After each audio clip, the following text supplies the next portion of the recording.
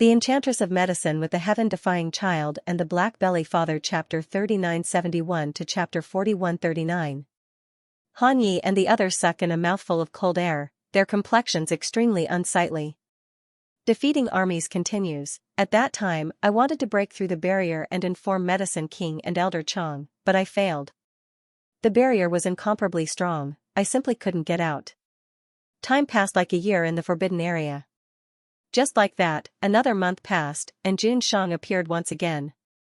It's only been 7 years, but defeating armies always feels that it's been a very, very long time. Probably because, for a very long time, he couldn't tell whether everything that happened in those months was real or an illusory dream. The forbidden area is dark and cold. Only the light coming in from outside the cave's barrier can illuminate the monotonous and desolate furnishings inside. As defeating armies is in a daze, a strange energy fluctuation appears again.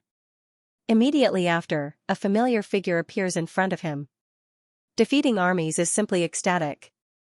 Jun Shang. He rushes over, wanting to help Di Mingju up. Jun Shang, where have you been these days? What about your injuries? Di Mingju waves his hand, adjusting his breathing for a while before saying. Ben Jun also couldn't tell what place it was, but the air was filled with the aura of desolation, and there were no fluctuations of spiritual power or mortal power. If Ben Jun didn't guess wrong, it should be the Yanwu continent. It turns out that Di Mingju was forcibly transported to a cave at that time. That cave was dark and cold, without any spiritual power or mortal power, but it was filled with a large amount of desolation. For a spirit cultivator, that kind of environment is simply terrible. But this still isn't the most frightening thing.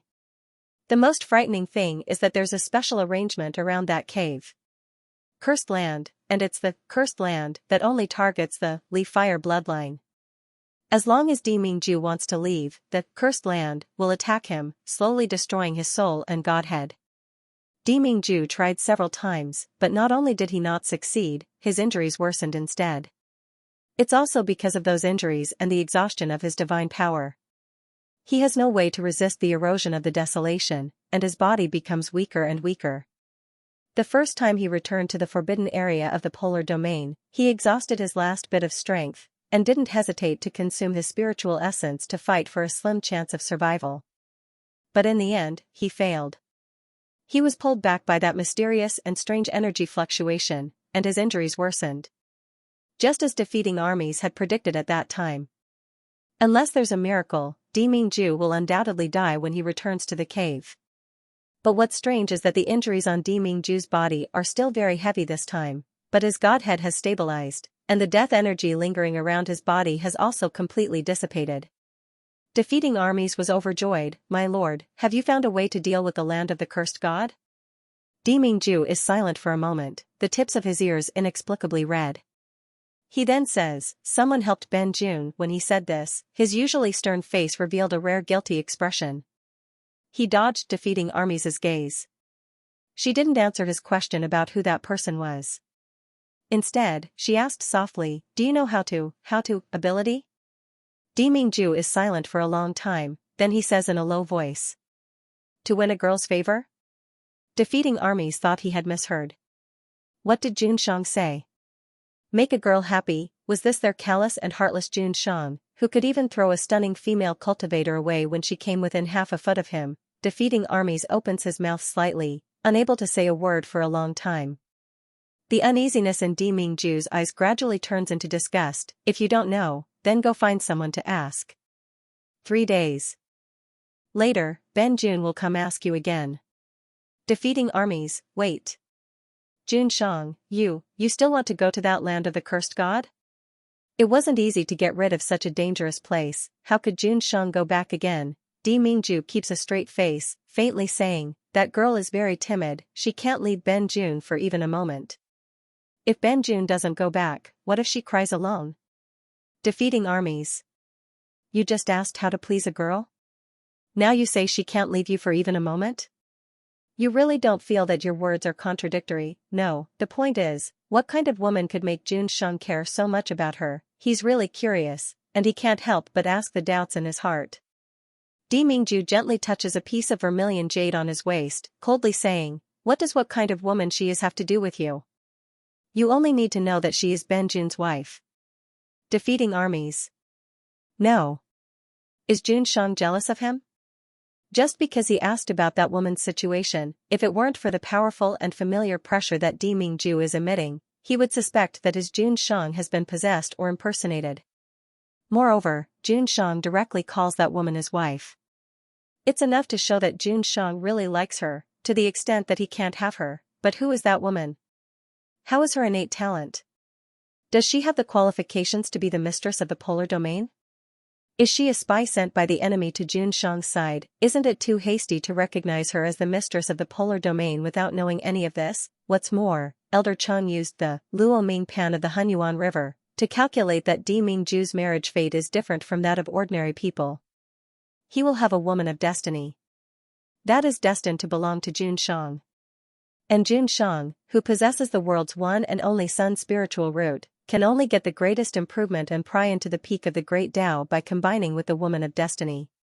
If Xianxia marries an ordinary woman from the Yanwu continent, what will happen to the woman of destiny? Defeating armies hesitates to say something, but when he meets Demingju's eyes, he can't say any of the words that are on the tip of his tongue. Ever since Demingju's mother, the Holy Empress of the Polar Domain, Bai Xingwei, passed away, Defeating armies has never seen an expression other than callousness on his Xianxia's face. He was clearly not a cruel and arrogant person, but he had wrapped himself in a thick layer of ice, unwilling to show even the slightest bit to others. Defeating armies has never seen such a vivid expression on Demingju's face. There was joy, faint sweetness, apprehension, anticipation, and even shyness. Such a Xianxia would no longer be that aloof and remote symbol that supported the polar domain. Instead, he would be a living, flesh and blood person. Defeating armies suddenly thought, who is that woman? So what if they were spies? As long as Xianxia can continue to live like this, what harm is there in letting her stay by Xianxia's side? Xianxia. Pajun coughed lightly and changed his question, what is that girl's name? Where do you live in the Yanwu continent? Do you need me to tell Elder Chang about the wedding? Defeating armies' rare nagging gradually stopped, because he finds that his Xianxia's complexion is very unsightly. After a long while, he heard the man almost grinding his teeth. Benjun still doesn't know her name. Cough, cough, cough. Defeating armies almost choked on his own saliva. Xianxia, how did you meet that girl? Demingju slightly tilts his head. A few days ago, she broke into the cave and was trapped with Benjun in the land of the cursed god. Defeating armies hesitantly asks, Xianxia didn't ask about the girl's identity? I did. Demingju grits his teeth even more. He did ask, but she refused to tell him. She was even afraid of him, which makes him annoyed. But he can't get angry, because he also knows that on the first day, he was delirious and went too far. These 2 days, he used up all the ways he never did in his life to make that girl change her opinion of him a little. Demingju's words are almost jumping out one word at a time, vague and unwilling to say it out loud. Defeating armies listens for a long time and finally understands. Their Xianxia forced a little girl? Although it's because of the effects of the land of the cursed god and the barren air invading his internal organs, making Xianxia look like he's been drugged, delirious and completely out of control. But defeating armies is still shocked. This is even more of an impact to him than when the poltergeist broke through the enchantment and destroyed the Xiaoxian continent. In vain, he just cared that the little girl was a spy sent by the enemy to murder Xianxia. Defeating army swallows, not knowing whether to reprimand or comfort their Xianxia for a moment. After a long while, he dryly says, this subordinate will look for someone to ask how to please a girl. Demingju nods, and can't help but gently stroke the vermilion jade on his waist. Defeating armies glances at it, and asks with some doubt, Xianxia, where did this jade come from? How could it not be crushed in such a powerful energy fluctuation and space distortion? It is reasonable to say that there is a very stable space barrier between the Xiaoxian continent and the Yanwu continent. Things from the two continents can't be exchanged. Especially from the Xiaoxian continent to the Yanwu continent, anything will be crushed in the space barrier passage.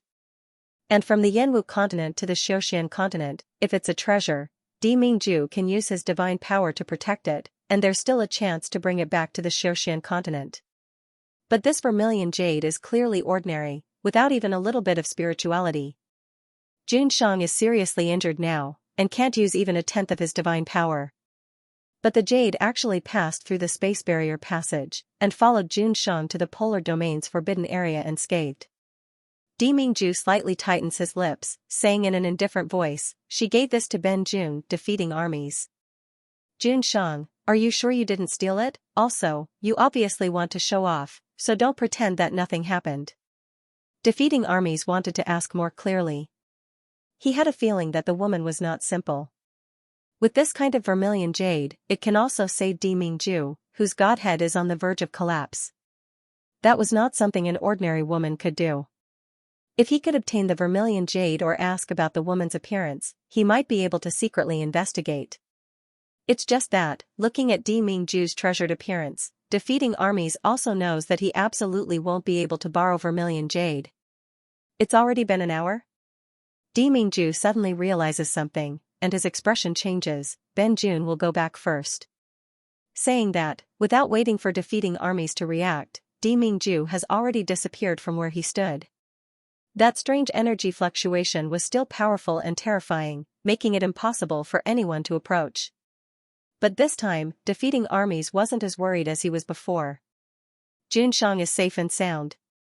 Moreover, he seems to have a girl he likes. Xianxia has a woman he likes. The polar domain may soon have a new mistress. Miss, did you see it in the sky? Defeating armies didn't say the rest of his words out loud. Instead, he repeated them in his heart. Miss, I will protect your child for the rest of my life. I won't let him end up like you. Xianxia will definitely be happy. After expressing his gratitude, defeating armies decided to listen to Xianxia's words and find someone to ask about how to make a girl happy. Ingmei couldn't do it. She was too cold and never came into contact with girls. The Star Wolf couldn't do it, he was too stupid. His mind was only filled with Xianxia and couldn't hold anything else. Hanyi can't do it either. Normally, he behaves like a dissolute gongzi, but in reality, the amount of time he spends with women isn't as long as the amount of time he spends following behind Ingmei. Elder Chang and the King of Medicine were even more out of the question. What Xianxia wanted was a girl's heart, not a granddaughter. TSK, defeating armies frowned in annoyance. Then who should he consult? Was he going to put on a pair of sunglasses and become a playboy? But defeating armies soon realized that he didn't need to worry about who to consult. Because he couldn't get out, that enchantment had still trapped him. Defeating armies can only wait in place, waiting for Demingju to come back 3 days later and open the barrier to let him out. However, 3 days passed. Demingju didn't come back. Defeating armies felt uneasy. Another 3 days passed, and there were still no energy fluctuations in the forbidden area. Just as defeating armies was burning with anxiety. Suddenly, the air in front of him twisted violently, and the entire forbidden area seemed to have fallen into a spatial vortex. A loud bang resounded in his sea of consciousness. Something burned his brain, and then he completely lost consciousness. At this point, defeating armies gently pressed his temple. Under everyone's shocked gazes, he slowly continued in a hoarse voice, "After I woke up that time, I found myself sleeping outside the forbidden area. Everything that had happened in the past few months had become very blurry in my mind. I even thought that it was just a dream. In the dream, I saw Xianxia seriously injured, and in the dream, I heard Xianxia tell me that he went to the Yanwu continent and met a woman he liked. I had my suspicions as well. But very quickly, Xianxia came out. He was completely unscathed, and his strength had even gone up a level. I once asked him if he had been to the Yanwu continent, but Xianxia didn't have the slightest memory of this. So I became more and more convinced that it was just a dream.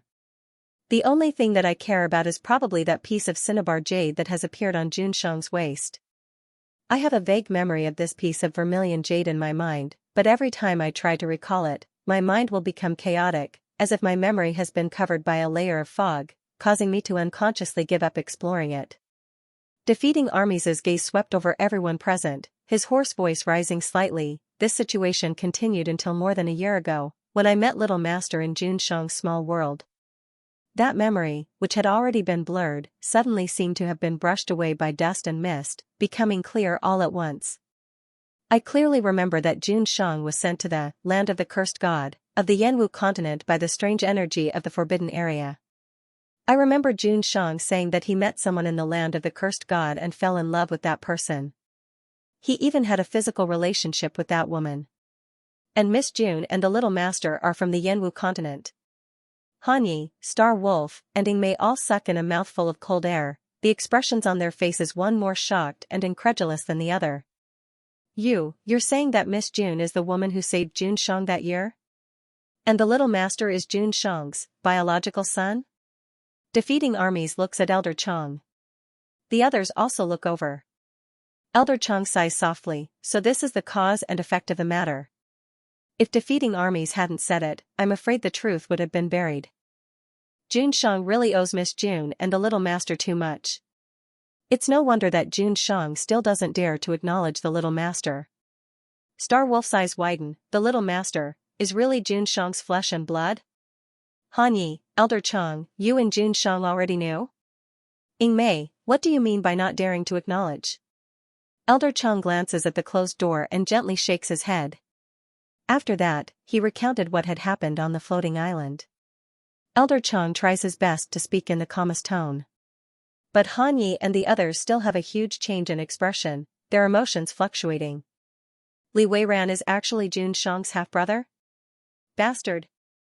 I knew that Li Weiran, that bastard, wasn't a good thing. He even dared to pretend to be the little master's biological father, Pei. Elder Chang, why didn't you tell us about such an important matter? Elder Chang gives them a sidelong glance, saying, Miss Jun's cultivation is still not high enough, she can't ascend to the Xiaoxian continent. If people knew that the little master is Jun Shang's biological son, who knows how much trouble would arise. You're not allowed to speak of this matter, do you hear me?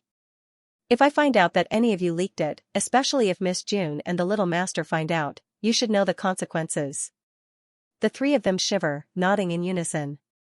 Han Yi suddenly remembers. The last time Elder Chang came back from the floating island, his entire person has become mysterious. One moment, he discusses with them how to make the wedding grand, the next moment, he asks how the abandoned scumbag can get the forgiveness of his wife and child. At that time, Han Yi thought that Elder Chang was too worried about the alliance between the demon race and the nether realm, so his mind wasn't normal. It turns out that the abandoned scumbag that Elder Chang spoke of is actually Jun Shang?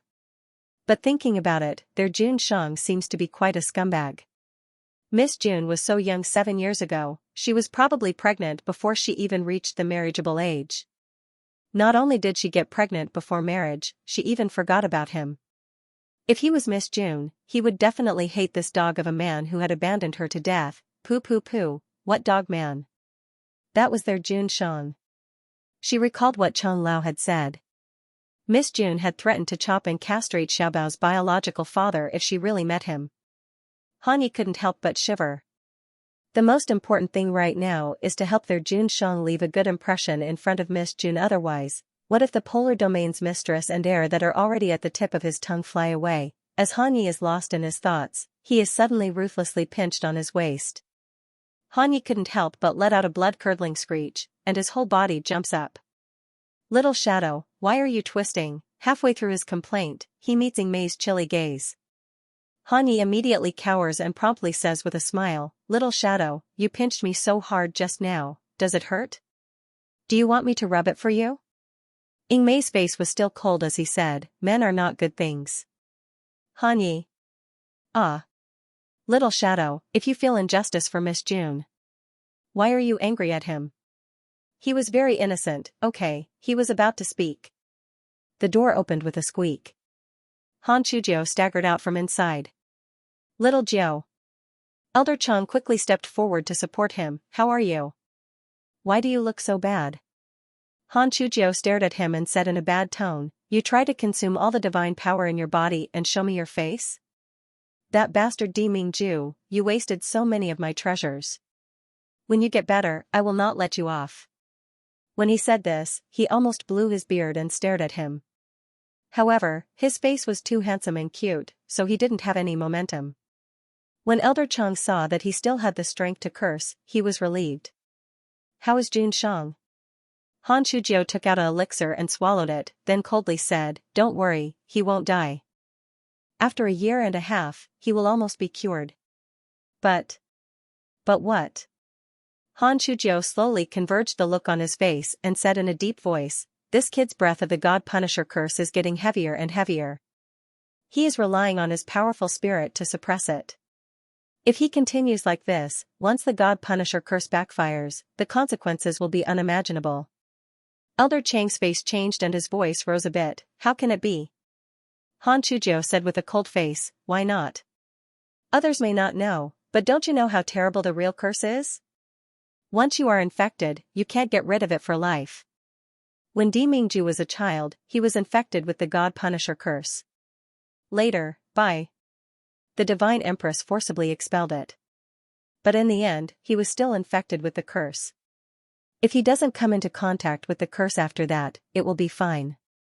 But 7 years ago, Di Mingju was attacked by the curse in the border tribe. Later, I don't know where he came across the land of curse. Even his fire blood was infected by the power of the curse. Later, I don't know what kind of luck he had, but he didn't trigger the curse in his body. But good luck can only happen once or twice. The deeper he is infected with the curse, the higher the possibility of the curse relapse. If that day really comes, even I won't be able to save him." Han Shujiao spread out his hands and said, "When the time comes, let that kid resign himself to his fate. Otherwise, come with this old man to the Medicine King Hall to keep you company, regaining your youth, relaxing and maintaining your health. How interesting." "Little Jiao!" Elder Chang shouted in a low voice, interrupting his nonsense. Then she could not help but reach out her hand and gently pat his head, saying softly, "Little Nine, there will be a chance, you will definitely have a chance to get rid of the curse. Don't forget, your precious disciple will be here soon." When he mentioned his precious disciple, Han Shujiao.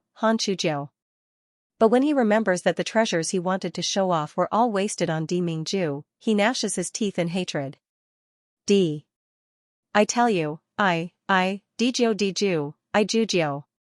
Xiao Chong Han Xiao Jiao Tian, Xiao Zhang Xiao Lao to S Chong.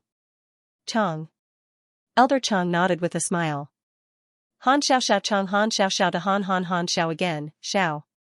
Han Chong to, Chong. Han Shujiao wanted to say something, but suddenly, a loud bang was heard in the room. Their expressions changed, and they hurriedly rushed in. Everyone's expression changed when they saw the scene inside. "Jun Shang, what are you doing? Why did you activate the Chankuan mirror?" Di Mingju, whose face is still pale and without a trace of blood, has stood up and walked to the Chankuan mirror. The originally dim bronze mirror surface of the Chankuan mirror is now emitting a white light. Obviously, the space-time passage has been opened. Di Mingju doesn't even wear a coat. He only wears a thin, blood-stained undergarment and goes to the Chankuan mirror. Defeating armies rushes over and stands in front of the Chankuan mirror. "Jun Shang, you are seriously injured and your godhead is unstable. You must not travel through the space barrier again." Di Mingju's face is cold, but there seems to be a fierce and urgent flame burning in his eyes. "Get lost." "Jun Shang, what happened in the end? Even if it's an urgent matter, wait until the injury is healed before going." Han Shujiao's nose is crooked in anger. If it weren't for Elder Chang holding him back, he would have rushed over and grabbed Di Mingju's hair. "Bastard, you wasted so many of my treasures and you still dare to court death. Damn, if you want to die so much, Laozi will help you now." Elder Chang quickly pulls back the jumping Han Shujiao and anxiously says, "Jun Shang, if you have something to do, just tell us. You don't need to do it yourself." Di Mingju raises his hand and waves out his energy, directly pushing defeating armies away. His lips overflow with a little blood. But he doesn't even bother to wipe it. His figure flashes and he is already in front of the Chankuan mirror. "Jun Shang. You can't." Xing Lang rushes over and hugs his leg, begging in a hoarse voice, "Jun Shang, what are you going to do?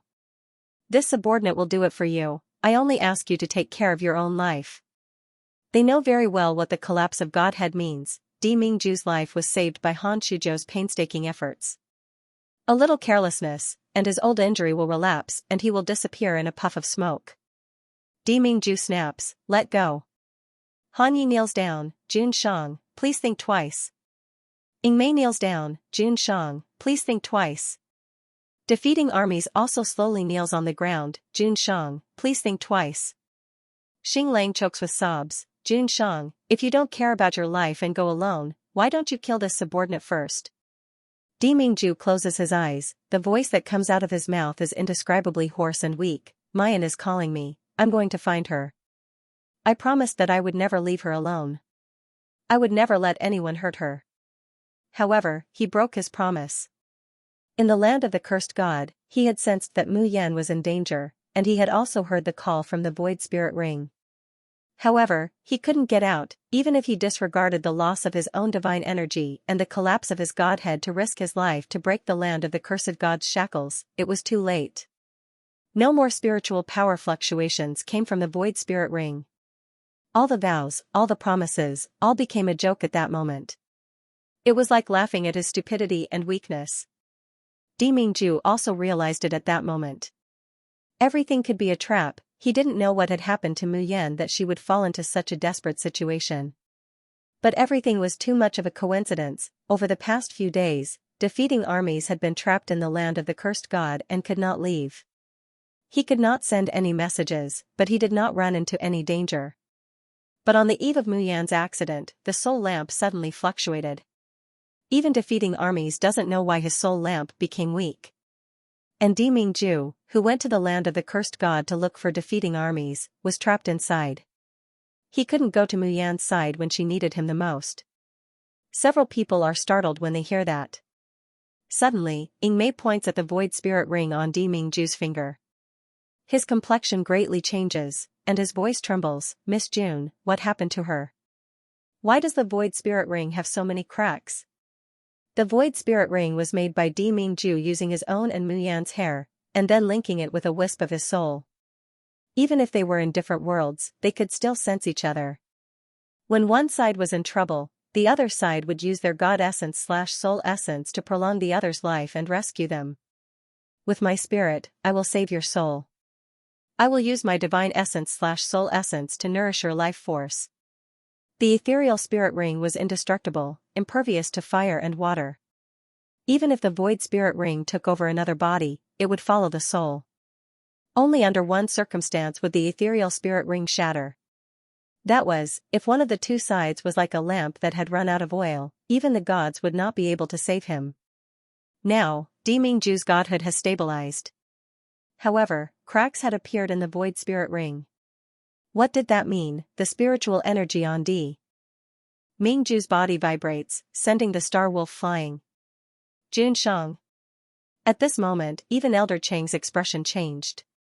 He shouted at the top of his lungs, "My lord, the void spirit ring is broken, and the 3 souls and 7 spirits are scattered. It's useless even if you rush over. Let's go to the floating island and bring Miss June back, okay? Shall we bring her back and let little Joe treat her?" Xing Lang desperately nodded his head. Jun Shang, this subordinate swears to you that even if I die, I will bring Miss June back safely. Jun Shang, this subordinate is begging you not to go. Di Mingju's hand is placed on the Qianquan mirror, his expression cold and calm, just like in the past. However, what he said made Elder Chang and the others' hearts sink bit by bit. Since the 3 souls and 7 spirits are scattered, I'll give my 3 souls to her and use my 7 spirits to complete her. I'm at the end of my rope, so I'll use my divine essence to nurture her back bit by bit. I am Yin Yan's husband, Xiaobao's father, but I've done far too little for them. Instead, I've let them suffer for so many years, yet I've paid no attention to them, and I don't know if they know or not. This time, I won't abandon Yin Yan again. Even if I die, I want to die with her. Di Mingju lifts up the broken void spirit ring, and gently kisses it on the lips. He then looked at the people in the room and said in a hoarse voice, "I'm sorry, I'm not a good emperor. If I don't come back this time, you guys can wear sunglasses and become Emperor Fu." Jun Shang. In the midst of the mournful cries, Di Mingju's figure suddenly enters the Qianquan mirror, disappearing without a trace. The room fell into a deathly silence. Han Chujiu reacted first. "Idiot, what are you doing? Go and chase after him. Isn't it just a small floating island? If he flipped it upside down without knowing where it was, wouldn't he be able to find 2 people? As long as you find him, even if it's 2 corpses, bring them back to me." I don't believe that I, the dignified sacred ancestor medicine king, can't even protect this kid Mingju's life. Han Chujia's loud shout made the few people, who originally felt that the sky was falling down, feel enlightened. Star Wolf was the first to rush over and activate the heaven and earth mirror. He even forgot to use his immortal power to protect himself. In a blink of an eye, only Chang Lao and Han Chujiu were left in the room. Han Chujiu, brother, aren't you going? Chang Lao gently shook his head. I'm old, I'll only be a burden if I go. What's more, the polar domain still needs someone to stabilize the army's morale. If I leave, what if someone takes the opportunity to make trouble? Han Chujiu pursed her lips and suddenly asked, if that kid Mingju really can't come back, will you support sunglasses and become Emperor Fu? Chang Lao's eyelids slightly drooped, covering the light in his eyes. He didn't speak. Just when Han Chujiu thought that he wouldn't answer, a faint voice came to her ears. The emperor of the polar domain may change, but no matter where and when, I will only assist one emperor. Who are the others? Are they qualified for me to support them? Han Chujiu froze and looked at Chang Lao in surprise. Then, he couldn't help but laugh. It's just that his laughter has the unique sound of a young man. Not only does it not seem bold and rough, but it is also immature and cute. So, after laughing twice, he stopped with a black face.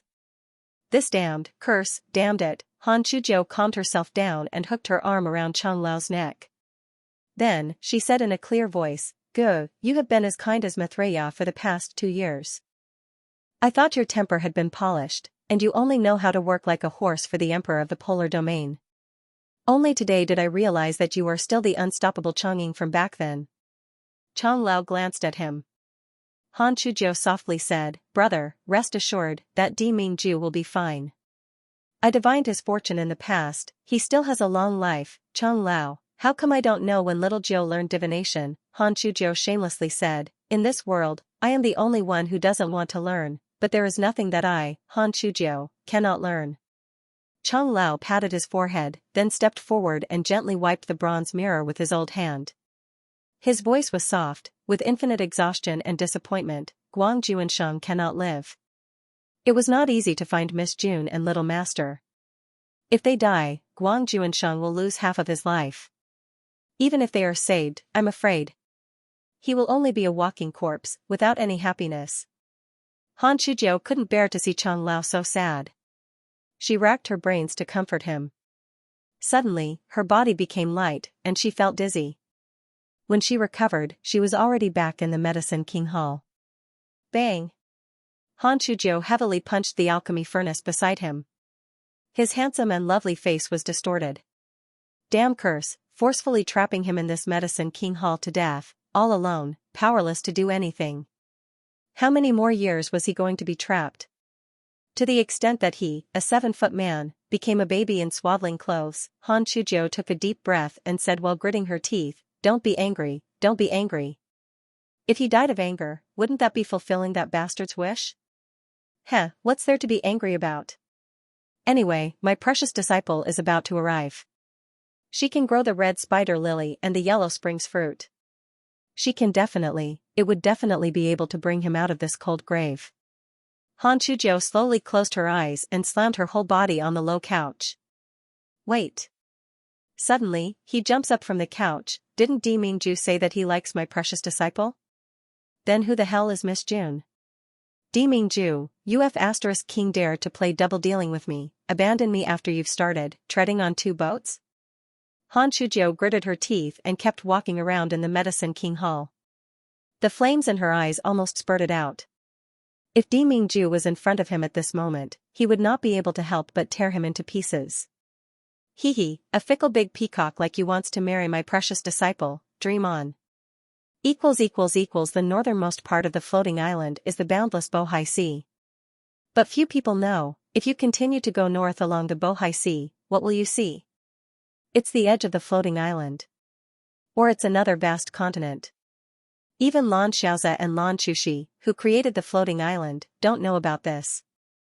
Because no one has ever reached the edge of the floating island. Even if it's a profound immortal powerhouse, if they want to explore the edge of the floating island, they will fall into an endless flight. The mountains, deserts, and seas surrounding the floating island are so vast, so distant, that people will never be able to touch the end. The edge of the floating island, for most of the cultivators on the island, is an eternal mystery. But most of them obviously don't include Demingju. He doesn't even need to deliberately explore, he only needs to release his divine sense to know what the edge of the floating island is. It's a passageway with layers of spatial barriers. As long as you get close, you'll be confused by the folded space, thinking that you've been flying on the sea. But you won't realize that you've actually reached the edge of the island. These barriers wrap up the entire floating island, isolating it from the world, and forming a protection. So that the people on the island won't fall from the edge because of some accident, and eventually be torn apart by the spacetime crack. This is the recognition and gift of the heavenly Tao to this refuge world created by Xianxia. Bystanders can't find such barriers, but Demingju's eyes can see them clearly. At this time, he's searching inch by inch along the barrier to the north of the Bohai Sea. Demingju's injuries are extremely serious. When he passed through the spatial barrier passage through the Chankuan mirror, he was torn apart by the spacetime power. Right now, his whole body is burning hot, and even his thoughts have become chaotic and unclear. In the depths of his soul, there seems to be something struggling, clamoring to rush out. Demingju doesn't know how long he's been searching, whether it's from dawn to dusk or from dusk to dawn. His divine sense is clearly so powerful, covering every inch of the seabed and sea surface, but he hasn't found any trace. The remorse and pain in his heart deepens little by little as time goes by. Wherever his divine sense goes, even an ant can be detected, but he can't find any trace of Mu Yan. Does that mean that Mu Yan has already? Demingju doesn't dare to think of such an ending. Just when he's almost in despair, he finds an isolated island in the Bohai Sea. It was an extremely small and inconspicuous island. The surroundings were bare except for a sparse patch of iron leaf wood in the center of the island. Iron leaf wood was a very common spirit plant on the floating island and the cultivation continent. Other than being hard, it didn't have any other effect. Previously, Demingju's divine sense had swept over this place several times, but he hadn't detected anything unusual, so he had swept past.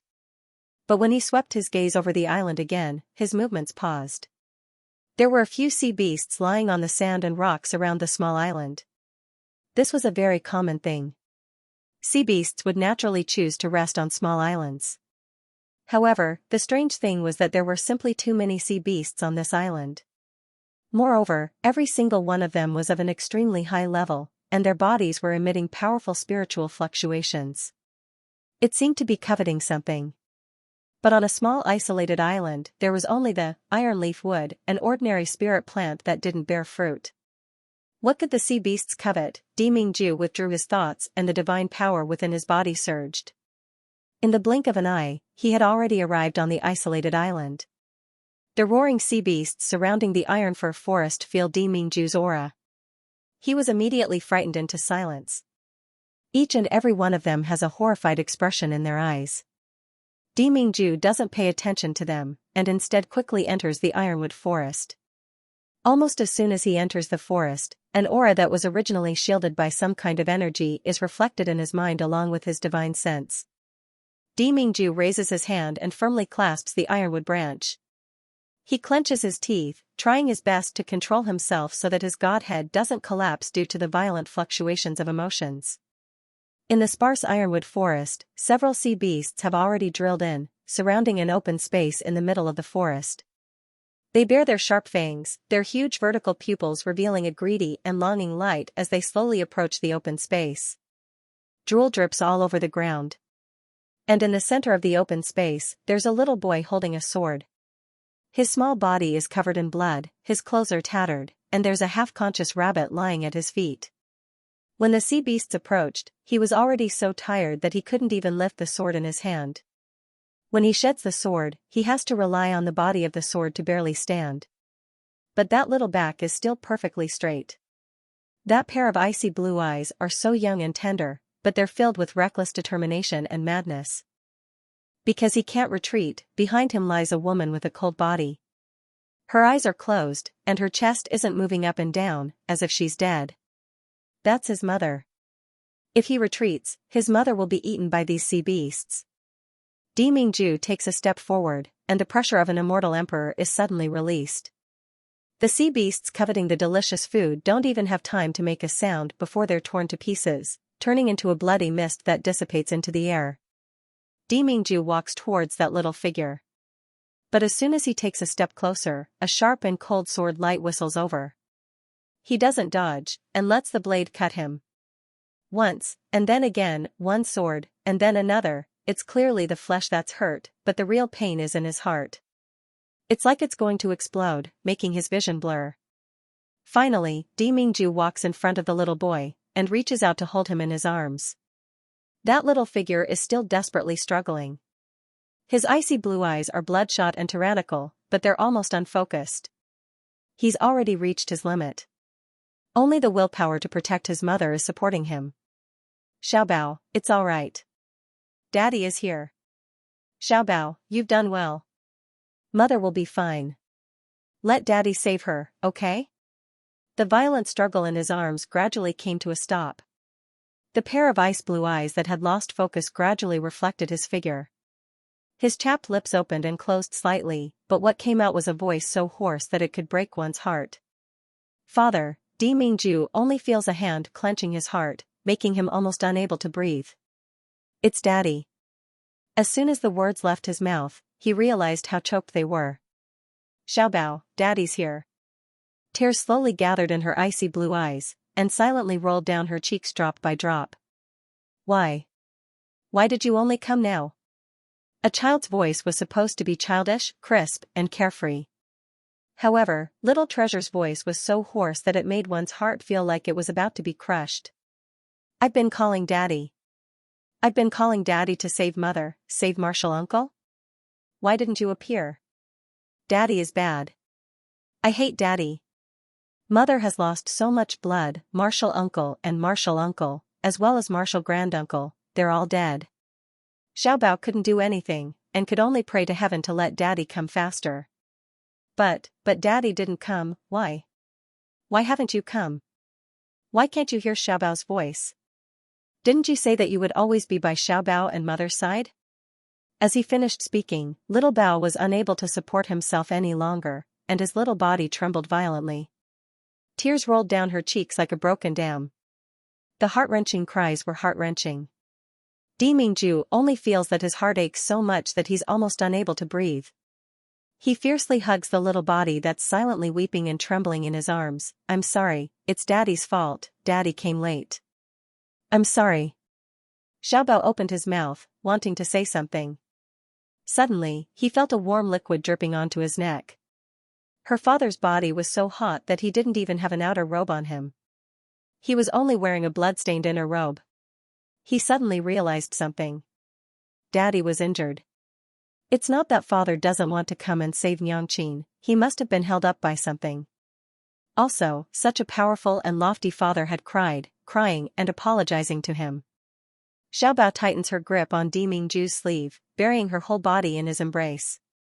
Choking with sobs, she said, Father, Mother didn't die, right? Mother, Martial Uncles won't die, right? Di Mingju doesn't know what happened to Mayan and the others. But at this moment, the cause and effect were no longer important to him. He nodded without hesitation, yes, Father will definitely save Mother. Even if he has to risk his life, even if he has to go against the heavens, he must let Mayan survive. Listening to the man's firm words, Xiaobao's heart finally relaxed. His consciousness began to blur, and his eyelids gradually became heavy. But his little hand is still clutching Di Mingju's lapel, and he says in a low voice, Xiaobao is so scared, but Daddy is here, so. I'm not afraid. Di Mingju kisses Xiaobao on the forehead, and cautiously sends him and the fat rabbit into the small world. Xiaobao's injuries were all superficial wounds. Moreover, he had a celestial physique, so he only needed to rest in a place with sufficient celestial qi for a period of time, and he would be able to recover on his own. Now that he had fainted, the most important thing was that his body and mind were heavily injured. He had also fought with the sea beasts for a few days and nights, and his celestial energy was overdrawn. The small world was tailor-made by Di Mingju for Xiaobao. There was plenty of immortal chi inside, and there was no danger. Most importantly, even if his godhead collapsed and his soul perished, this small world that he had separated would still be safe and sound. Moreover, this small world was originally sealed off, and outsiders were unable to enter or detect it. But so long as little Bao attained the peak of the mysterious immortal realm, then he would be able to open it up by himself and wait for the arrival of his heavenly tribulation to advance into the immortal king realm. This small world can be said to be the last thing that Di Mingju has left for Xiao Bao. After sending Xiao Bao away, Di Mingju steps forward and picks Mayan up. The coldness and lack of vitality in his hand caused a buzzing sound to ring in his mind. His blood and energy surged, and his godhead collapsed to the ground. Di Mingju takes a deep breath, clasps Mayan's hand, and tentatively sends a bit of divine essence into her body. He sensed that the divine essence he sent was being absorbed by Mayan's body. Di Mingju's spirit shakes, and without the slightest hesitation, he instills the spiritual energy that supports his cultivation and life into that ice-cold and thin body. As time goes by, Mu Yan's cold body begins to warm up. There was still no pulse or heartbeat in his body, but there was a faint flow of spiritual power in his meridians and dantian.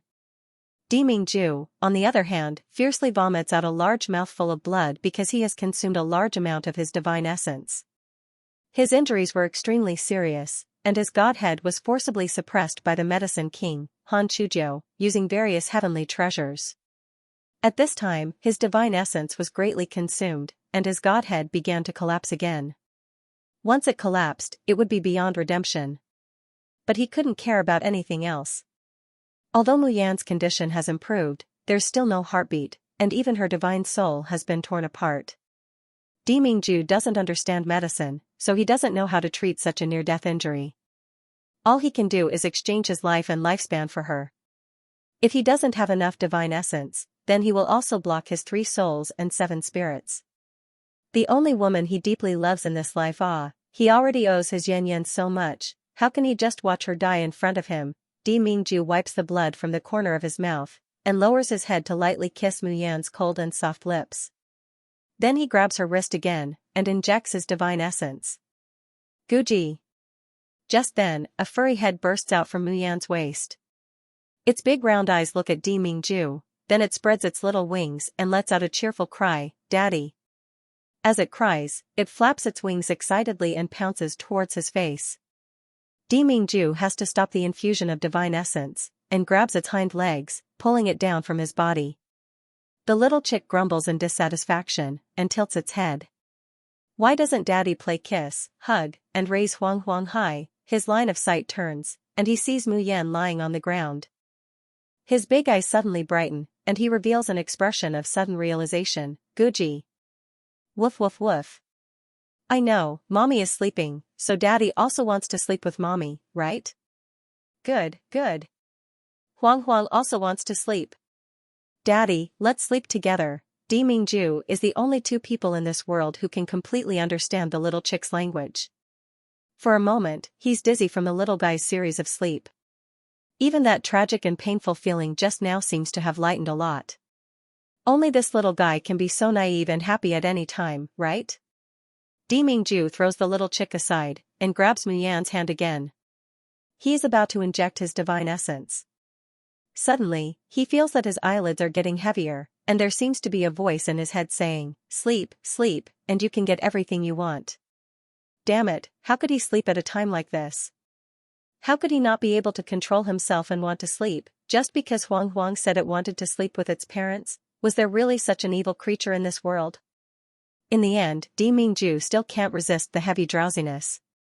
He collapses beside Mayan and closes his eyes.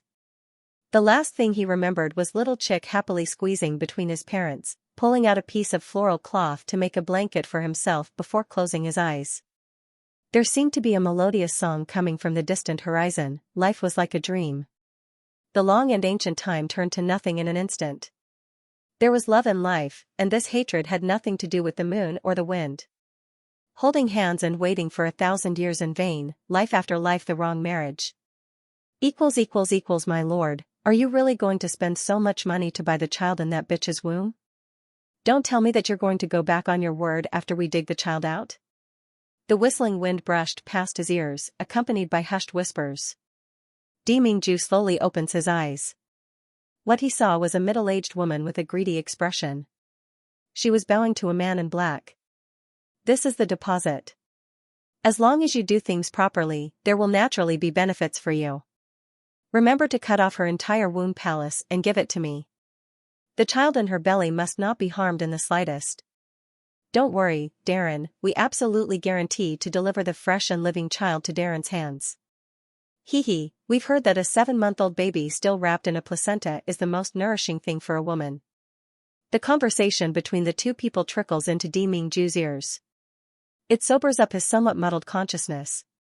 What is this place? The spiritual energy has dried up, and the air of desolation is overflowing. The two people in front of him don't even have half a spiritual root. This is the Yanwu continent, and the two people in front of him are talking about buying and selling the baby in a woman's belly. Why is he here? Mu Yan is seriously injured and her life is hanging by a thread. How can he waste time in a place like this? Demingju is about to surge his divine power and tear the space to go back. But he suddenly finds something wrong. He can't use his divine power. Even though he's standing next to the two people talking, they don't notice his existence at all. Demingju is startled and reaches out to brush the trees on the side. But his hand passes through them. He's not a real entity? Gujiji, a familiar voice comes to his ears. Immediately after, a fluffy yellow dumpling jumps onto his shoulder and gives him a silly smile. Daddy, Huang found you. Demingju snaps, what's going on? Where did you take Benjun? What do you want to do? The little chick blinks, then starts chattering nonsense again. But Demingju understands. You're saying, this is Mu Yan's dream? The little chick tilts its head, somewhat hesitant, probably, yes. Huang doesn't understand, Huang doesn't know, it was Daddy who said he wanted to sleep with Mommy. Huang didn't cause any trouble. It sheepishly says as it flaps its little wings. Demingju doesn't get angry, but instead falls into contemplation. He heard Mu Yan say that the little chick has an extraordinary origin, and may be the young master of Wushang Palace. And it has too many secrets. It seems to be born with good luck. Mayan had been on the brink of death several times, thinking that she was going to die, but the little chick had saved her by accident. Would it be the same this time? Mu Yan's dantian and meridians can already operate, but her soul is split into pieces.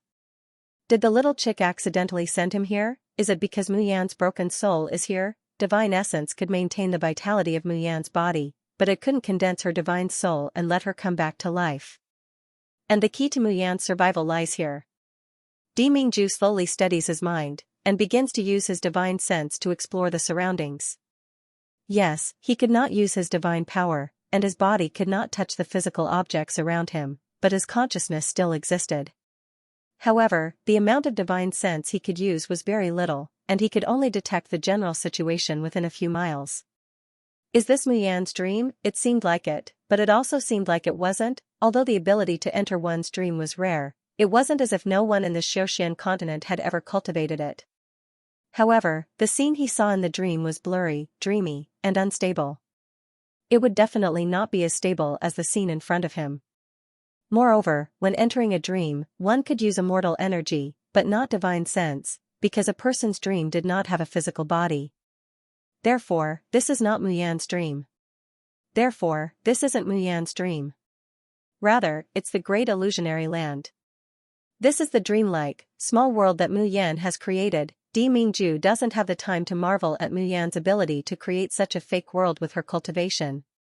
At this moment, he's more concerned about what is hidden in this small world, whereas Mu Yan's soul, his divine sense sweeps through the row of houses behind the woman, finally stopping at a dilapidated house.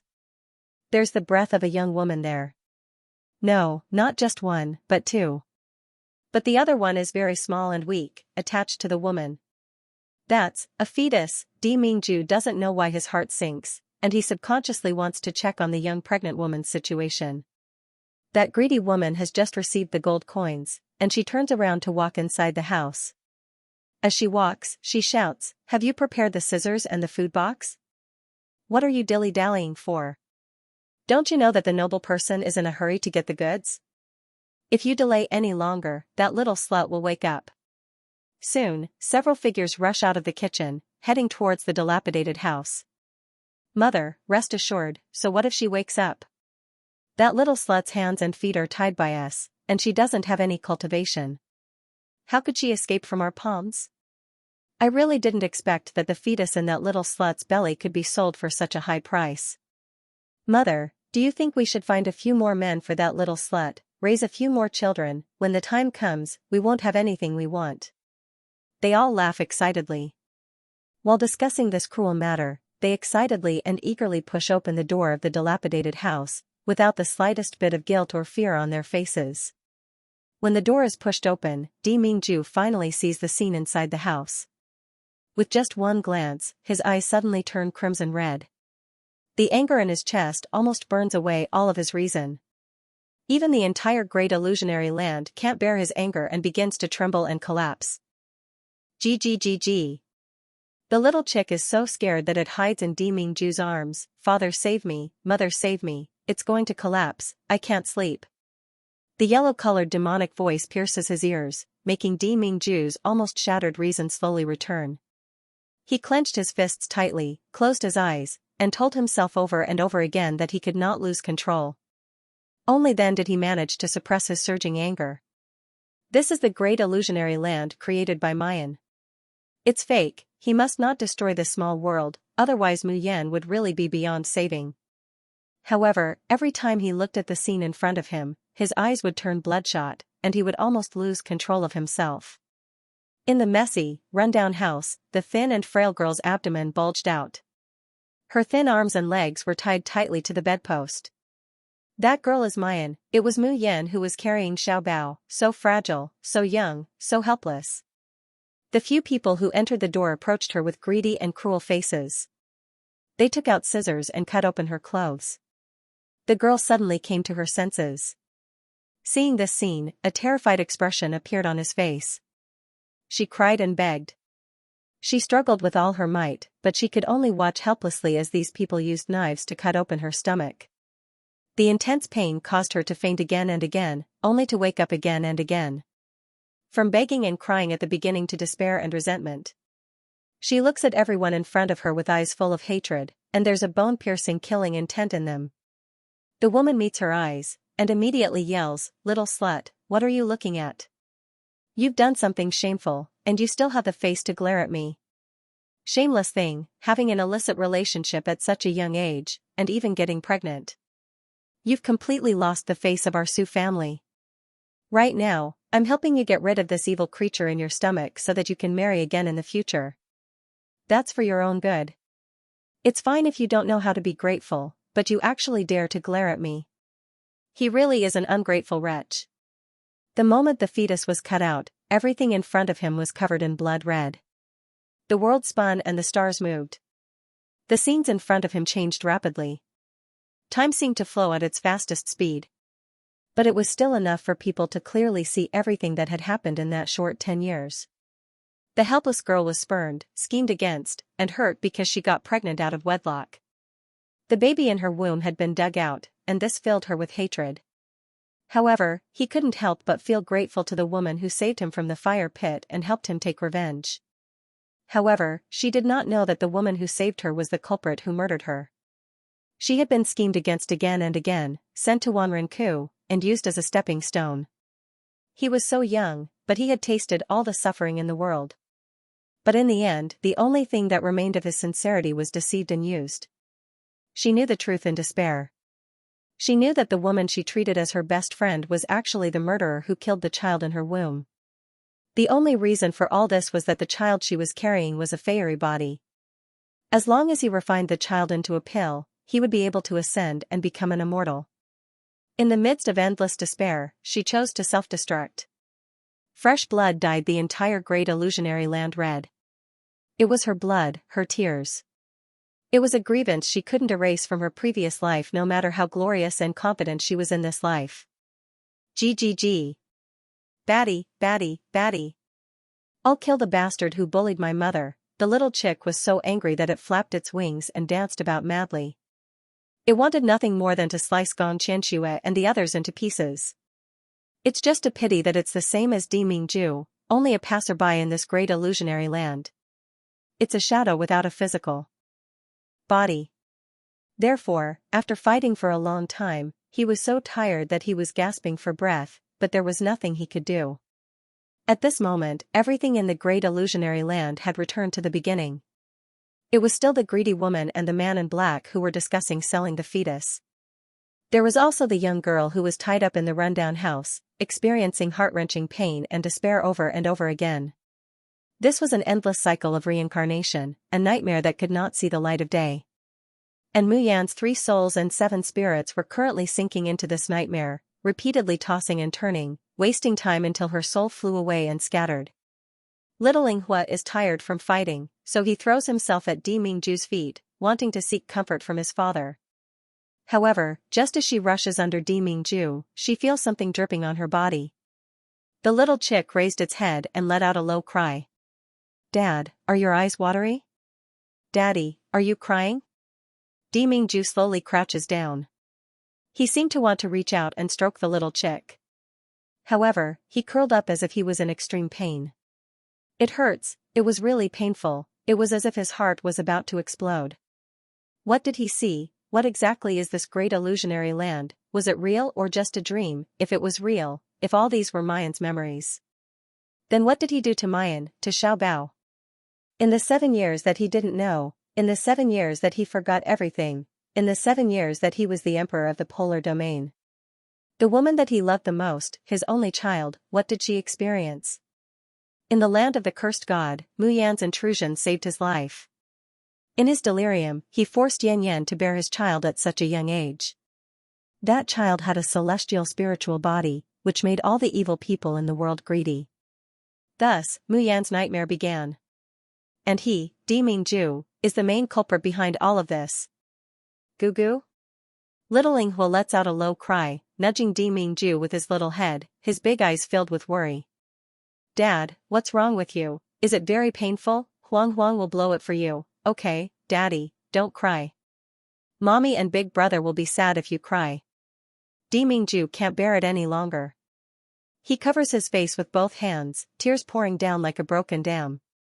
Yan, how can I redeem my sins? What can I do to make up for all the hurt you've suffered all these years? Yan, how can I say I'm sorry again, and, I love you, GGG? The little chick is anxiously circling around the Di Mingju. Why does Daddy keep crying? Are you really sad? However, he thought that only Huang and his brother would cry. It turns out that Daddy can also cry shamefully. As the little chick is at its wit's end, it sees Di Mingju slowly getting up. GGG. Daddy, are you done crying? Are we going out? Sleeping isn't fun.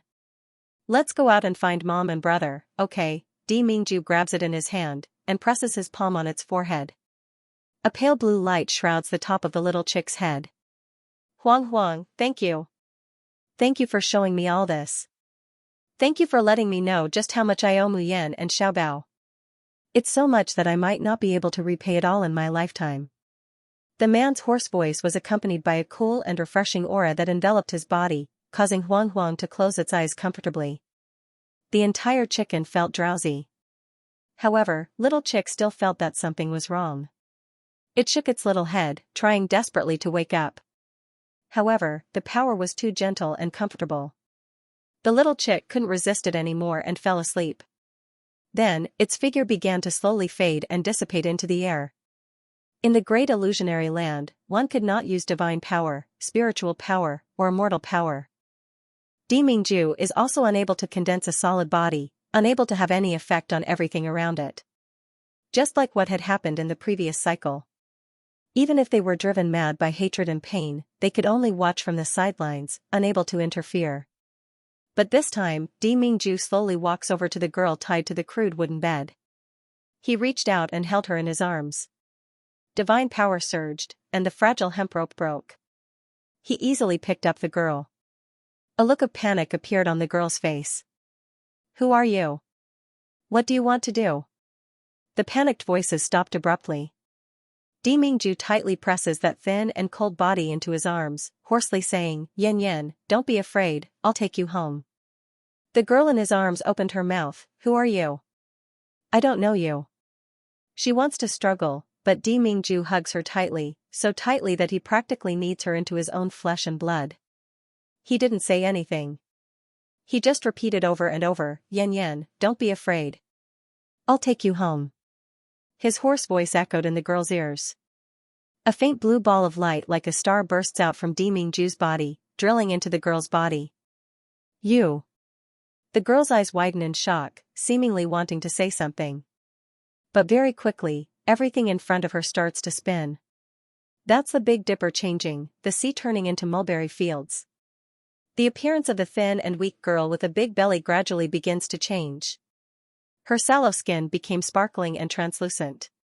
Her timid and flustered eyes were now overflowing with radiance and color. The dry and messy long hair turns into fine black hair, flowing in the air. Her pupils were originally unfocused, pitch black without a bit of light. Now, they gradually reflect the man's shadow. Di Ming Ju, she calls out her lover's name in a low, hoarse voice. The man opposite her smiles gently at her. That smile is indescribably gentle and penetrating, with an indescribable lingering affection. His slender hand lifts up, gently caressing her face. He says, Yan Yan, don't be afraid, I'll take you home. In that instant, Mu Yan's heart is unreasonably soft, and unreasonably sweet. She wants to say that she has never been afraid. Not because she doesn't fear death, but because she has always believed that Di Mingju will not abandon her. So even if she faces a venerable immortal like Lu Xingyuan, she still believes that she still has a way out. That's because she made a promise to this man to stay by his side for a lifetime. This promise hasn't been fulfilled yet. How could she be willing to die? Mu Yan's mouth hooks up into a shallow smile, softly saying, all right, I'm not afraid. Her voice hasn't fallen when her complexion suddenly changes. Di Mingju. She suddenly reaches out and grabs the man's arm, her divine sense probing his body. She's scared witless. Di Mingju, what did you do? Why is your soul broken like this? You. Before she can finish speaking, she's already tightly embraced by the man. Yan Yan, let me hold you a little longer. As the two embrace, more blue starlight flows from Di Mingju into Mu Yan's body. Mu Yan's pupils suddenly contract. You're using your soul to mend my soul? Di Mingju, are you crazy? With my spirit, I'll ferry your soul. With my spirit, I'll nourish your vitality. With my life, I'll exchange your life. Mu Yan only feels a loud bang in her head, and in a split second, she almost loses all her senses. When she came back to her senses, she hurriedly struggled with all her might, wanting to break free from his embrace, but she was held tighter and tighter. The man hugged her as if he was hugging the most important treasure. He was afraid that if he let go, he would lose it. Yan Yan, how can I leave you behind? How could I have abandoned you back then? Hot tears fell on her neck, so hot that even her heart trembled. Mu Yan stares blankly, only feeling that even her own soul is aching. She opened her mouth to say something. His slender hands covered her eyes, and a cold blue light shrouded her. Her consciousness gradually became hazy. Vaguely, she felt the man's cold lips on her own. Yan Yan, you must live well. I love you, till death do me part, Di Mingju. What do you want to do? Mu Yan desperately wants to open her eyes and question the man. However, the cold and gentle blue light completely enveloped her soul, slowly stealing away her consciousness. At the same time, countless blue starlight surged into her soul form. Bit by bit, it mends her broken soul. Mu Yan can feel that her 3 souls and 7 spirits, which were originally riddled with holes, are starting to solidify. She once again sensed the existence of her body, sensed the space of the Tianmo Qin, and the corpses of her fellow apprentices in the book tower. She was healing, she finally had a slim chance of survival. He was able to use the nirvana of stars to revive his fellow disciples. But the price of this slim chance of survival is Di Mingju's life. How can she trade Di Mingju's life for her own? If she could open her eyes at this moment and see that stupid man, she would definitely give him a tight slap. Di Mingju, how could you think that without you, Jun Mayan could still live alone in this world? Why do you think that living a life worse than death is better than dying? Di Mingju, do you still remember that we said that we would stay together for a long time, that we would look at the scenery of the 4 seasons together? do you still remember that you promised to give me and Xiaobao a happy home? If you die, how will the family be called home? How can we be happy? She would not allow it, absolutely not. No one can take away her husband, her Di Mingju. Not even the heavenly Tao or fate. She was a Shen musician. She was a Shen musician who could defy the heavens and change fate, who could bring the dead back to life, who could snatch a life from the hands of the king of hell, and who could struggle against the heavens for survival. Boom! The lone island crumbled, and the sea surged, sweeping up huge waves that reached the sky. The impassioned sound of the zither was accompanied by specks of blue light, diffusing between heaven and earth. A silver moon. A blazing sun. They rose into the sky one after the other. 9 stars slowly revolved around them, shining brilliantly. They dyed the sky, as well as illuminating the entire mountain and river. Southeast of the floating island. With Xiaoyao City as the center, Han Yi and the other 3 are looking for news of Di Mingju over and over again. However, the result was disappointing. Not to mention Di Mingju and Jun Mayan, they can't even find traces of the other 6 people of the Xiaoyao school.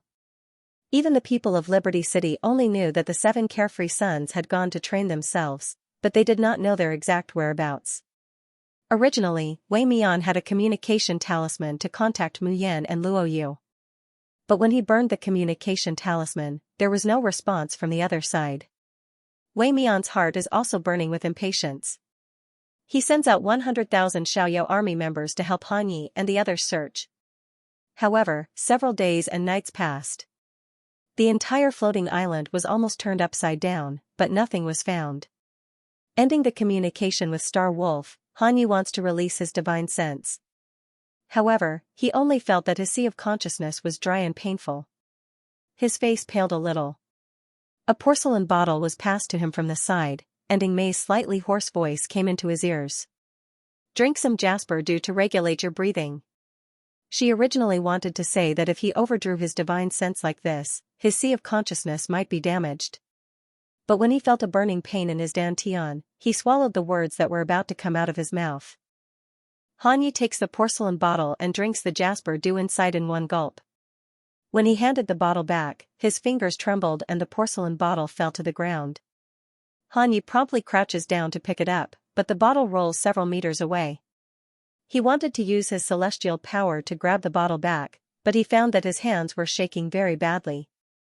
Once the immortal power was activated, the fragile porcelain bottle suddenly shattered. Han Yi suddenly punches the ground, the rims of his eyes reddening. Little shadow, nothing will happen to Jun Shang and Miss June, right? Ing Mei slowly squatted down and held his head in her arms. Her voice was unprecedentedly gentle. It'll be fine. It'll definitely be fine. Han Yi firmly nods. Jun Shang was the only immortal emperor after the end of the ancient war. Miss June is the successor of the Shen musicians. Their fate is so special and rich. How could? The last death word, he can't say it no matter what. Ing Mei's heart surges with endless sorrow. She wants to say some comforting words, but she can't say them. That's because her fear and uneasiness at the moment is no less than Han Ye's. Her calmness is nothing more than a forced calmness. And this is the moment when the vision of heaven and earth happens. The 2 of them stand up abruptly, their eyes unblinkingly looking at the blazing sun and silver moon rising in the sky. The originally dim and obscure eyes are lit up little by the dazzling brilliance. The glorious sun swallows the sky, 9 stars connect to the moon. It's Jun Shang and Miss June, they're not dead. Ing Mei, they're not dead. That energy fluctuation is coming from the north, let's go find them. Han Yi is about to rush out as he speaks, but Ing Mei grabs his collar and pulls him back. At the same time, Ing Mei has already thrown out a flying boat, taking Han Yi and jumping on it. When the 2 of them are standing still, she takes out another bottle of jasper dew and drinks it. She sits down cross-legged, looking at Han Yi with disdain. Your knowledge sea is exhausted, your immortal power is dried up. What can you do by rushing to Jun Shang's side? Drag Jun Shang down? Han Yi comes back to his senses. He chuckles and promptly sits down cross-legged as well, beginning to adjust his breathing and absorb the immortal power in the jasper dew. The floating island, the shore of the Bohai Sea. 2 streaks of light come speeding from the east and west, eventually landing on the beach. Star Wolf, Ying Mei, and Han Yi arrive almost at the same time.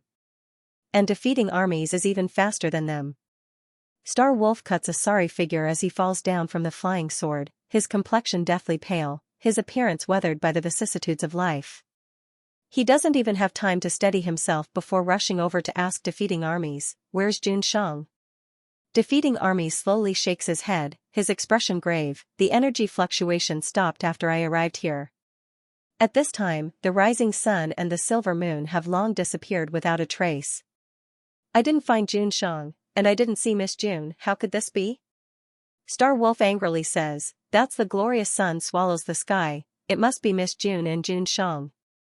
Defeating armies takes a deep breath and says, "I know, 9 stars connect to the moon, glorious sun swallows the sky, it must be Miss June and Jun Shang. I arrived here a few hours ago and checked the surroundings, including the deep sea.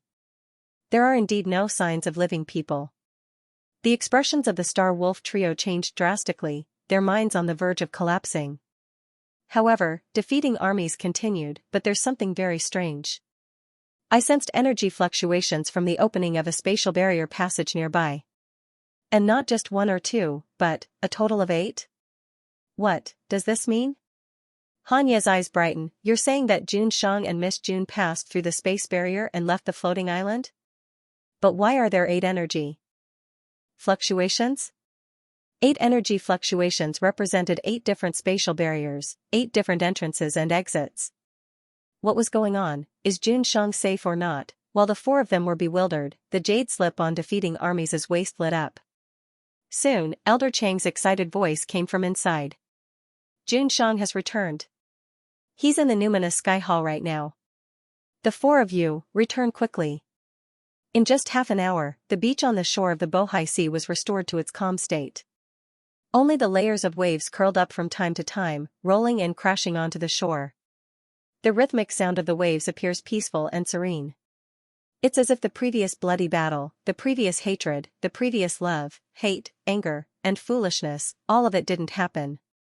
In the distant horizon, there seems to be the low cries of beasts and the melodious sounds of a zither, lingering and reverberating. That's a long farewell. That's a moving parting. That's the departure of a new road. At the southeast border of the Shoshian continent, blood stained the originally verdant and green fields. Creepy roars could be heard from time to time. In the cracks of the rocks in the distance, dozens of figures were shivering, their eyes full of fear. However, just when they were in despair, a golden light fell from the sky, covering the dark land. Unique Sanskrit gathered into a complicated flower table, crisscrossing in the void. With a loud bang, the Sanskrit exploded, and the golden light turned into a cold sword energy, instantly cutting the whole field. The horrible roars and shrill screams stopped abruptly. Seeing this scene, the people in the cracks of the rocks all widened their eyes, revealing ecstatic expressions. That's the Buddha's light of purification. We're saved, ha ha ha," some people cried, some people laughed. As the golden light turned into sword energy, it killed all the monsters. The golden Buddha's light swept across the field like a gentle breeze, purifying the whole land. In just a moment, the place that was like a bloody hell was restored to green and full of vitality. When the golden light dissipated, a figure in a golden-red kasaya appeared. The people hiding in the cracks of the rocks hurriedly rushed out. Master, fortunately you're here. Thank you for saving our lives, Master." When the people who rushed to the front saw his face clearly, their footsteps stopped, and their excited voices also gradually stopped. It was really the Master in front of him. He was a monk, but he was too young. Moreover, he had delicate features, red lips, and white teeth. When he saw so many people rushing over, he even took a step back shyly. No matter how one looked at him, he did not look like an enlightened monk. Instead, he looked like a handsome young man who came from a noble family and was ignorant of worldly affairs. The people looked at each other, wondering if they had seen wrongly. But there were no other monks around. After calming himself down, an old man walked out of the group and bowed deeply to the little monk. "We are the clansmen of the Siqing tribe. Today, we accidentally encountered the corpse puppet when we went out. Thanks to Master's help, we survived. May I ask the origin of Master's Buddha name?"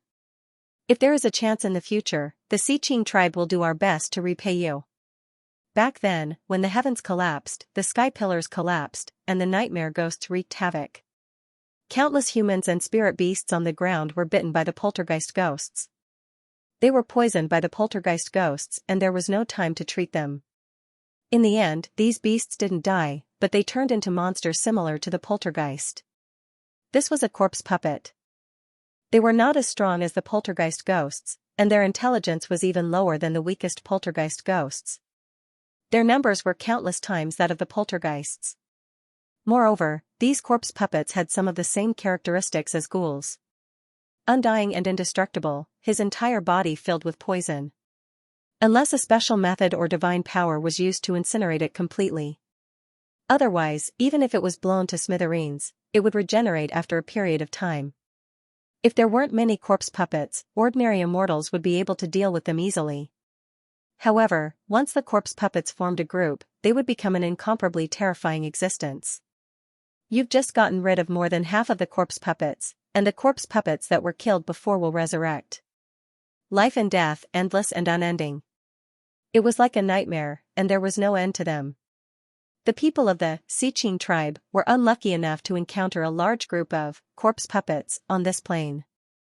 More than half of the original group of more than 100 people were devoured by the corpse puppets. These dead people became the source of power for the corpse puppets. This also caused the number of corpse puppets to increase rapidly. In the end, they could only hide in the crevices of the rocks and guard the entrance with all their might to prolong their existence. But their immortal power would be exhausted and their spirits would collapse. At that time, they would have no choice but to become the food of the corpse puppet. Just when the people of the Xiqing tribe were about to despair, the golden Buddhist light shrouded them and brought them a chance of survival. This made them feel infinitely grateful to the person in front of them, and they wished they could marry him to repay his kindness. The little monk put his palms together and was about to say Ba. Suddenly, he thought of something and swallowed the words that were about to come out of his mouth. He said in a low voice, "It's nothing. Don't worry about it." The little monk thought with a slightly red face. He planned to confess to his master that his sin in the mortal world had not been severed and he wanted to return to secular life. Then he shouldn't use the name of Defying temple anymore. And he shouldn't call himself a little monk anymore. He wanted to slowly get used to being an ordinary man again. The people of the Xiqing tribe didn't dare to ask any more questions since they couldn't find out the little monk's origin. They just said their gratitude over and over again. A few young and pretty girls in the crowd looked at the little monk's handsome face, their faces filled with bashfulness. The little monk listened to their words of gratitude with a smile. Then he said in a warm voice, "If you really want to thank me, I want to ask you about the whereabouts of a person." He took out a picture scroll and slowly unfolded it. "This person is my second senior brother. I have been looking for him all these years. May I ask if you have seen him? Even if it's just some information about him, I will be very grateful if you can tell me." The people of the Xiqing tribe stared at the lifelike picture scroll for a long time. Then they shook their heads one by one. Although he was already mentally prepared, the little monk still couldn't help but feel disappointed. Previously, he had sensed the fluctuation of the divine power of his second senior brother from a very far place. So he excitedly rushed to the southeast area to look for him. However, during this period of time, he had asked almost everyone in this area, but no one could give him any clues about his second senior brother. The little monk was about to put away the picture scroll.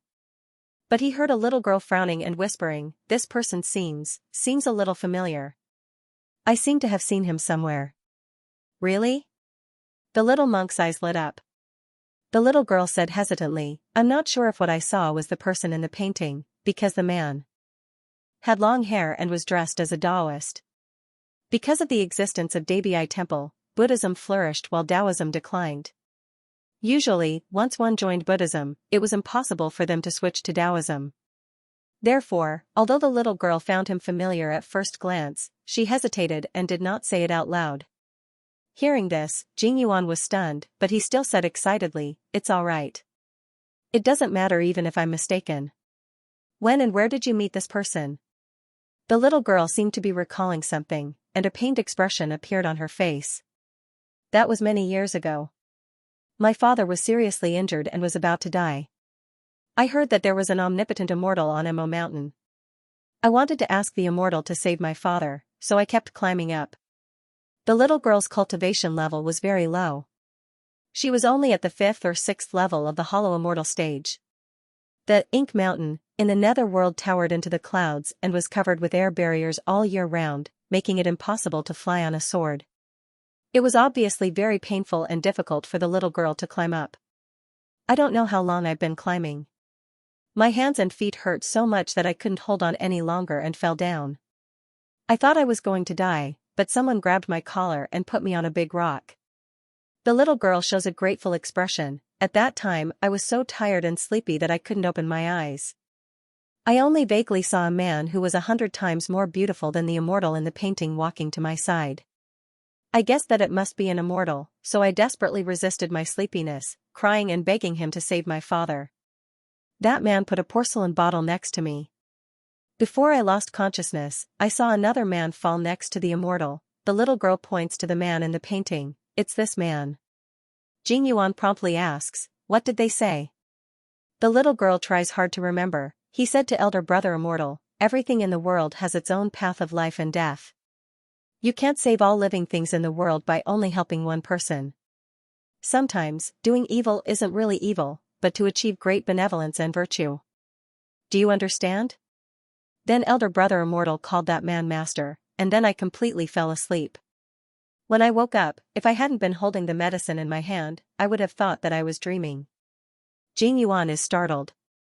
"Master, second brother actually has a disciple?" His heart is burning, and he's extremely excited. Although the little girl said that she wasn't sure if the person she saw was second brother.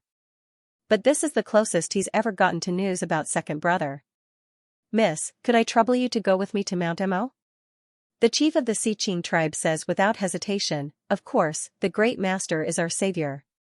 It's only a matter of leading the way. Wu Meng, you should go with the great master." The little girl called Wu Meng promptly nods, a bit of shyness in the corners of her eyes. Jing Yuan is about to speak, when a golden light suddenly flashes at his fingertips. Eldest brother's cold voice directly penetrates into the sea of knowledge. "Jing Yuan, return quickly. Second brother has passed away." Jing Yuan's eyes widen. He only feels as if there's a loud explosion in his brain, almost shattering all of his consciousness. Polar domain. Han Yi and Ing Mei hurriedly enter the hall. They run into Xing Lang and Elder Chang. Both sides speak almost at the same time. "Has Jun Shang woken up? Have you found Miss Jun's whereabouts?" As their voices fall, they see the disappointment in each other's eyes. Several days had passed. Ever since that day, when the 9 stars and the moon suddenly appeared on the floating island and the glorious sun swallowed the sky, Di Mingju suddenly came out from the Qianquan mirror, but Mu Yan had completely disappeared without a trace. Even though Di Mingju has returned to High Sky Hall, he's completely unconscious. The strange thing was that the heavy injuries on his body and his crumbling godhead were somehow healed. In fact, his cultivation was even showing signs of rising. But he just couldn't wake up. Even Han Shujiao couldn't find out the reason. Elder Chang let out a long sigh and forced a smile. "At least the Lord has returned safely. We can also be sure that Miss June is still alive." Han Yi also follows along with the relaxed atmosphere, since we already know that those 8 space barrier passages all lead to the Xiaoxian continent. That means that Miss June and the other 6 unfettered sons are on the Xiaoxian continent. As long as we are here, what do we need to worry about? With the strength of our polar domain, even turning the entire Xiaoxian continent upside down wouldn't be a problem. Are you afraid that you won't be able to find Miss June? Due to unknown reasons, Sogu is suddenly unable to find this site today. Dear readers, please remember this site's domain name, Book C Pavilion, and find your way home, Elder Chung said with a frown. I don't know why, but the number of corpse puppets that had been almost completely wiped out within the polar domain has suddenly increased. It's fine for those at the mysterious immortal realm and above, but once those hollow immortals and golden immortals encounter groups of corpse puppets, it'll simply be a calamity. Now that His Majesty is unconscious and Miss June is missing, the Imperial Guards and you can't easily mobilize them. We can only watch helplessly as the corpse puppets wreak havoc and kill innocent people. Star Wolf gnashed his teeth and said, if Lord is awake, what do mere corpse puppets count as? Lord only needs to wave his sleeves and he can turn them into ashes. These words were not wrong at all. Ordinary immortals would have to use special methods and expend a great deal of effort to deal with these corpse hag. For an immortal emperor like Di Mingju, he only needs to casually use a ball of divine fire to completely burn him down, and there's no possibility of resurrection. Ying Mei said coldly, if Miss June was here, she would definitely be able to wake Jun Shang up. But now, Di Mingju is in a long slumber. Jun Mayan's whereabouts are unknown. Everyone let out a long sigh. At this moment, a figure slowly walked in from outside the house. Seeing who it is, Han Yi, Ying Mei, and Xing Lang all frown. Only Elder Chang welcomed him with his usual smile. Commander Tong, why have you come? Commander Tong's face darkened as he asked, what about Juansheng? Are you still unwilling to see me today? Elder Chang smiled and said, Zhang Ling must be joking. You are Jun Shang's wet nurse and have raised him up. Why would Jun Shang refuse to see you? It's just that Jun Shang is currently in closed-door cultivation, so it's naturally inconvenient for him to meet people. Commander Tong furrowed his brows. Ruler would always pass down orders before he went into seclusion. But now, the great battle with the Nether Realm and the demon race ended without a conclusion, and then Ruler disappeared for more than half a month. When he finally returned, he went into seclusion for no apparent reason. This is simply not in line with Jun Shang's character. Elder Chang, tell me honestly, did something happen to Jun Shang? Elder Chang's expression was the same as usual. With a puzzled expression, he said, Commander must be joking. How could I not know that something has happened to the Lord? His lordship has only taken a good pill and had a breakthrough in his cultivation. That's why he went into seclusion. Isn't it normal that he didn't have time to issue the decree? Tong Zhongling's gaze swept across everyone present coldly, and he snorted. Coldly, I'm Jun Shang's wet nurse, and you all actually suspect me? None of them answered. Elder Chang smiled like a Maitreya Buddha. As for the other three, they were completely unmoved by his words. Commander Tong was exasperated, his eyes blazing with fury. She suppressed her anger and sneered, since you don't trust me, then you won't trust the person I brought back. Since that's the case, I'll order people to directly throw that woman out of the polar domain. Elder Chang was stunned. What woman? Commander Tong's expression was indifferent as he said, I returned from the northern borders and saw a heavily injured woman near the Imperial City's barrier. I didn't have any interest in caring about her, but who knew that I would feel the fluctuations of Jun Shang's divine power from her body? I suspected that she might be a spy, so I went over to investigate. That woman's appearance was extremely outstanding, not the slightest bit inferior to Yu Yanran, one of the 4 unrivaled beauties of the past. It's just that the injuries on her body were extremely serious. When I helped her up, she was already on the verge of death. In the end, she only had time to say one sentence to me, tell Di Mingju that Mayan has come to find him, and then she fainted. Elder Chang and the others simultaneously suck in a mouthful of cold air. Ying Mei even forgets herself and grabs her sleeve, is that true? Where is Miss June now? Commander Tong shakes off her hand, sneering, so that woman is the only one worthy of Jun Shang in your words, Jun Mayan? I think she's just SOSO. I don't know how she managed to injure herself so badly that she couldn't even break a mere Imperial City's outer boundary. Breaking the Imperial City's outer boundary will alert the Polar Domain's Imperial Guards. Thus, even without Commander Tong's help, the news will still spread. Less nonsense. Ying Mei angrily says, quickly tell me where Miss June is? If Miss June's treatment is delayed, believe it or not, the first thing Jun Shang will do when he wakes up will be to dismember your body into 10,000 pieces. Commander Tong's complexion turns green and white. Ever since she expressed her dissatisfaction with Jun Mayan's mortal identity, and vainly tried to make another woman the mistress of the polar domain. Han Yi and the others' attitude towards her became worse and worse. As Di Mingju's wet nurse, her status in the polar domain should be aloof and respected. But now, just a few insignificant juniors dare to yell at her, scowling and glaring at her. Commander Tong takes a deep breath. At this very moment, she increasingly feels that her decision back then was correct. she says with a cold face, "You guys come with me." Elder Chang and the others quickly follow, unable to hide the worry and happiness on their faces. Happy that they've finally found Miss June, worried that Miss June's injuries are so serious that they have to let the king of medicine quickly come and treat her. After half an hour, a scowling Han Chujiu is summoned from the Medicine King Hall. Seeing the several people who are anxiously waiting for him, Han Chujiu grits her teeth and says, "What do you think Lousy is? An ordinary doctor? You want me to save a random Tom, Dick, and Harry? Do Lousy owe you guys?" Elder Chung coughs lightly. "Xiao Jiao, if it weren't for the utmost urgency, I wouldn't have asked you to save her. Can you go and see the person first?" Han Chujiu walks to the bed with a cold face. Seeing the woman lying on the bed, she raises her eyebrows. This woman's appearance is really outstanding. But she doesn't know if it's because she's asleep, but she always gives people a sense of unreality. "Who is this?" Elder Chung asked. "This is Miss June?" "Miss June? Which Miss June?" Han Chujiu froze for a moment, then she thought of something. Her face became extremely ugly. "This is Di Mingju's little lover outside? Damn it, I will poison her to death right now. How dare you snatch my precious disciple's man?" As he spoke, a ball of flame had already condensed in his palm, and he was about to smash it towards the person on the bed. Wait. Absolutely not. Chang Lao was almost scared out of his wits. He rushed over and held Han Chujiu's hand, then said, "Little Jiu, don't mess around. Miss June is the future mistress of the polar domain, no one can neglect her. If you hurt her, Jun Shang will never let you off when he wakes up." Han Chujiu's face turned red in anger. "You said she is the future mistress of the polar domain? Then what about my disciple? At that time, Di Mingju personally said that he would marry my disciple. Although he doesn't want his precious disciple to be driven away by Di Mingju, that philandering big peacock.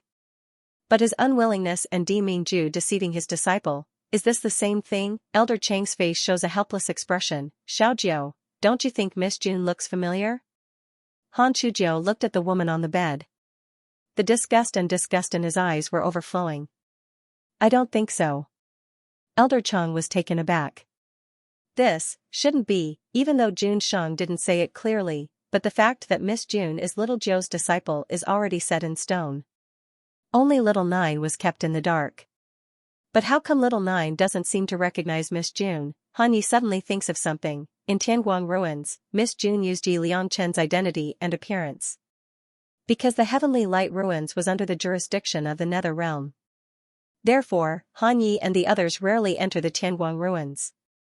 But Star Wolf still followed little Emoju in. Han Yi and the others also know that Mayan had altered her appearance in Tianguang ruins, so Yi Liangchen's appearance is different from Mayan's. Chang Lao was worried about Mu Yan's injury, so he quickly pulled Han Chujiu and explained that Mu Yan is his precious disciple. I thought he would be ecstatic. Who knows? After Han Chujiu looked at the woman on the bed for a long time, she frowned her eyebrows and said, "Brother, don't lie to me. How can I not recognize my baby disciple?" He sneered. "I know, you were afraid that I wouldn't be willing to save this vixen who seduced Di Mingju, so you ganged up to deceive me, saying that she's my precious disciple. Bah! Your father won't fall for it. That son of a bitch Di Mingju has a foot on two boats, Lousy still hasn't settled it with him? You want me to save his little lover? Not a chance." After saying that, his figure flashed and disappeared on the spot. "Hey, little Nine, wait." Elder Chang stretched out his hand to grab at thin air and tugged at his hair in frustration. Little Nine refused to believe their words, and refused to save anyone. What should they do now? Commander Tong snickered by the side and said, "The polar domain's most precious medicinal pill has already been fed to her. What else can she do? Let's see if she can pull through. If she can't make it, then that's her fate." You. Star Wolf was so angry that he wanted to beat someone up. But at this moment, the woman on the bed suddenly let out a painful moan. "Miss June. Miss June, what do you think?" Elder Chang and the rest no longer cared about Commander Tong and hurriedly pounced over to check on the woman's condition. The person on the bed seemed to be dreaming of something terrible. His eyebrows were tightly knitted, and beads of sweat rolled down his forehead. Her face alternated between pale and red. It was obvious that he was in extreme pain. Just as Chang Lao was about to rush over to Han Shujiu, the woman on the bed suddenly jumped up and shouted, Di Mingju, don't leave me. Miss June, you're awake? How do you feel? Do you need to take another pill? The woman held her head with one hand and revealed a pained expression. A pair of beautiful peach blossom eyes slowly swept across Elder Chang and the rest. A perplexed look appeared on his face. Who are you guys? Elder Chang was shocked. Miss June, what are you talking about? Don't you remember us? The woman's expression became more and more confused. She seemed to be trying very hard to remember. Suddenly, he hugged his head. Ah, my head hurts? Who am I? Where am I? And who are you? Di Mingju, that's right, Di Mingju? I'm looking for Di Mingju? What the hell is going on? How come Miss June doesn't even recognize us? She doesn't seem to remember who she is? Could it be that the injury was too heavy and she lost her memory? Outside the room, Elder Chang and the others are discussing worriedly. What should we do now? Why don't I ask Xiaojiu to come and treat her? Ahem, I think that now that Miss June has lost her memory, the two sides can't verify it. I'm afraid that the king of medicine will not treat Miss June. Everyone looks at each other, and they can't help but sigh. Miss June, who they thought had disappeared for a long time, was finally found. With her medical skills, she might be able to save June Shang. But who knows, when it rains, it pours. Miss June unexpectedly lost her memory. Han Shujiu is also angry and refuses to treat her. Elder Chang massages his temples with a headache. Send someone to invite Dr. Lu over. Dr. Lu's original name is Lu Ren, a high-ranking doctor supported by the imperial court of Jiyu. Han Shujiu is also skilled in medicine. But he's better at refining medicine. So in terms of medical skills, Lu Ren is not worse than Han Shujiu. It's just that Mayan's identity is special. Elder Chang doesn't want other people to see Mayan before Di Mingju wakes up. But he can't care about it now. Han Yi hesitates. Miss June doesn't remember who she is, but she always calls June Shang's name, as if she remembers June Shang. If we take her to see June Shang, maybe she can remember something. Elder Chang's eyes brighten. That's a good idea. With Miss June by his side, June Shang may wake up. I'll take Miss June. Wait a minute. The speaker is Ying Mei.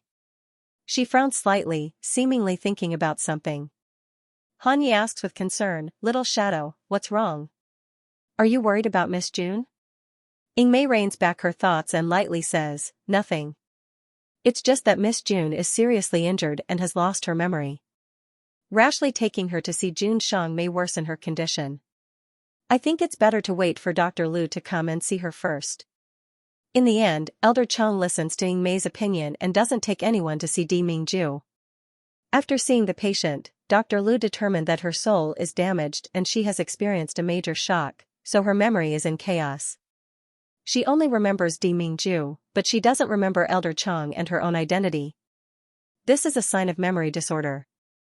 This kind of situation might not recover for 30 to 50 years, but it might also be remembered after a few months. The woman lying on the bed was pale and her eyes were dim. She looked at them with guilt and unease.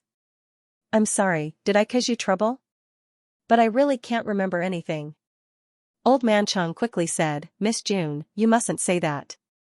You are June Shang's fiancée, my polar domain's future mistress. It is our duty to serve you. June Shang, is it Di Mingju? The woman slightly frowns, revealing a pained and perplexed expression. I can't remember anything. But this name kept appearing in his mind. I know he must be a very important person to me. Di Mingju is June Shang's taboo name. In a flash, a brilliant smile blooms on the woman's face, making her originally beautiful facial features become as bright and beautiful as 100 flowers in spring. So, I'm Di Mingju's fiancé? Can I see him? A look of hesitation appeared on Elder Chang's face. Can't I? The smile on the woman's face dimmed. I'm sorry, I shouldn't have made such an excessive request. No, how could that be? Elder Chang promptly said, you are June Shang's fiancé, it's natural for you to want to see June Shang. How could it be excessive? It's just that Jun Shang is in seclusion. Ying Mei interrupted Elder Chang's words, saying in a calm tone, Miss Jun, you should wait for Jun Shang to come out of seclusion before you see him. Han Yi also smiled, that's right, Miss Jun. You should recuperate first, otherwise Jun Shang would be sad to see you like this. No, how could that be? Elder Chang quickly says, you are Jun Shang's fiancé, it's natural for you to want to see Jun Shang. How could it be too much? It's just that Jun Shang is in seclusion. Ying Mei interrupts Elder Chang and says in a calm tone, Miss Jun, you should wait for Jun Shang to come out before you see him.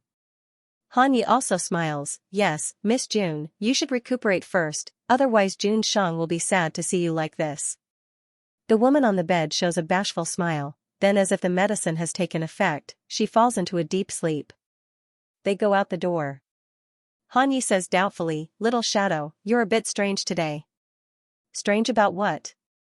You didn't treat Miss Jun like this before. Ying Mei's intimacy towards Mu Yin can be seen by anyone with eyes. It's even more intimate than Di Mingju, making Han Yi unable to help but feel jealous. But today, Han Yi feels that Ying Mei's attitude towards Miss Jun is a bit cold. Ying Mei opens her mouth, wanting to say something, but in the end, she only says faintly, I treat Miss Jun better, you're jealous, now that I treat her coldly, you say I'm strange. Han Yi, I think you're itching for a beating?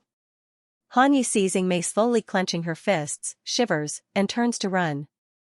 Everyone can't help but laugh out loud. So no one sees Ying Mei's slightly drooping eyes. She doesn't know why, but she can't get close to this Miss Jun in front of her.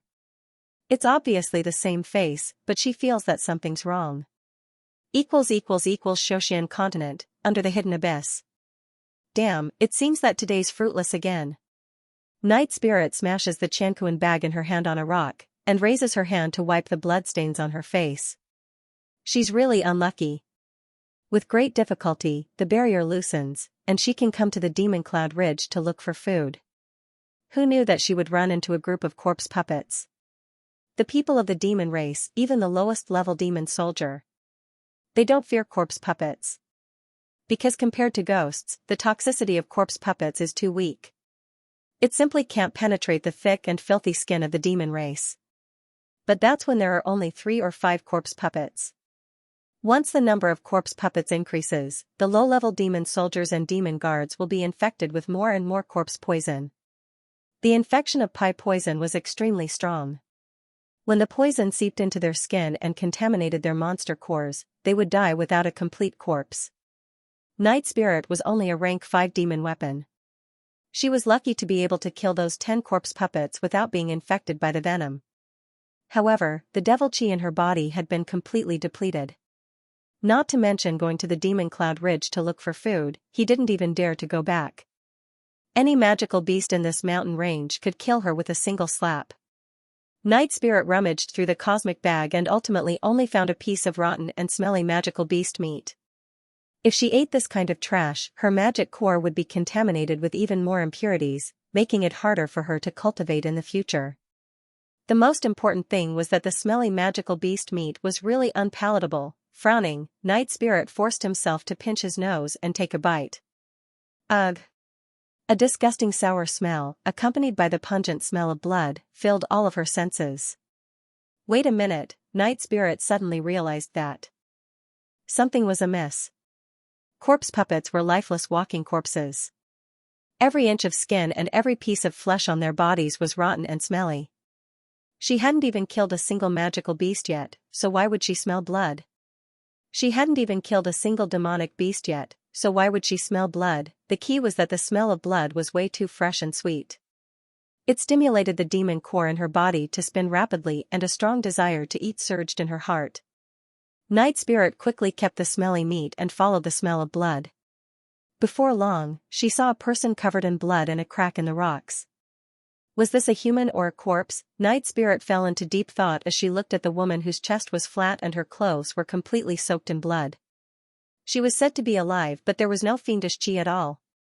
Even though she was dead, that beautiful face of hers was still rosy and fair. She was so beautiful that even a demoness like Night Spirit could not help but want to swallow her saliva. The aesthetics of demons were usually different from spirit cultivators.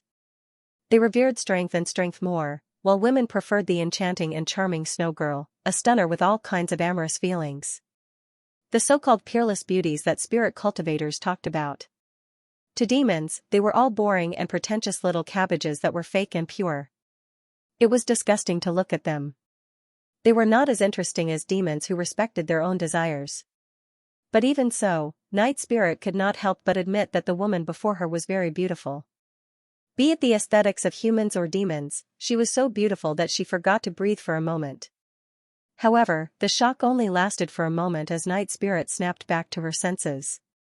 What was the use of being pretty? Could being pretty be used as food? Soft skin and tender flesh could be used as food. Night Spirit's eyes shone with greed and desire as she stuck out her tongue and licked her lips.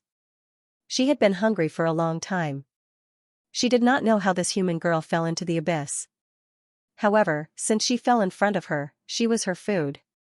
If she was dismembered and divided into more than 10 pieces, she would be able to eat for half a month. Night Spirit's eyes shone with a green glint as she raised her hands. With a crack, 10 sharp black nails pierced out. Low-level demonic soldiers and guards were usually unarmed. But to the devil race, their strong bodies were the best weapons. Her black nails slowly extended towards the girl's fair and slender neck and sliced gently. She could feel her flesh being sliced open. Night Spirit was extremely excited and even trembled in excitement.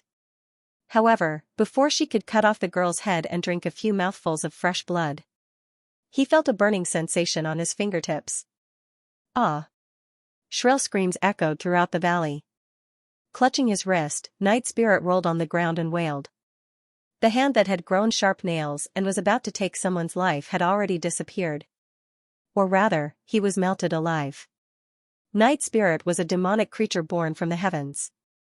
It was born in an ancient battlefield filled with vengeful spirits, filth, blood, and cruelty. To be able to grow from the lowest level of demonic creatures without intelligence to a demonic soldier that could take human form and fight, the pain and suffering they had gone through was unimaginable for ordinary spirit cultivators. Even so, Night Spirit could not take it anymore. At this moment, the pain she was suffering was 100 times more intense than the most unbearable pain she had ever experienced. It wasn't just her hands that were melting. Even her magic core seemed to have melted a little, forming a gap. Her cultivation dropped from rank 5 ammo weapon to rank 3. Night Spirit wailed for a long time before the piercing pain slowly disappeared. She crawled up from the ground, perspiring profusely. Demonic chi surged and the hand that had initially disappeared slowly grew out. However, the gap in the demon core and the cultivation that had dropped could not grow out anymore. This time round, Night Spirit's gaze towards the female corpse was filled with fear. What happened just now? Why did her fiend body and demon core melt? It felt as if he had encountered a higher grade devil, and the other party's devil core had forcibly restrained his own devil core. However, the one before her was clearly a human. Furthermore, even if it was a higher level fiend, it was impossible for the demon core to melt just by touching her, right? Night Spirit wiped the sweat off her forehead and approached carefully. Thereafter, she met with a pair of pitch-black, bottomless eyes. Ah! Night Spirit was so shocked that she fell to the ground. Why you're awake? You're not dead? The female corpse on the ground did not move at all and merely looked at the sky quietly. Indescribable sorrow gradually flowed out of those beautiful obsidian eyes. Hey, why you? Are you a stupid human or a fiend? The person lying on the ground closed her eyes and sat up slowly. She scanned the surroundings slowly before asking, "Where is this?" The girl's voice was hoarse and exhausted, with a hint of coldness. However, it was surprisingly pleasant. This is the Demon Cloud Ridge, of course. The girl looked at her. Where is the Demon Cloud Ridge?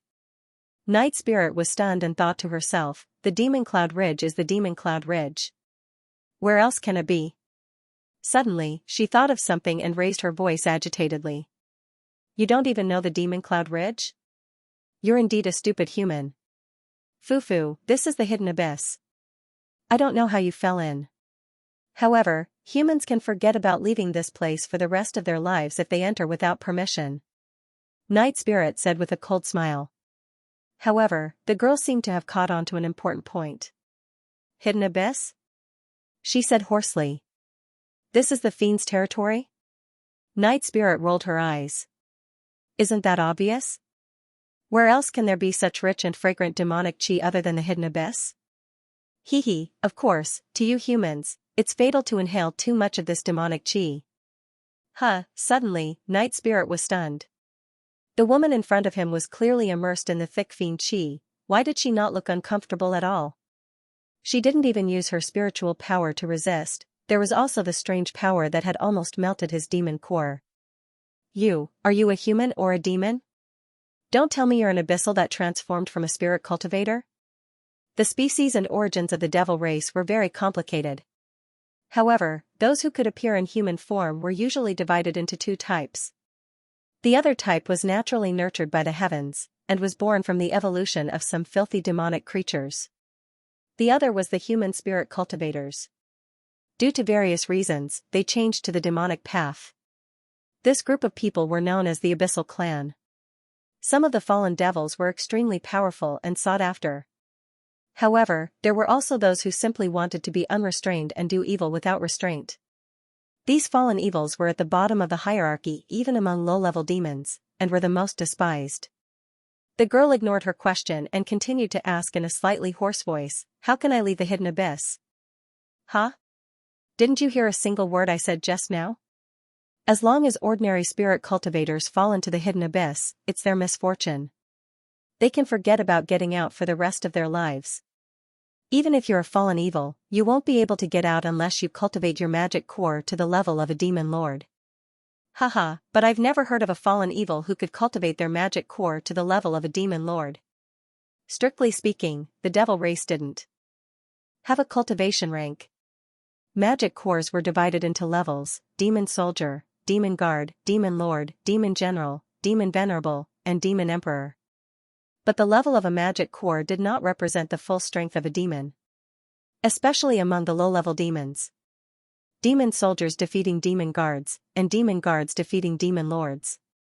This happened frequently in the hidden abyss. The level of a magic core indicated how much demonic energy they could contain, as well as their body's self-healing ability. The girl frowned slightly.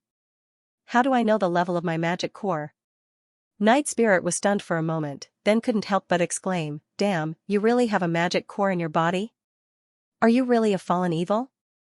Why had Night Spirit never thought that the girl in front of her could be a heaven-raised demon? That was because low-level demons such as demon soldiers and demon guards could also transform into human forms, but they would always look different from real humans.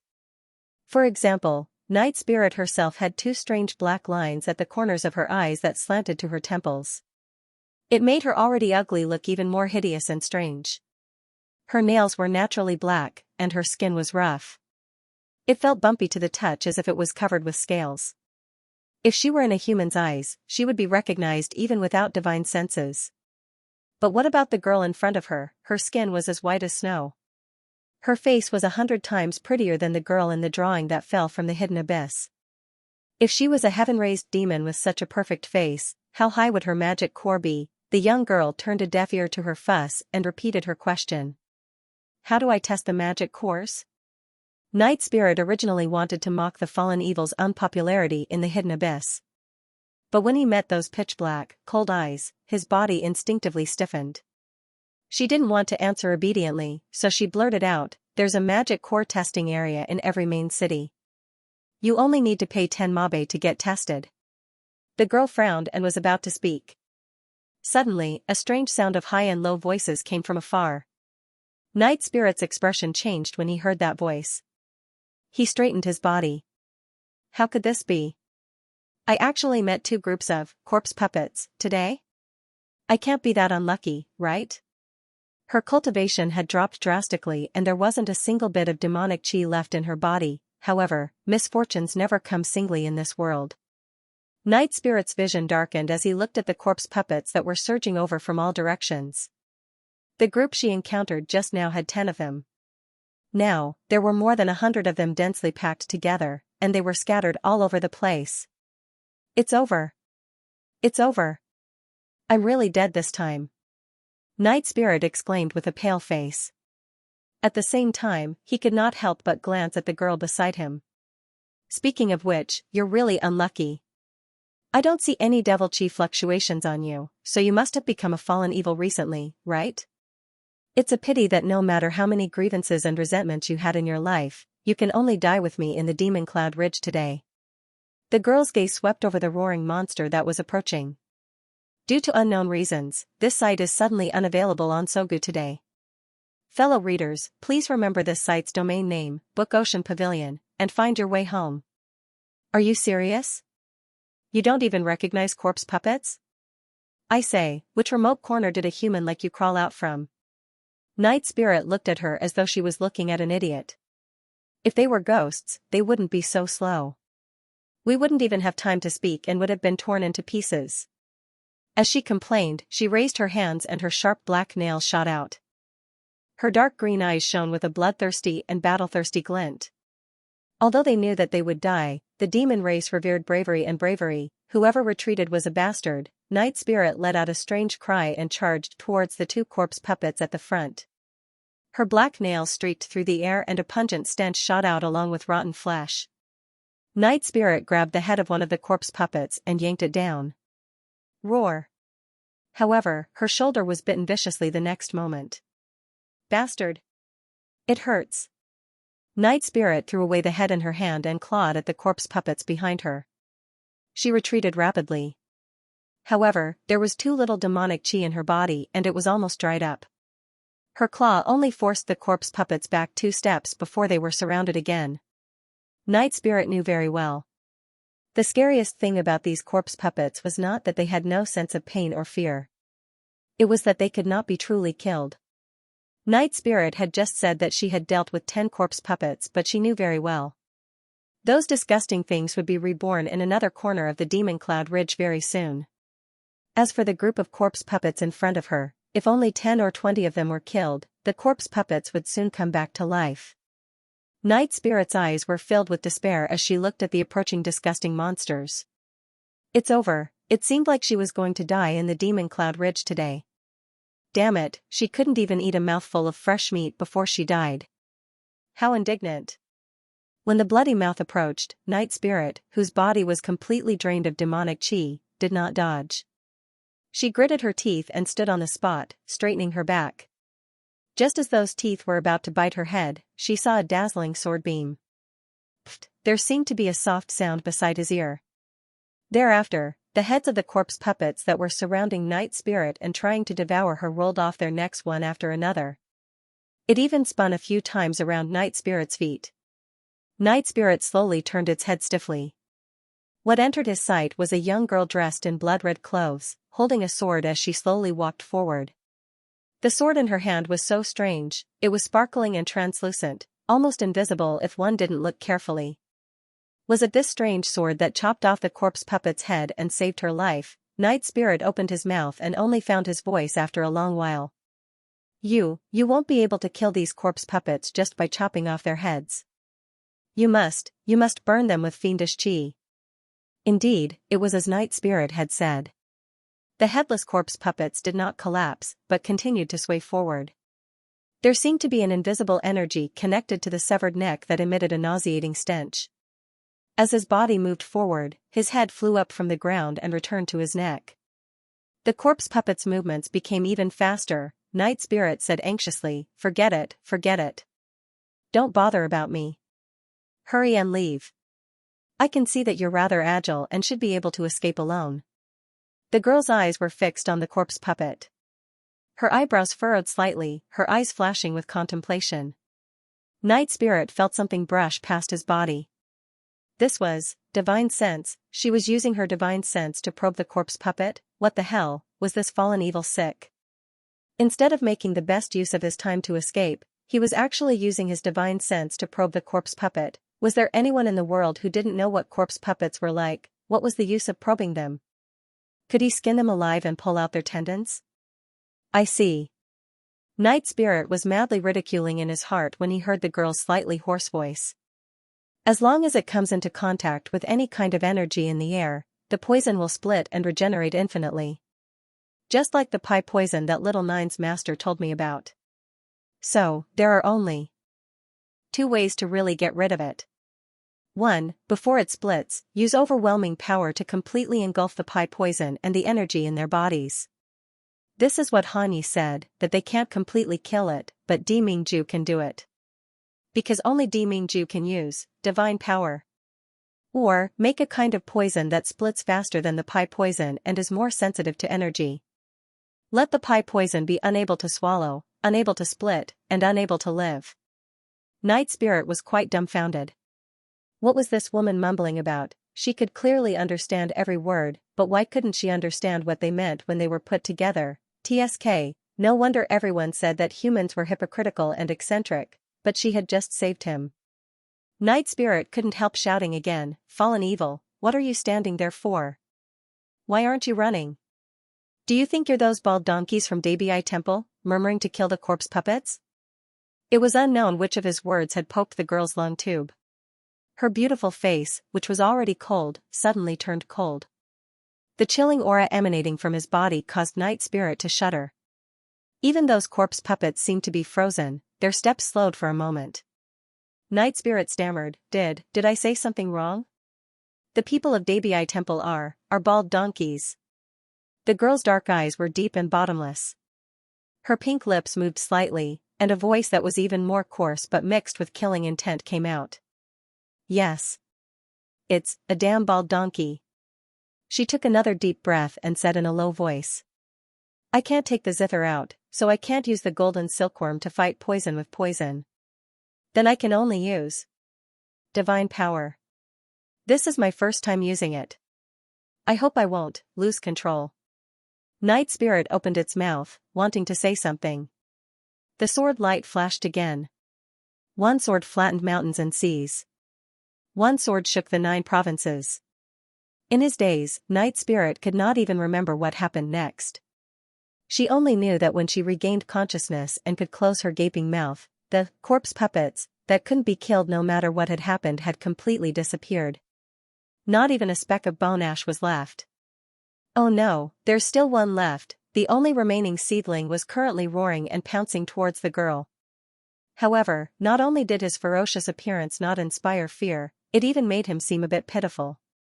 Then, Night Spirit saw it being pierced through by a transparent long sword. A ball of silver flames rose from the tip of the sword and spread to the entire body of the corpse puppet. Then, there was no then. The last corpse puppet also disappeared without a trace. Night Spirit did not know if those corpse puppets that were burned to death would be reborn somewhere else. Logically speaking, those below the demon general level could not use divine power and could not really kill corpse puppets. But for some reason, Night Spirit had a feeling that those corpse puppets were really dead, the kind that could not come back to life. The white-clothed, blood-stained girl held her sword in a reverse grip and slowly withdrew it. Her beautiful face was as cold as ice. There was no fear, no smugness, no bragging. It was as if killing so many corpse puppets was a piece of cake. That was more than 100 corpse puppets. Night Spirit felt that her brain was about to be filled with F***ck, F***ck. She opened her mouth and was about to speak. But the girl's body suddenly swayed and she fell. "Be careful." Without even thinking, Night Spirit pounced over and caught her. Are you alright? Did you get bitten by the corpse puppets? That can't be. This valiant master had just killed a corpse puppet with a single slash of his sword, as if he was chopping melons and vegetables. The corpse puppets could not even get close to her, so she couldn't have been bitten. The girl waved her hand and took out a bottle of elixir. Then she said indifferently, "I just overused my divine power. I'm fine." "What divine power?" "You're wrong. It's magic power, right? Is divine power something that small fries like us can use? The number of people who can use divine power in the entire hidden abyss can be counted on one hand." Night Spirit complained while glancing at her, her face full of jealousy. "You spirit cultivators are so generous. Even a fallen evil has a storage device. Is it the ring on your hand or that bracelet?" TSK. It was a pity that she still had to use this big Chankuan bag that could not hold many things. The girl gently touched the cracked ring in her hand and frowned slightly. Her watery eyes were tinged with some worry. Night Spirit did not know what he had poked into her heart again. But now she did not dare to treat the little girl as an ordinary fallen evil.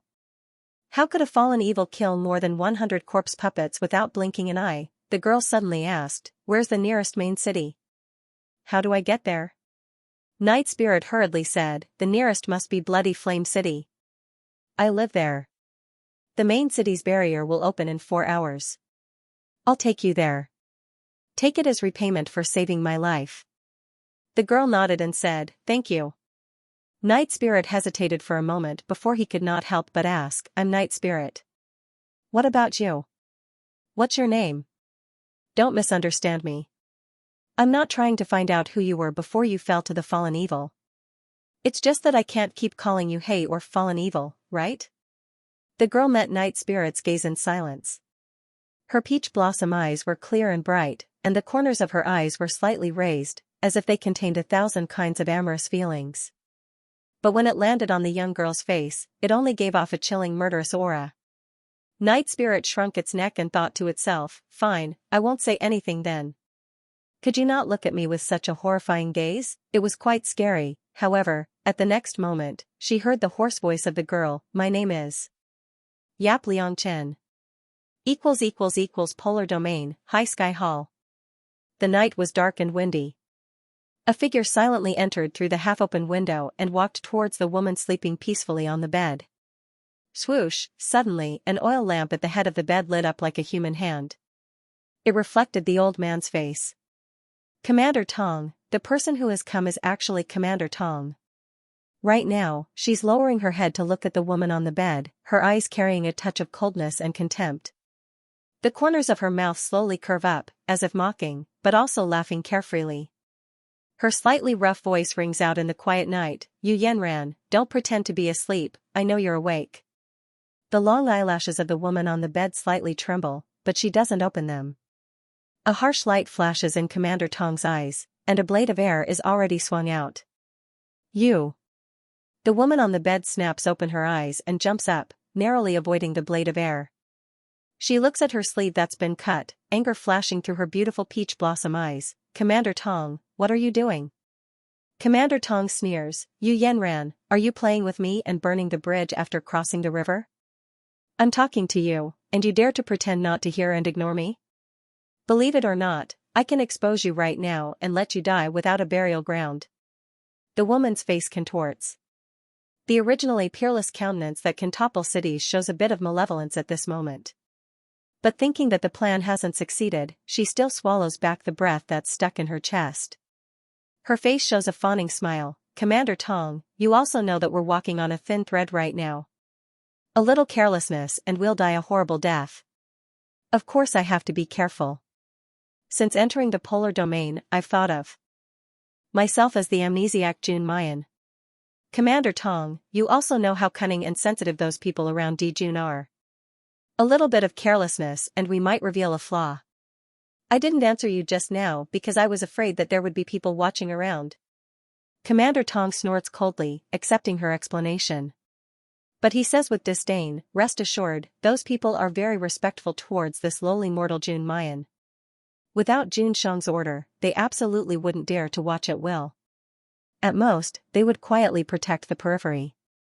When I came here, I avoided being seen and heard, and I've already released my divine sense to ensure that there won't be anyone spying on us. Don't be so paranoid. You want to become the mistress of the polar domain with just this bit of courage?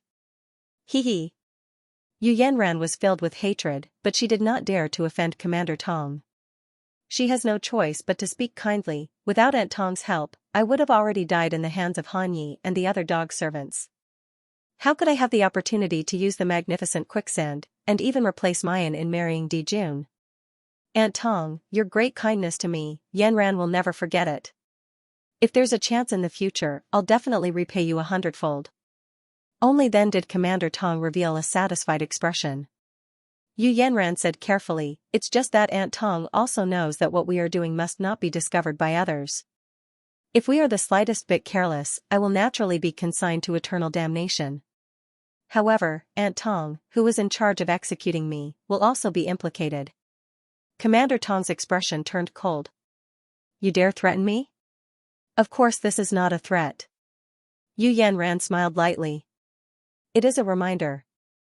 Aunt Tong, you must remember that in this world, there is no longer Yu Yanran. There is only Di Jun's fiancée, the future mistress of the polar domain, Jun Mayan, which is also me.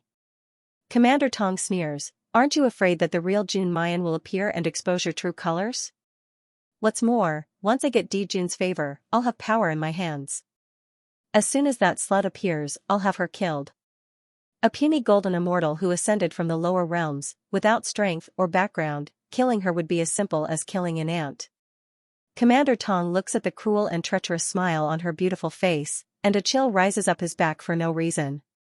There's actually a faint trace of regret in his heart.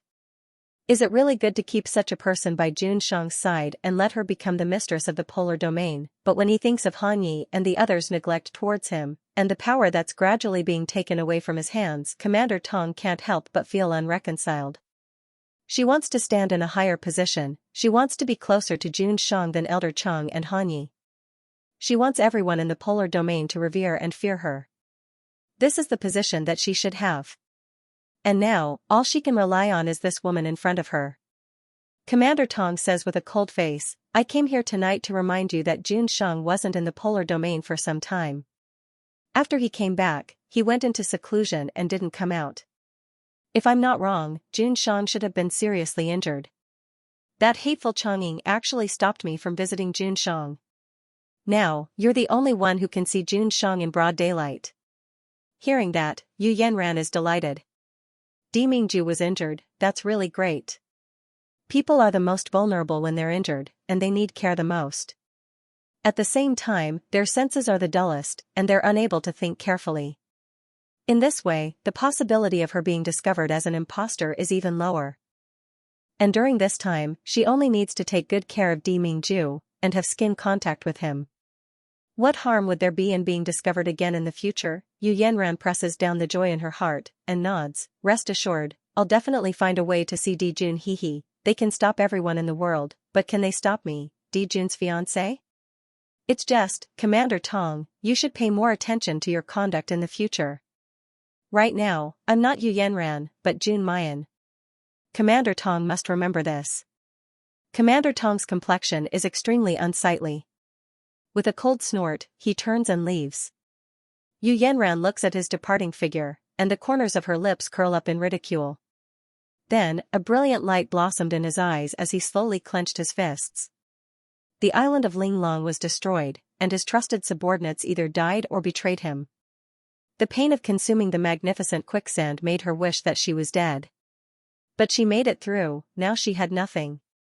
Even his face was no longer his own. Therefore, she could not lose. She, Yu Yanran, must obtain the monarch's heart and become the mistress of the polar domain, under the hidden abyss, Blood Flame City. Yi Liangchen, what are you doing? The barrier is finally open. Quick, follow me.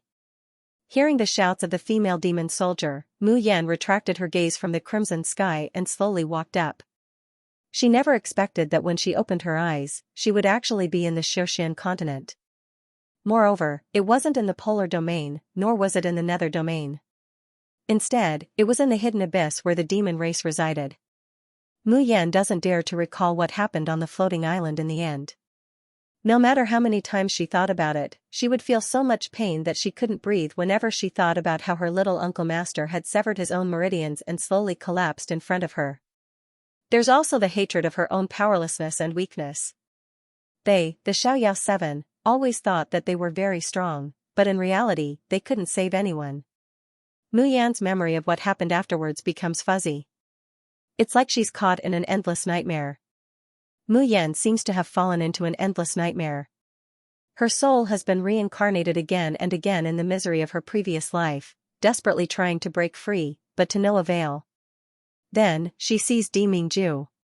She hears the man say to her, Yan, how could I leave you behind? How could I leave you behind in the first place? The voice is mournful and desperate, painful and hopeful. Hearing it, Mu Yan's heart aches. What happened after that? What happened? How could she appear in the hidden abyss of the demons? Where is Di Mingju? There are some vague images in her mind, but she can't remember them very clearly. She gently caresses the void spirit ring that has already cracked and can no longer be hidden. Mu Yan lowers her head and gently touches the ring with her lips. Demon Ju, you saved me, right? Wait for me, I will go to the polar domain to find you. Here, that's the place to test the magic cores. By the way, do you have 10 mabe?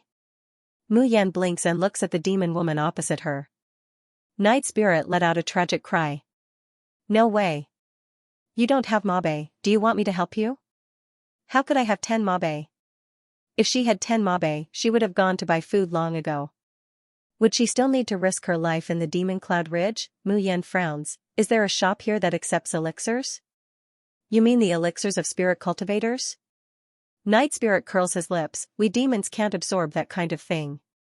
Even if you sell it, no one will buy it, unless you can sell it to a main city of 3 stars or above. There are demon lords who go in and out of the hidden abyss to do business with humans, and perhaps there are people who are willing to accept elixirs of spirit cultivators. Our Blood Flame City only accepts devil elixirs.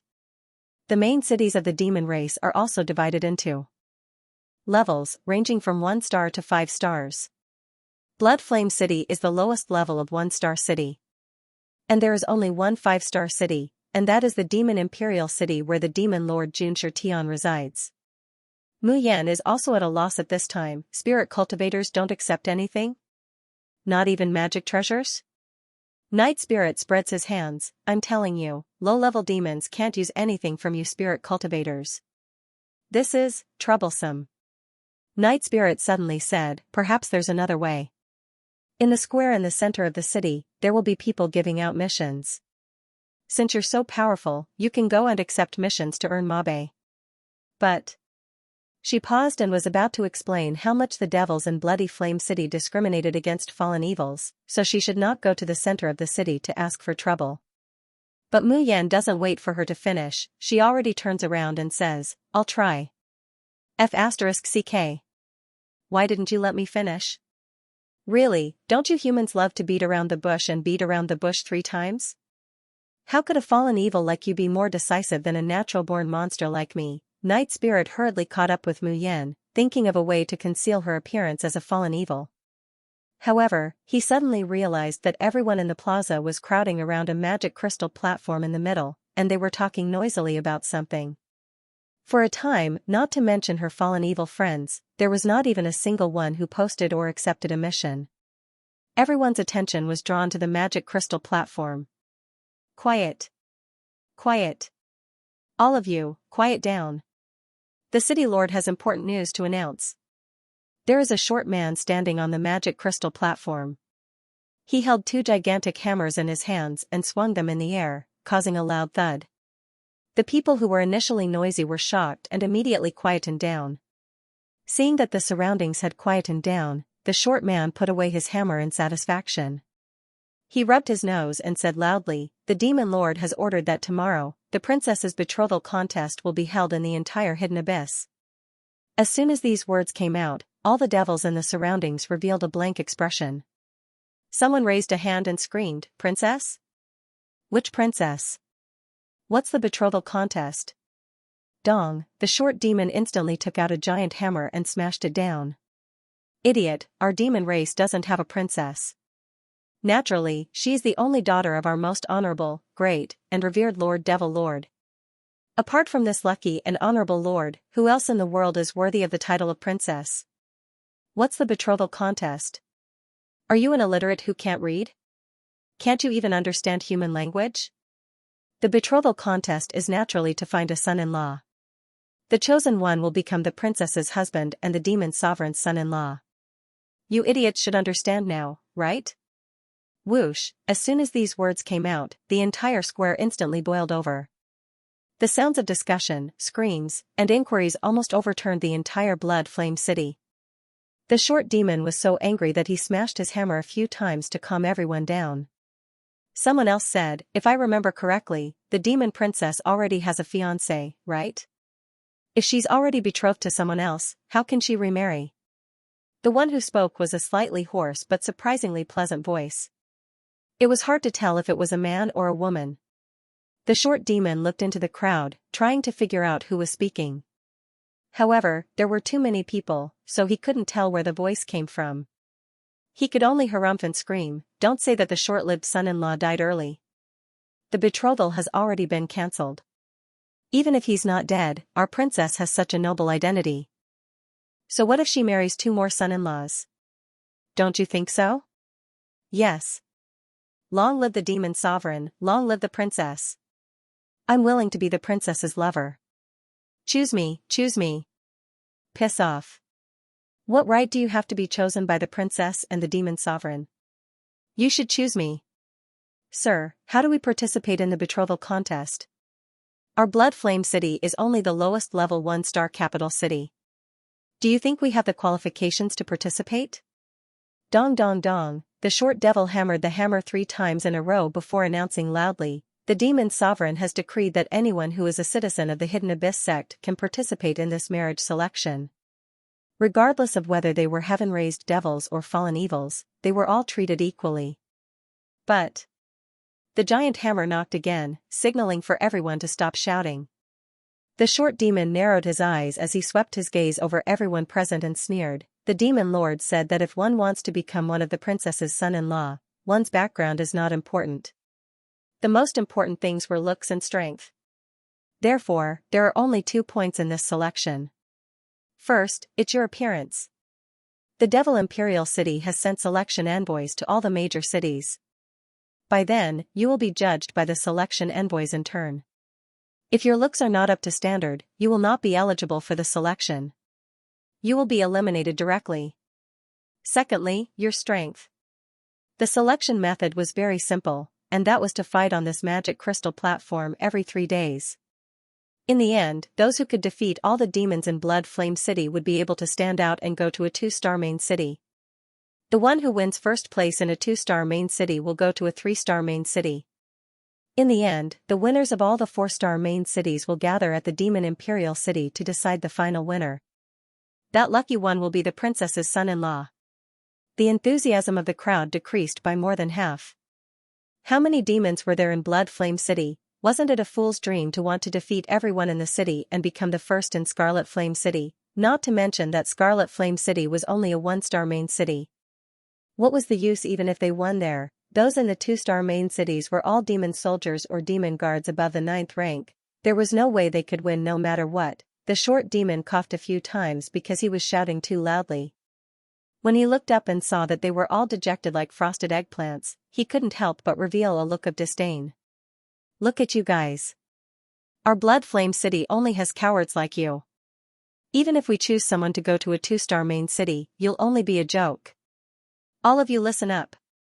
The short demon knocked twice and raised his voice even more. "The great demon lord thinks highly of the young talents of our demon race, so he decided to choose a son-in-law in the Hidden Abyss. In order to show how much he values everyone, the demon lord has prepared generous prizes for the winners of each main city. The prize for the first place in our Blood Flame City is 100,000 mabe." Hiss. All the demons present sucked in a breath of cold air, revealing greedy and hopeful expressions. Night Spirit, who was standing beside Mu Yan, swallowed his saliva and muttered indignantly, "Damn it, why isn't it a prince choosing a concubine? Otherwise, I would be able to participate. 100,000 mabe, that's 100,000 mabe." As Night Spirit recited, he couldn't help but look at Mu Yan. Suddenly, he was startled. "What's wrong with you? Why is your face whiter than a corpse demon's?" And his eyes were surging with intense sorrow and anger. Who had provoked her again? "Oh right, why did you suddenly ask Lord Maya a question just now? You scared me? And how did you know that the princess has a former son-in-law?" "I don't even know." Mu Yan closes her eyes and doesn't answer her. When she opens them again, the emotions in her eyes have been completely restrained. At this time, the short demon was still shouting, "The higher the level of the main city, the more generous the reward. However, I don't expect you idiots to achieve anything in a 2-star main city. It's fine as long as you don't lose face. Alright, I've finished reading the city lord's announcement. You should all disperse. Those who are interested in participating in the betrothal contest can come here tomorrow to be selected by the selection agents. Do you understand?" Understood. We're not idiots. It's 100,000 mabe. Hee, I'm going to get it. Get lost, the 100,000 mabe is mine. I've never left Blood Flame City in my life. It would be great if I have the chance to go to a 2-star main city to take a look. Night Spirit could not help but gulp a few more times. He looked at the male devil cultivators with envy and jealousy. Damn it, when she transformed, why didn't she turn into a man? What a pity, that's 100,000 mabe. But when he thought about how his cultivation had dropped to the 3rd rank of a demon weapon and the demon core that was missing a hole, Night Spirit's face fell again. Forget it, forget it. It's better not to think about it. Yi Liangchen, aren't you going to accept a mission? That seems to be. Due to unknown reasons, this site is not available on Sogu today. Please remember the domain name, Book Ocean Pavilion, and find your way home. The girl's cold and hoarse voice came to her ears. The people of the Xiaoyao sect can't be abandoned so easily. Even if little Uncle Master was dead, she couldn't, even if she was a noble demon princess, she could not. Mu Yan clenched her fists. She still remembered the conversation between little Uncle Master and her at the Ning family. Little Uncle Master, didn't you agree to this marriage? You don't like the demon princess? I did it willingly. This engagement is of my own free will. I don't regret it in this life. Even if the demon princess had a new lover, even if the demon lord didn't like little Uncle Master's identity as a human, they shouldn't have broken off the marriage when little Uncle Master's life was uncertain. They even recruited a son-in-law in the hidden abyss. What did they treat little Uncle Master as? A decoration that could come and go at his beck and call? Mu Yan's eyes were filled with coldness. At the very least, she had to ask the demon princess if she had no feelings for little Uncle Master. Also, it was said that the marriage between little Uncle Master and the demon princess was set on the 3-life stone. The name written on the 3-life stone was like a link to the soul.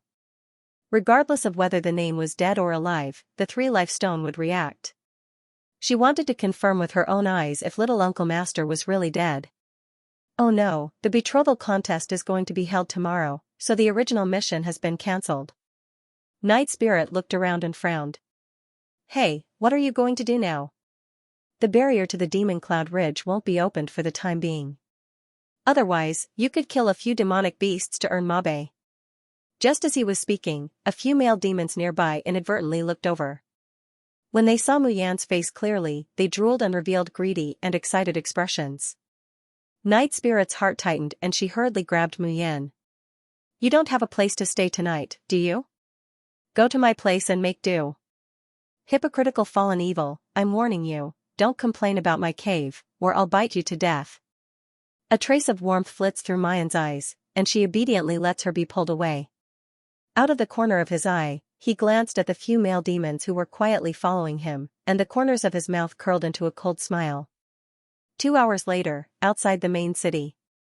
Night Spirit could not help but gulp as he looked at the few male fiends who were unconscious on the ground and stripped naked. Mu Yan counted the mabe in her hands and frowned, there are only 25 of them. You're so poor, yet you still have the nerve to rob us. But at least we can test the magic cores now.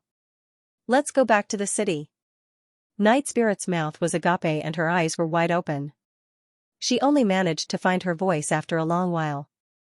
Why, you crippled them just like that? That was 3 rank 7 MO weapons and 4 rank 6 MO weapons. Why did this little fallen evil girl kill them as easily as chopping melons and vegetables? Mu Yan glances at her and says hesitantly, sure enough, it's better to kill them. Night Spirit gulped again. Who said that fallen evils could be bullied? The seemingly innocent and harmless fallen evil in front of her was so terrifying. After that, Night Spirit was in a daze the entire time. Following Mu Yan back to the main city, she watched in a daze as Mu Yan handed over 10 mabe and requested to test the magic core level. The person in charge of the magic core testing room was an old man with a big head and a small body. After putting away the mabe, he touched a black ball and gestured for Mu Yan to put her hand on it before releasing her magic power. He watched as the girl's fair and slender fingers gently pressed against the black crystal ball. Night Spirit could not help but hold his breath. Now even she was curious about the cultivation level of this fallen evil she had picked up from the Demon Cloud Ridge. A fallen evil at such a young age was able to kill more than 100 corpse puppets in one breath. He could easily defeat a rank 7 MO weapon. What level would her monster core be? Rank 9 demon weapon, or even higher? Bang! Just as Night Spirit was deep in his thoughts, he heard a deafening sound. Following that, a powerful energy shock wave flipped him over and he fell to the ground. Cough, cough, cough. Night Spirit looked up blankly as he circulated his magic power to protect his body. What happened? When the dust dissipated, Night Spirit saw a young girl who was just as confused as her. She was pinching the crystal ball that had already been crushed into powder. The magic core testing crystal ball shattered, broken? Night Spirit almost spat out a mouthful of blood. What was wrong with this fallen evil? He was just testing the magic core level, but it was actually shattered by the magic core crystal. The little old man in the examination room was clearly even more shocked than Night Spirit and Mu Yan. A pair of dark brown moonbeam eyes stare at Mayan, as if looking at a monster. At this time, Mu Yan couldn't help but reveal a somewhat embarrassed expression. She coughed lightly and looked at the little old man. It's broken. What should we do? She was a little vexed. If she had known that this thing was so fragile, she would have just injected a little magic power to test it. The little old man stared at her for a long while before he slowly regained his composure. He said meaningfully, the innate attributes of your monster core are too high. It is not something that my lowest grade monster core crystal can detect. If you want to know the grade of your monster core, go to a 3-star main city. There might be high-tier monster crystals there that can test your monster core. After coming out of the examination room, Night Spirit looked at Mu Yan as though he was looking at a monster. There were a few times when he wanted to say something but stopped himself. Her curiosity and reverence towards Mayan has simply reached the extreme. Who was this girl named Xianxia? Were they really fallen evils? No matter how strong the fallen evils were, the innate properties of their magic cores were always lower than those of natural demons. But even those innate demonic creatures that had already reached the level of demon master. He had never heard of anyone exploding a magic core crystal during a level assessment. To begin with, Night Spirit's intellect was not high enough. Now, it was nearly clawing its own head open. So much so that she didn't notice that after Mu Yan came out of the examination room, she didn't go straight home with her. Instead, he turned into a clothing store. Alright, let's go. A familiar voice sounded in his ears. The slightly lowered voice was pleasant and neutral, making it hard to tell whether it was a man or a woman. Night Spirit looked up instinctively and asked, "Where are we going?" What he saw was a handsome young man dressed in coarse black clothes. "Didn't you tell me not to dislike your cave?" "Of course I'm going to your house." Night Spirit looked around, wanting to find the familiar figure of that peerless beauty. However, the surroundings were empty. Apart from the young man in front of him, there was no one else. Night Spirit hesitated. "Yi. Xianxia?" Mayan nods, "It's me." "You, why are you dressed like this?" In the fiend race, the strong were respected. No one would look down on women, and no one would have tender feelings for women. Due to unknown reasons, this website is suddenly unavailable on Sogu today. Fellow readers, please remember this website's domain name, Book Ocean Pavilion, and find your way home. That was because there would be no benefits even if she were to disguise herself. It would be even easier to discover her with a sweep of her spirit consciousness. However, Night Spirit was shocked to discover that she could not see through Yi Liangchen's disguise at all. It was a skinny youth with peerless looks. At most, he looked too fair and tender, like a male pet of those high-level demonesses. Night Spirit even scanned with her spirit consciousness but could not find any flaws. Night Spirit did not know that it was because Mu Yan's spirit consciousness was way too powerful. All she had to do was condense a bit of her spirit consciousness as a barrier and others would not be able to detect her bone structure, age and gender. Even those with cultivation realms higher than hers would not be able to break through that spirit consciousness barrier. Let alone a mere demonic soldier like Night Spirit. Mu Yan's gaze landed on the square. A few hours ago, the demons announced that they were going to find a husband for their princess. The woman that little Uncle Master liked was going to marry someone else soon. Yet, she did not even know if little Uncle Master was still alive. "Are you disguising as a man because you want to?" Mu Yan closed her eyes and looked at Night Spirit. "I'm going to participate in the matchmaking contest." Night Spirit's eyes widened and she blurted, "What? Are you crazy? A woman like you is going to participate in the matchmaking contest? Don't tell me you want to marry the princess?" Mu Yan looked at her without saying anything. Suddenly, Night Spirit came to a realization. Why you want to use this method to get to a 3-star main city? That's not impossible. You're so strong. If you can stand out in the 1 and 2-star main cities, you'll be able to get to a 3-star main city in a short period of time. The main cities of the demon race were extremely far apart. Along the way, there were demonic creatures and corpse puppets that could not be reached easily. Furthermore, the barrier of each main city would only be opened periodically to allow one to go out. It would take at least 3 to 5 years to reach a 3-star main city alone. 3 to 5 years was not considered long for demons, but Mu Yan clearly could not wait. Participating in the matchmaking contest and winning the 1 and 2-star main cities competition was the fastest and easiest way to get to a 3-star main city. Night Spirit frowned. As long as you intentionally lose in a 3-star main city, you'll be able to escape successfully. But F** King Hell, you're still too daring.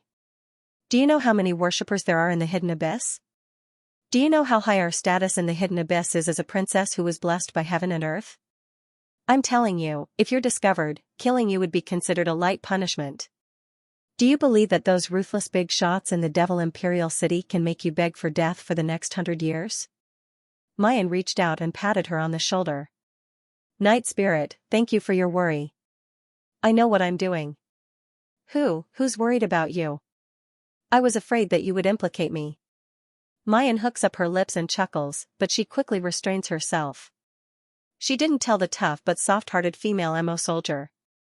She did not intend to give up the competition in a 3-star main city. She wanted to enter the 5-star magic fantasy city and meet the demon race's princess. At the very least, she wanted to personally ask the demon race's princess what she felt about her little uncle master. At the very least, she wanted to see the contract on the 3-life stone with her own eyes and confirm if her little uncle master was still alive. Of course, before that, she had to leave the Hidden Abyss and contact Di Mingju. As her internal injuries recovered over the past 2 days, she slowly recalled the last scene on the floating island. Using one's soul to nurture another, exchanging a life for a life. Di Mingju wanted to sacrifice himself to save her. But at the critical moment, Mu Yan's Shin musician skill, Nirvana of Stars, erupted. Nirvana of Stars is a derivative skill born from the realm of stars. The moment Nirvana of Stars erupted, the realm of stars as a whole rose by 2 stars. In the end, it formed Mu Yan's small Nirvana world. 7 people's bodies and souls were placed in the 7 small worlds. Di Mingju, Yun Ruhan, Qinjiu, Chu Moli, Ling Yuma, Ling Yuxing, Lan Luoyu. Nirvana of Stars will repair the injuries of their bodies and souls in the small world. Only when they are completely healed will they leave the small world. But Mu Yan was too weak at the time, she was no longer able to control these small worlds. After creating a small world for herself, she completely fainted. Now it seems that these small worlds should have inadvertently opened a space barrier passage and sent her to the demon race. But how are Di Mingju and his fellow apprentices now? Have they also arrived at the Xiaoxian continent? Are they still alive and well? Her fingers gently stroke the void spirit ring on her finger. Mu Yan closes her eyes and forces herself to calm down. It's okay, nothing will happen. Di Mingju and his fellow apprentices must still be alive. One day, they will meet again. Min Wei had just come out of seclusion when he heard the news that the Demon Lord is holding a marriage selection for Her Highness in the Hidden Abyss. Elder Min Wei's knees soften, he almost kneels. He hurriedly runs to see Jun Shirtian. Demon Lord, what's going on? Her Highness hasn't been found yet, why are you holding a marriage selection? Didn't you say that Her Highness and Polar Domain's Emperor might? Letting Di Mingju and 2 men serve one wife is already outrageous enough. Now they are actually looking for another son-in-law in the Hidden Abyss. 3 men and 1 woman, one of them is Polar Domain's Emperor, the other is a 3rd-rank inheritor of the Darkeen Sacred Flame. Min Wei feels a little dizzy, he urgently needs to calm down and slow down.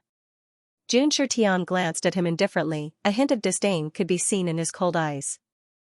Tianhe said carelessly, it's all because of those dogs in the Nether Realm who went back on their words.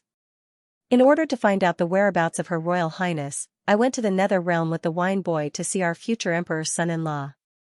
Oh, I should call him the first Emperor's son-in-law now. Pfft. Yao Dao, who was drinking, spat out the water in his mouth. The expression on his face was indescribable. First son-in-law. So it was confirmed that there would be a second son-in-law and a third son-in-law. Wait a minute.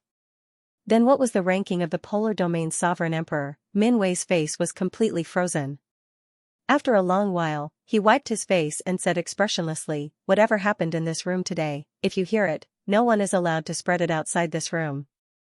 Do you hear me? Seeing that everyone nodded, even Xianxia did not object.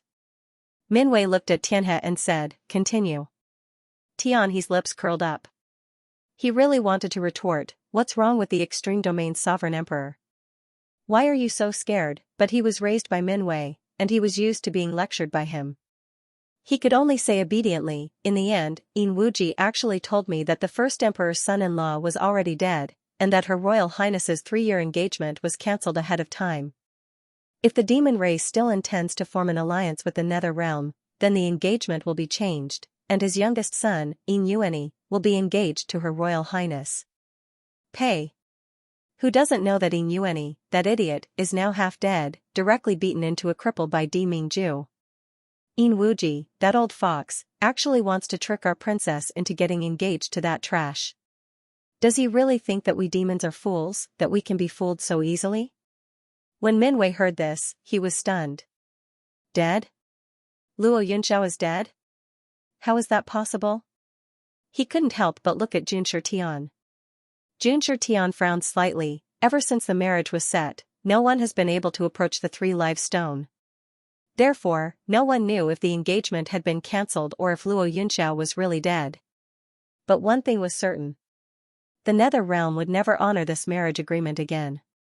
The wine boy also opened his mouth and said, Tianhe and I also tried to inquire about young Master Yunjiao's news in the Nether Domain, but ultimately came up empty-handed. Moreover, Yin Wuji's attitude is very strange. When he mentioned young Master Yunjiao's death, there was not a trace of sadness on his face. It was as if he could not wait for young Master Yunxiao to die earlier. Shui Jiayi's beautiful face showed an expression of anger. Those bastards of the Nether Realm, a beauty like the Emperor's son-in-law should be placed in the room to admire. If they didn't want it, they could just give it to us demons, but they actually killed it. What a reckless waste of God's gifts. There isn't a single man in the Polar Domain, and the people in the Nether Domain are all beasts.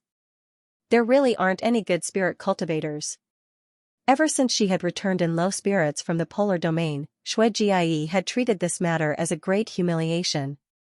Even Polar Domain's monarch and Di Mingju's trusted subordinates are disliked by her.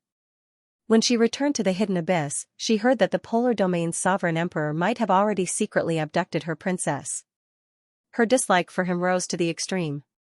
In other words, Tianhe, Wine Boy, Yao Dao, and Shui Jiayi were all shocked by the news. After the shock, they mercilessly cursed Di Mingju. Damn it, their princess was still so young, and the people of their devil race hadn't even paid their respects to her, yet she had already been abducted. Although the young master was indeed very cute, but that was absolutely intolerable. As for Her Royal Highness having 2 husbands? On this matter, Shui Ji and the other 3 had the same thoughts as Xianxia. What's wrong with 2 husbands? Their princess was so noble and unique. Wasn't it too few to have 2 husbands? Only the combination of the 2 best men in the world could barely match up to their princess. Who would have thought that one of the emperor's son-in-law would have a problem? With one less son-in-law, wouldn't Di Mingju have it easy? What if this hypocritical human bullied their princess in the future? Thus, the 4 of them came up with such a whimsical idea. Among the young geniuses of the Hidden Abyss demon race, the most outstanding and handsome male demon would be chosen to become the fiancé of the princess. At that time, even if the princess really likes Di Mingju and wants to marry him to the Polar Domain, with this second prince's son-in-law by her side, she won't be bullied by the people of the Polar Domain. As Min Wei listened to their chattering narration, he once again wiped his face with great difficulty. He really wanted to shout at these naive fellows. What do you take the Polar Domain Empyrean Lord to be, first Fuma, second Fuma, and third Fuma, letting the polar domain's sovereign emperor share a wife with another man. To think that you can think of it, Tianhe refused to accept it. Human men have 3 wives and 4 concubines, why can't our princess? Could it be that our princess's nobility and excellence can't compare to those stinking men? Minwei thought, it's really tiring to talk to this group of silly demons. He coughed lightly and looked at Jun Shirtian. Demon Lord, have you really thought it through? Jun Shirtian's eyes were cold as he sneered, I sent someone to the polar domain to ask Di Mingju, but he didn't even want to meet me. Since that's the case, I'll let him come over obediently. Minwei stared blankly, then immediately understood. Those guys from Tianhe came up with this marriage selection, it was indeed nonsense. But Jun Shirtian agreed, his intention was definitely not just a child's play. During this time, the demon race almost sent most of their spies to the mortal world to search for the whereabouts of the princess, but in the end, they found nothing. Now that young Master Yun Zhao's whereabouts are unknown, the marriage contract of 3 lives can't be investigated. The only way to find the princess is Di Mingju. If Di Mingju and the princess really have feelings for each other, when he heard that Jun Shirtian wanted to marry the princess, he would definitely come to obstruct them. If Di Mingju mercilessly turned a blind eye to it, then the princess would break all ties with him, and this marriage selection could also choose an excellent husband for the princess. Jun Shirtian's mouth curved into a cold smile, what's the big deal about the election in the hidden abyss? If Di Mingju doesn't come, I can still hold a banquet and invite all the demon cultivators, important cultivators, and spirit cultivators in the Xianxia continent. Looking at the 3 realms and 6 paths, I don't believe that my daughter can't find a better one than Di Mingju. Minwei swallowed his saliva and finally swallowed back the words he was about to say. Forget it, he couldn't care less about this. What's more, the demon lord was not wrong. The news of Her Royal Highness was close at hand, but they couldn't find her. Di Mingju clearly knew, but refused to tell. If it was him, he would also be angry, since the demon race was unhappy, then naturally they would make other people unhappy as well. Well, in this marriage selection, they must find a good enough and handsome husband for Her Royal Highness. At that time, let Di Mingju regret it. But Jun Shang, young Master Yun Zhao's death should be a bit strange, should we go check it out? After all, he was their princess's ex-fiancé. Jun Shirtian slightly lowered his eyelids, covering the complicated light in his eyes. He whispered, no need. The actual competition for the betrothal contest would only begin in the afternoon. But early in the morning, the square in the center of Blood Flame City was already packed with people.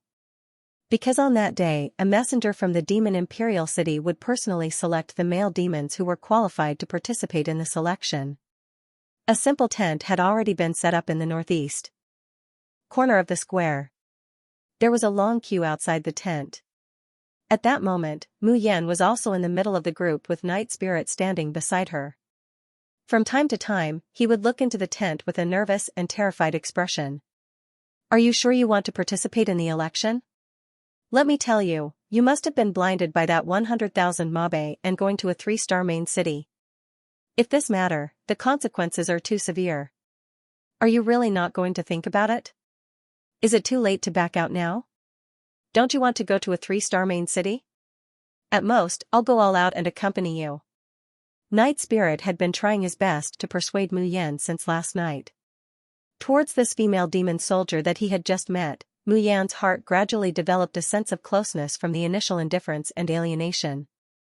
Especially after he learned that Night Spirit wanted to eat him and his cultivation had dropped from rank 5 to rank 3. The demons were indeed cruel and bloodthirsty. But they were also straightforward and cute. Mu Yan patted Night Spirit's shoulder lightly, indicating for her to calm down. She said casually, if I win 100,000 mabe, I'll give you half. What? Night Spirit's eyes widened as she gulped. Half of 100,000 mabe, that was 50,000 mabe. If she had 50,000 mabe, you're serious? Mu Yan smiled. So, can you shut up and watch quietly?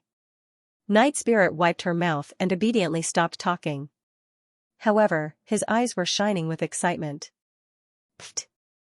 A mocking sneer came from the front. A weakling with thin arms and legs like you wants to win 100,000 mabe? Don't make me laugh to death. Ha ha ha. Mu Yan looked up and saw that the one who spoke was a muscular man with a donkey's face and a horse's mouth. Logically speaking, those who could participate in this selection were all young talents of the demon race. But this person's appearance, in the eyes of humans, was no different from a middle-aged uncle. Mu Yan thought of her little uncle master's peerless elegance, then looked at the muscular man in front of her, as well as the grotesque appearance of the people in the team. She couldn't help but want to cover her face. How blind was that demon princess? After having little uncle master as her fiancé, she could actually accept choosing a husband from these crooked melons. Seeing Mu Yan look over, the donkey-faced demon immediately raised his hands and made a clenching motion. The muscles on his chest and arms immediately bulged out. Oh, it also made him look even more grotesque.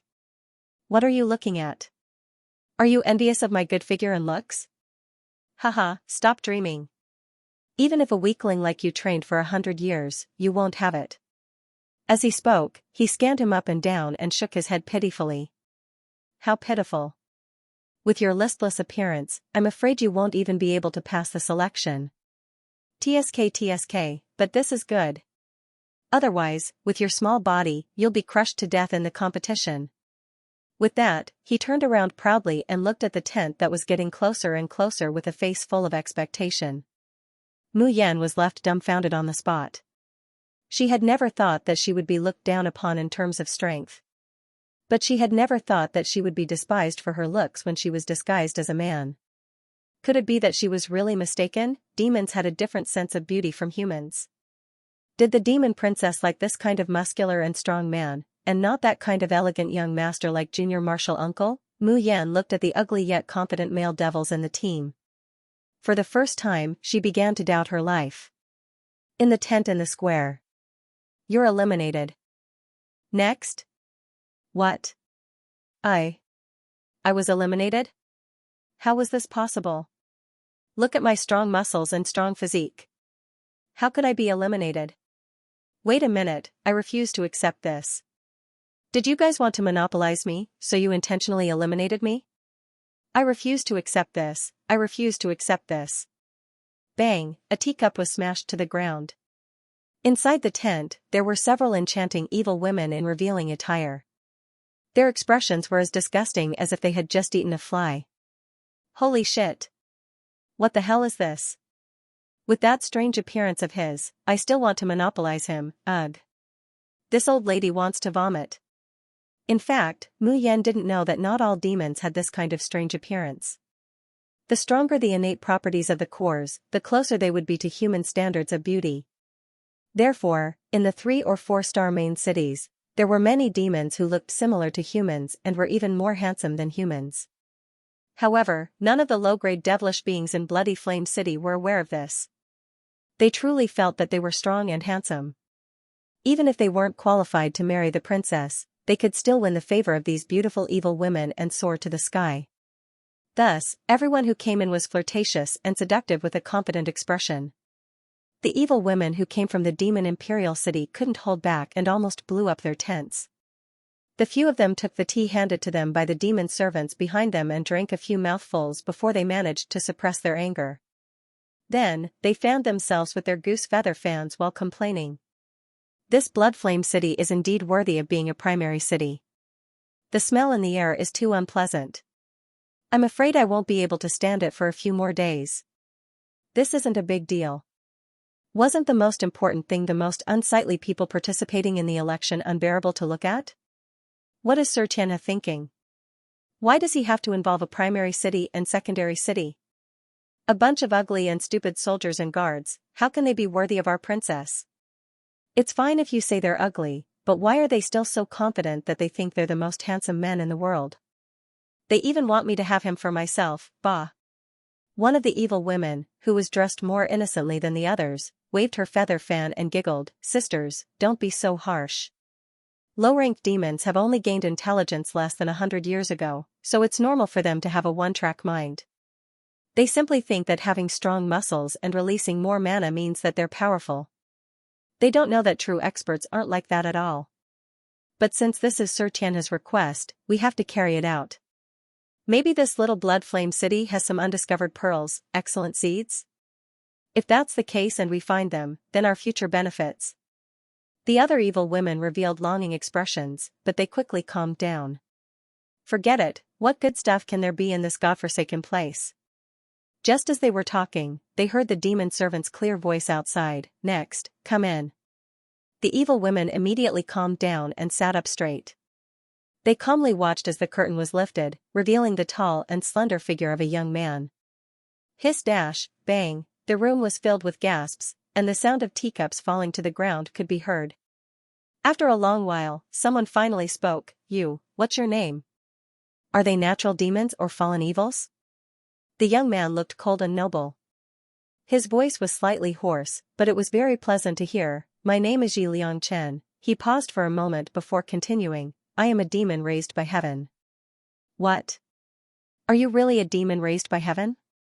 The evil women all sat up straight. The one in the middle said, "Why don't you release a strand of evil energy for me to see?" Mu Yan slightly lowered her eyelids and spread out her slender white palm.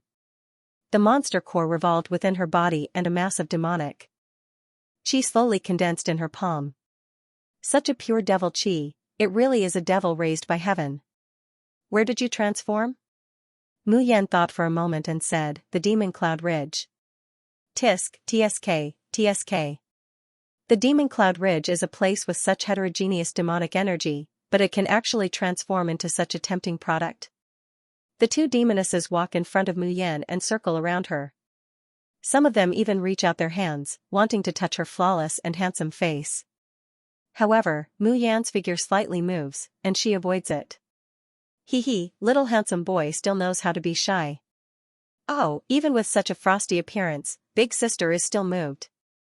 How about you don't participate in the competition and just go back with Big Sister? Big Sister will take care of you, okay?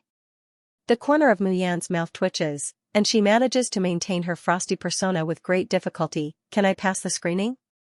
Pass. If a person of such quality like you can't pass, then all the ugly people in Blood and Flame City can just go die. Oh, I didn't expect that we would really find such a fine product in this trip to a 5-star main city. Even if this kind of stunner can't become the son-in-law, it's not bad to let the princess raise him as a plaything. Several demonesses gather together and excitedly comment on her, completely not caring whether Mu Yan will hear them or not. But even if we want to give him to the princess, at least his strength can't be too weak, right? If he can't even win the competition in a 1-star main city, wouldn't we be laughed at by others when we bring him to the Demon Imperial City? But look at his thin arms and legs, those boorish fellows outside can beat him up with just one punch. I think we should do this, specially pick a few weak people and put them in the same group as this little demon. Let him win a few matches first, and then I think this method is feasible. Or else we can kill and cripple all the other ugly people overnight, leaving only this little demon. Wouldn't he be the one and only winner? Ha, I think this is also good. Mu Yan, is it really good for you to discuss how to help me cheat in front of a contestant like me? Okay, you've passed the screening. Next, work hard to fight in the competition, okay? I know it's not easy, but little handsome boy, you have to at least win one match with your own strength, then we can help you settle the rest. After all, the competition is in the afternoon, and there's still too little time to play tricks now. Therefore, in the first round, he could only try his best to pit this handsome devil against a weaker opponent so that he would have a greater chance of winning. Mayan expressionlessly says, "Isn't it said that strength is the most important thing in choosing a husband for the princess?" TSK, that's for those ordinary people. That face of yours is worth 100,000 demon soldiers. Strength and whatnot, those are just fleeting clouds.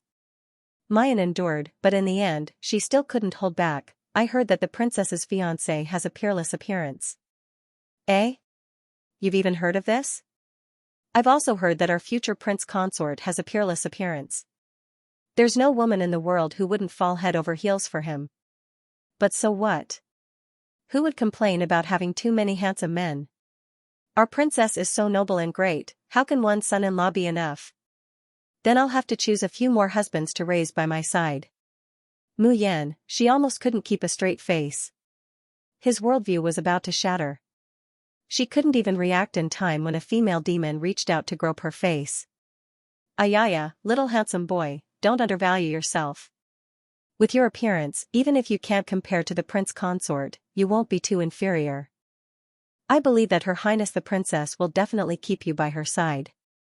Mu Yan staggered out of the tent. Night Spirit hurriedly went up. Yi Liangchen, how was it? Did you pass the selection?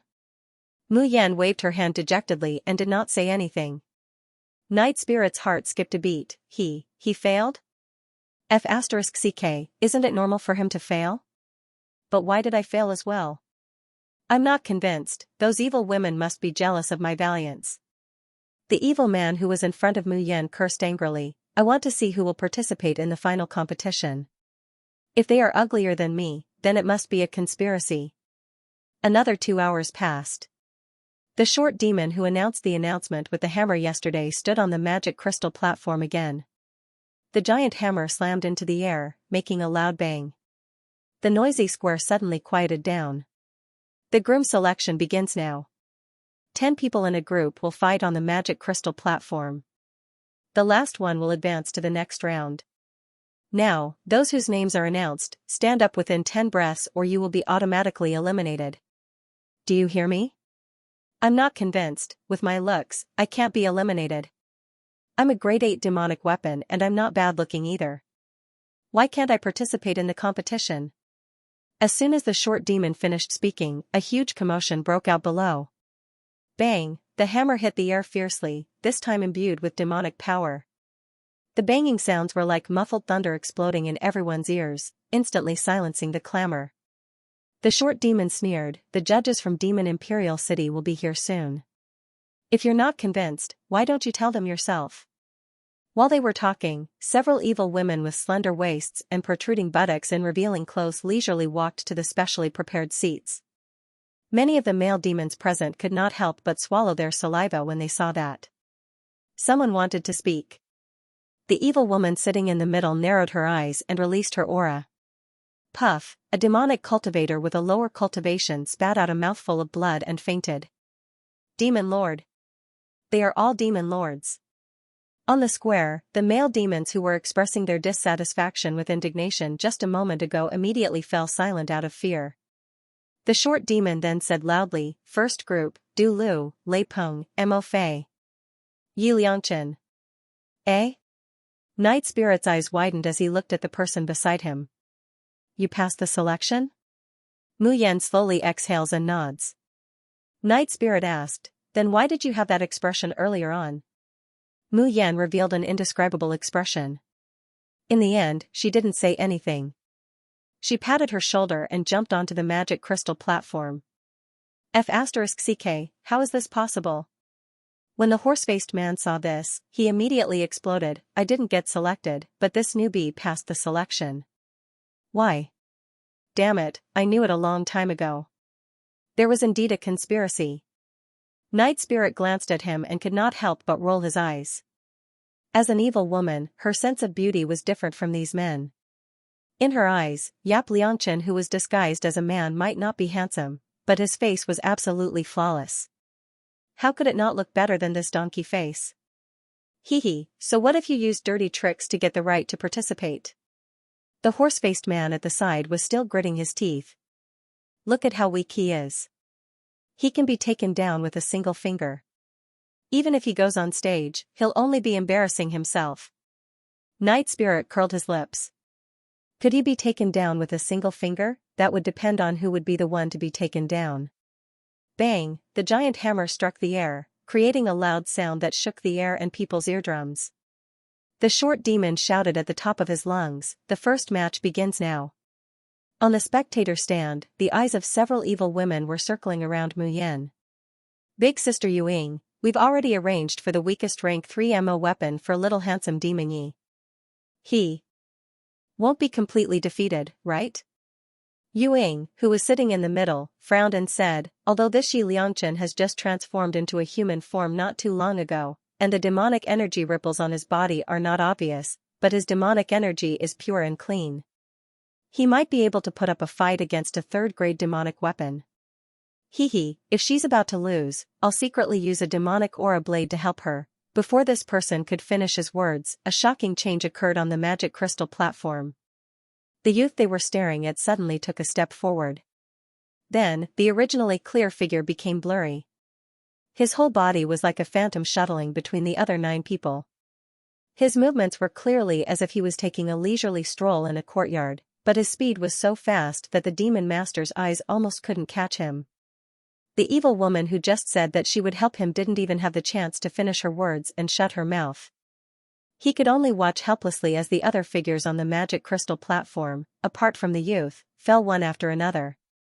In the end, the youth's slender figure slowly stood in front of the short demon, Maya. A pair of pitch-black peach blossom eyes casually landed on Maya. Does this count as a win? Or do you want me to kick them off the platform? Maya could not help but gulp. The giant hammer in his hand trembled slightly. After a long while, he finally found his voice and said with a sharp voice, "The winner of the first group competition is Xianxia." The square of Blood Flame City fell into a strange silence. Even Yuang and the others on the spectator stand fell into a trance and a state of disbelief. Until the youth who was declared the victor slowly walked down the magic crystal platform. The 3 of them suddenly came back to their senses. Little demon is actually this strong? Did you see that? What kind of speed is that? Even with my eyesight, I couldn't catch it. Do you think we picked up a treasure? The 3 of them looked at each other and saw the excitement in each other's eyes. He had looks, strength, pure magic, and was so young. He was clearly a strong contender for the position of the Emperor's son-in-law. The moment Mu Yan stepped down from the fiend crystal platform, Night Spirit pounced over and hugged her. "Ha ha ha, Yap Liangchen, I knew you were powerful." But after hugging for a while, he felt a sharp gaze piercing his back. The moment Night Spirit turned around, she immediately noticed 3 seductive demonesses staring at her from the platform. His eyes were filled with judgment and ruthlessness, as if he wanted to eliminate the root of the problem.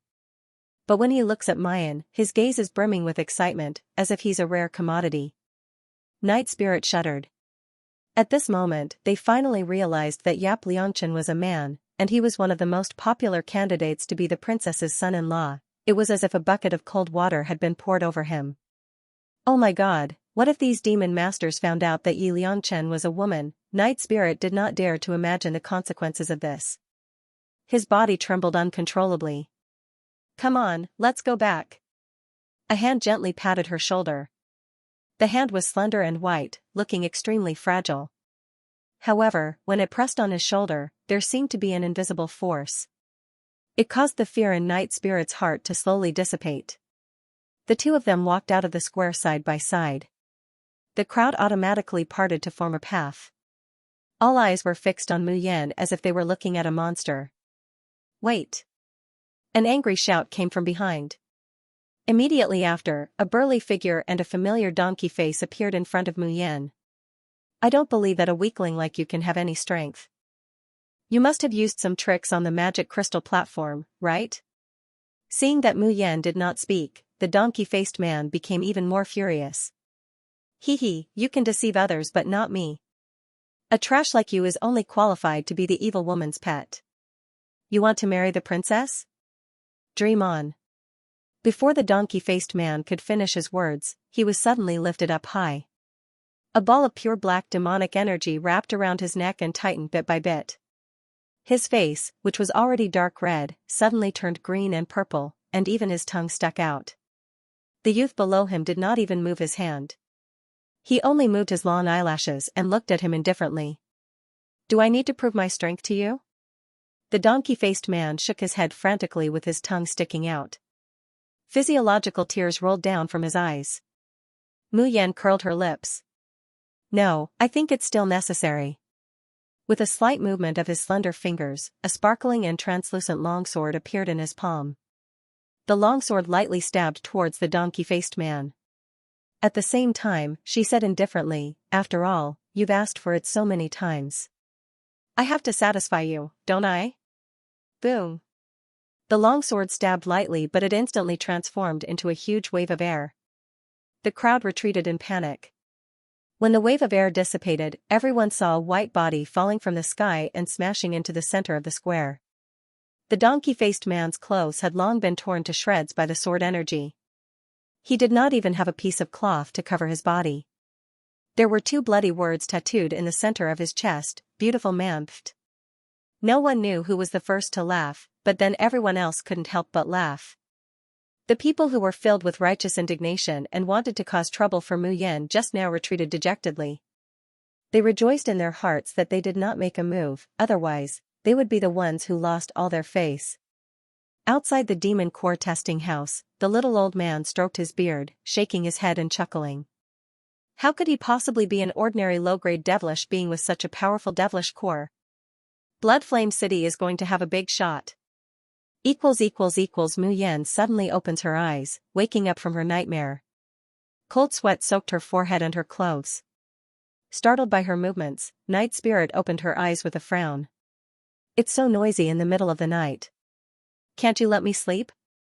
When he realized that it was Mu Yan who had woken him up, Night Spirit retracted his impatient expression and asked carefully, "Yi Liangchen, what's wrong? Are you worried about the last match tomorrow morning?" The competition in Blood Flame City had already been going on for half a month. And Night Spirit's worship and reverence for the girl in front of him had reached the point of prostrating before her. If there were any major changes in Blood Flame City in the past half a month, then Yi Liangchen would definitely be the first to bear the brunt. There was no need to talk about the evil women. Whenever there was a competition related to Yi Liangchen, the evil women in the city would swarm over and surround the entire square. As soon as Yi Liangchen appeared, their screams and shouts could even overturn the barrier of Blood Flame City. Even those male devils who had looked down on thin and weak pretty boys were attracted to them. At this moment, all of them treated Yi Liangchen as their idol. Previously, it was also said that the fiend race adhered to the principle of the strong being respected. As long as one was strong enough, no matter if they were beautiful, ugly, kind, or cruel, they would be respected and respected by the evil men. During this period of time, Yi Liangchen, this young man, had displayed the word strong to the fullest. In each competition, he never took more than 10 breaths to defeat his opponent. The way he defeated his opponent was so fast that not many people could see it clearly. In the end, people weren't worried that he couldn't win. They only hoped that he could fight a little longer so that they could admire him a little longer. Now, everyone in the city, regardless of gender, felt proud to be able to watch Yi Liangchen's competition up close. If someone was lucky enough to stand next to him before the competition, then, he or she would be envied by all the evil men. Around the city, many shops had Yi Liangchen's clothes, Yi Liangchen's hairband, Yi Liangchen's shoes. Many inns even waved handfuls of mabe to invite Yi Liangchen to stay for free, but they were all rejected. Even though his fame was at its peak, he still chose to stay in Night Spirit's rundown house. Night Spirit felt that he couldn't see through this girl in front of him. Ordinary people would become famous overnight, and in the face of such false fame and benefits, they would already be floating with excitement. However, the person in front of him seemed to have long been accustomed to this kind of thing. She was calm, neither humble nor arrogant. It was as if everything that was happening in front of her was the most ordinary thing that wasn't worthy of her expression. Then, what would make her change her expression? Was it the things that she had experienced before? Everyone had no doubt that Yi Liangchen was a heaven-raised devil. This was because no fallen evils could possess such pure spiritual qi without any impurities. However, only Night Spirit knew that this girl was definitely not a heaven-raised fiend that was transformed from the demon Cloud Ridge. She had seen with her own eyes that her body was covered in blood, and that she looked like a pure human without any demonic aura. Also, the energy she used to kill the corpse puppet was clearly not magic power. Just as Night Spirit was deep in thought, Mu Yan stood up slowly and opened the windows. The air in Bloodflame City was very smelly. As soon as the window was opened, the smell of blood mixed with the stench of decay assaulted their nostrils. However, Mu Yan did not seem to notice it at all. She only looked at the sky that was covered by the demonic energy and the red mist. Were you a spirit cultivator before? Finally, Night Spirit could not help but ask the question in his heart. The person in front did not speak. Just as Night Spirit thought that she was not going to reply, he heard a low yet melodious voice. My father is a fiend cultivator, or rather, a fiend nurtured by heaven. Night Spirit's eyes widened in disbelief. What did you say? You were born from a demon raised by heaven? How was this possible? Do you know how rare it is for a heaven-raised devil to have offspring? No, wait a minute. Now that you mention it, it makes sense. Night Spirit's eyes lit up as an idea struck him. No wonder you look like a human but not a fallen evil. You even have such pure demonic chi. So, you're the descendant of a heaven-raised fiend? Who's your father then? Does he live in a 4-star or 5-element city? While it was extremely rare for a heaven-raised fiend to give birth to a descendant, it was not impossible.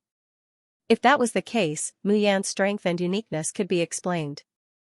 The person before him was clearly a fiendish cultivator and a spirit cultivator at the same time. Mu Yan shook her head. I don't know. I've never met my biological father. He abandoned you? Night Spirit had a look of disbelief. Is there something wrong with your father's head? How rare is it for a heaven-raised fiend to give birth to a descendant? That's a gift from the fiend celestial and he abandoned you. Mu Yan curled her lips and did not reply. Trash. He's worse than a human. You should find a scumbag father like him and kill him on behalf of the fiend celestial before snatching away all his treasures and wealth. Mu Yan recalled Ning Yanqing's death. Lowering her gaze slightly, she said, I'll consider it. Suddenly, Night Spirit thought of something and said with a look of realization, so, you disguised yourself as a man and participated in the princess selection because you wanted to look for your father, right? Mu Yan replied indifferently, I'm not interested in looking for him. However, if I have the chance to meet him, I'll have to ask him in person as well. I understand. You must have accumulated a stomach full of complaints to throw at him for abandoning you like that. That's only human nature. Night Spirit hugged her shoulders and sighed with an understanding expression. If only you were really a man. As long as you marry the princess, no matter who your scumbag father is, you'll be able to crush him and make him regret abandoning you in the past. With the princess and the fiend celestial backing you, you'll be the strongest in the hidden abyss, hee hee. Mu Yan, she decided not to tell Night Spirit that she was going to settle scores with the princess on behalf of little Uncle Master. She did not want to scare this female fiend soldier to death. The orange light of dawn shone through the thick fog and barrier above the hidden abyss, covering the entire city in a layer of golden red light. The sky had not brightened yet and countless devils had already swarmed over, crowding the square until not even a drop of water could trickle through. The short demon jumped onto the magic crystal platform and cleared his throat, which had become hoarse from shouting for the past 2 days. The hammer slammed down heavily. All of you, quiet down. I hereby announce that the last round of the demon race's princess's marriage selection, Blood Flame City, will now begin. Let's welcome the 10 contestants. Rank 7 Ammo Weapon, Sky Dragon. Grade 7 Ammo Weapon, Wild Cloud. Rank 8 Ammo Weapon, Peaceful Peace. Rank 8 Ammo Weapon, Black Wind. The last one, the short demon abruptly raised his voice, completely disregarding the fact that his voice had cracked.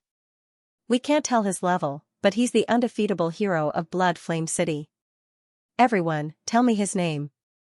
As soon as he finished speaking, a tsunami of screams rang out from below. Yap Liang Chen. Yi Liang Chen. Yi Liang Chen. Night Spirit blended into the crowd, stretching his neck and shouting.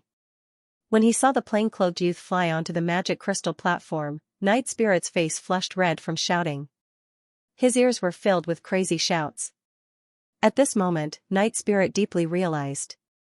Yi Liang Chen, the girl he had picked up from the Demon Cloud Ridge, was destined to become a legend of Blood Flame City.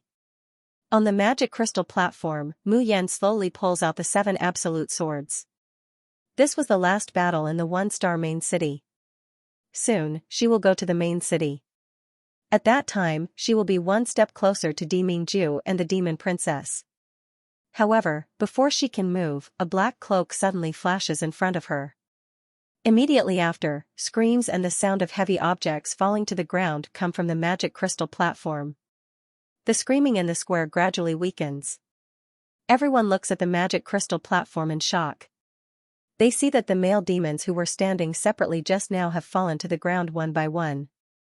Blood gurgles out from his chest, dyeing the magic crystal platform red. At this time only Yi Liang Chen and the rank 8 demon soldier He Feng are still standing on the platform. No. On the platform, the short Maya exclaims, Heifeng's rank actually rose to the 9th rank in such a short time.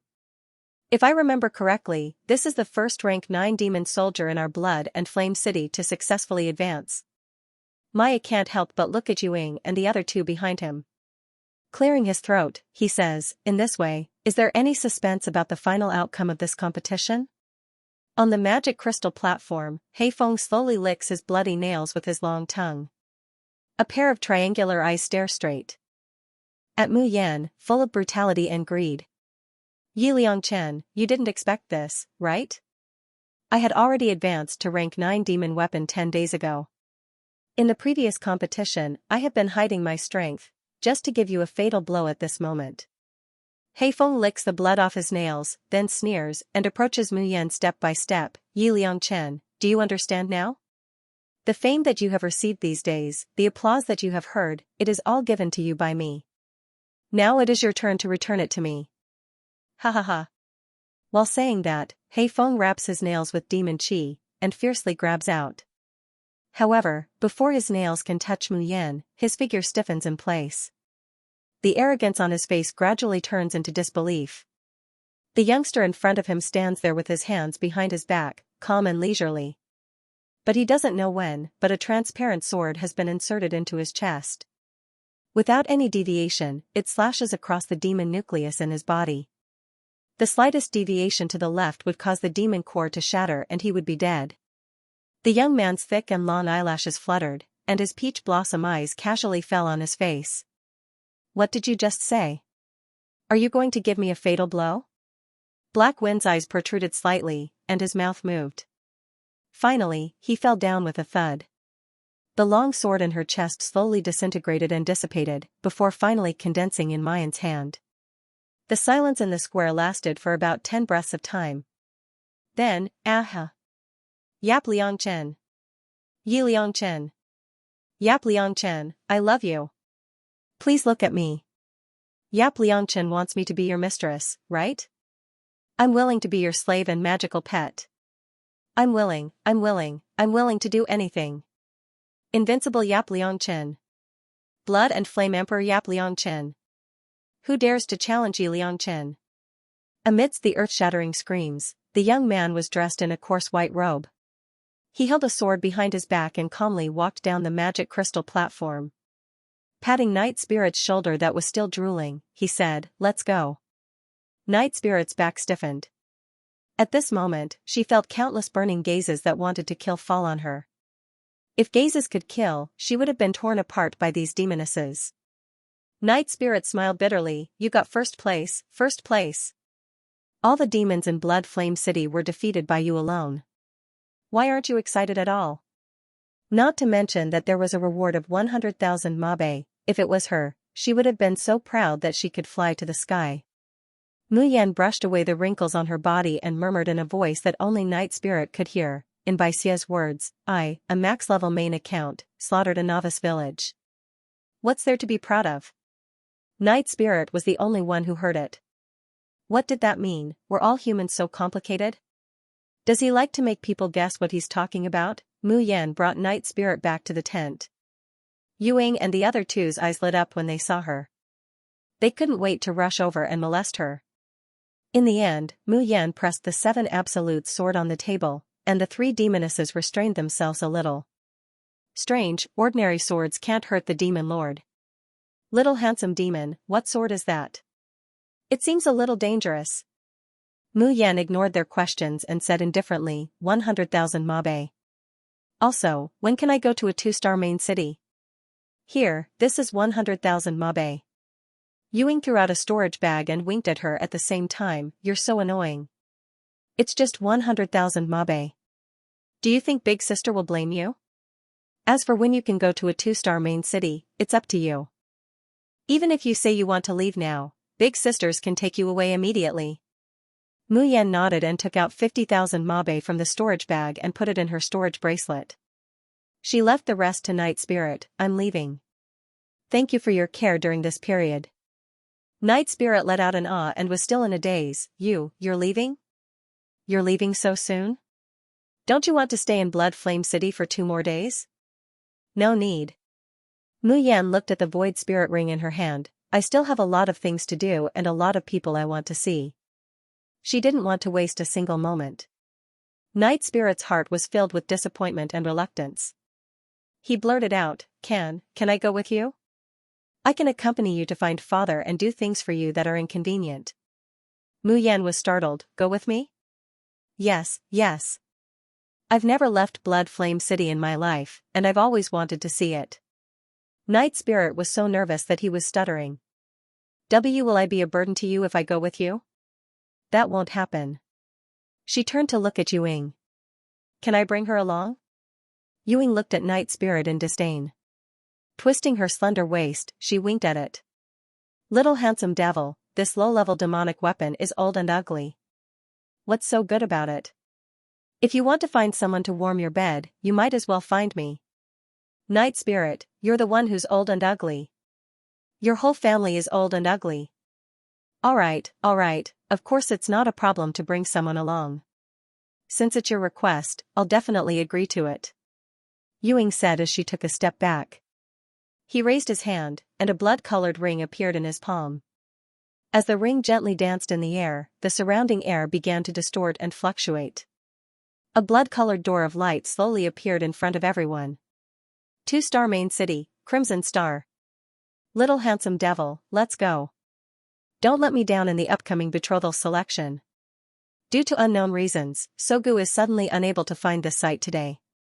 Dear readers, please remember this site's domain name, Booksea Pavilion, and find your way home, Nether Region Imperial City.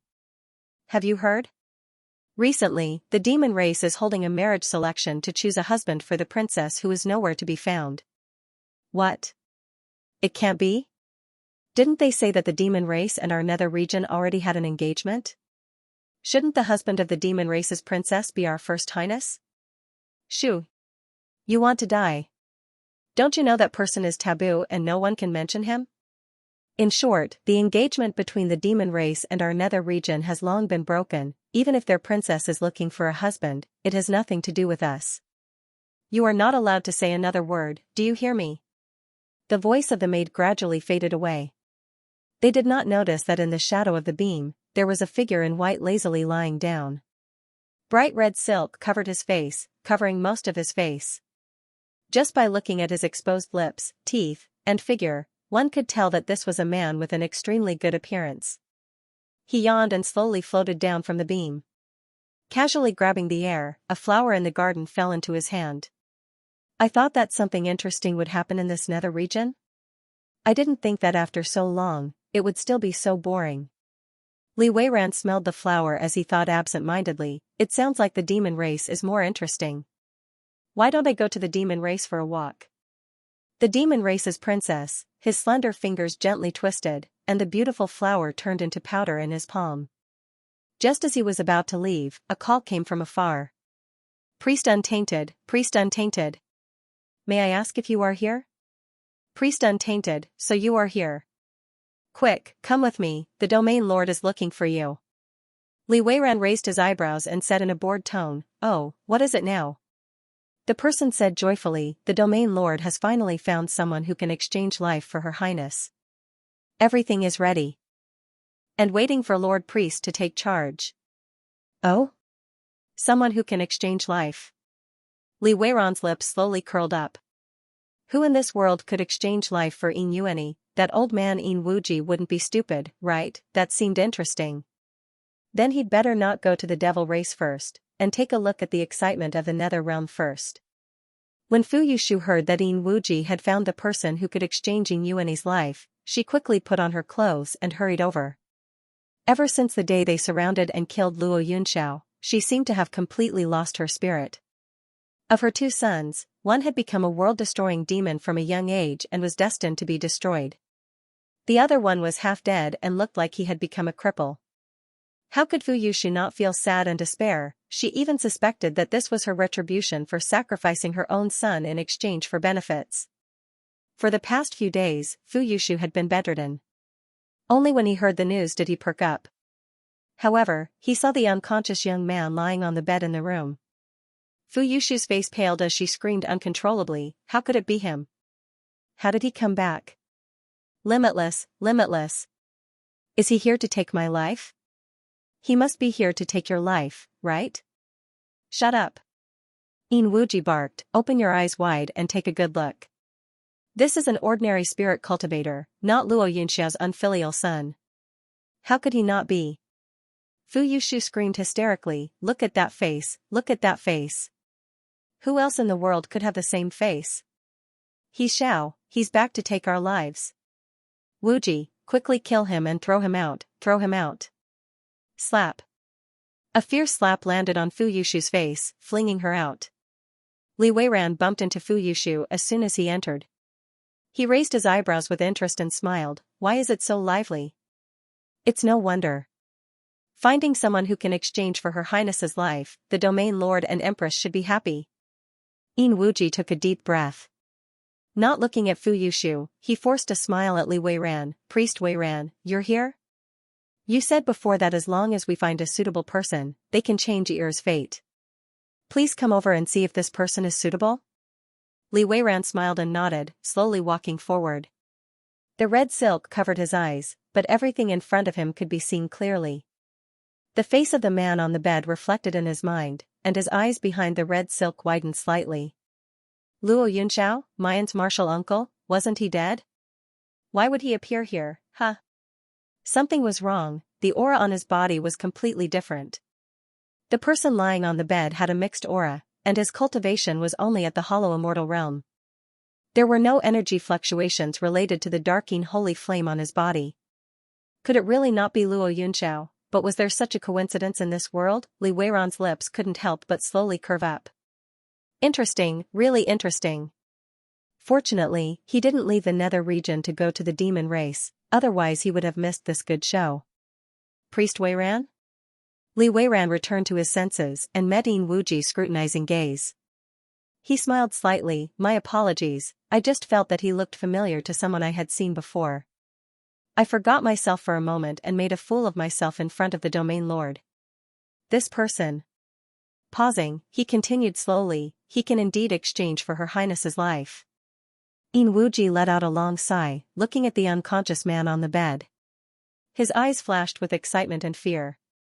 This person was fished out of the river of forgetfulness. When he first saw his appearance, Wuji also turned pale with fright.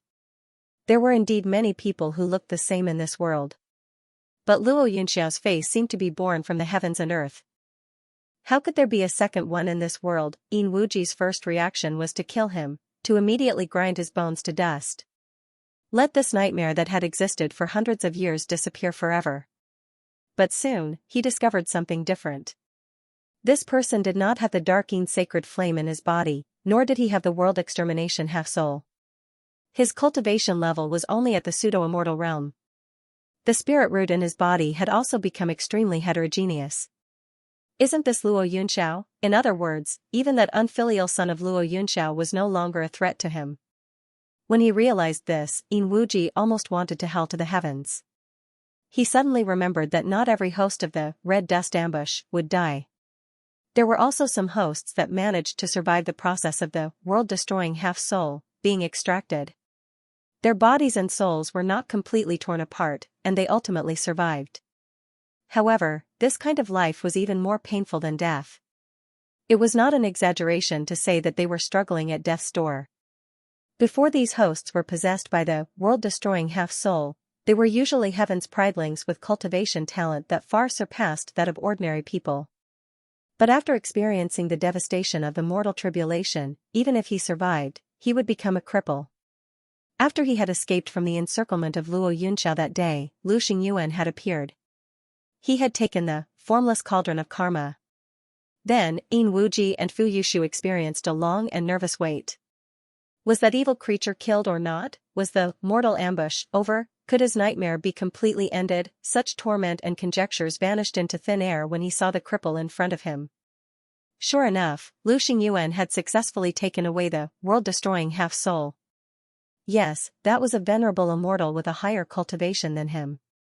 How could he not succeed? Wuji looked excitedly at the unconscious Luo Yunxiao. Another thought came to his mind.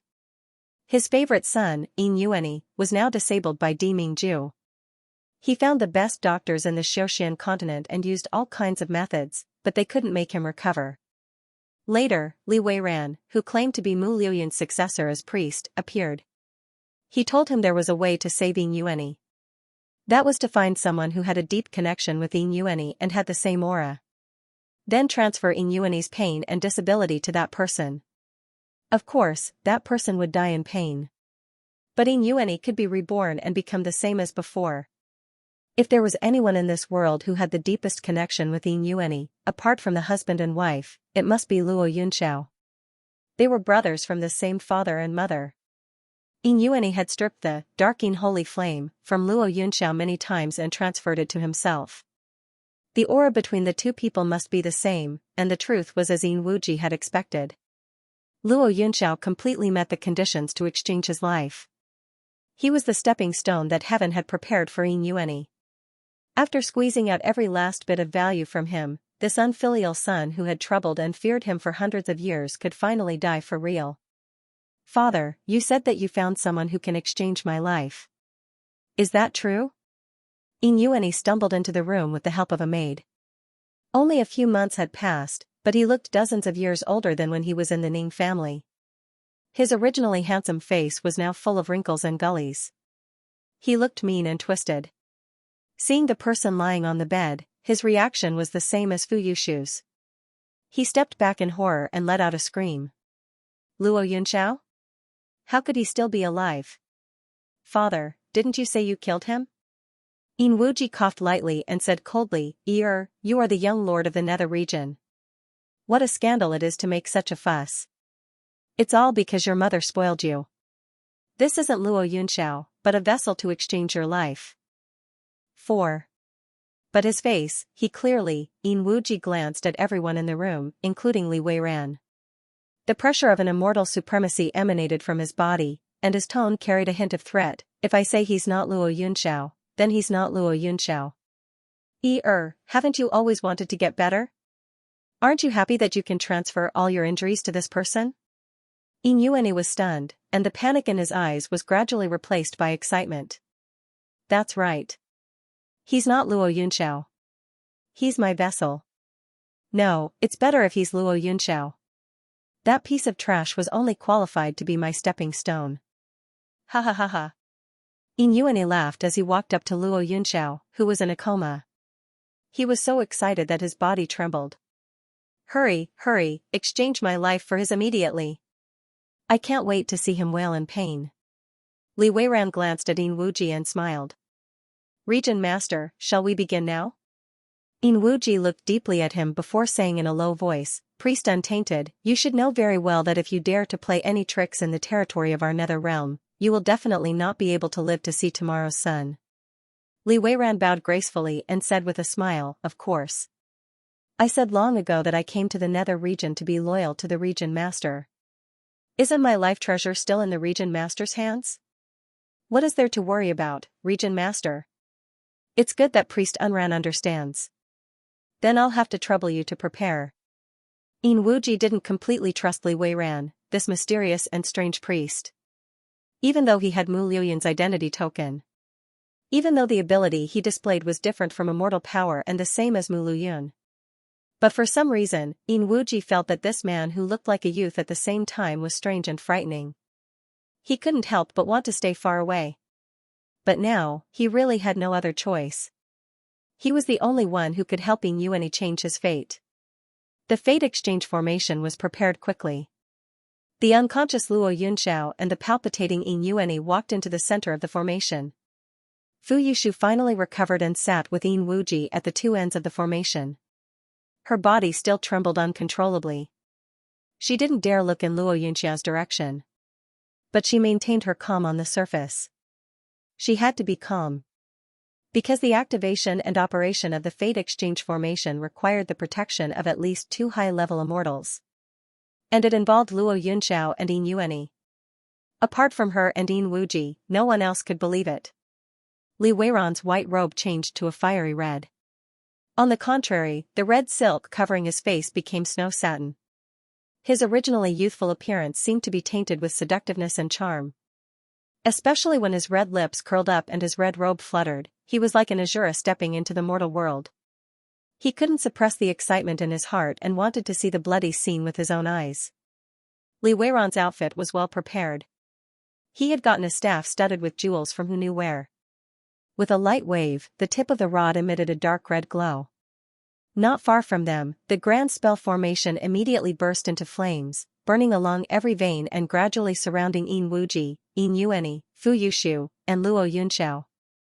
After that, I have nothing to do with it, right? Li Weiran yawned and leaned lazily on the windowsill. The sun was shining brightly outside the house, and the golden light shone on the flowers that were vying for beauty. It was beautiful and enchanting. However, the interior of the palace was dark. The imperial family of the Nether Realm was completely engulfed in the raging flames of the mortal world. A family, heh? Li Weiran let out a mocking laugh. With a wave of his hand, the beautiful flowers outside the window suddenly withered, as if someone had sucked all the moisture out of them. Almost at the same time, a scream came from the array. Ah!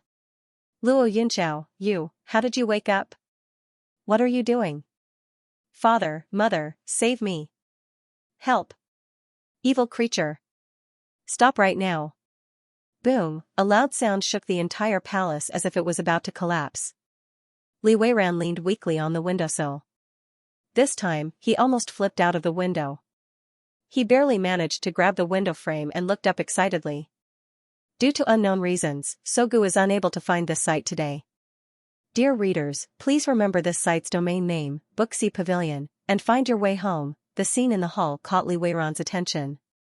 His eyes widened and his breathing stagnated. The fire he sent out had already dissipated. The swirling dust filled the palace, blurring one's vision. But with Li Weiran's cultivation and eyesight, how could he not see clearly that man in spotless white robes, fiery red eyes, and flowing silver hair? He had a face that would make any man in the world jealous. As clear as the mountains and rivers, as ethereal as the moon and stars. But at this moment, the mountains and rivers were frozen. The stars and moon were tainted by blood and coldness. He was like an Azura without blood or flesh. He was emotionless, without desire or love, only cold indifference and careless cruelty. His slender white fingers were like a work of art carved from fine jade. With a gentle wave, Yin Yuanyi flew into the air and was nailed to a pillar in the hall. Aha! A shrill scream came out of Yin Yuanyi's mouth, accompanied by splatters of blood. The dust and pebbles that had fallen from the roof all stabbed into Yin Yuanyi's body and face. At this moment, it was impossible to tell whether his face was old or young, because at a glance, it was filled with densely packed bloody holes. It was nauseating. Help! Help! Imperial Father, Imperial Mother, please save me. It hurts, it hurts. Yin Wuji clutched his burning chest and looked at Luo Yunxiao in horror. How did you survive? How did you become so strong? Fu Yushu looked at the wailing Yin Yuanyi with tears in her eyes. Little Xiao, don't do this. Yuanyi is your brother, your biological brother. You can't do this to him. Mother, I beg you, please let him go, and let us go too. Luo Yunxiao found a chair and sat down. She poured herself a cup of tea but didn't drink it. Instead, she held it in her hand and looked at it slowly. Just when Fu Yushu thought he didn't want to talk to her, she heard the man's cold and magnetic voice. Sure. Fu Yushu was delighted and her eyes were filled with excitement. Little Xiao, I know you're the kindest and most obedient. Before she finished her words, Luo Yunxiao continued, only one of you can live. If you want us to let Yin Yuanyi go, you can kill yourselves. Fu Yushu's eyes widened. Yin Wuji cursed loudly, you unfilial son, I should have strangled you to death when you were born. Luo Yunxiao frowned slightly and revealed a puzzled expression. Don't you love this son very much? He glanced at Yin Yuanyi. You can sacrifice anyone else's life for him. Why can't you sacrifice yours? I'll kill you. Yin Wuji let out an angry roar. His natal sword was unsheathed, and the netherworld fire leaped up as it screeched and slashed at Luo Yunxiao. However, in the next moment, the sword was intercepted in midair. The tenacious netherworld flame seemed to have met its nemesis as it was completely swallowed. Yin Wuji let out a blood-curdling scream and hurriedly withdrew his hand, wanting to retreat. However, in the next moment, his throat was grabbed by an ice-cold hand, and he fell to the ground. Bang! There was a loud noise, followed by a sharp pain at the back of his head, making Yin Wuji dizzy. His face twisted violently because of the pain. It wasn't until the buzzing sound dissipated that he heard the man's gentle and pleasant but indifferent voice. The ancient books of cultivation in the Netherworld region are all related to flames. However, the Netherworld holy flame can restrain all flames in the world. Yin Wuji, you can take a few more moves from Deming Ju, but in front of me, you're worse than a dog. Don't you know this? Yin Wuji's eyes widened, the veins on his forehead bulging. He desperately tried to circulate the divine power in his body. But it was just as Luo Yunxiao said. The Netherine sacred flame was the most supreme flame in the world. His Netherworld flame and all the books related to fire that he cultivated, in front of the dark Yin holy flame, did not have the slightest ability to fight back. He couldn't even use it. He glared at Luo Yunxiao, his eyes full of shock and unwillingness. How did you survive? Lu Xingyuan would never allow you to live. You're not Luo Yunxiao, who are you? His long eyelashes slowly drooped. They covered the cold and dark light in his crimson eyes. His hand brushed lightly. Cracking sounds came from Yin Wuji's hands and feet. That was the sound of the bones in his limbs breaking inch by inch. Yin Wuji let out a mournful scream and almost fainted. He was the heir of the Netherworld region from birth. When he came of age, his cultivation had already reached the peak of golden immortal. It could be said that he had never suffered like mortals did in his life. He didn't even know how cruel and terrifying the torture he had inflicted on Luo Yunxiao was. Luo Yunxiao listened to his cries, but there was still no change on her handsome face. She only answered him indifferently, Lu Xingyuan did not allow me to live in this world, but I killed him. No, impossible. How is this possible? Yin Wuji's forehead was covered in cold sweat as he shook his head frantically. Lu Xingyuan was a venerable immortal, a brilliant disciple of Bodhidharma. He also had the formless cauldron. How could you kill him? Suddenly, Yin Wuji's pupils shrank and his screams came to an abrupt end. He looked in horror at Luo Yunxiao's dantian. Extreme fear almost broke his voice. The world-destroying half-soul was not taken out. You fused with it. Luo Yunxiao's lips curved slightly. Father, you guessed right. This was the first time he smiled since his rebirth. But Yin Wuji only felt despair, his body trembling uncontrollably. How was that a human smile? It was clearly a devil, an Azura that had crawled out from the abyss of hell. After that, he stood up, raised his hand, and nailed Yin Wuji to the pillar next to Yin Yuanyi. His deep and cold blood-red eyes looked at Fu Yushu. Fu Yushu let out a short scream and fell to the ground. Then, she quickly knelt on the ground and crawled toward Luo Yunxiao while crying and kowtowing. Little Xiao, it's Dad and Mom's fault, but we're your parents after all. After all, we've raised you for so many years. Please spare us, please spare us. Luo Yunxiao slowly squatted down. Her voice was cold and magnetic. What should I do? Now that I hear you crying and begging, I think of your biased and cruel past, but I don't feel anything in my heart. The crimson-red pupils met Fu Yushu's frightened tearful eyes, and the bottom of his eyes was calm. I didn't come to the nether realm for revenge, I didn't want to take back anything. Fu Yushu trembled all over and cried, Little Xiao, since you didn't come for revenge, then please let us go. Let us go, okay? Mom will kowtow to you, kowtow to you. She banged her forehead on the ice-cold bluestone floor. Without the protection of immortal power, a large part of her forehead was soon broken, and blood flowed out. Luo Yunxiao looked down at her with an indifferent expression, as if he was looking at an ant struggling for its life. Fu Yushu looked up at that pair of bloody eyes and felt her heart sink bit by bit. She suddenly gritted her teeth and secretly pinched something in her right palm. She did not show it on her face.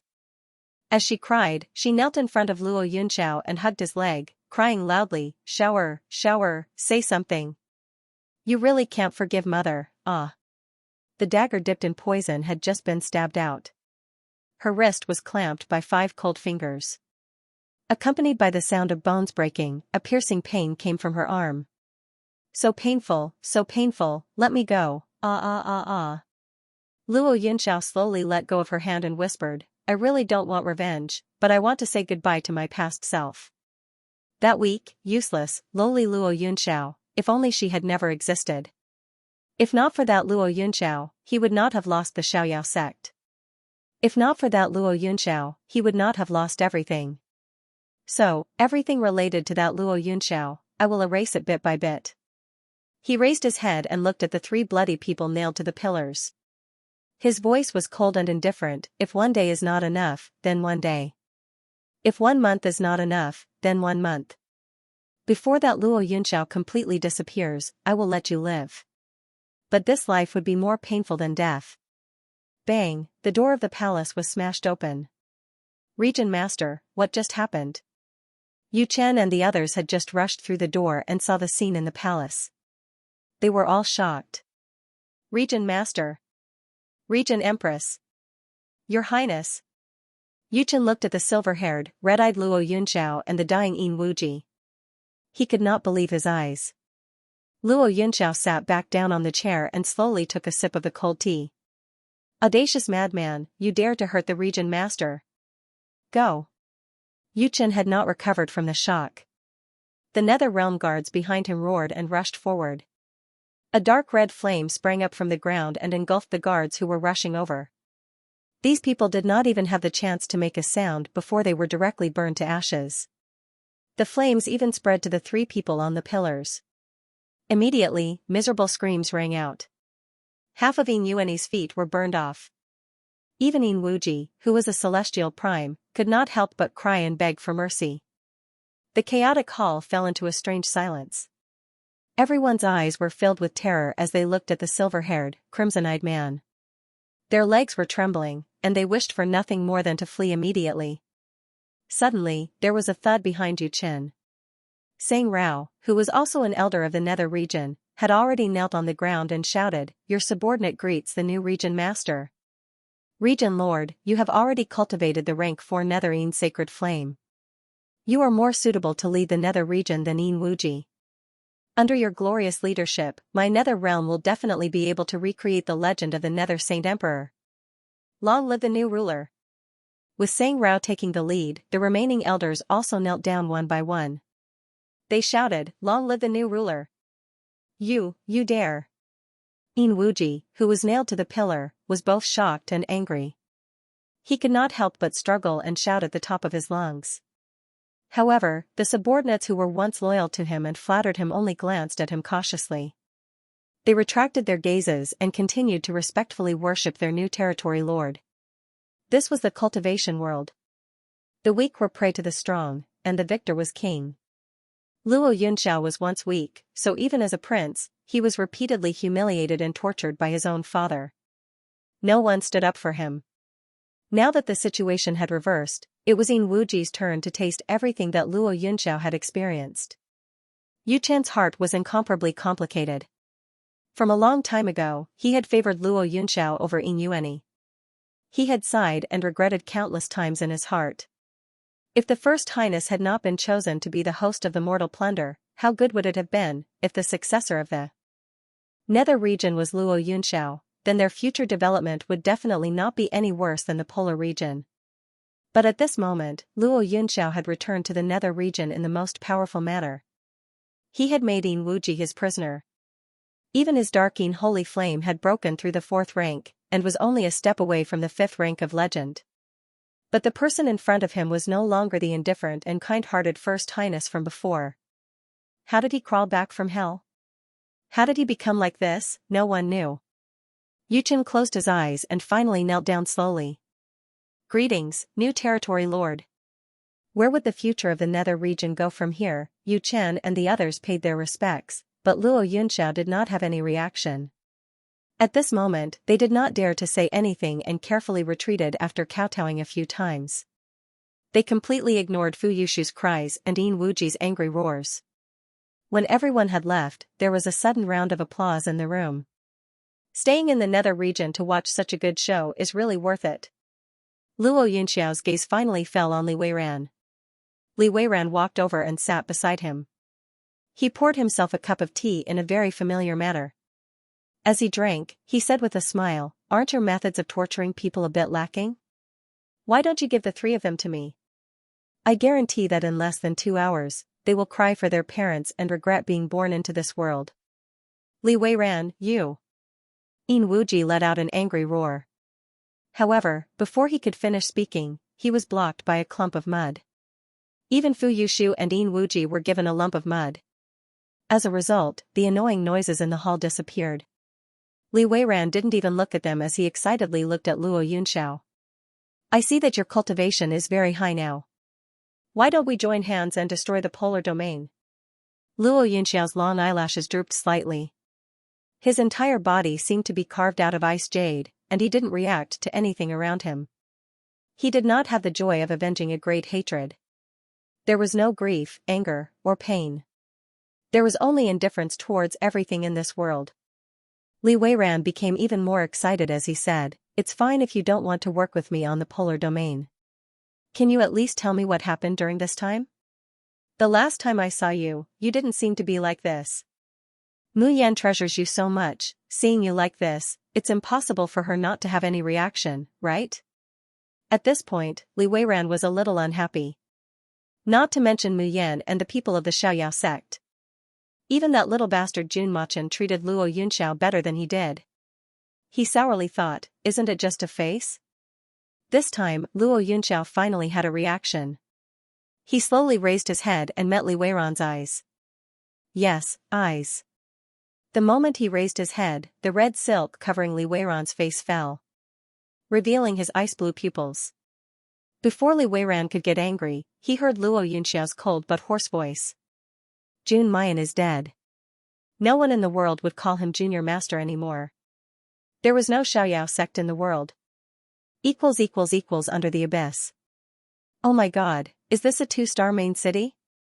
Night Spirit couldn't help but exclaim as he looked at the huge ring-shaped tower in front of him and the gorgeous buildings built around it. Mayan didn't have any reaction. This 2-star Red Star City was naturally of a higher level than the 1-star main city, Blood Flame City. At least there wasn't the stench of blood in the air and there was no garbage everywhere. But compared to the beautiful buildings of humans, it was still far from it. Yuing observed Mayan's expression and looked thoughtful. Seeing Mayan looking over, she immediately smiled and said, "Little Devil Marshal, you should rest well in Red Star City for the next 2 days. 3 days later, I will take you to register and draw lots. You must perform well in the next competition. My happiness for the rest of my life is all in your hands." Night Spirit rolled his eyes. These evil women were really thinking of ways to take advantage of their Liangchen all the time. Even their words had to be so ambiguous. Yuing arranged an inn for the two. It was Night Spirit's first time in a 2-star main city and he was extremely excited. He pulled Mayan and said, "Let's go for a walk in the city. Maybe we can meet your scumbag father here?" Mayan was about to refuse when she suddenly heard a chirp sound. Then, a furry yellow head popped out.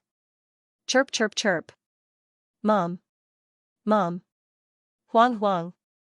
Seeing little yellow chick, Mayan's eyes revealed a long-lost smile. She gently touched its soft fur and said softly, "Is Huang Huang okay?" Little yellow chick tilted its head and spat out a bubble, crying out in confusion. "Is Huang Huang okay? Why is Huang Huang okay?" Huang Huang had only taken a nap. He even dreamt that he went to the amusement park with his dad, mom and brother. However, no matter how good the mother in the dream was, it was not as good as the mother in reality. The little chick chirped and rubbed itself against Mu Yan. After rubbing enough, he found himself in a very strange place. He excitedly bit Mayan's sleeve and kept shouting, "Goo goo goo. Mommy, mommy, this place is so strange." Huang Huang wanted to play. Mu Yan had no choice but to bring Night Spirit and Huang Huang into the market. "Yi Liangchen, look. They even sell the devil badger meat. Only 20 mabe, buy. Gg. Mummy, mummy, that person looks so strange. His head is flat, ha ha ha ha." Mu Yan puts her hand to her forehead. Could a man and a chicken make a fuss over nothing? Goo goo goo. Doggy doggy. Huang Huang wanted to sit on a dog, The little chick seemed to have seen something, but it suddenly spread its wings and flew off excitedly. Then, it accurately landed on a magical beast. Huang Huang. Mu Yan is startled by its actions. She doesn't even have the time to catch it. The magical beast that Huang Huang is riding let out a furious roar and suddenly turned its head, opening its bloody mouth. Mu Yan's expression changed and she was about to unsheath the seven absolute sword. But at this moment, a slender hand landed on the head of the demonic beast and patted it lightly. Gua gua, don't make trouble. The next moment, the demonic beast that was ferocious just a moment ago suddenly became extremely docile. It stuck out its tongue slightly and showed a naive expression to the front. Not to mention, it really looked a bit like a dog in the mortal world. Mu Yan's gaze moved up slightly, and she saw a young man, or rather, a male demon. The demons in the 1-star and 2-star main cities were basically only demon soldiers and demon guards. And the appearance of these low-level demons, from the perspective of human aesthetics, was very difficult to describe in a few words. But the male demon in front of her was different. He was tall and straight, with deep and exquisite facial features, sword-like eyebrows, starry eyes, a high nose and thin lips, and was unexpectedly handsome. The male demon was also stunned when he saw Mu Yan, and his eyes flashed with amazement. Then he revealed a faint smile, glanced at the little chick on Guzi and asked, "Is this your demon pet? It's really unique and interesting." Mu Yan touched her nose awkwardly and pulled her son down from the demon pet. Huang Huang was still there, squeaking non-stop. After Mu Yan patted its little butt, it had no choice but to settle down. Its little wings were still unwillingly clawing in the direction of the dog. "Ride the dog." Huang Huang wants to ride the dog. Mu Yan smiled at the person opposite her. "Sorry, my demon pet is a bit naughty." After that, she nodded at the other party and pulled the dazed night spirit away. The man looked at her leaving figure thoughtfully. But Mu Yan didn't expect that she would bump into the other party again when she was about to go back after strolling around the tower. No, rather than saying that they bumped into each other. Rather, it was to say that the little chick suddenly flapped its wings excitedly and flew out. The second time, it accurately landed on the other party's demon pet. It was still shaking its little body and excitedly shouting, "Giddy up!" Mu Yan pressed her aching forehead, and when she looked at the male demon again, her expression was stiff. The man couldn't help but burst into laughter and took the lead to walk forward, cupping his hands. "I'm Bailey Weiran, may I have the honor to know little brother's name?" Mu Yan looks at her stupid son who is riding on someone else's dog. She can't put on a cold and distant face anymore. She coughs lightly and says, "Yap Liangchen." "I'm sorry, Huang Huang is still young and doesn't know much." "Huang Huang?" An amused expression appeared on Bailey Weiran's face as he said, "It matches my Guigua's name quite well." The corner of Mu Yan's mouth twitches. It was one thing for his little chick to be called Huang Huang. "You're just a majestic dog-type magical beast. Why are you called Guigua? Little brother, ye shouldn't be a resident of this Red Star City, right?" Mu Yan glanced at him and hooked her lips. "Brother Bailey is not a resident of Red Star City, right?" Red Star City was just a 2-star main city, and most of the residents were demon soldiers and demon guards. As for the person in front of him, his cultivation was so high that he couldn't see through him at all. Bailey Weiran said with a smile, "My mother's family originated from Red Star City, so I can be regarded as half a resident of Red Star City. This time, he was here to deliver some things to the clan." "What about you, little brother?" Mu Yan doesn't really want to answer, but she meets the man's gentle and sincere eyes. She braces herself and says, "I'm here to participate in the groom selection." Bailey Weiran's eyes slightly widen. "Brother, you wants to be the princess son-in-law?" "Hee, that's right." Bailey Weiran's face shows a meaningful smile. He reaches out and slowly puts his hand on her shoulder. "Then, we may become opponents." Mu Yan subconsciously wants to avoid his approach. However, she was unable to avoid the hand on her shoulder. His heart immediately shivered, and his assessment of this person's danger level increased by a few notches. Hearing his words, Mayan stares blankly. "You also want to participate in the groom selection?" Bailey Weiran smiled faintly and said, "The princess is of noble birth and jade leaves, the daughter chosen by the heavens. Which demon in the hidden abyss doesn't want to be her husband? Is it that rare for me to participate in the betrothal contest?" The corner of Mu Yan's mouth twitches. She takes a step back and breaks free from his grip. That's not true. So this person in front of him was little Marshall Uncle's love rival, Bailey Weiran gently said, although you and I are strong enemies, we will not immediately meet in this Red Star City. So little brother doesn't need to be so afraid of me. I'm participating in the marriage selection of a 4-star main city. Mayan's eyes deepen. 4-star main city. That was at least an expert at the middle stage of Demon Lord or above. The level of a Demon Master was equivalent to a Xian Immortal among spirit cultivators. Bailey Weiran's expression was gentle. His gaze was fixed on Mayan's face as he chuckled, I'm looking forward to fighting with you. Of course, the prerequisite was that you could come to a 4-star main city. Yi Liangchen, see you later. Guagua, let's go. Hearing its master's command, the dog shook its huge body and flung the little chick away. The little chick let out a squeal and flapped its wings wildly. In the end, he wasn't flung to the ground. Instead, he crashed into Bailey Weiran's waist. Even Bailey Weiran hadn't expected this, and he actually didn't dodge. Something at his waist was knocked off and fell to the ground, making a soft ding-dong sound. Following that, the little chick also fell off Bailey Weiran's body and sat on that thing. It was just that this process was extremely fast, and the sound of it falling was also extremely soft. Bailey Weiran and Mu Yan did not notice it.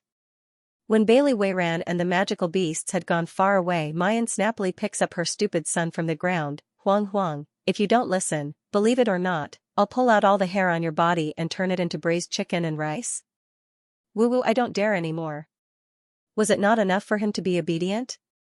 I don't want to become a braised chicken. Her big watery eyes were filled with pleading and grievance. Amused, Mu Yan flicks its forehead. I think you shouldn't be called little yellow chicken, call it Pippy chicken instead. Coo, coo, coo. Mama laughed. Mama wasn't angry. Mom, look, Huang Huang even brought you a present. Saying that, Little Wing holds something and brings it to Mu Yan. What is this? Mu Yan looked at the thing little yellow chicken was holding and frowned. It looked familiar. It looked like a key, but also like a jade pendant. Also, the ancient and complicated patterns on the surface were very familiar. Where had he seen it before? Huang Huang, did you bring this? The little chick's eyes darted around, looking at the sky and the earth, but not at Mu Yan. He kept muttering, Huang Huang doesn't know. Huang Huang picked it up. Yes, that's right. It fell on the ground and was picked up by Huang Huang. That means he picked it up. Mayan taps its little head, and puts away the strange key. She knew that the little chick was special.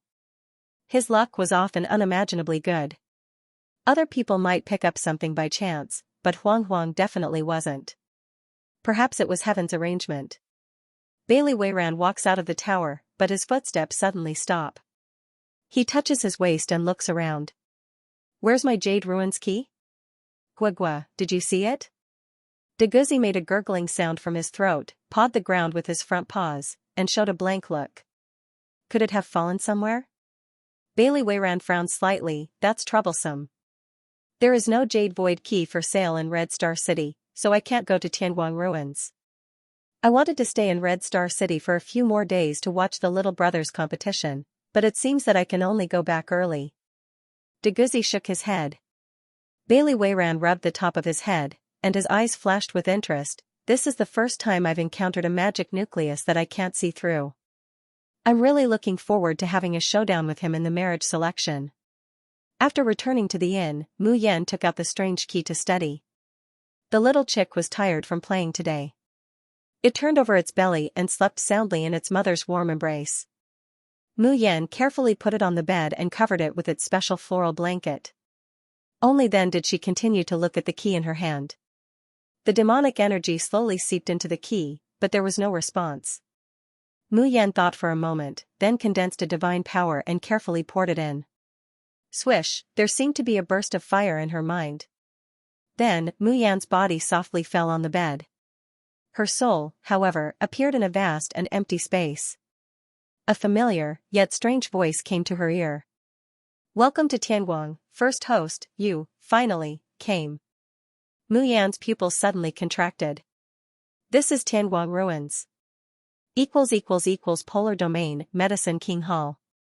Han Shujiao was lying on a large purple gold soft bed, frowning and thinking hard, his face very unsightly. It's been more than a month since he could contact his precious disciple. He didn't know how she was now, if she was safe and sound. Di Mingju, that flirtatious big peacock, couldn't be counted on. But he couldn't leave Medicine King Hall.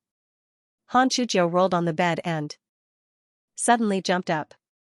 So what if he didn't have Di Mingju? He was the dignified Medicine King, unique in the entire immortal cultivation world. Could it be that he couldn't even find his precious disciple? Han Shujiao rushed to the Tai Su cauldron and took out all the medicines from the storage pouch, piling them into a small hill beside him. This should have a trace effect. Bang! The lid of the great void cauldron exploded and Han Shujia's face was covered in dust. However, he didn't even bother to wipe it off and continued to try. If this one doesn't work, let's try another one. This should work. Bang, bang, bang, successive explosions sounded out from inside the Medicine King Hall. From daybreak to nightfall. An earth-shaking loud noise nearly overturned the entire Medicine King Hall. Han Shujia's head was smashed, and the defensive robe on her body was torn into pieces. However, there was not the slightest hint of annoyance on his face. Instead, he excitedly rushed to the void cauldron. It's done, it's really done, ha ha ha, Han Shujiao is really a genius. Han Shujiao picked up the pill and swallowed it. Doppelganger Mirage Pill. As long as I take this, I can separate a part of my divine soul to find my precious disciple. Don't be afraid, my disciple. No matter where you are, no matter what danger you encounter, I will save you. When the pill entered his abdomen, a pure energy slowly penetrated into his 3 souls and 7 spirits. The curse on Han Shujiao made him step by step towards immaturity and death, and also trapped him in the Medicine King Hall, unable to leave. Even a high-level immortal can only use a doppelganger technique for half a day. And every time it is used, the body and soul will become extremely weak. It will take at least 10 days to half a month to recover. But, doppelganger, is different. He used an immortal Dan to separate a small part of his soul and attach it to a high-level instrument. When the time comes, he will ask Elder Chang to take this instrument and leave. He will be able to perceive everything that happens around the instrument and naturally find the whereabouts of his apprentice. Han Shujiao found a piece of jade and attached his doppelganger to it. While he was happily looking at the jade, he saw Elder Chang coming in a hurry. Little Jiao, come with me. Brother, you came at the right time. I have something to look for you. Elder Chang anxiously said, Jun Shang's condition has changed. Dr. Lu cannot determine the reason. Come with me to see him. Han Shujiao was about to nod, but he suddenly thought of something. He coldly snorted and turned his head. Who wants to see that philandering big peacock? This father has cured him. Let him abandon my apprentice and live with that vixen? Bah, I will not do this kind of loss-making business. Elder Chang helplessly said, Little Jiao, what do I have to say to make you believe that Miss June is your apprentice? Liar. Han Shujiao denied without hesitation, how can I not know my apprentice? Brother, don't lie to me. I know you treat that kid Di Mingju as your own son, but I am still your younger brother. If you continue to favor one and discriminate against the other, I will fall out with you. Elder Chang held his forehead and rubbed his temples. He only felt a throbbing pain in his head. Han Shujiao put his worries about Di Mingju to the back of his head and presented the jade in his hand to Elder Chang. Brother, you see, this is the doppelganger method that I have just studied. After taking this immortal Dan, I can go find my treasured apprentice. What do you mean? Han Shujiao proudly told him about how he refined the doppelganger Dan. I've seen this pill recipe a long time ago. I don't really remember some of the recipes. I thought I couldn't refine it. But who asked me to be a genius? After trying a few more materials, I succeeded. Even though he's worried about Di Mingju's safety, Elder Chang still stares blankly. Han Shujiao continued to be excited. With the phantom doppelganger pill, my separated soul can exist for at least 3 months. When the time comes, big brother, take this jade pendant and help me find my disciple. As long as I see my disciple, I will definitely be able to recognize him.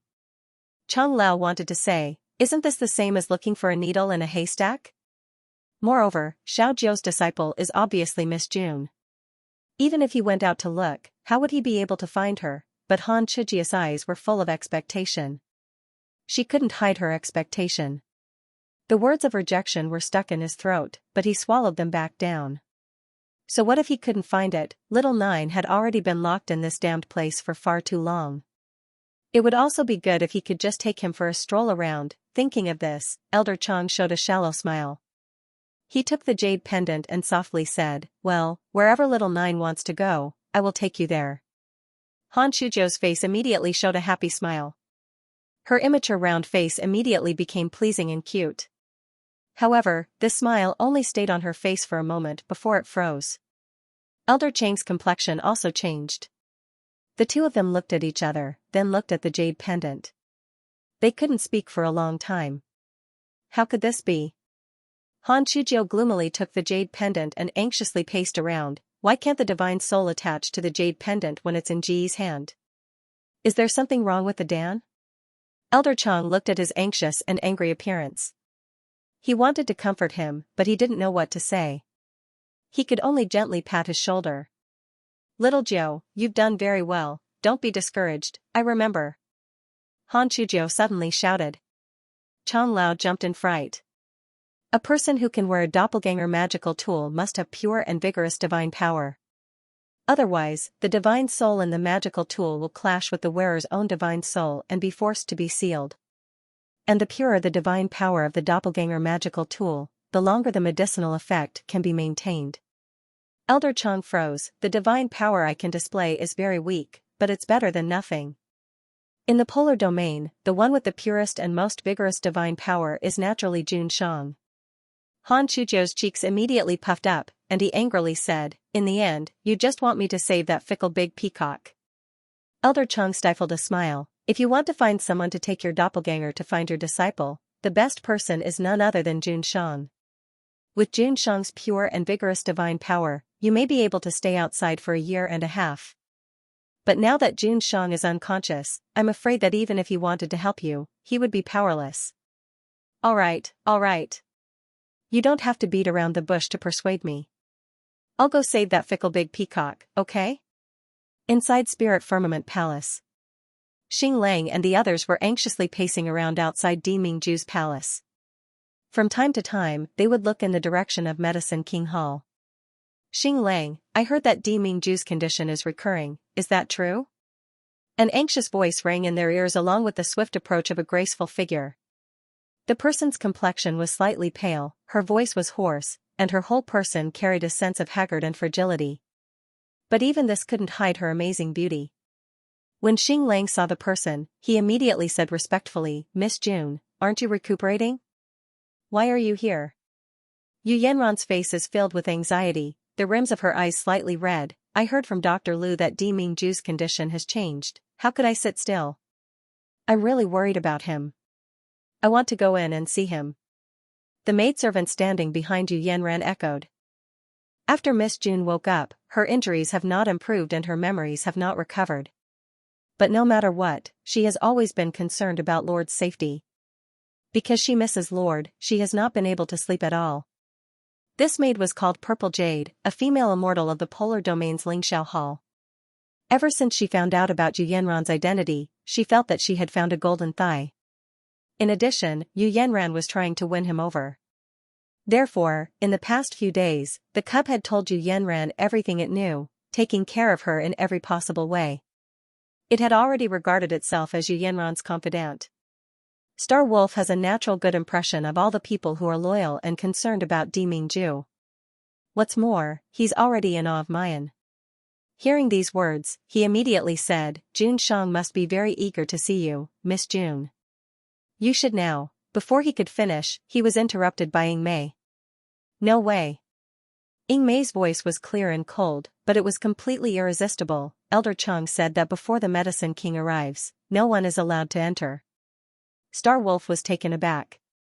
When did Elder Chang say that?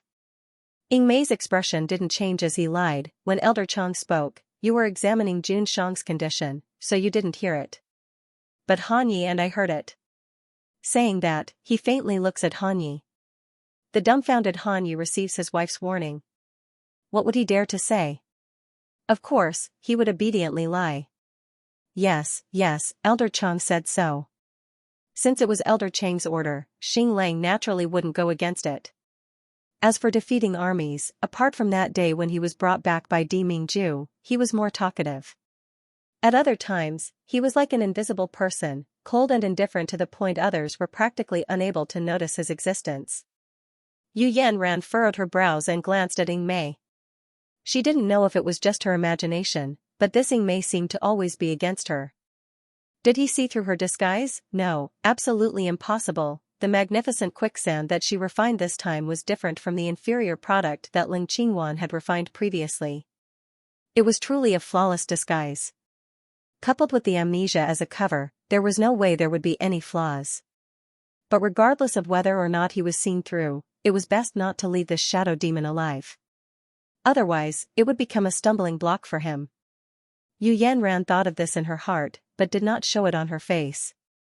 She coughed lightly and said, "Then I will wait with you here for Elder Chang and the Medicine King to return." This time Ing Mei didn't say anything. After waiting for a while, Han Chujiu and Chang Lao arrived.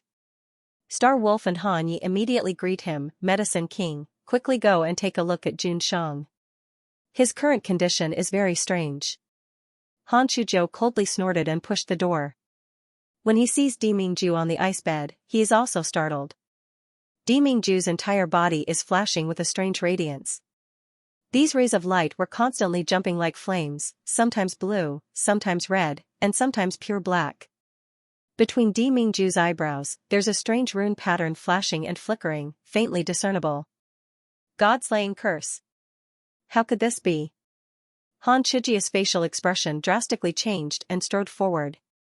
However, before he could get close, he was repelled by a force. "Little Nine, are you all right?" Han Chujiu wiped the blood from the corner of her mouth and gritted her teeth. "It's okay, it's just two curses of the same level. It can't kill us." Elder Chang said in shock, "Are you saying that the god-slaying curse in his lordship's body is acting up?" Han Chujiu nodded her head with a dignified look.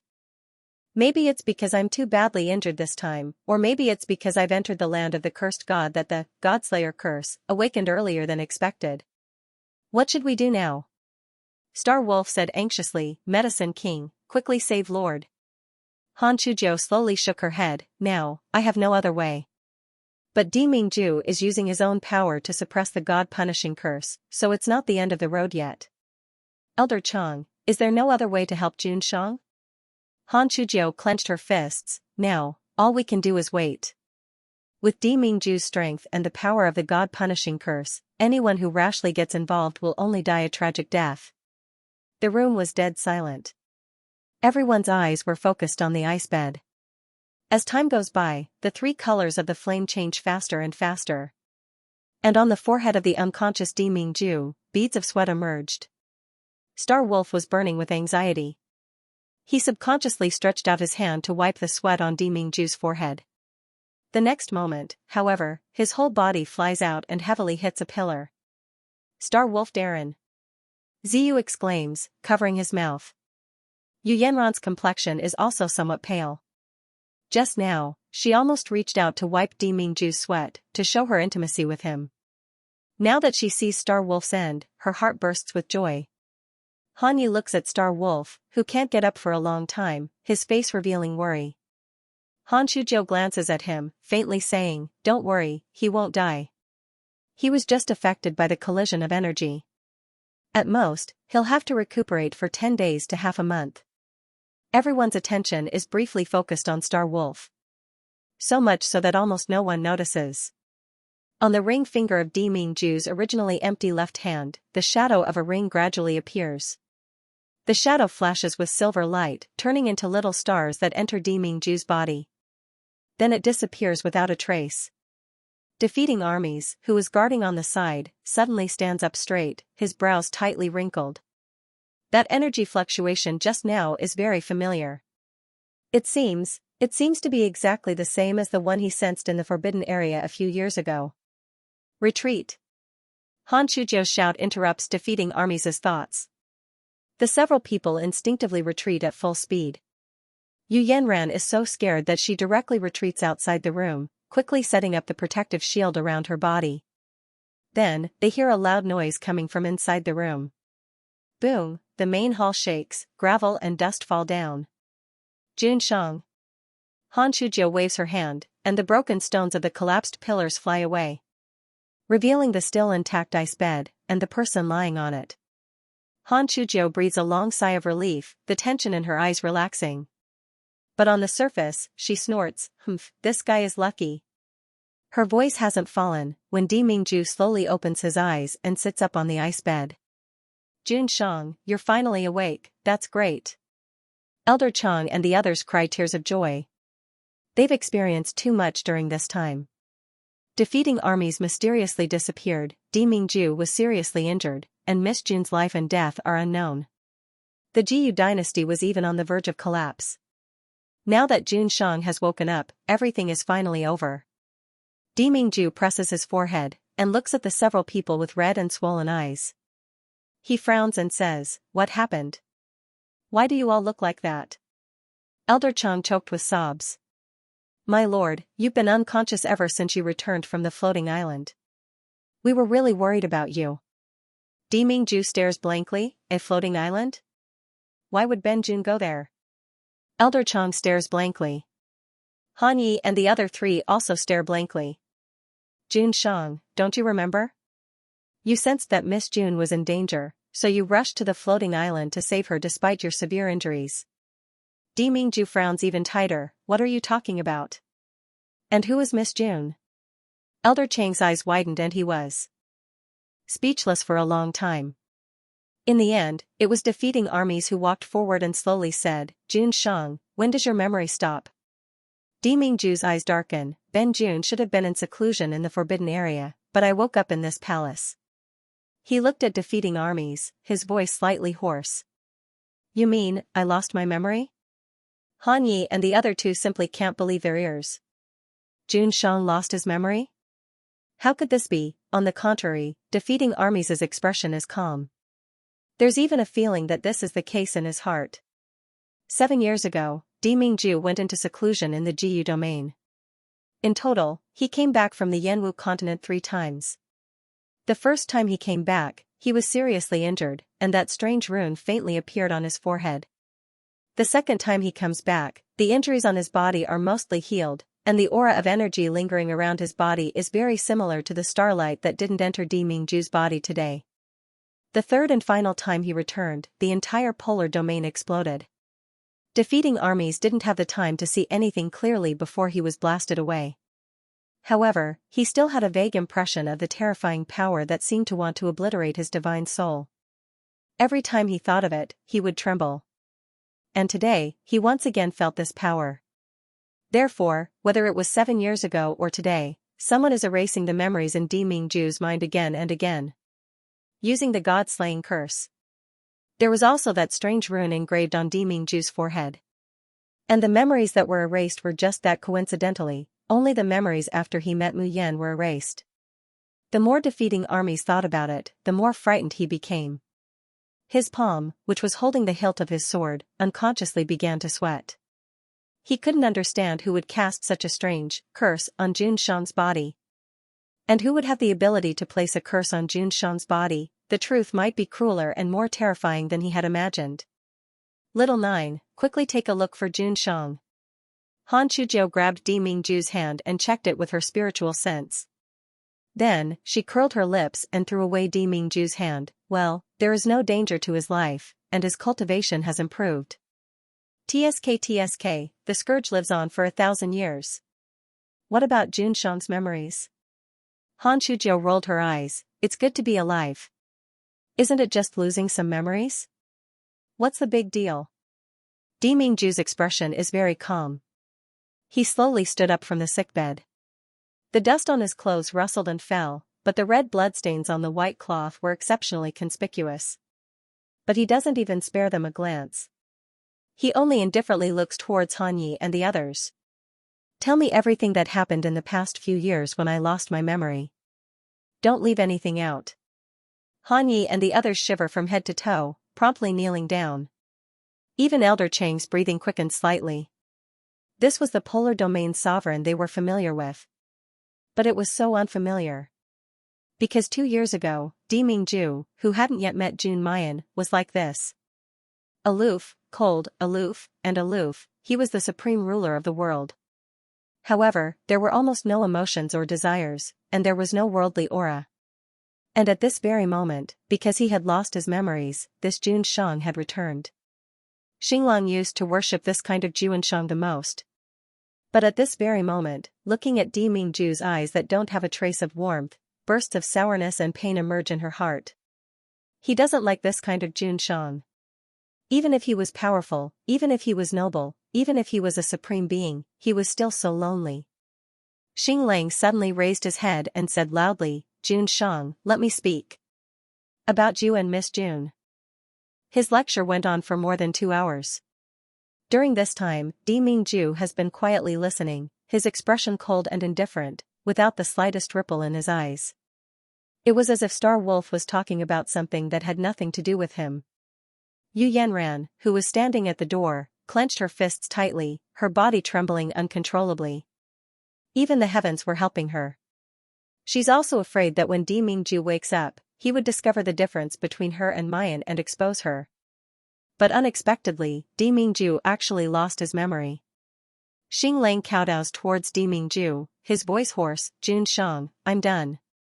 Di Mingju's cold gaze sweeps over the 5 of them, and he carelessly says, you mean, Ben Jun has a beloved woman, and has decided to make her the future mistress of the polar domain? Yes.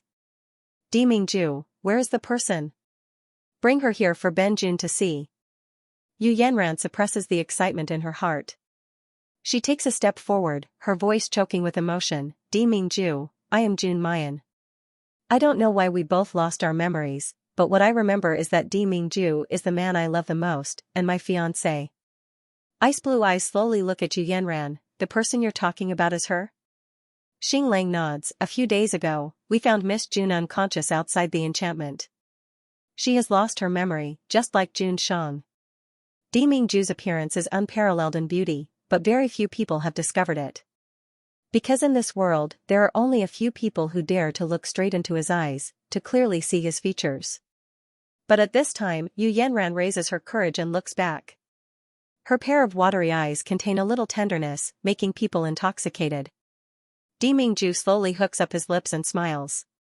Yu Yanran only sees a blur in front of her, her heart thumping wildly, almost jumping out of her throat. How can there be such a noble and perfect man in this world, and such a man will belong to her, Yu Yanran? However, the next moment, the man's low, magnetic, and cold voice rings in everyone's ears. Ben Jun lost his memory, he's not stupid. This kind of thing is worthy to be Ben Jun's fiancé? Do you think Ben Jun is blind? Yu Yanran's body suddenly stiffens, all the tender feelings froze on her face. She opens her mouth slightly, her lips trembling, almost unable to believe her ears. Elder Chang, Xinglang, and Han Yi also turn pale with fright. They have never seen Jun Shang treat Miss Jun with this kind of attitude.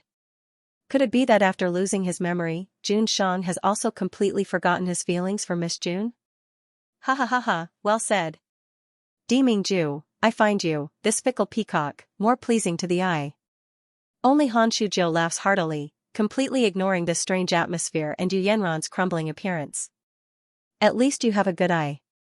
I thought you really treated this trash as a treasure. Han Shujiu glanced at Yu Yanran in disgust. This kind of thing is not even worthy to carry the shoes of my precious disciple. If you abandon my disciple for her, then I'll poison you to death with a single pill. Before he could finish speaking, he met Di Mingju's gaze. His heart skipped a beat. The words that reached his lips were silenced. TSK. After this kid Di Mingju lost his memories, he wasn't fun at all. Just like before, he held it like an ice cube. Di Mingju says indifferently, Ben Jun and your disciple also have a relationship? Han Shujiu rolled her eyes and waved her hand, you like my disciple, but my disciple doesn't like you, a big peacock. You shamelessly chased after me for a year, and you still want me to marry my disciple to you. Hee hee, but I will not agree to it. Stop dreaming. Then, without waiting for Di Mingju to react, Han Chujiu instantly disappeared. He had escaped without a trace. Elder Chang, Jun Shang, you. Di Mingju waves his hand, you go out first, Ben Jun wants to be alone. Yes. Although they are still very worried about Di Mingju's condition, Jun Shang's order is an imperial edict, it absolutely cannot be violated. The five of them bowed and retreated. Yu Yanran reluctantly suppresses the horror and panic in her heart, forcing herself to look at Di Mingju's eyes. The moment she opens her mouth, tears are already falling from her eyes. Di Mingju, do you really not remember me? Don't remember what we once went through? Before she could finish speaking, Di Ming raises his hand. Yu Yanran and Ziyu are directly sent out of the hall, and the door closes with a bang. Di Mingju waves his hand casually, but the airwaves are enormous. Yu Yanran and Ziyu are sent flying dozens of meters away, until they hit a stone pillar. Only then do they stop with a muffled grunt. The violent shock makes their faces pale, and blood overflows from the corners of their mouths. Xing Lang and Han Yi, who have just walked out of the room, are simply stunned. Jun Shang not only used ugly words to humiliate Miss June. Now he even hit her. How can this be? Miss June is the little Gongzi's biological mother, the person that Jun Shang used to love dearly. Xing Lang anxiously wants to step forward. Jun Shang has lost his memory now, forgetting his feelings for Miss June. But his memory will recover one day. When that time comes, he will definitely regret it. He can't let Miss June bear a grudge against Jun Shang. However, as soon as Xing Lang takes a step forward, he is stopped by a sword. Ying Mei coldly says, I advise you not to do anything unnecessary. Xing Lang angrily says, Ying Mei, what are you doing? Can't you see that Jun Shang has injured Miss June? Ying Mei sneers, saying meaningfully, do you really believe that Jun Shang would injure Miss June? Saying that, he looks at Han Yi, what about you? Do you believe it too? Han Yi stares blankly, then immediately remembers something. His complexion changes. Back then in the Yanwu continent, Jun Shang was going to kill the woman of destiny, but as soon as he saw Miss June, he wanted to marry her. He also lost his memory. But it's a completely different reaction. What does this mean? Xing Lang's pupils suddenly contract, you're saying that she's fake. That's why Jun Shang has no reaction to her. That's why Yao Wang resolutely refuses to admit that this is his disciple. Xing Lang grits his teeth and says, this slut dares to pretend to be Miss June, I'm going to kill him. Don't act rashly. Elder Chang's eyes flickered as he looked deeply at Yu Yanran. Keep her alive. I want to see what tricks she has up her sleeves and what her true face will be in the end. Han Yi, send someone to spy on her in secret. You must keep a close eye on her. Han Yi nods. Inside the palace, only Di Mingju is left. Divine power circulated in his body and was slowly released. In the blink of an eye, the ruined palace was restored to its original state. If someone were to witness this scene, they would definitely be dumbstruck. Even ordinary immortals could restore such a damaged palace to its original state. However, he was using the illusory mimicry and shadow-shifting technique. He used magic to create an almost identical palace. But Di Mingju is not. He had directly reversed the flow of time within the range of this palace.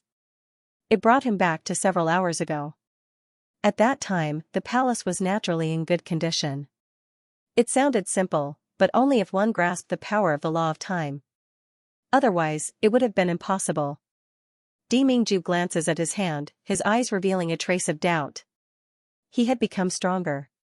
Before, he could also control the law of time, but he couldn't do it so easily.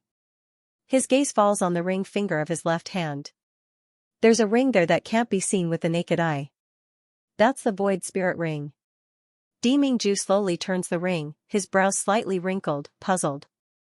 The void spirit ring was a special magical tool that could share one's soul and life with others.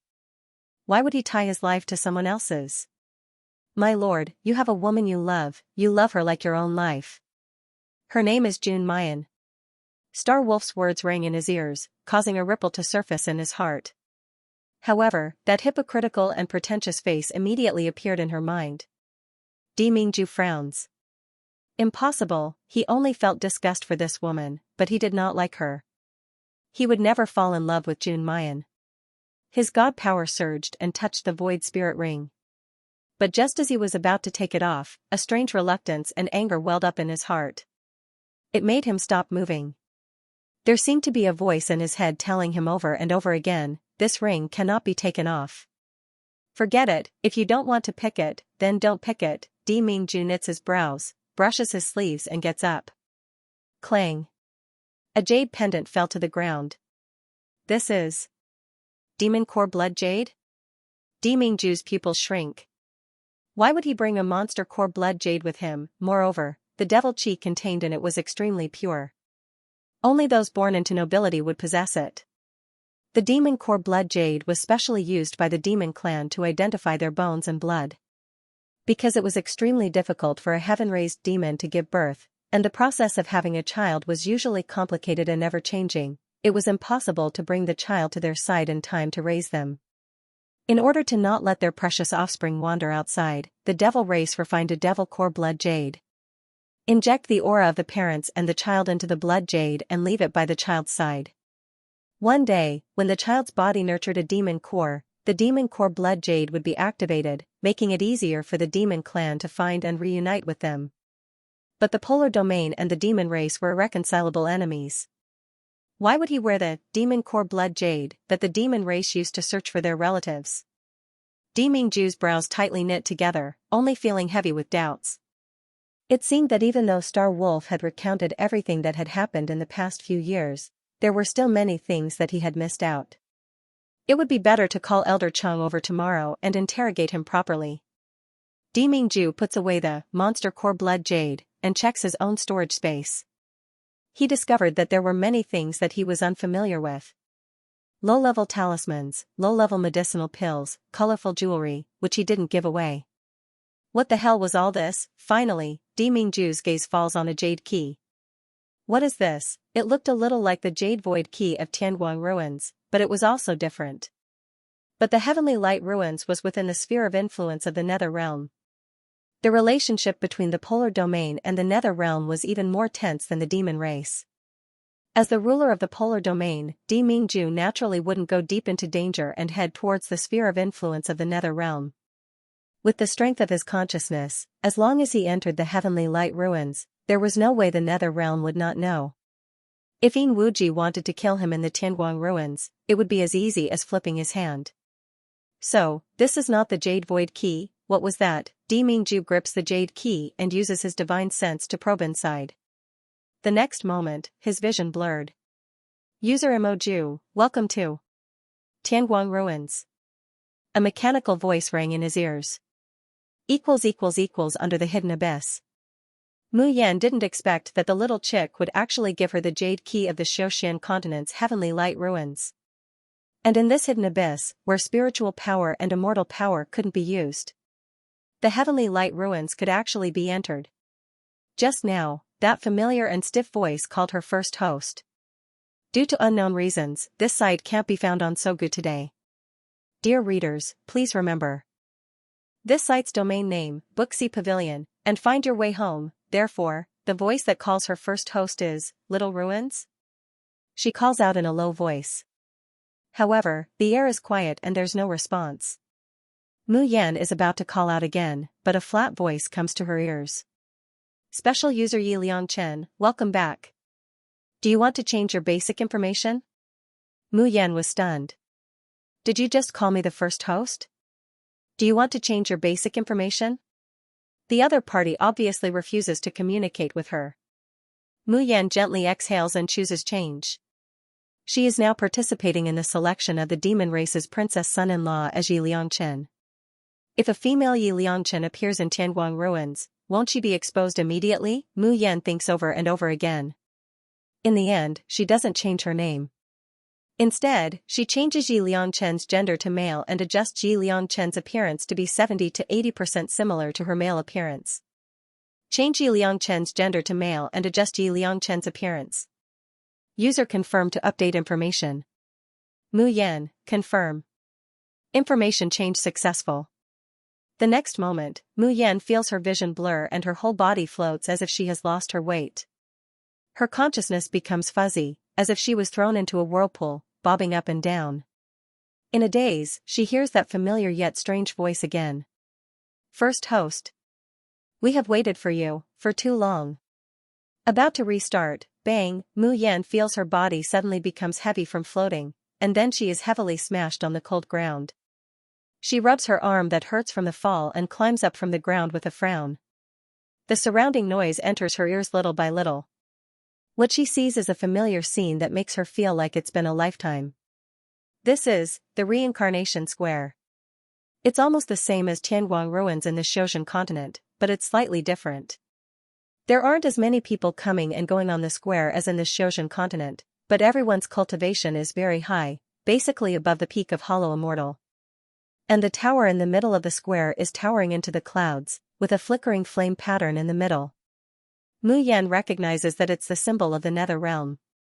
She once heard Han Yi say that whether it's the Xianxia continent or the Xianxia continent's Tianguang ruins, both are under the control of the Netherworld region. It didn't matter if ordinary polar domain immortals entered. However, these upper echelons of the polar domain's royal family rarely entered the Skylight ruins. This was because there was a certain chance of being discovered by Yin Wuji and ultimately being killed within. Di Mingju absolutely cannot enter Tianguang ruins, otherwise it would be tantamount to seeking his own death. Mu Yan coldly looked at the flame mark, his hands tightly clenched into fists. Nether region, Yin Wuji. One day, she would kill those bastards and avenge little martial uncle and Chiwen. Taking a deep breath, Mayan pushes down the raging hatred in her heart. The current her was still too weak to contend against the Nether domain. In the Tianguang ruins, she had to be extremely careful and could not expose her identity. Mu Yan withdrew her gaze and was about to take a stroll in this brand new Tianguang ruins. However, his gaze suddenly froze on one point, and a surprised expression appeared on his face.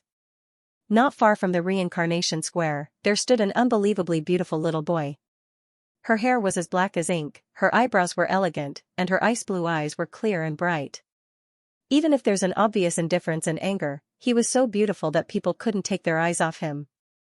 The moment Mu Yan saw the little boy, she almost mistook him for Xiao Bao. Her breathing almost stopped. But she quickly realized that the little boy wasn't Xiao Bao. But he was also someone she knew. Mo Ju? Why are you here? Yes, Mo Ju. This little boy was the child she met by chance in Tianguang ruins of the Xianxia continent. At that time, Mu Yan and Xiao Bao were separated, and she couldn't find them. In her excitement, she recognized Mo Ju as Xiao Bao and hugged him. That was how the two met. Mo Ju looked like Xiao Bao, with a pair of icy blue eyes. His personality was also similar to Di Mingju's, so Mu Yan had a good impression of him. But she didn't know when it started, Mo Ju stopped appearing.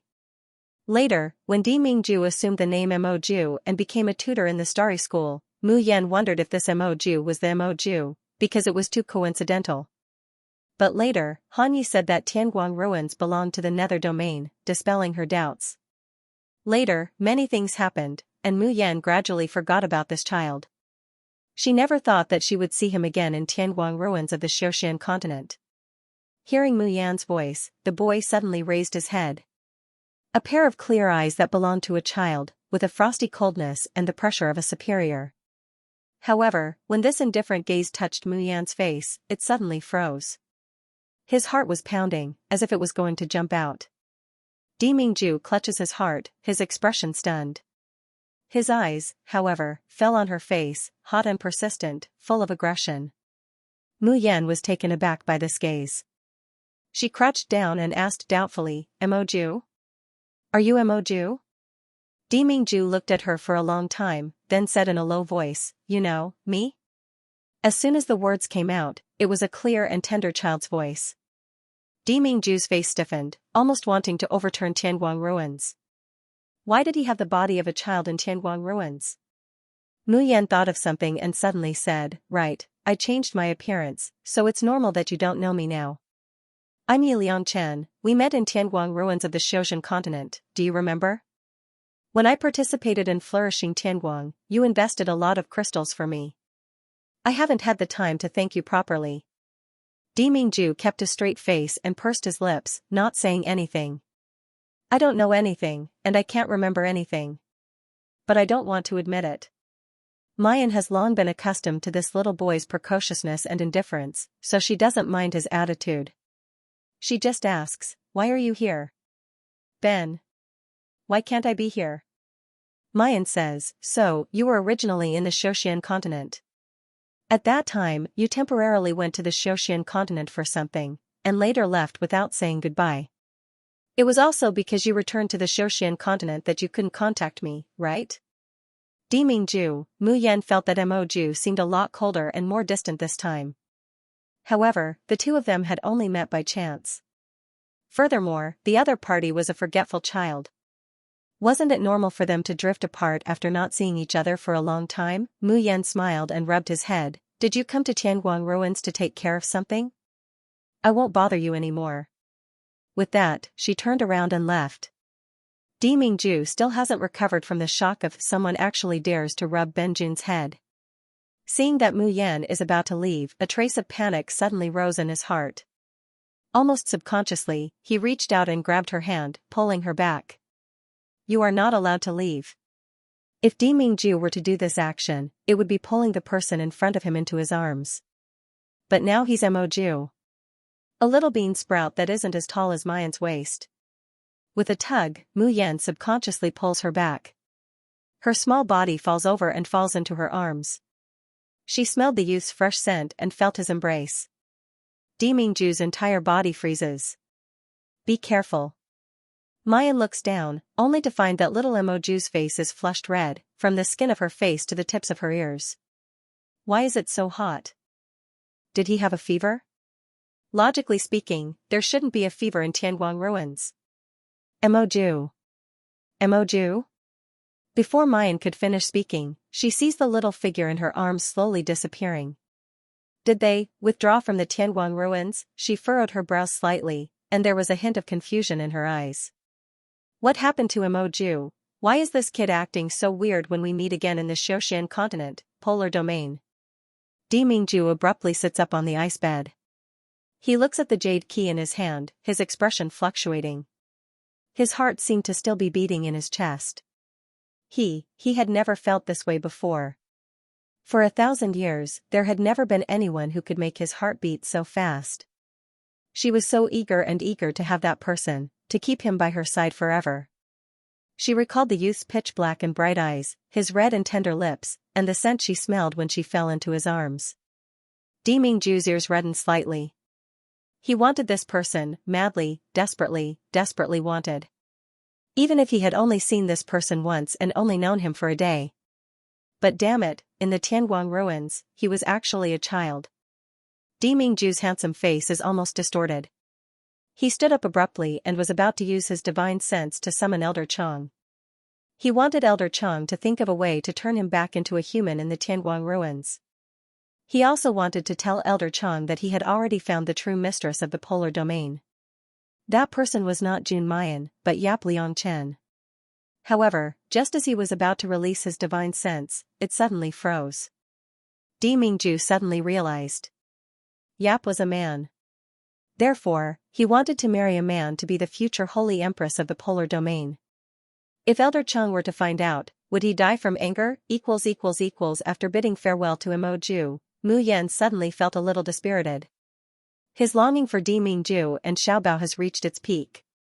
But now that she's trapped in the hidden abyss, she simply can't contact Dimingju, and has no way of knowing Xiaobao's situation. Sighing softly, Mayan still strolls around Tianguang ruins. She discovered that there were many differences between this place and Little Tian's Tianguang ruins. The Cultivation continent's Tianguang ruins was divided into upper, middle, and lower districts. This side was also divided into 3 zones, but they were called the Nether Zone, the Infernal Zone, and the Limitless Zone. The Netherworld was the largest and most prosperous area, and the people who lived there were basically immortals from the Netherworld region and its affiliated sects and families. The Limitless district was second. There were immortals from the affiliated forces of the polar domain, as well as some spirit cultivators from idol sects and tribes. As the name implied, the people here were basically all demons. In terms of the number of people, the devilish area was definitely the least. However, the demon race had always been tyrannical and unreasonable. They disdained to have anything to do with spirit cultivators. Therefore, even though the population was small, no one in Tianguang ruins dared to provoke the devilish region. The one with the lowest status was the boundless zone. Because the demon race excluded outsiders, only the immortals under the netherworld could enter the netherworld region. Therefore, the remaining people could only stay in the limitless zone. Another difference between the Tianguang ruins here and the cultivation continent was that there was a dueling arena here. Everyone only had one chance per month. As long as they paid enough transaction coins, they could issue a challenge to anyone. Because what appeared in Tianguang ruins wasn't a physical body, the battles here didn't look at cultivation level, only consciousness, magical power, and soul strength. Not only would the soul of the loser be heavily injured, they would also have to pay a large sum of ruin crystals to the other party. Challenges could also be rejected, but they would have to pay 100 times the registration fee of ruin crystals as a registration fee. Ruin crystals were the unique currency of Tianguang ruins in the Xianxia continent. They could be exchanged with crystals, materials, mabe, and so on. They could only be circulated in Tianguang ruins and couldn't be taken out. However, they could be exchanged for crystals, mabe, or various materials at the shops in the center of the third district. The users of the limitless district usually didn't have a big background, and they didn't have many ruin crystals. Therefore, they were easily challenged and bullied. Their days in Tianguang ruins naturally weren't easy. Mu Yan strolled around and finally arrived at the demon region. Based on her experience in Blood Flame City and Red Star City, there should be very few demons who could enter Tianguang ruins with jade keys. However, the demon region's reincarnation square was very lively at this moment. Mu Yan couldn't help but go over to take a look. Put down your bet, put down your bet. Let's bet on which high-level demon master will become the princess son-in-law in the end. I bet 10 ruin coins that the final winner will be Lord Xianxia. Lord Xianxia is only a 5th-level demon master, how can he be a match for the 7th-level demon master Lord Poison Dragon? I bet 50 ruin coins that the final winner will be Lord Poison Dragon. Hee, do we demons only look at ranks in battles? If that's the case, there's no need to compete. The final winner will definitely be Lord Bailey Weiran. He's already a peak demon master. Mu Yan raised her eyebrows in surprise. Bailey Weiran was that the youth she met today, so his magic core had already reached peak demon master level. His strength was at least equivalent to peak Xian immortal.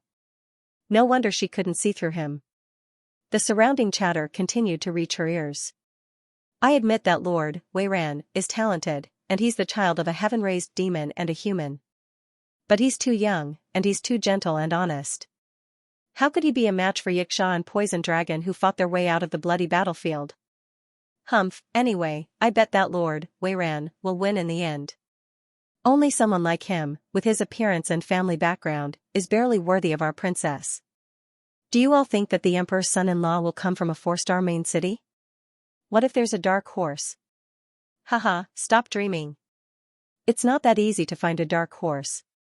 You should know that heaven-raised demons with powerful innate attributes are all born in the demon ridges around 5 or 4-star main cities. Mayan shakes her head. This demon princess was really interesting. Wasn't it just a groom selection? Why was it like a mortal emperor choosing concubines from the people? The key point was that there were a lot of people who were unwilling to accept the emperor's concubine selection, but these demons, from top to bottom, were all rushing forward fanatically. He didn't even care if he had to share a wife with another man. Mu Yan sighs and looks up at the center of the square. There are 5 light screens here. It's these demon sects that had nothing better to do and wanted to join in the fun. For this groom selection, they had opened 5 betting spots. The first 4 pieces were for the winners of the 1st, 2nd, 3rd, and 4th star main cities. The last piece was for the final candidate for the Emperor's son-in-law. It was just that the competition for the 1-star main city was over, so the last light curtain was gray at this time. There was a long list of names on the light curtain, and there were more than 200 of them. These were the final winners of the 1-star main city, and they were able to enter the 2-star main city. Mu Yan looked all the way down, and finally found her alias at the end, Yi Liangchen. As for the light curtain of the 2-star main city, there was not even a shadow of her name. Mu Yan smiled and was about to leave. Several people in front of the light curtain of the two-star main city sighed. Who do you think will be the final winner of the two-star main city? Oh, it's just a two-star main city. So what if they win? Won't they only be cannon fodder when they go to the three-star main city? I don't know who the final winner of the two-star main city will be, but I guarantee that the most miserable one in this competition is definitely Red Star City. Mu Yan stopped and couldn't help but look over in surprise. Others were also puzzled. Red Star City? Is it the Red Star City on the edge, near the one-star main city area? What's wrong with it? Oh, you still don't know who presides over the Red Star City competition this time, right? Who the hell is it? Don't keep us guessing, say it quickly. The person who was asked was triumphant and mysterious. You certainly didn't think of it, and you definitely don't want to face that evil star. He is the third captain of the Demon Blood Guard in the Demon Imperial City, Yu. Hiss. There was a sound of cold air being sucked in by the crowd. It's actually that female devil? It's over, it's over. This time, the people of Red Star City will definitely die miserably. How can they be so unlucky that it's actually the turn of this evil star to preside over the competition? If it were me, I would have automatically withdrawn when I knew that the competition was presided over by Yu. Not winning is better than being tortured to death by this female devil. But there were also people who were excited. The participants will naturally be miserable, but with Yu presiding over the competition, the Red Star City competition will definitely be very exciting. Perhaps blood and flesh would fly everywhere, and a few people would die. No, I can't miss such a grand scene. I will buy a transmission magic crystal now and go to Red Star City to watch the excitement. Me too, me too. Mayan touches her nose and frowns. It couldn't be such a coincidence, right? What kind of physique did she have? Why would the troublemaker follow her on its own? Little handsome devil, there's something I must tell you. Early the next morning, Ewing rushed to the inn. There was no longer the usual teasing expression on her face. Instead, there was only seriousness.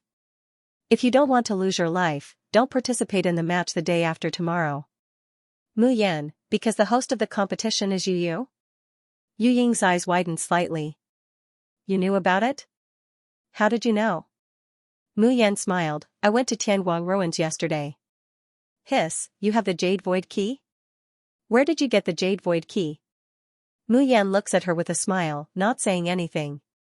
Ewing looked at her from head to toe. She only felt that the little boy in front of her, who was so beautiful that she wanted to swallow him up, had too many secrets. But no matter how many secrets she had, she couldn't hide that she was too young. Just in her early 20s, among the demons, this age was no different from that of a fragile little doll. No matter how talented she was, no matter how many secrets she had, such a child would be vulnerable in front of those bloodthirsty and violent demons. For unknown reasons, Sogu is suddenly unable to search the site today.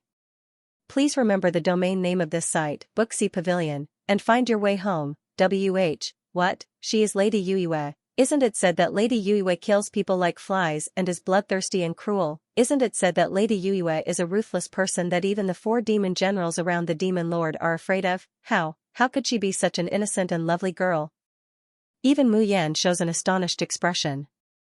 Isn't the difference between this cute little loli and the bloodthirsty female devil in everyone's mouth too big? The little loli Yue didn't seem to be aware of everyone's shock, and her smile became brighter and brighter. Today, I will preside over the marriage selection in Red Star City. However, before the competition starts, I have something to say. The girl's voice is sweet and sticky, soft and pleasant to listen to. Even the devil race liked cute little creatures. Many of the demons on the magic crystal platform gradually relaxed their vigilant and nervous expressions on their faces. There were even some people who showed greedy and excited smiles. Those who come to participate in the marriage selection test are all skilled and bold people.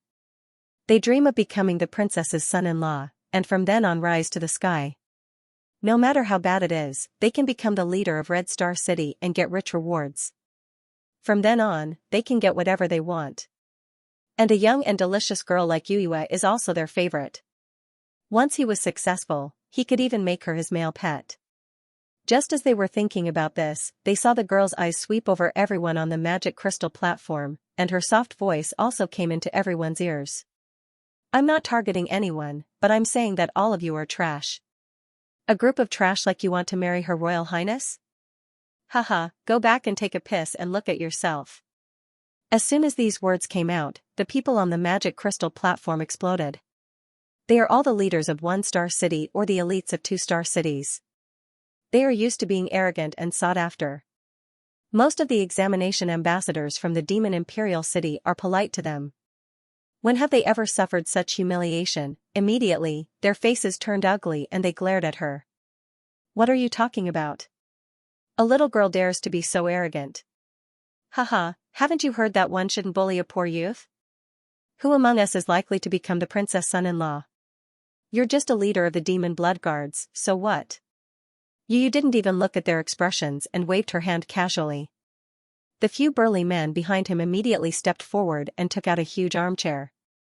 The petite girl lazily reclined on the armchair and said with flagging interest, "Instead of wasting time on trash like you, it's better to deal with all of you in one go." As he spoke, a dazzling blood-red light shone from the bottom of the magic crystal platform. Then, a round shield slowly enveloped the entire magic crystal platform. What's going on? What is this? Ah, it hurts. What is this? A streak of red sword light rushed toward him.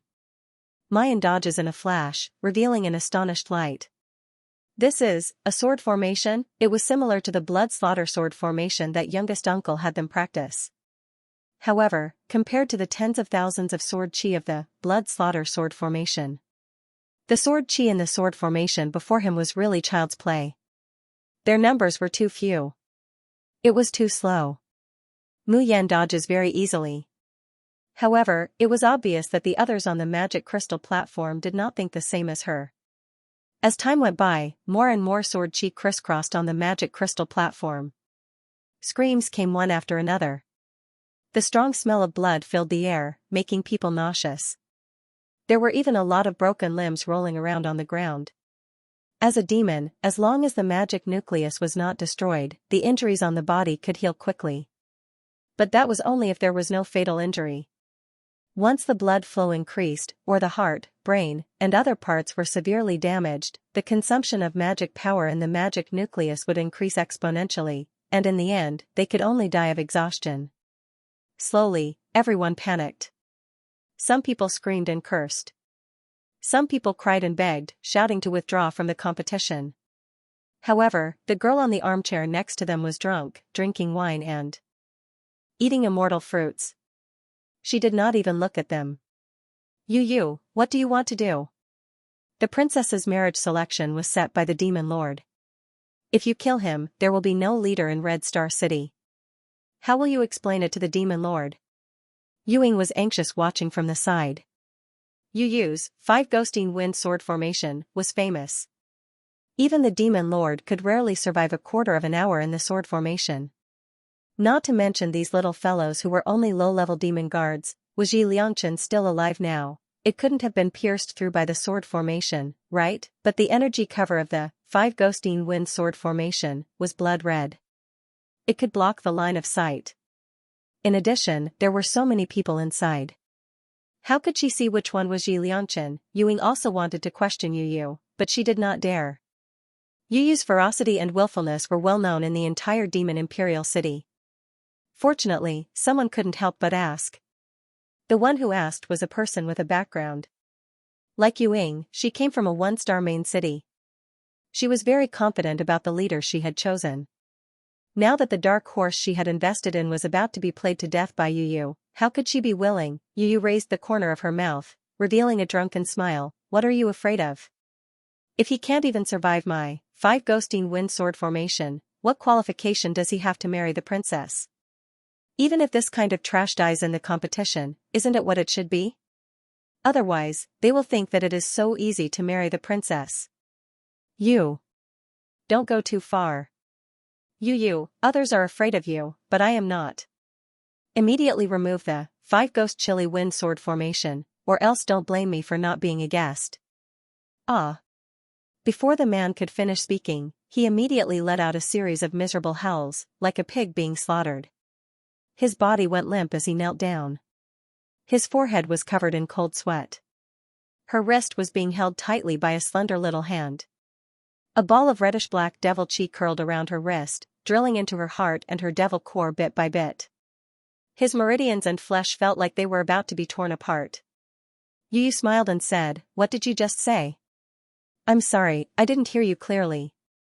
The man's face was pale, and his forehead was covered in sweat.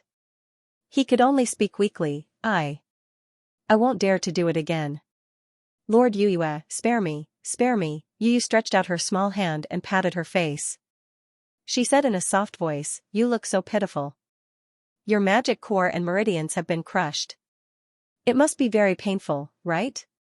My heart aches just by looking at him. Unfortunately, who asked you to provoke me? I won't let those who offend me off so easily." As soon as the voice fell, a cloud of blood suddenly sprang up from the man's body. Ewing only heard a heart-wrenching scream, and then saw a charred head rolling in front of her. The noisy Crimson Star Square was completely silent.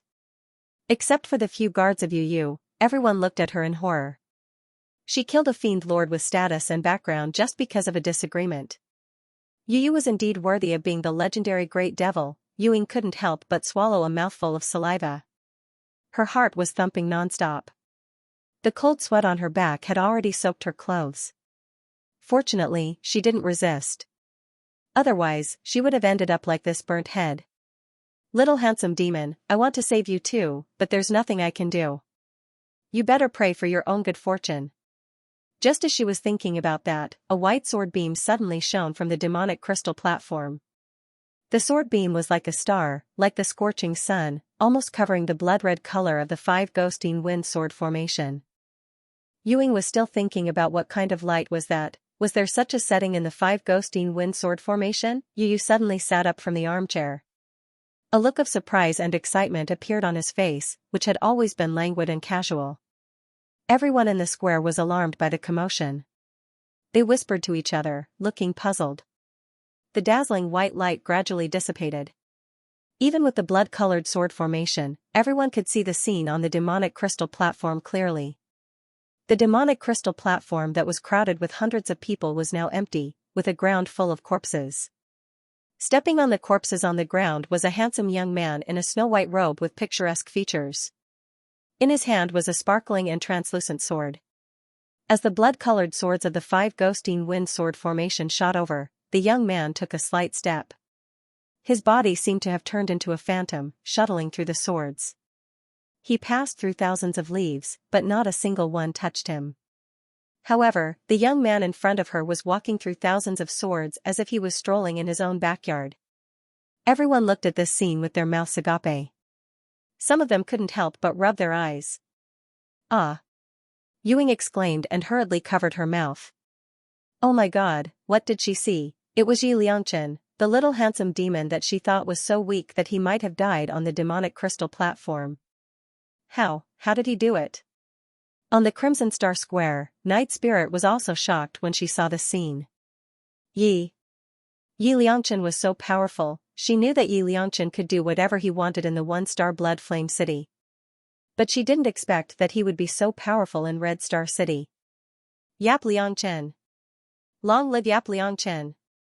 Yi Liangchen, you are invincible. It was a habit he had developed in Blood Flame City. Night Spirit suddenly shouted at the top of his lungs, Yi Liangchen. Yi Liangchen. The onlookers did not know who Yap Liangchen was. However, they knew that Yi Liangchen was talking about the young man standing alone on the magic crystal platform. It did not hinder their admiration and worship towards the strong. A moment later, someone shouted along with Night Spirit, Yi Liangchen. Yap Liangchen. Then, more and more people joined in. The voices rose and fell one after another. The crowd was excited. Interesting, very interesting. Yu stood up excitedly and walked back and forth on the armchair. The light in her eyes was shining. I didn't expect that there would be such interesting prey in the small Red Star City. Hee, but with just this bit of ability, it's still not enough to marry Her Royal Highness. I'm going to test you again. As she spoke, she waved her hand gently in the air. A complicated hand seal was formed. Then, the number of blood-colored swords in the 5 ghosting wind sword formation suddenly increased. Originally, there were only hundreds of swords crossing each other at the same time, but now, there were thousands of them. In the blink of an eye, the entire magic crystal platform was densely packed, as if it had been enveloped by a huge sword net. This time, no matter how fast the white-clothed youth was or how strange the divine punishment was, he would not be able to avoid it. Ying, Night Spirit, and everyone else in Crimson Star Square felt their hearts skip a beat. Now that the sword light had not completely covered the entire magic crystal platform, Yap Liangchen was still alive. Once the entire five-ghost chilly wind sword formation was completely formed, it would be hard for him to escape. Night Spirit clenched his fists and could not help but shout, "Yi Liangchen, you can do it." Then, immediately, someone shouted along with her. "Yap Liangchen, don't lose. Don't lose to that female devil. Yes, you are the hope and pride of our Red Star City. Our Red Star City must not even have a leader. Yap Liangchen, good luck. Good luck." The shouts filled the square one after another, and even the entire Red Star City was shaken. Yu listened to these shouts and looked at the young man who had been forced into a corner on the magic crystal platform. The corner of her mouth slowly curled up, and she muttered to herself, "Do I look like a demon that everyone wants to beat up? Hee, since you call me a demoness, then don't blame me for being ruthless." Ying wanted to say something but hesitated. Her face was full of worry. Yu gave her a sidelong glance. "Why? You know this little guy?"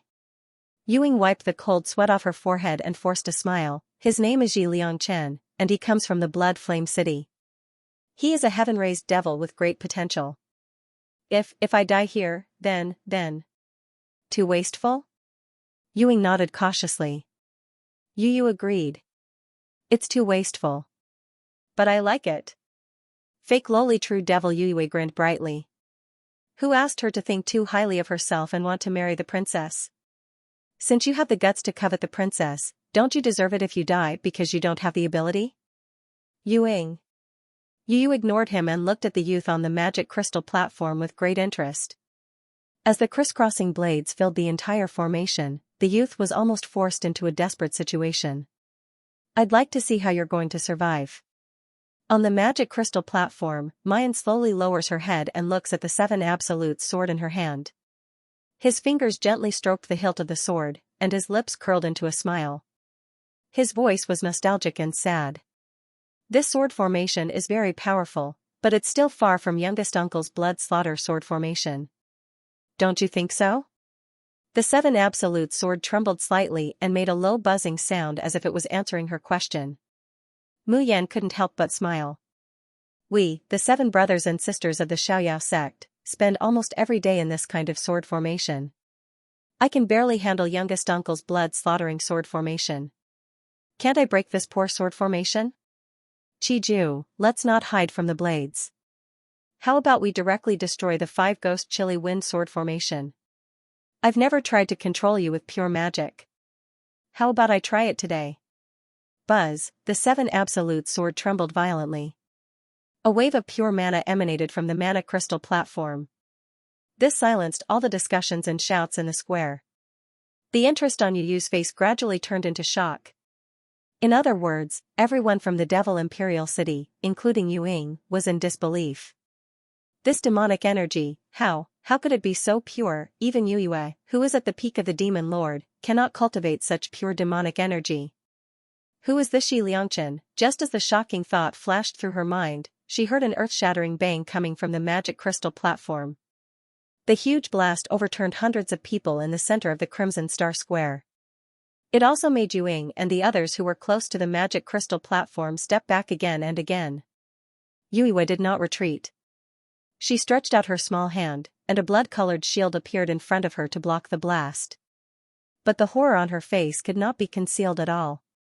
Her five-ghosting wind sword array was broken. How could this be? That Yi Liangchen, how did he do it? Bang! The huge impact hit the shield. Yue only felt her hand go numb. The blood-colored shield dissipated into bits of demonic energy.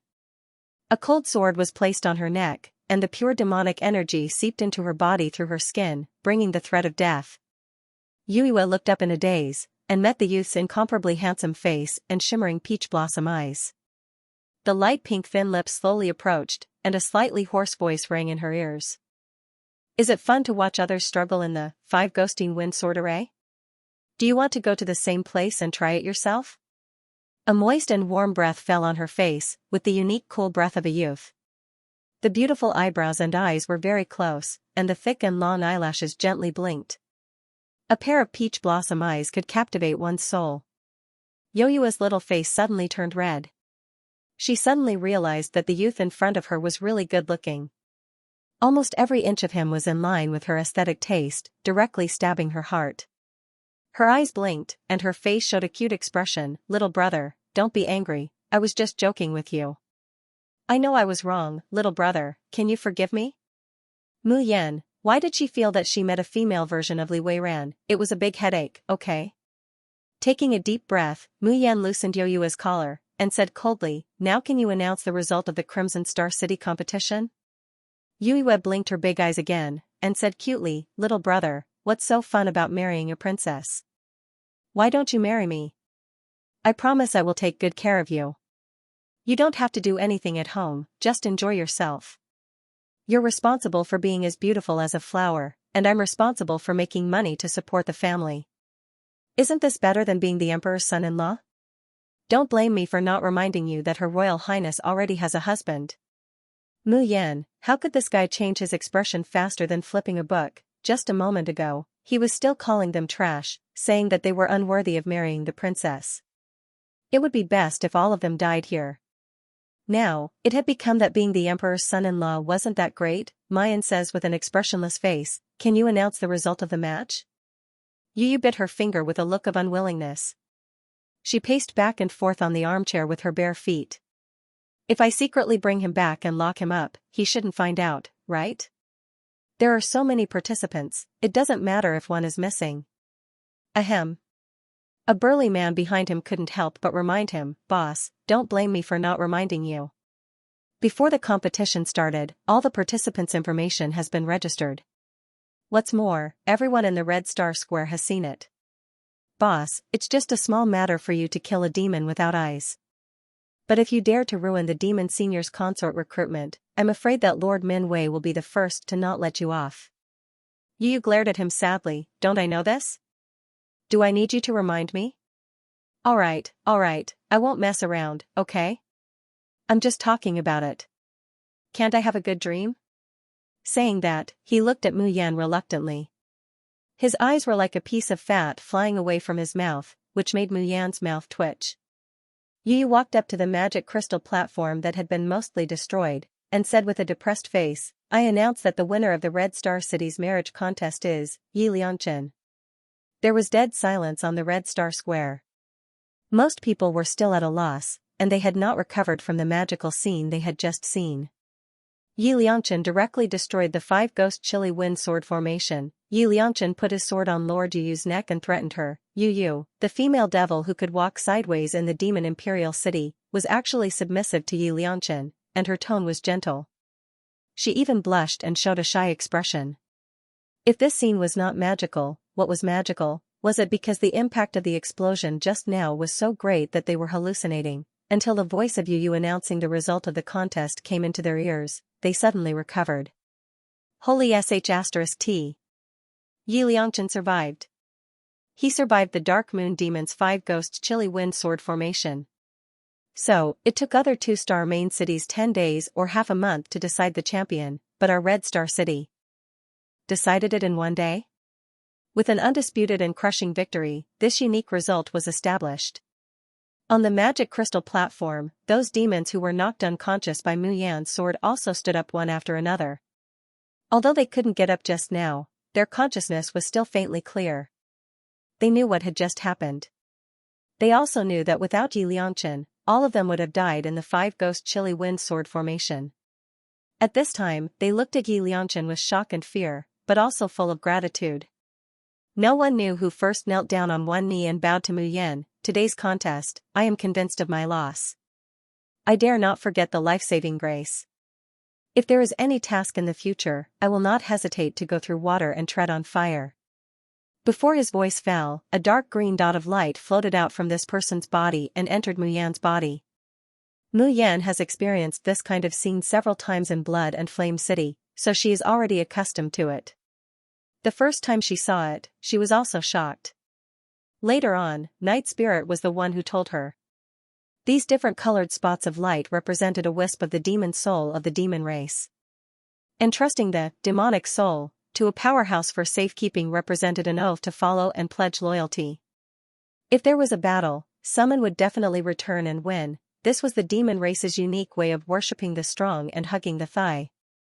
It was indeed very simple and crude, very much like a demon. Because of his powerful performance in Blood Flame City, Yap Liangchen had collected almost an entire city's worth of demon souls. Therefore, at this time, he was not surprised to receive a competitor's devil soul. This person's action was like a fuse. Immediately afterward, the demons on the magic crystal platform knelt down one by one. Even in the Crimson Star Square, more than half of the people bowed their heads and offered their demon souls. Separating a wisp of his devil soul would not cause any harm to his body. Nurturing one's devil soul in an expert's body would instead allow one's strength to rapidly increase. These people in Crimson Star City were not familiar with Mu Yan. But it did not prevent them from recognizing her strength. And it was the nature of the demon race to be strong. More and more small dots of light formed by the devil soul entered Mu Yan's body. Due to unknown reasons, Sogu is suddenly unable to find this site today. Dear readers, please remember this site's domain name, Booksea Pavilion, and find your way home. They were densely packed, like scattered starlight. Then, roars and shouts rose and fell one after another. The name Yi Liangchen almost overturned Red Star City. Yu Ying, and the others could not help but be moved by this scene. This isn't something that can be achieved with just strength. Yu said thoughtfully, with just one battle, so many demons are willing to entrust their demonic souls to him. What kind of rallying power is that? They had clearly met by chance, but she was willing to believe in him and follow him. Even though he had only revealed the tip of the iceberg, he was admired by countless people. This Yap Liangchen seemed to be born with the temperament of a leader. He also had a special charisma that made the demon race want to get close to him. Just like His Majesty the Devil Lord in the past. It was a power that was 100 times more terrifying than a natural demon core or a powerful background. Such a heaven-raised demon, if he was allowed to grow up, one day, with a wave of his arm, wouldn't the entire devil race be turned upside down and become a chess piece in his hands? Yu was stunned by her own thoughts. Then, he could not help but shake his head in self-mockery. What was she thinking? How could it be so easy for such a low-level little handsome fiend to overthrow the dynasty and seize power? Moreover, even if it was true, wasn't it still very interesting? At that time, she would become his concubine. An intoxicated smile appeared on Yu's little face. She blinked her big eyes, looking exceptionally adorable. Polar domain. In the dead of night. Yu Yanran was still pacing back and forth in the room anxiously. It's been 3 days since Di Mingju woke up. But she hasn't even seen Di Mingju's face. Yu Yanran originally thought that with Di Mingju's amnesia, he wouldn't be able to see through her flaws, and that even the heavens were helping her. But who knew that Di Mingju would also completely forget his feelings for Mayan? She didn't want to admit that she was his fiancée. As a result, Elder Chang, Xing Lang, and the others' attitude toward him grew colder and colder. Her days in the Divine Wind Palace began to become difficult. No, he couldn't let this continue. She must find a way to get close to Jun Shang, evoke his feelings for Mayan, and let his feelings for her deepen. Creak. The window was pushed open, and a gust of cold wind blew in. Yu Yanran felt her vision blur and a figure appeared in front of her. Aunt Tong, you. Why have you come? After the fright, Yu Yanran saw who it was and asked anxiously, did anyone see us? Commander Tong shot her a disdainful glance and said with a cold smile, if I didn't come, what could you accomplish? Back then, if I had known that you were so useless that you couldn't capture Jun Shang's heart even with the magnificent quicksand, I would never have helped you. Yu Yanran's face turned green, but she still carefully smiled and said, Aunt Tong, you can't blame me for this. How could I have thought that the emperor would lose his memory? He doesn't even remember that slut Jun Mayan, so how could he treat me well? Aunt Tong, what do you think we should do now? Commander Tong pinched her chin and mocked, you have such a face, but you don't know how to make good use of it. With just this bit of ability, you also want to become the polar domain's mistress? So what if Jun Shang doesn't remember? How did Jun Mayan seduce Jun Shang back then? Do you not even know how to copy it now? Yu Yanran complained, that's only if I have the chance. You don't know how snobbish those Ingmei guys are. Just because the emperor couldn't recognize me, they ignored me. I wanted to request an audience with the emperor, but they ignored me. I couldn't even see the emperor's face, how could I talk about seducing him? Humph, trash. Don't you know how to create an opportunity when you don't have one? While speaking, Commander Tong raises his hand and throws something to her. This is... Yu Yanran looks surprised, this is the Jade Void Key? Aunt Tong, why did you give it to me? Commander Tong snorts lightly, a bit of pride on his face. I asked to see Jun Shang the day before yesterday and saw him put away the thing in his hand. Although I didn't see it clearly, I was very clear about the energy fluctuations because I just entered Tianguang ruins a few days ago. Jun Shang is holding the Jade Void Key. Do you know what to do now? Yu Yanran's face brightens and she says excitedly, I want to meet the emperor in Tianguang ruins and make him fall in love with me. I've already prepared this much for you, if you still can't do it well, hee hee. Before Commander Tong could finish his words, he vanished from where he stood. Yu Yanran can feel the murderous aura emanating from her, and her body can't help but tremble. But soon, her face shows a resolute and ferocious expression. She has nothing left now. She has no other way out than to grab Di Mingju's heart.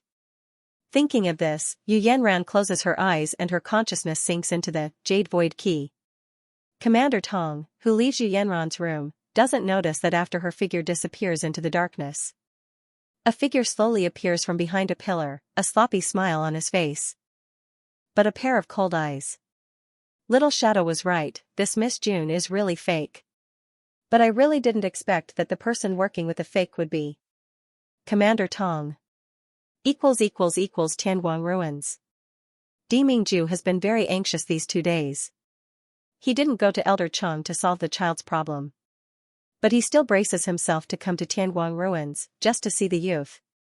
However, 2 days have passed. Yi Liangchen has never appeared in Tianguang ruins again. On the reincarnation square, the delicate and pretty little boy's eyes are as cold as 10,000-year-old ice. The surrounding men and women originally wanted to go up and ask a few questions when they saw such a pretty little doll. But when they meet those cold eyes, they are scared and flinch. The extreme impatience makes Di Mingju's powerful soul pressure almost uncontrollably want to be released. The scenery on the reincarnation square, which was originally the same as the real world, began to become illusory, like ripples on water. What's going on? I feel dizzy. I want to vomit. Why can't I see what's in front of me? Beep beep beep, a hurried warning sound rings in Di Mingju's ears, as if it's a threat, but also a plea. Di Mingju's expression is ice cold. Taking a deep breath, he barely manages to restrain his violent pressure. The warning disappeared, and the reincarnation square returned to its original state. The people in the square looked at each other, wondering if they were hallucinating just now. With a calm face, Di Mingju is about to leave Tianguang ruins. Suddenly, a voice came into his ears. Why is the demon area so noisy today? It's been going on since last night. I keep hearing people shouting something like Yi Liangchen. Di Mingju stops in his tracks. Hee hee, you don't know? Recently, the demon lord was hiding in the abyss to find a husband for his daughter. In the hidden abyss, as long as the appearance and age match, the demon race can participate. Everyone from the 1-star main city to the 5-star main city has a share. You also know that the demon race loves to fight and kill the most. Of course, the method of selection is to fight and kill. Due to unknown reasons, Sogu is suddenly unable to find this site today. Dear readers, please remember this site's domain name, Booksy Pavilion, and find your way home. The Yi Liangchen you just mentioned, he is also one of the participants of the selection. He belongs to the 2-star Lord City, Red Star City. Originally, the 2-star main city selection would take at least half a month to end, but who knew that Red Star City would end in half a day yesterday? This Yap Liangchen is the final winner. Eh? how did it end in half a day? Dimingju doesn't listen to the following words. His complexion turns blue, his hands suddenly clench into fists. Yi Liangchen was going to participate in the prince consort selection? He wanted to marry a demon princess? Dream on, Ben Jun will absolutely not allow it. On one side of the reincarnation square, a beautiful woman looks at Dimingju as he turns around and walks in the direction of the devil's domain. She reveals an incredulous and shocked expression. This person was Yu Yanran. She followed Dimingju to Tianguang ruins, but she couldn't find a familiar figure no matter how hard she tried. Just as she was feeling anxious, she felt a familiar and terrifying pressure. It was of the arch. Yu Yanran had personally experienced Dimingju's coercion. There was no way she could be mistaken. But where was the emperor? Why couldn't he find it? Finally, Yu Yanran's gaze landed on a handsome little boy who did not look like a mortal. Exquisite eyebrows, icy blue pupils, cold and aloof expression. Every inch of it was so familiar, yet unattainable. Could it be that this little boy is Dimingju? Yu Yanran clutched at her chest, her heart pounding. His face was wild with joy. Ever since she entered the Tianguang ruins, she felt that everything was going wrong. Originally, he wanted to change his appearance in Tianguang ruins to Jun Mayan's appearance. Unexpectedly, Tian Guanxi reminded her, basic attributes like appearance, gender, and so on, once set, they are bound to the soul and cannot be changed. Furthermore, Tianguang ruins only allows users to change their appearance based on their original appearance. Users are not allowed to casually change their appearance to someone else's. User Gold Branch Jade Leaf, please do not attempt to cheat. Yu Yanran was so angry that she almost crushed her teeth. What was the meaning of this damn Tianguang ruins? Accuse her of cheating, right now, she clearly has the same appearance as Jun Mayan. Okay, with a belly full of anger, he enters the Tianguang ruins, but after searching for a long time, he still can't find any trace of Dimingju. Yu Yanran really wanted to tear this heaven ruins of light apart.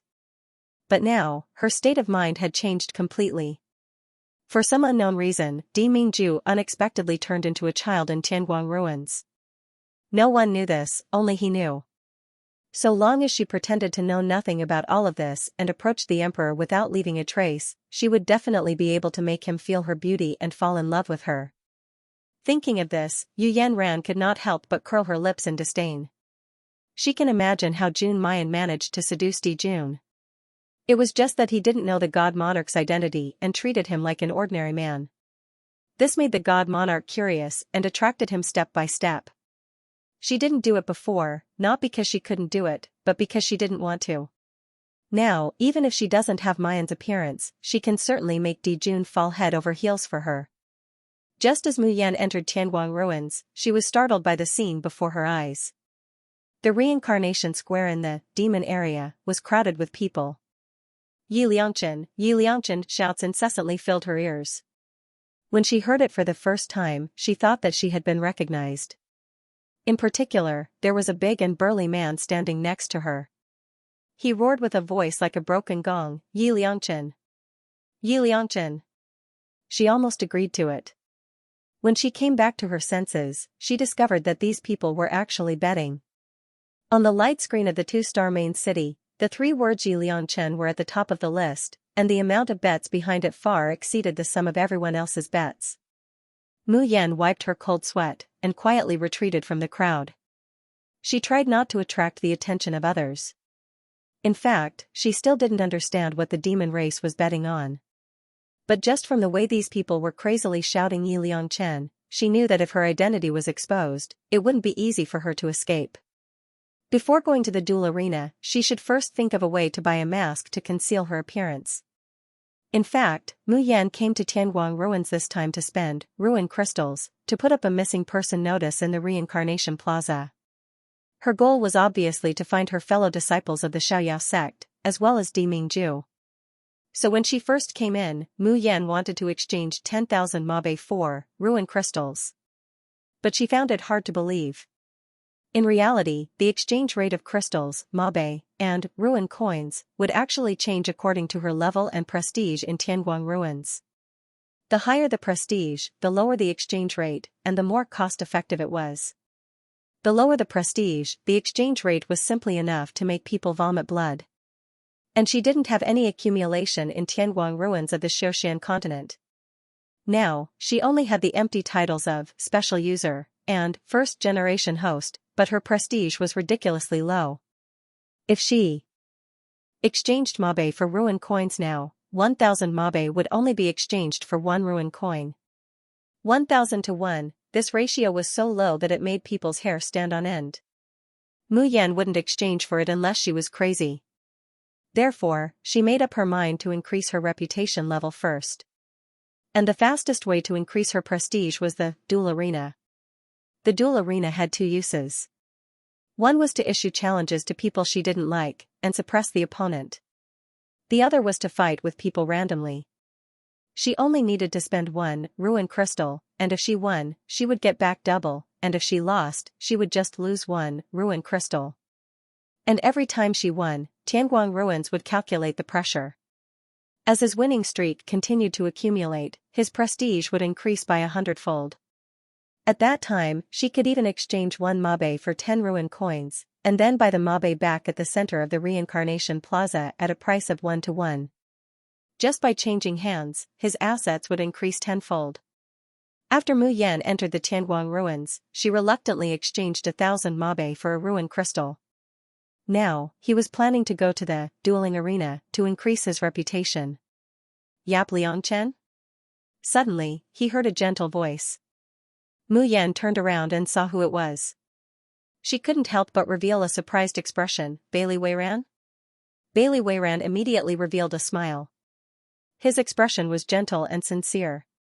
He looked like a modest human gentleman, not like a demon.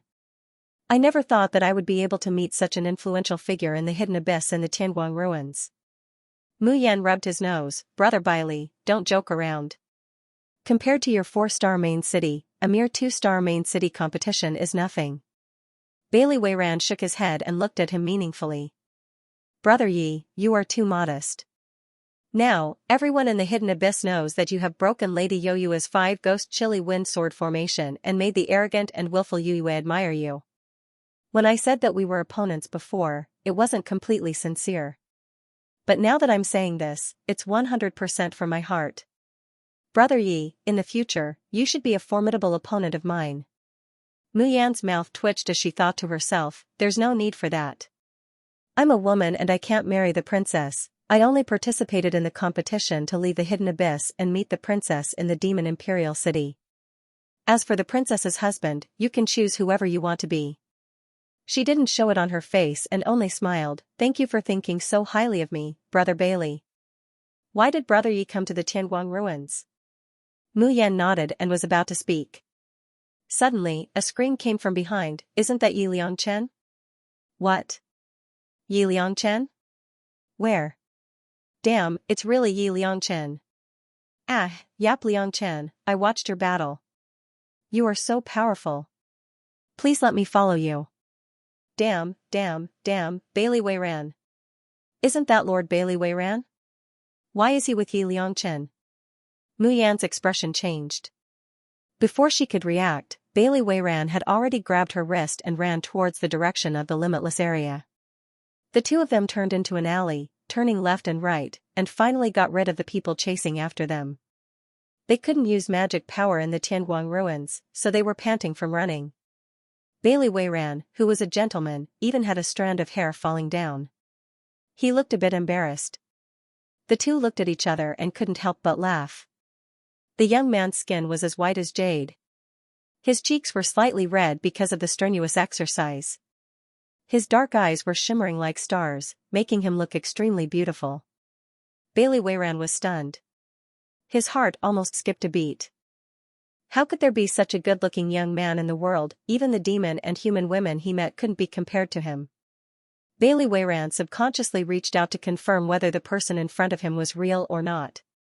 However, at this time, a small hand reaches out from the side and grabs Mu Yan's hand, suddenly pulling her back a step. Bailey Weiran's hand fell into the air and he stiffly retracted it.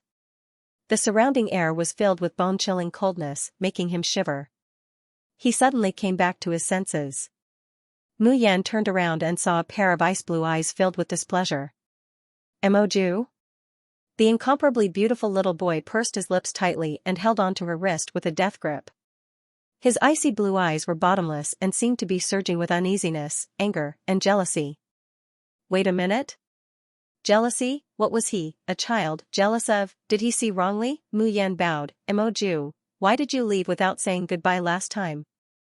Did something happen in reality? Do you need my help? Di Mingju thought in his heart, what do I need help with? Just when he was about to shake his head and refuse, he saw Bailey Weiran from the corner of his eye. His heart skipped a beat, and he immediately changed his mind. Yes. He nodded heavily to increase his persuasiveness. Come with me.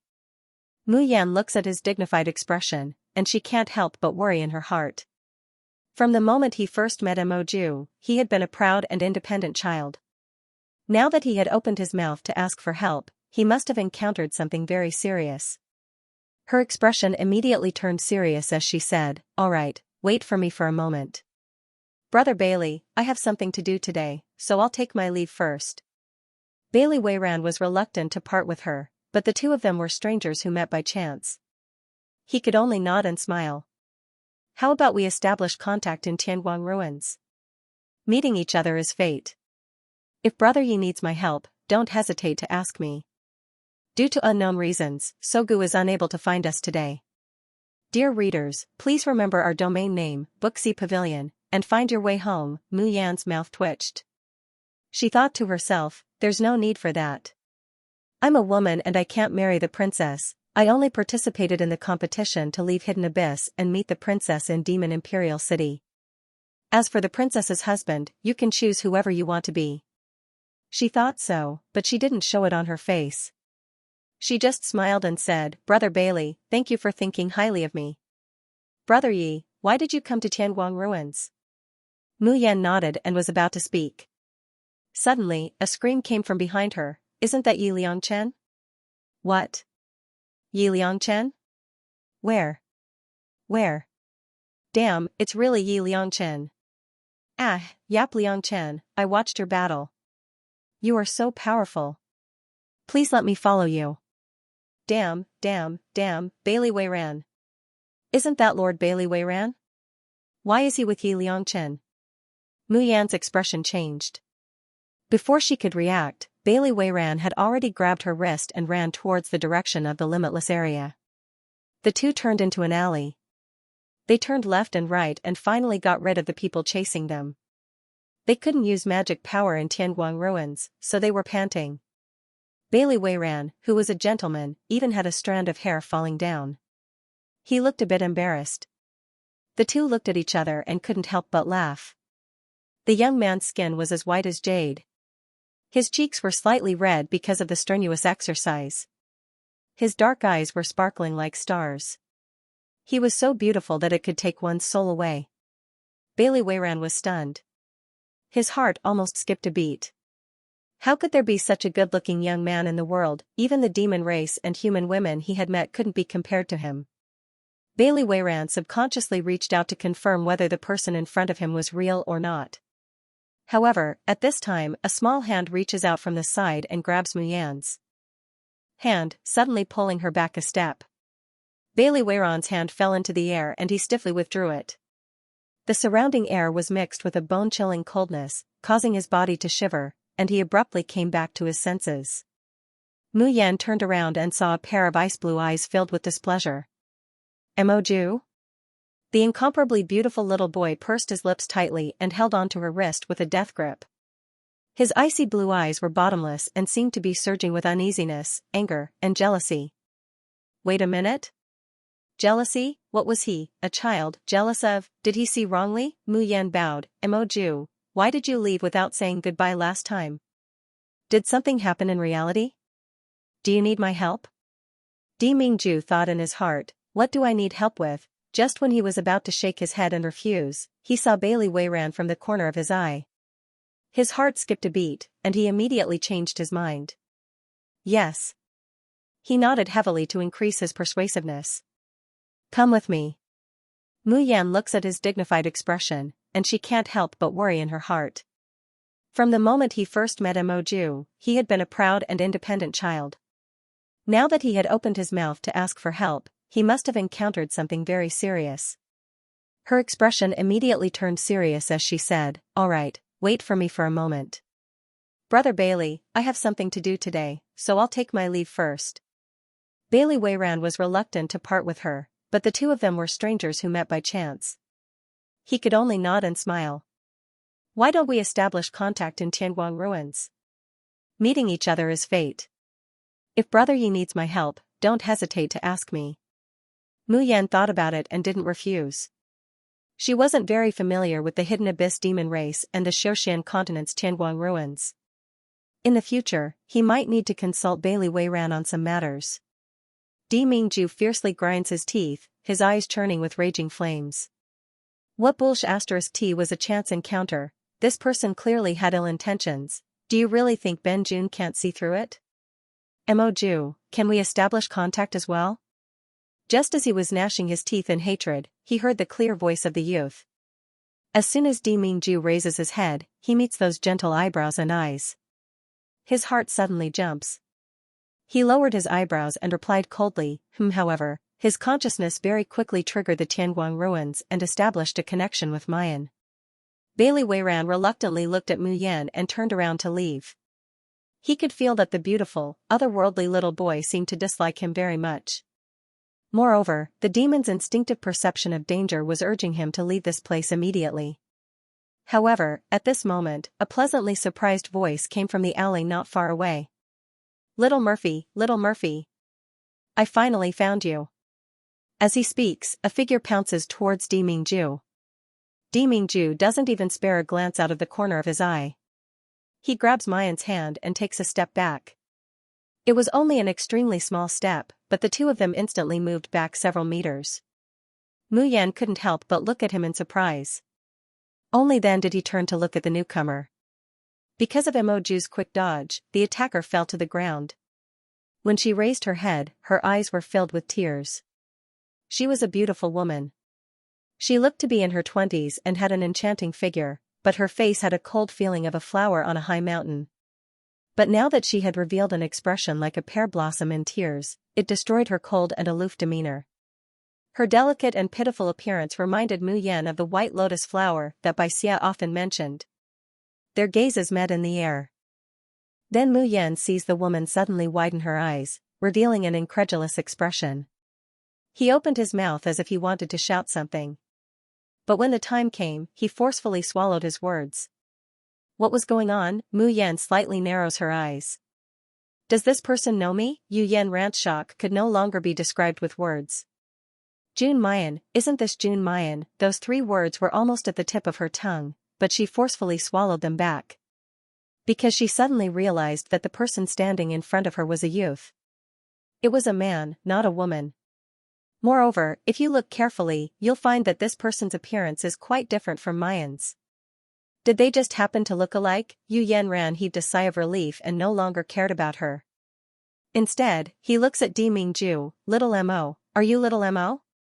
Don't you remember me? Di Mingju looks at her and slightly narrows his eyes. His ice blue eyes shone with a dark and cold light. The person in front of him looked familiar, but he couldn't remember where he had seen him before. Yu Yan Ran met his cold gaze and her body stiffened. Cold sweat trickled down her forehead silently. She thought that she wouldn't be afraid of the emperor who looked like a child. He didn't expect it to be just as terrifying. Just a look from him was enough to render her speechless. Could it be that the emperor had already recognized her as Yu Yan Ran? No, that's impossible. Her appearance in Tianguang ruins had been adjusted up by 90%. Although her facial features were somewhat similar to her appearance in reality, bystanders would absolutely not be able to recognize her at first glance. Yu Yanran swallows, suppressing the fear in her heart. Her line of sight falls on Di Mingju, then she shows a disappointed and pained expression, choking with sobs. I'm sorry, I mistook you for someone else. You really look like my little brother Mo. I thought you were him, so I forgot myself. Please don't take it to heart. Mu Yan, why did she find this scene somewhat familiar? Back then, she mistook Emoju for Xiaobao, so she forgot herself and hugged him. Now, the woman in front of her also mistook Emoju for someone else. The only difference is that Emoju obediently let her hug him. And the woman in front of her almost fell flat on her face after Emoju dodged her. Pfft, Mu Yan can't help but laugh. Is there something wrong with this little guy Emoju's design? Is he born to be easily mistaken for someone else? Di Mingju looks up. What he sees is the youth's warm smile, as bright as the sun. His eyes flickered, and there was a deep and burning look in his eyes. Yu Yanran's heart thumps when she sees this scene. She glares at Mu Yan. What are you laughing at? Do you think I'm lying? No, nothing. Mu Yan says seriously, I just thought of something interesting. Yu Yanran frowns fiercely. Instinctively, she doesn't like this boy who looks like Mu Yan. Especially when she sees Di Mingju looking at her with a passion and gentleness she has never seen before. Damn it, isn't it just a man? How could an emperor monarch like a man? Yu Yanran secretly comforts herself. At this time, Di Mingju has already grabbed Mu Yan's hand impatiently. Let's go. An annoying woman, an annoying man. So much nonsense. Disturbing his time alone with Yi Liangchen. If they weren't in Tianguang ruins, he would have sent them to Purgatory Pool. Mu Yan remembers that Emoju needs her help, so she quickly follows. Wait a minute. Yu Yanran sees that Di Mingju is about to leave and becomes anxious. But she has seen the emperor's indifference and decisiveness. This time, he didn't dare to pester the young emperor anymore. Instead, he revealed a smile that he thought could turn all living things upside down and said to Mayan, I'm sorry, I haven't been to Tianguang ruins for a long time. Everything here is very unfamiliar to me. Can I go with you? Mu Yan. That won't be necessary, right? Yu Yanran's eyes welled up with tears as she choked. I've been separated from my younger brother little Mo for a few years now. Now that I've finally met someone who looks like him, I can't help it. I just wanted to look at him and stay by his side to ease my longing. I'm sorry, I won't disturb you. I just want to stay by your side quietly. With that, she looks at little Emperor Mingju with eyes full of emotion. It was as if she really treated him as her long-lost younger brother. Yu Yanran believed that such a display of sincere affection and unrequited devotion, coupled with her stunning looks, would be enough to make her husband happy. As long as it was a man, it was impossible to refuse. The arch would not. Yi Liangchen was a young man who had just come to the world. Of course, he would fall head over heels for her. Mu Yan, there were always women who wanted to flirt with her or throw themselves at her. But she was in no position to refuse this strange woman's request. After all, the other person wasn't looking at her, but little Emoju. So, she turned her gaze to Emoju, waiting for his decision. Just then, Bailey Weiron's smiling voice came to his ears. Since this lady wants to follow you, then it shouldn't be a problem for me to go with you, right? Brother Yi, we've run into each other several times. It's as if it's fate. I really don't want to say goodbye to you so soon. How about we drink to our heart's content after we're done with this little brother's matter? Before he could finish his words, Bailey Weiran felt a prickle on his back. The cold air lingering around him almost froze his body. He looked in shock at the little boy who was holding Yi Liangchen's hand tightly. Such terrifying pressure, such earth-shattering energy fluctuation. Was it coming from his body? Before Bailey Weiran could figure it out, he felt a huge shock wave coming towards him. Then, the surrounding airflow surged and a strong wind blew. He took out a long sword and stabbed it into the ground, barely stabilizing his body. When the storm passed, Bailey Weiran realized that Yi Liangchen and the little boy were nowhere to be seen. Instead, the beautiful woman was lying on the ground in a strange posture. Her meticulously combed hair was blown into a mess by the wind, like a chicken's nest. Her skirt was lifted up, but nothing was revealed. Anyway, it wasn't very elegant. Bailey Weiron's eyes deepened. Who was that little boy just now? How could he use such a powerful force in Tianguang ruins? Who was this Yi Liangchen who knew him? Bailey Weiron's heart skipped a beat as he thought of the young man's pitch-black clear eyes. He was really looking forward to meeting Yi Liangchen in the marriage contest. He walked towards the infernal region as he was thinking.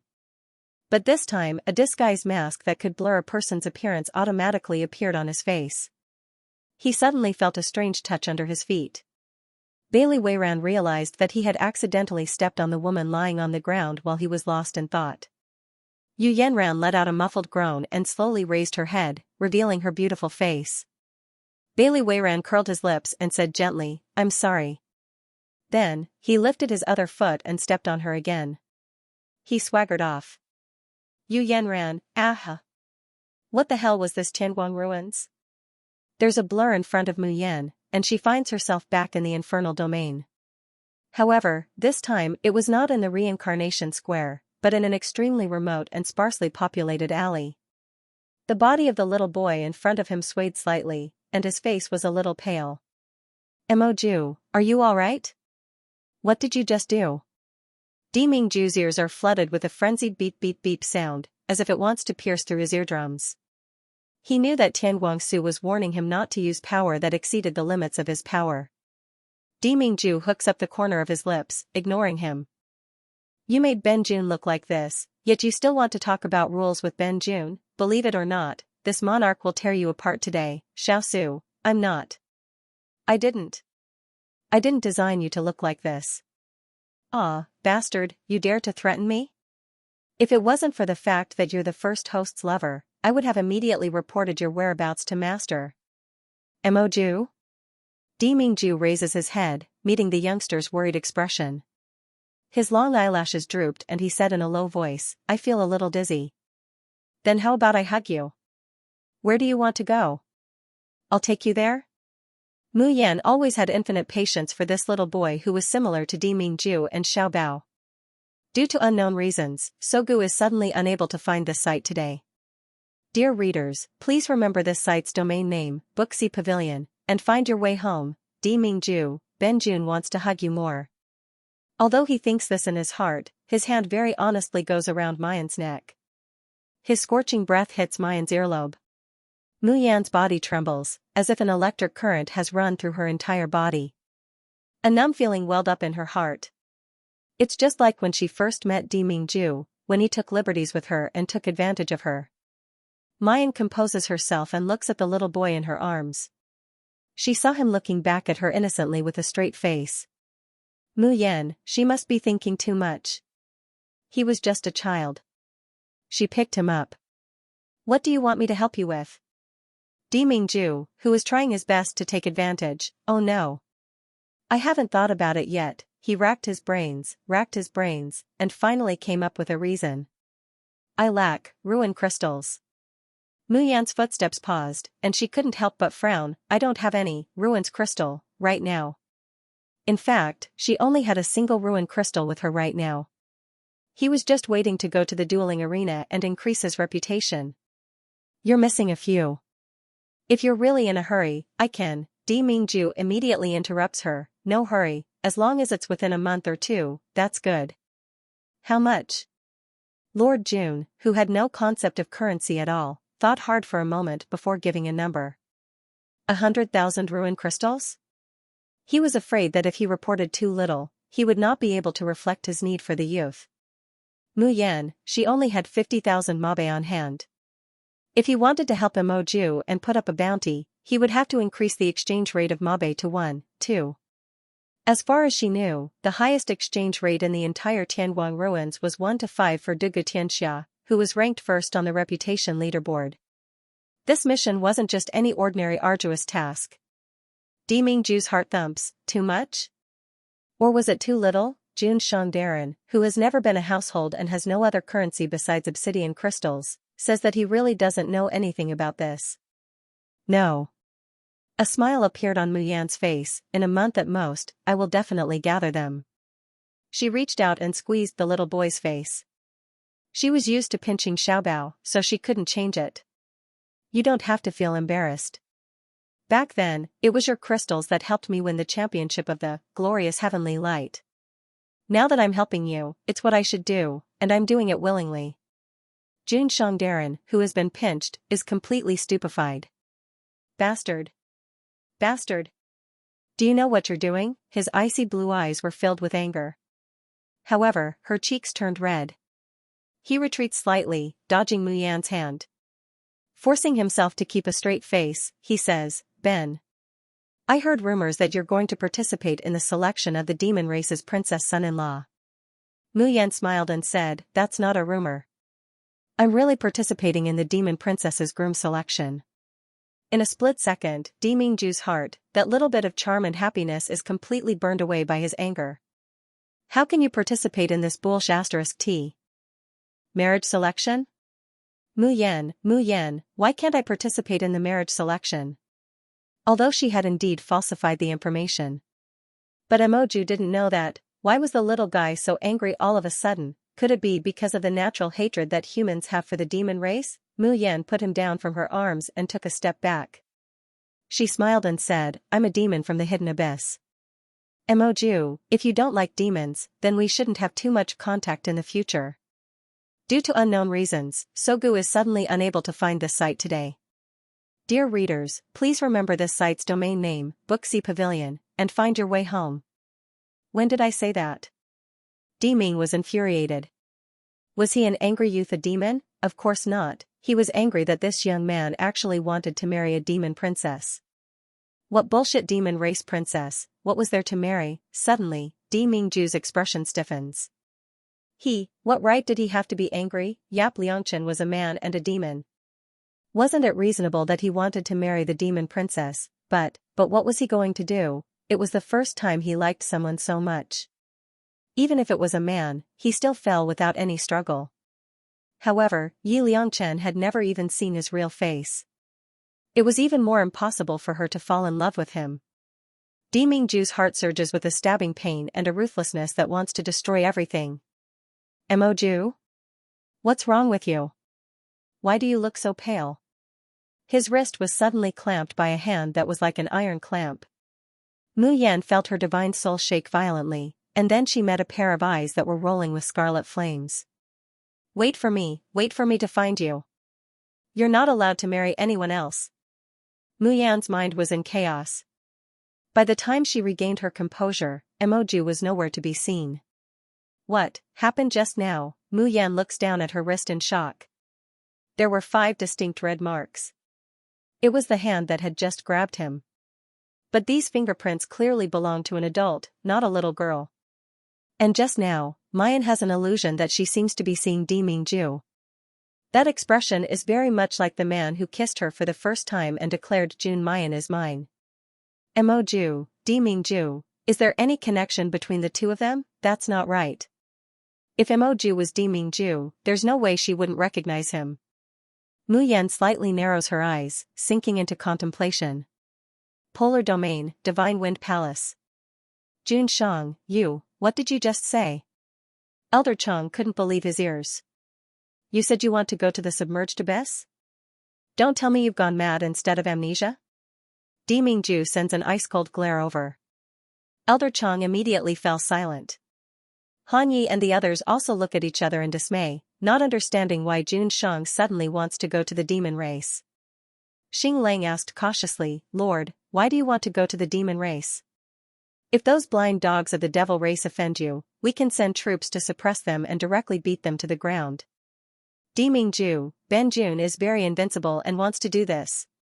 But out of the responsibility of a ruler, he forcibly suppressed this tempting thought. Elder Chang glared at Star Wolf. Don't spout nonsense. Rashly starting a war isn't the style of my polar domain. After scolding Star Wolf, he looks at Di Mingju again. Jun Shang, do you want to sneak into the hidden abyss? I'm afraid I'll have to discuss this with Little Nine. It was not as if human spirit cultivators had never ventured into the hidden abyss or gone undercover. Usually, they used the method of concealing their spiritual roots and disguising their demon cores. But Di Mingju is different from others. His aura was simply too strong. Perhaps once he entered the hidden abyss, he would clash with Jun Shirchin's aura. The devil race would certainly notice it right away. No matter how strong Di Mingju is, without any spiritual power in the hidden abyss, it would be too dangerous to face a magnificent army of the devil race. Di Mingju, if you want to go to the devil race, I can help you. But you have to promise me one condition. As soon as Elder Chang's voice fell, a familiar voice came from outside. Then, they see a cute, but old-looking teenager swaggering in. It's Han Chujiu, whom Elder Chang just mentioned. Han Chujiu proudly looks at Di Mingju and says, I can use goo insects and medicines to suppress your aura and ensure that Xianxia won't notice you when you enter the boundary of the hidden abyss. In return, you have to promise to take my phantom doppelganger with you. Previously, Han Chujiu refined the phantom doppelganger Dan and attached his divine sense to the jade, wanting Di Mingju to take him out to find his treasured apprentice. But later, Di Mingju lost his memory, and the divine firmament palace was in chaos, so he had to give up. Now, when Han Chujiu heard that Di Mingju was going to the devil area, he can't wait to take out the jade with his divine sense. Di Mingju reaches out his hand and casually ties it to his waist. He coldly says, 3 days, can you refine the Dan? Han Chujiu raises his chin, who do you think you're talking to? I'm the sacred ancestor medicine king, a mere Dan that hides the aura, isn't it a piece of cake? Before he can finish his words, he hears the voice of the Imperial Guard outside the room. Jun Shang, the Devil Clan has sent an invitation. His words stunned everyone present. Why did the Devil Clan send an invitation to the polar domain? Elder Chang quickly waved his hand to receive the invitation in the guard's hand. When he uses his divine sense to check, he immediately widens his eyes in shock. He can't help but growl, Emozun is really crazy. What's wrong? What happened? What's written on the invitation? Elder Chang looks at Di Mingju, then at the crowd. The expression on his face is indescribable. Emozun has sent out a hero invitation, inviting all the young talents of the Xianxia continent to participate in the princess's matchmaking banquet. Are you kidding me? Isn't there already a matchmaking selection in the hidden abyss? What's going on with this matchmaking banquet? In fact, the name written on the hero invitation is Heavenly Charm Banquet. But anyone with a brain can understand what the purpose of this Heavenly Charm Banquet is. Every family, every sect, and every school can participate as many people as possible. However, they had to be unmarried, have a cultivation at the mysterious immortal realm or above, have handsome appearances, and are of noble birth. The invitation also stated that at the Heavenly Enchantment Banquet, these young talents would be allowed to compete with the outstanding young demons selected from the Demon Clan's marriage selection. The winner would be allowed to enter the core area of the Demon Imperial City and be rewarded handsomely. The only thing that the honored Demon Lord didn't do was to write the meaning of "I'm looking for a husband for my precious daughter. Come here, all the best quality men, and don't come near me," on the invitation. Looking at this invitation, Han Yi is so angry that he wants to laugh. How many more husbands does the Demon Lord want to choose for his daughter? The Nether Realm wasn't enough, so he came up with the Hidden Abyss selection. Now, even 2 son-in-laws weren't enough to satisfy him, so he actually sent out hero invitations to the entire Xianxia continent. Does he really think that his daughter is so popular that everyone wants to have her? Will there really be people going to this stupid, heavenly charm banquet? Elder Chang stroked his beard and shook his head. He said helplessly, someone will definitely go. Not to mention how tempting it is to safely enter and exit the core area of the Demon Imperial City. Just the reward from the honored Demon Lord alone, as well as the support of the Demon Clan after becoming the Demon Clan's son-in-law. Most families and sects can't help but be tempted. What's more, there was a prophecy in the Nether Realm. The specifics aren't clear, but the general meaning is that this demon princess can control the situation of the world, and is the person favored by the heavenly Tao. This was also the reason why Yin Wuji tried every means possible to exchange his engagement with the Devil Clan with his youngest son, Yin Yuani. However, Elder Chang couldn't help but reveal an expression of amusement. Junshi Tian is really muddle-headed. This kind of invitation, it's fine if it's used to deceive the various large sects and aristocratic families, but it's actually sent to our Lord. Could it be that he thinks our Lord would care about the position of the Devil Clan's son-in-law? The Star Wolf sneered and said, "What bullshit fiend race princess. I think it's an ugly freak who can't get married and wants to latch onto our Lord." From the beginning to the end, when did the devil race ever express their desire to marry? Wasn't it rejected by our Junshang? Do you still want to be slapped in the face? Han Yi lightly shakes the invitation in his hand, "I'll reply to the rejection letter." Before he could finish his words, Han Ye's hand suddenly becomes empty. He looked over in surprise. She sees Di Mingju pinching the invitation with 2 fingers and gently pinching it. Divine power was infused into it, and the invitation emitted a faint blue light as it quickly flew into the distance. Everyone present widened their eyes in surprise. Blue is consent, enter the divine sense mark. The red color represented rejection, isolating the aura of the demon venerable from the invitation. This was the common understanding between the polar domain, nether domain, and polar domain. It was blue light that was emitted just now. Did that mean that Jun Shang had agreed to the honor demon's invitation? Were they seeing things? Or did Jun Shang send the wrong message? Di Mingju expressionlessly says, Ben Jun has decided to participate in the Heavenly Charm Banquet. Jun Shang? So in addition to seeing things, they were also hearing things? Han Chujiu anxiously said, Di Mingju, even if you don't need to hide your presence now, you must bring my doppelganger. I still have to find my precious disciple. The heroes of the Heavenly Enchantment Banquet are all gathered here, maybe there will be news of my disciple. Di Mingju ignored Han Chujiu, but he didn't take off the jade on his waist. Han Chujiu knew that he agreed, so she happily went back to his Medicine King Hall. As he leaves the main hall, the corners of Di Mingju's mouth lifts up into a cold arc. His eyes seem to be condensed with frost, but also like raging flames. Aren't you going to marry the demon princess? Then Ben Jun will let you have no one to marry. After Emoju left, Mu Yan headed to the demon realm's dueling arena to raise her reputation. Her current prestige was ridiculously low, so the opponents she was matched with were also extremely weak. In just one day, her reputation had risen by a large margin. Currently, the exchange rate of Mabe for ruin coins had reached 500 to 1. Alright, there seemed to be nothing to be proud of. When he left the Tianguang ruins, the sky had just brightened. Mu Yan stretched herself and flicked the head of the drooling little chick next to her. This little fellow was a bear, but his luck was even more heaven-defying than little treasures. If it wasn't for the jade key it had obtained from who knows where, how would he have had the opportunity to enter the Tianguang ruins? How could they issue a search notice in the Tianguang ruins? How could he ever reunite with Mo Ju? For the next few days, Mayan directly soaked in Tianguang ruins. The 3 districts of Tianguang ruins each had their own dueling arenas. The 3 dueling arenas were isolated from each other and each had its own ranking list. Once he chose a district to participate in the duel, they were not allowed to choose another district. Only if they could become the top of the district, would they be qualified to challenge another district's dueling arena. And in the center of Tianguang ruins, on the Rebirth Square, there was a ranking list hanging high on the tower all year round. That was the total prestige ranking of the 3 districts. Of course, the dueling arena wasn't the only way to earn prestige in Tianguang ruins. Buying and selling elixirs, talismans, formation plates, and magic treasures could all earn prestige. It was just that the dueling arena was the fastest. Time flew. Half a month passed in the blink of an eye.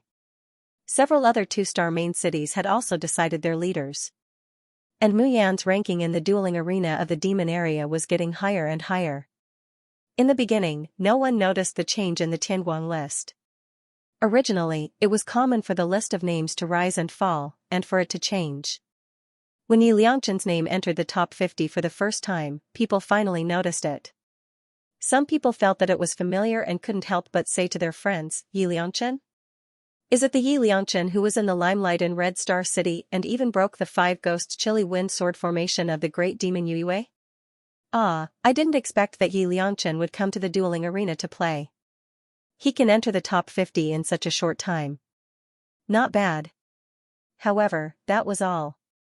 After all, it had been more than 10 days since the excitement in Red Star City. After that, other cities also had newcomers with outstanding performances. Those who hadn't witnessed the battle with their own eyes wouldn't pay too much attention to a kid who hadn't even grown his hair yet. Secondly, it was because only young people could participate in the matchmaking election. And it had to be a handsome young demon without any women around him. As a result, many powerful high-grade devilish beings were eliminated. Yi Liangchen could shine in a 2-star main city, but it didn't mean that he could be like a fish in water in a 3-star main city or a 4-star main city. And there was no need to mention the dueling arena of Tianguang ruins. Although the level gap was forcibly leveled there. But the pressure and fighting experience of a powerhouse weren't to be trifled with. A young demon could win in the matchmaking election, but it didn't mean that he could do well in the dueling arena. Therefore, people quickly put the matter of seeing Yi Liangchen on the Tianguang list to the back of their minds. Until one day, people found that Yi Liangchen's name was rising rapidly on the Tianguang list. 48, 40, 35, 30, 22, 14, 9th. When the demons in the infernal domain noticed this, they were shocked. Yi Liangchen was already ranked 9th on the Tianguang list. That was the heavenly light proclamation that gathered all the experts of the demon race, among the top 10, which one of them wasn't a prominent figure in a 3-star or 4-star main city. How did Yap Liangchen do it? Is Yap Liangchen really that powerful? Could he really be the one to become the princess's son-in-law? I made a wrong bet before. I'm going to change it now. He's even in the top 10 of the heavenly light list of the demon area. Yi Liangchen must be in the top 10 of the 3-star main cities. Do you think Yi Liangchen's rank will continue to rise? The heavenly light list outside the arena was currently surrounded by people. Hearing this question, everyone looked at each other. It shouldn't be possible, right? Being in the top 10 of the heavenly light list and not being in the top 10 are two completely different concepts. Maybe he can enter the top 2, but it's impossible for him to enter the top 5. Why don't you take a look at who the top 5 are? I have faith in Yap Liangchen. I bet that he can get into the top 5. If you're not convinced, let's bet. Let's bet. How many ruin crystals do you want to bet? Your father will bet twice as much as you. I bet that Yi Liangchen will enter the top 5 in a month at most. TSK, with that face that can turn all living things upside down, I'll accept it even if I lose all my ruin crystals. The topic immediately changed to betting and gambling. But no one expected that after that day, Yi Liangchen's ranking did not rise for a long time. The competitions for the 2-star main cities are all over? Yuying nodded with a smile, her eyes staring at the youth in front of her as if she was sizing up a rare treasure. Isn't it all because of you, little Qianchen? Because your performance in Crimson Star City was spread, it directly stimulated the participants from the other 2-star main cities. So the competitions in the other main cities were unusually intense, and many demons died on the spot. In the end, the champions of several main cities were decided early. Now that the competitions in the 2-star main cities are all over, we should head to the 3-star main cities. Little Qianchen, this is all thanks to you. Mu Yan's mouth twitched. You demons suffered heavy casualties and you actually call it credit? And so happy, alright, anyway, it was a good thing to be able to head to the 3-star main cities in advance. She could finally think of a way to leave the hidden abyss and contact Di Mingju. This is the 3-star main city, Nebulous Cloud. Little Qianchen, this is the inn I arranged for you to stay in. They chose the best room. Little Qianchen, you must have a good rest. Let's strive to achieve good results in the competition 3 days later. Yuying was patiently nagging at the side. She could not help but instruct Night Spirit, you must take good care of little Qianchen. If she lacks any food or drink, or if anyone bullies her, inform me immediately. Do you understand? Yuying was no longer jealous of Night Spirit. She directly treated Night Spirit as a little maid to serve the beautiful youth. Night Spirit was not unhappy at being looked down upon like this. Instead, he was very excited, looking like he had a great mission on his shoulders. The two demonesses exchanged contact crystals and whispered to each other. The atmosphere was not harmonious. Mu Yan held her forehead. Alright, she really could not understand the demons. Wait, little Qianchen, where are you going? Mu Yan, just going for a walk. In fact, she was in a hurry to find a magic core crystal that could detect her magic core. Yuying thought for a moment and said, Little Qianchen, you can stroll around the eastern district as you please, but it's best if you avoid the western district. Huh? Mu Yan's face revealed a puzzled expression. Yuying said, this cloud city is a little different from the previous 2 main cities. It divides the entire main city into 2 areas. The east side prohibits martial arts, while the west side focuses on legal high-grade goods. On the other hand, martial arts were prohibited in the west, and the things that were sold there, well, were basically all forbidden by humans. It's a bit messy there. Qianchen, you're so soft and tender. Big Sis is afraid that you'll be targeted if you go. Got it. Maya nods, I'll try not to go to the western district. She didn't have to go to the west side, did she? He was just looking for a magic core testing house. Night Spirit followed hurriedly. Liangchen, why are we going into a clothing store? Mu Yan glanced at her. Of course it's to change back into women's clothes and disguise. She did not know if the high-grade, magic core crystal, would be able to detect her gender and attribute. He had to disguise himself first, just in case. Night Spirit, F***CK. I almost F***king forgot that Yi Liangchen was a girl. After changing his clothes, he put on a disguise. When the two of them came out of the inn, they had turned into two ugly evil women. Of course, this kind of disguise was very basic. All it took was a cleanse spell to erase it. However, Mu Yan was only in disguise temporarily. Of course, she would not put in as much effort as she did when she was pretending to be Yi Liangchen. At the side, Night Spirit would take out a small mirror from time to time, holding it before his eyes to look left and right. He laughed so hard that his gums were showing. Oh my, she had never felt so beautiful before. Yap Liangchen was so skillful. If he had to disguise himself like this every time he went out in the future, would this old lady be afraid of not being able to seduce a man? Dear customers, what can I do for you? As Yuing had said, the eastern part of the Cloud City was very peaceful and harmonious. The local customs and the clothes of the passers-by were more like the spirit cultivators of an ordinary human town, and not like the barbaric demons. For example, the owner of the Monster Core inspection house in front of him was wearing a long mandarin jacket, with a round face and a kind smile on his face. From the looks of it, it was no different from the shopkeepers of human shops. Mayan inwardly sighs at the multifaceted nature of the demon race, but her mouth says indifferently, I want to test the magic core's grade. Do you have high-level monster cores? As he spoke, he threw out a small bag of mabe. The shopkeeper took the mabe and immediately smiled until his teeth could be seen. His entire person became rounder and kinder. Yes, yes, yes. Our store's magic core crystals are the best in the entire Eastern District. I guarantee that no matter what type of innate magic core you have, it can be tested clearly. Miss, please follow me. Not long after, the two of them were ushered into a small sealed room. The shopkeeper cautiously takes out a purple gold crystal ball from the storage space, along with a wooden tray, and brings it in front of Mu Yan. Miss, please inject your magic into it. The magic device below will automatically analyze the attributes and level of your monster core. Mayan nods and presses her hand on the magic core. This time, she carefully controlled her devil chi, and only injected a little into the magic core crystal. However, the next moment, with a loud bang, Night Spirit and the boss of the examination room were sent flying.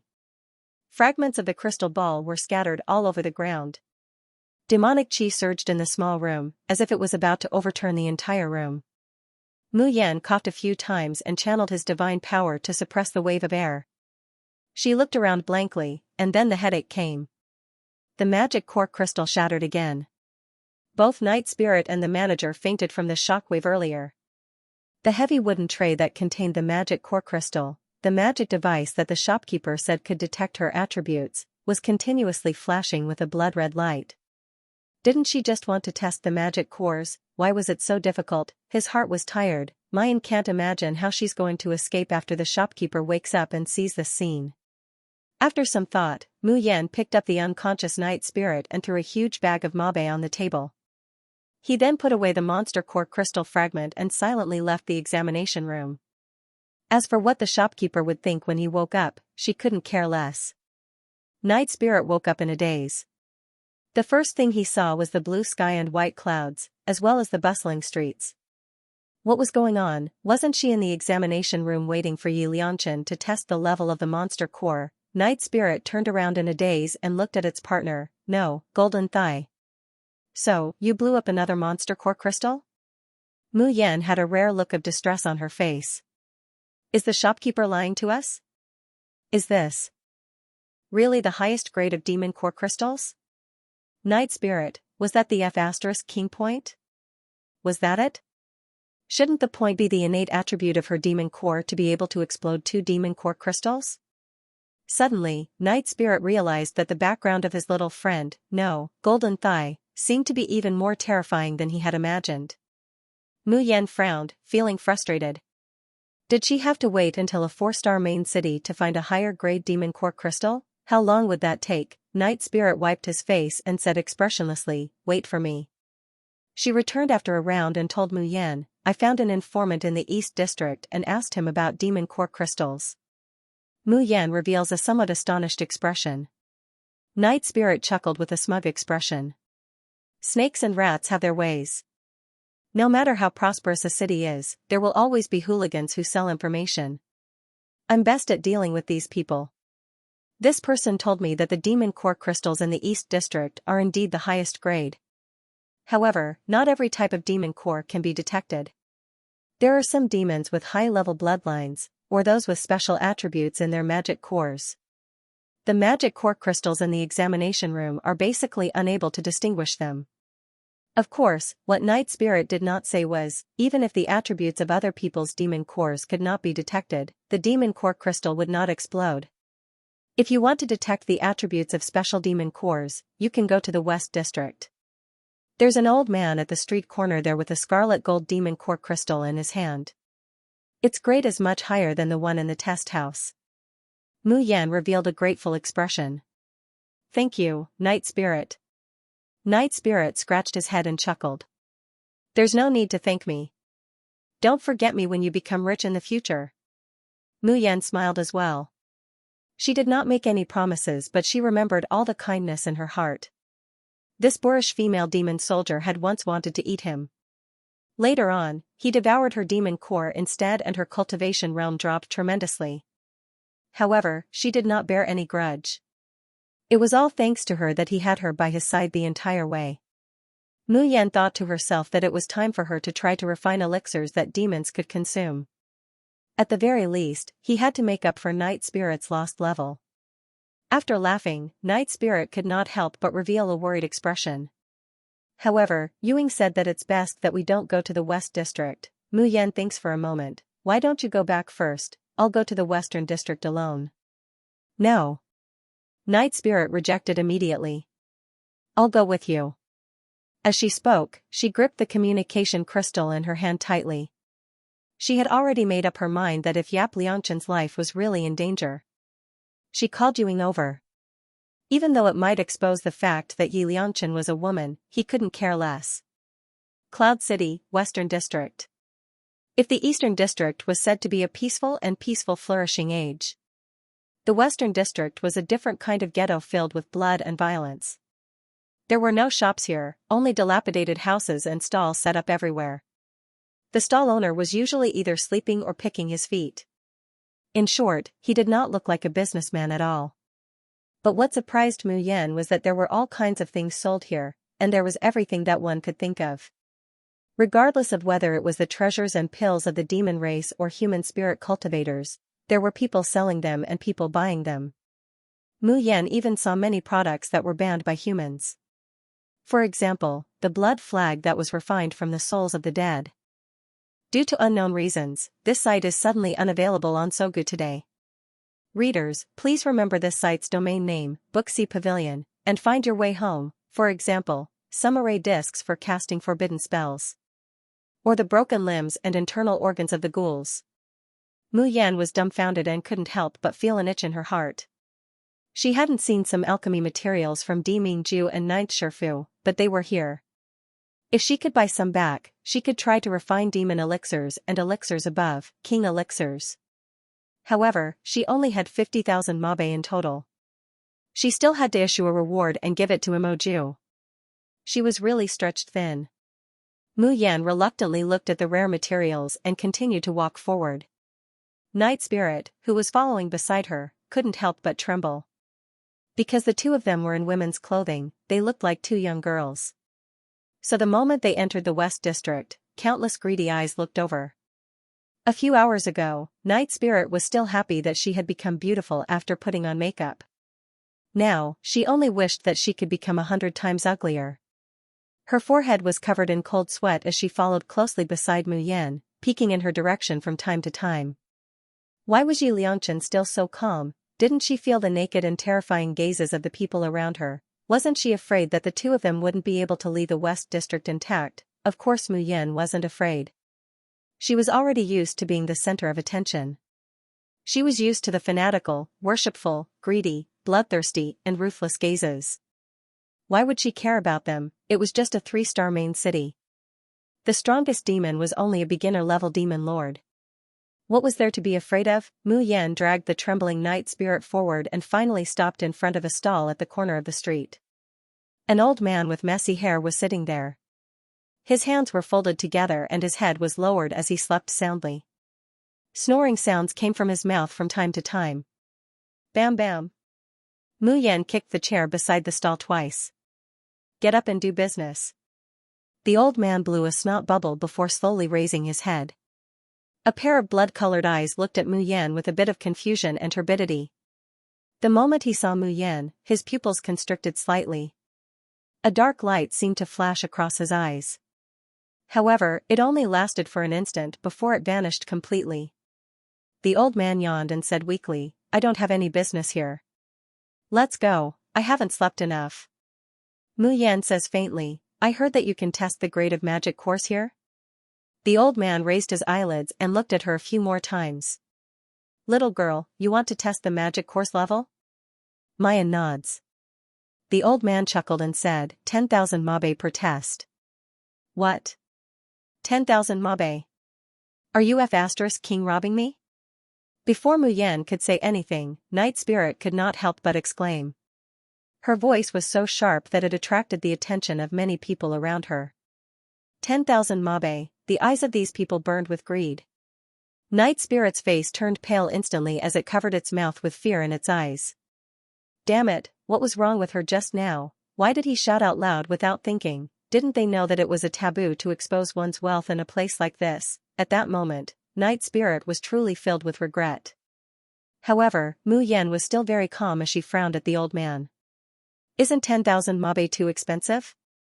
The old man curled his lips and said with a faint smile, it's too expensive for others, but not for you. If you don't, I'll just go back to my room to sleep. Wait a minute. Mu Yan gritted her teeth. I'll test. The old man's eyes darkened as he stood up shakily, follow me in. He then added, you can only be alone. Night Spirit said nervously, no, how can I let you be alone in such a place? She had seen how good Xianxia was with her own eyes. She had disguised her looks, but if she was discovered, the consequences would be. Mu Yan patted her shoulder and smiled, don't worry, I'm fine. I guarantee that it will be easier to escape alone. She then handed her a dozen talismans. If anyone dares to harm you, burn these talismans and wait for me to come out and support you. There were defensive talismans, offensive talismans, and acceleration talismans. All in all, they would definitely be able to last until Mu Yan finished testing the attributes of the magic core. The refinement of the magic core required special materials and research. However, the drawing of talismans was much simpler. She just needed to replace the spirit energy that was injected into the paper and ink with magic energy. Therefore, Mu Yan drew many talismans during this period of time. Night Spirit's hands were stuffed with a stack of talismans as she watched the girl disappear around the corner with a blank expression. Wait a minute, wasn't she worried that Xianxia would be bullied? How did it become that she had to wait here obediently for Xianxia to come back and support her? And these talismans, every single one of them was worth a fortune, a whole stack of them. Where did Xianxia come from? Mu Yan followed the old man and felt that the surroundings were getting more and more desolate. What puzzled her was that along the way, everyone who saw the old man would avoid him. However, she used her divine consciousness to check and found that the old man's magic core was missing a large piece. There was almost no magic energy flowing in his body. He was clearly someone who had been seriously injured and could not recover. His strength was at most equivalent to a first-level golden immortal. But why were the ferocious demons in the West region so afraid of the old man? After walking for about 15 minutes, the old man finally stopped in front of a dilapidated stone house and used his old hands to push open the wooden door. The environment in the West region of Glowing Cloud City was different and the air was filled with a stench. However, compared to the smell in the old man's house, the stench in the West region was extremely fresh. Mu Yan frowns and carefully steps over the rubbish on the ground. The old man, on the other hand, seemed to be used to it. He stepped on the rotten food, making poochie-poochie sounds. it made the whole room stink even more. After rummaging around the bed full of junk for a long time, he finally dug out a black ball. Yes, the black sphere. It was wrapped tightly in mud, completely covering the original luster of the crystal. Mu Yan's whole body stiffens. She didn't even frown when facing a madman from the West District. Now that he was faced with this rancid monster core crystal, he really wanted to turn around and run. One had to know that there was no spiritual energy in the hidden abyss. She could not summon the water element. Even if he wanted to clean it, there was no way.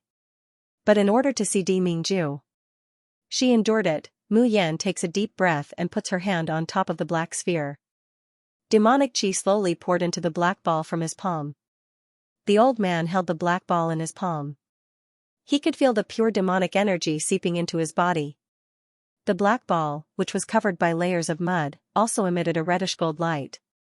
The old man's gaze fell on Mu Yan, and the light in his eyes flickered like the sun. However, it was only for a moment, and then it slowly dispersed.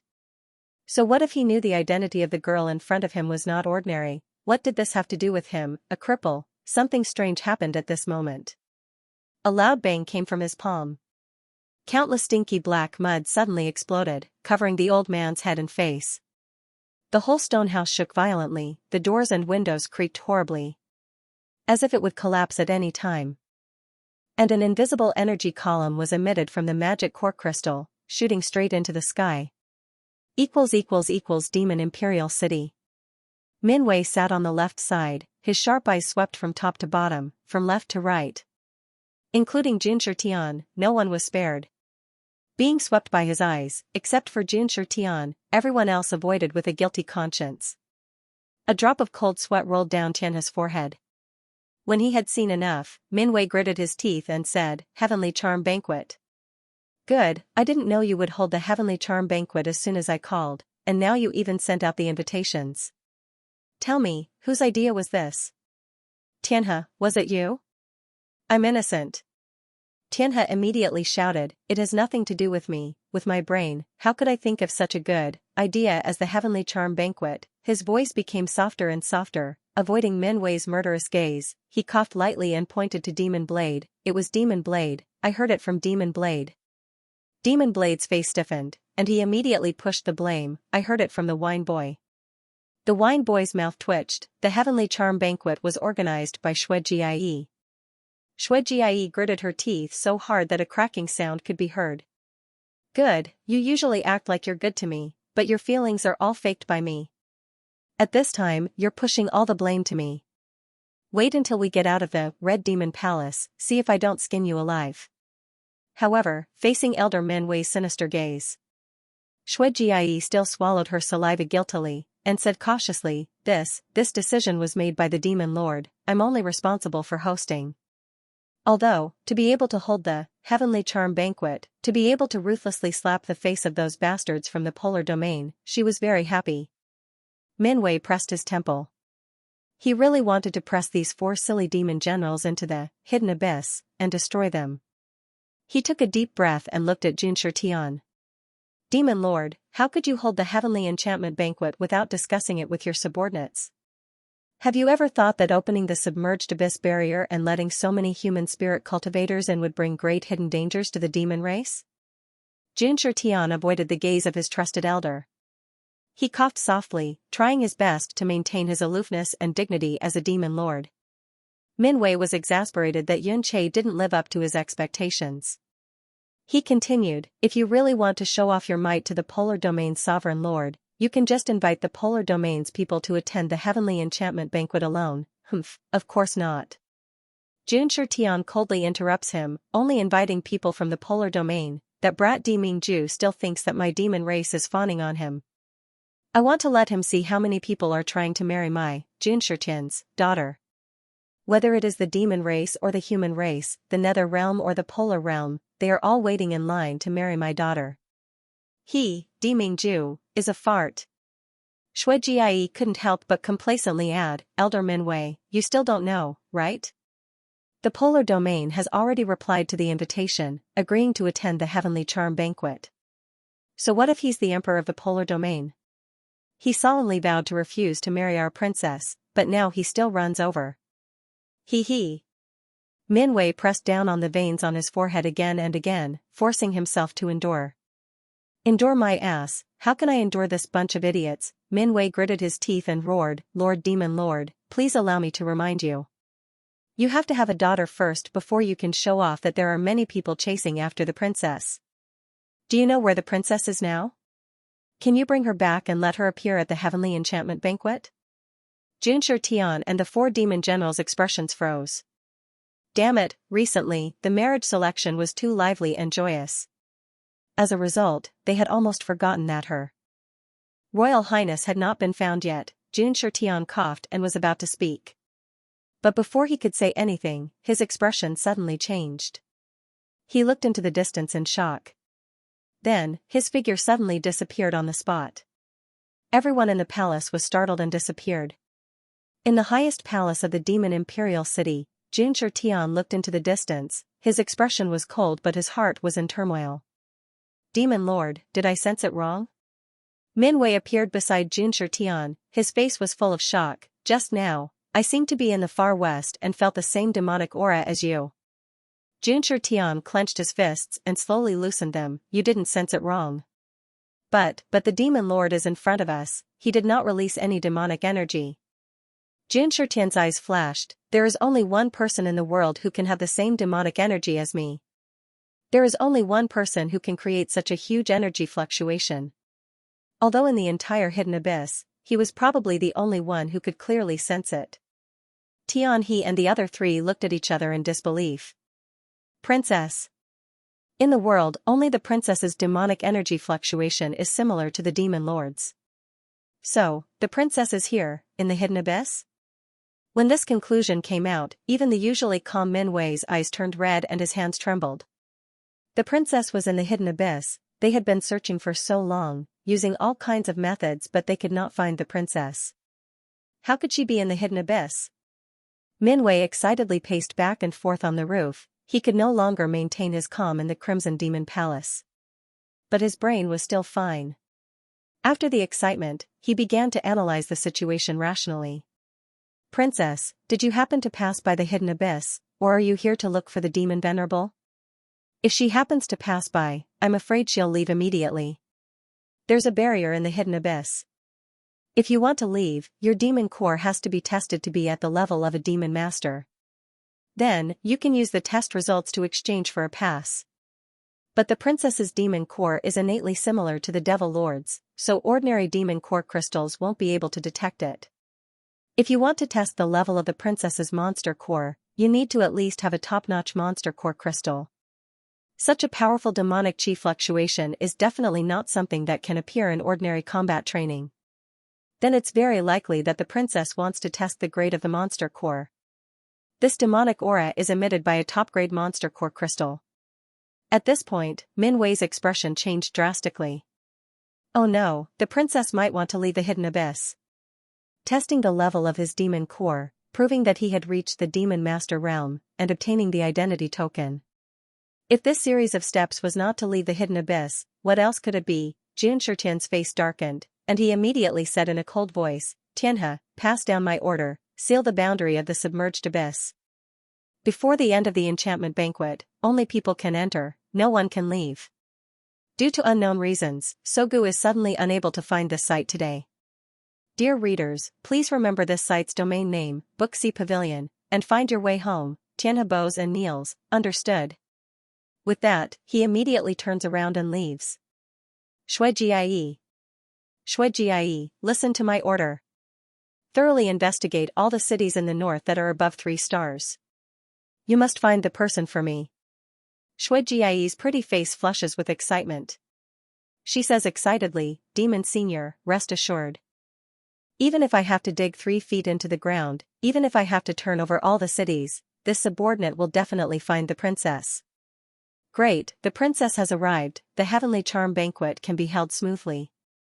She can finally ruthlessly slap the Polar Domains group of bastards in the face, Min Wei reminds, also check all the 2-star cities by the way, in case there is a top-notch magic core inside.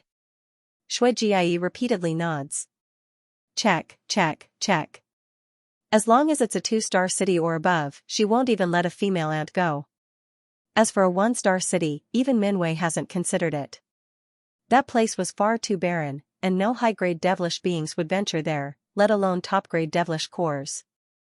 Cloud City.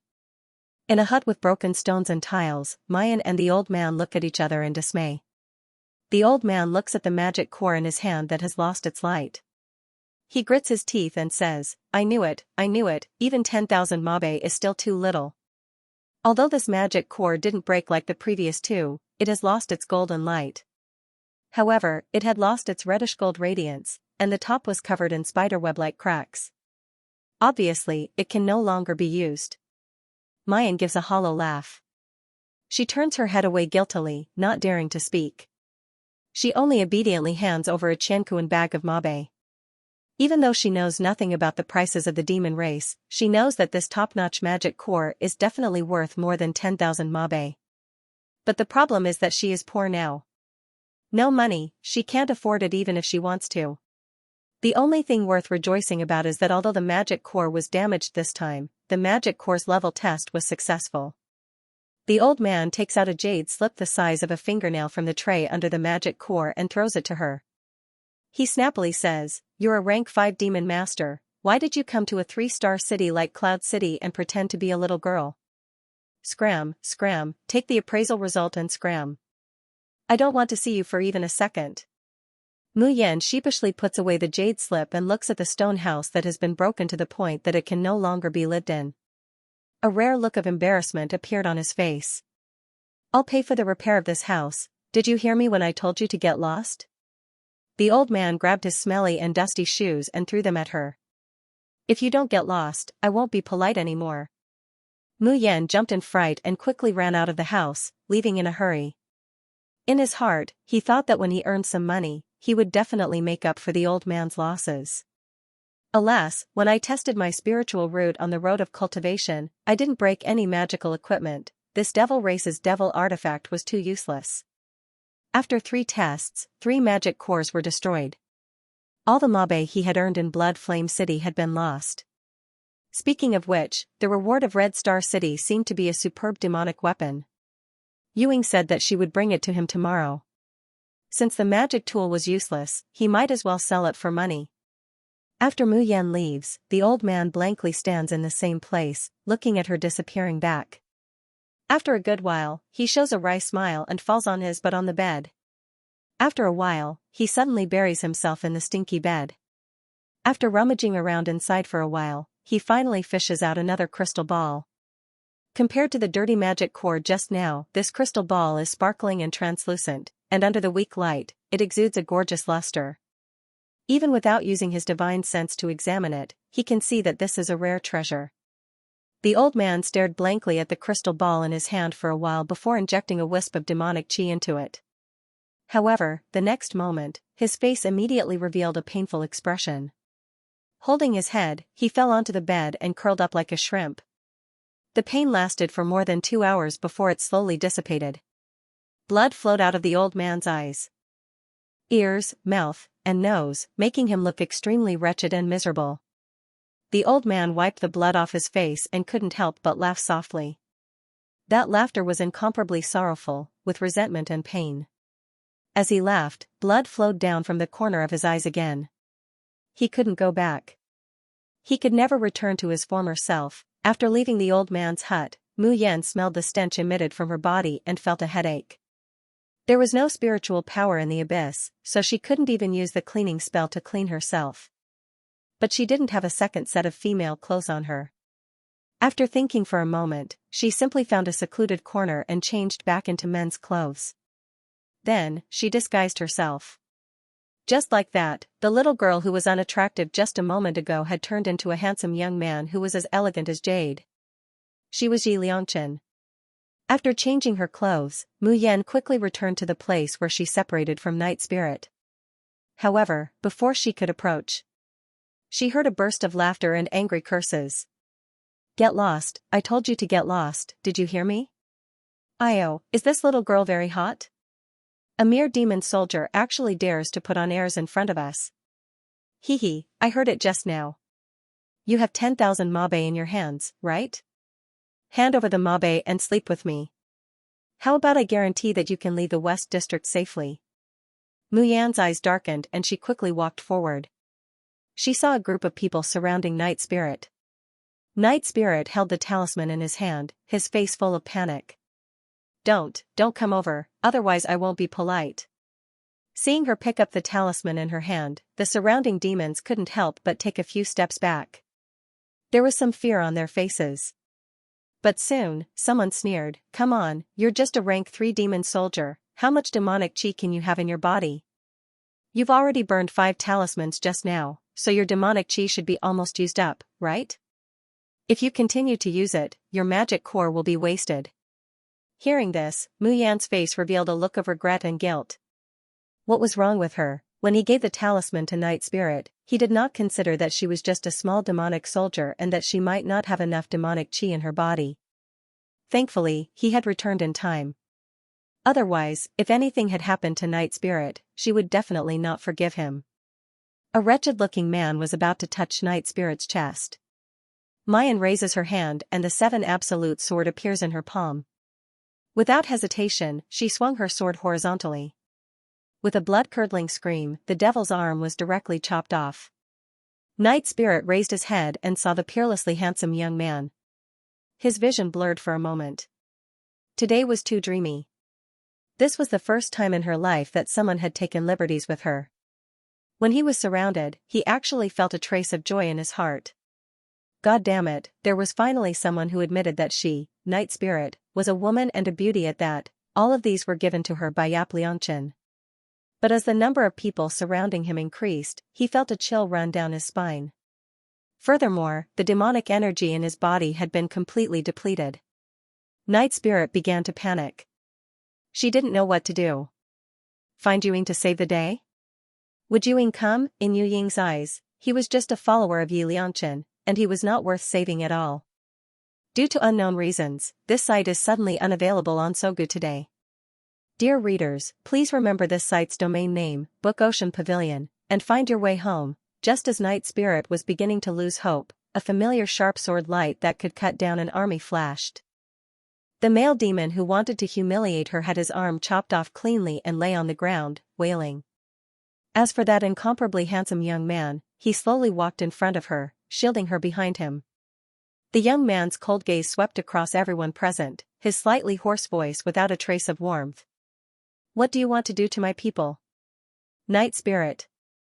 Heart-piercing strike, her face was flushed red and her heart was pounding non-stop, almost jumping out of her mouth. Not only was she teased today, she even enjoyed the feeling of a hero saving a beauty. The person who saved her was also so handsome, unparalleled in the world. Her life was truly worth it. Worth my ***. Night Spirit wanted to explode on the spot. Why was such a handsome, cool, and attractive young man a girl dressed as a man? She knew the truth but her heart was about to be moved. Mu Yan was completely unaware of the series of wails and complaints from her companions behind her. She was currently considering whether to steam, braise, or fry these blind demons in front of her. The demons in the West District were also shocked by the sudden turn of events. When their gazes landed on the young man's face, some of them were immediately infatuated. Damn, this little demon soldier actually has a lover and this lover is even better looking than her. This was far more than Night Spirit. The young man in front of them was out of place in the entire Cloud City. He had red lips, white teeth, and picturesque features. Even though they knew that he was a man, they couldn't help but want to have a taste and play with him. Furthermore, demons had never had any morals.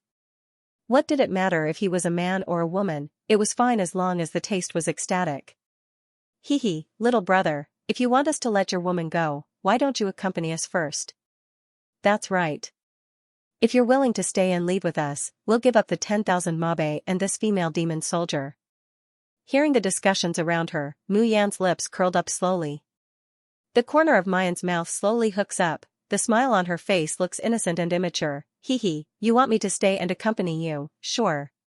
Let's see if you have the life to let me accompany you. As soon as he finished speaking, the 7 absolute swords suddenly whistled out. Dense and mellow devil chi pervaded the air, forming a terrifying pressure. Boom boom boom, violent explosions rang out one after another, causing smoke and dust to fly everywhere in the streets of the West District. At the side, Night Spirit was dumbfounded. Demon. Demon chi could be used like this? He directly condensed the demonic chi in his body into a ball, released it through sword chi, and then exploded it. That explosion was even more frightening than the thunder fireball. But the problem was, this method would consume a lot of demonic energy. Why did Yap Liangchen look so relaxed? How much demonic energy did she have in her body? What was the level of her magic core? When the smoke and dust dissipated, Night Spirit could not help but gulp as he looked at the mangled bodies on the ground. Was it all settled just like that? Those were more than 10 ferocious demons, and each of them was at least a level 3 demon guard. After marveling at Yap Liangchen's prowess as usual, Night Spirit immediately happily went to pick up the Qianquan bags and demonic weapons that they dropped. These could all be sold for mabe. Night Spirit came from a 1-star main city and was used to being thrifty. Moreover, it was the first time he accompanied Mayan to rob, so he exploited her. Therefore, now that Mayan was done with the fight, he habitually began to clean up the battlefield. In the corner, a man who was not too seriously injured managed to stand up. Half of his face was blown off by Mu Yan's demonic energy bomb. Now he stared at Mu Yan with his one eye, and the only intact half of his face suddenly showed a shocked expression.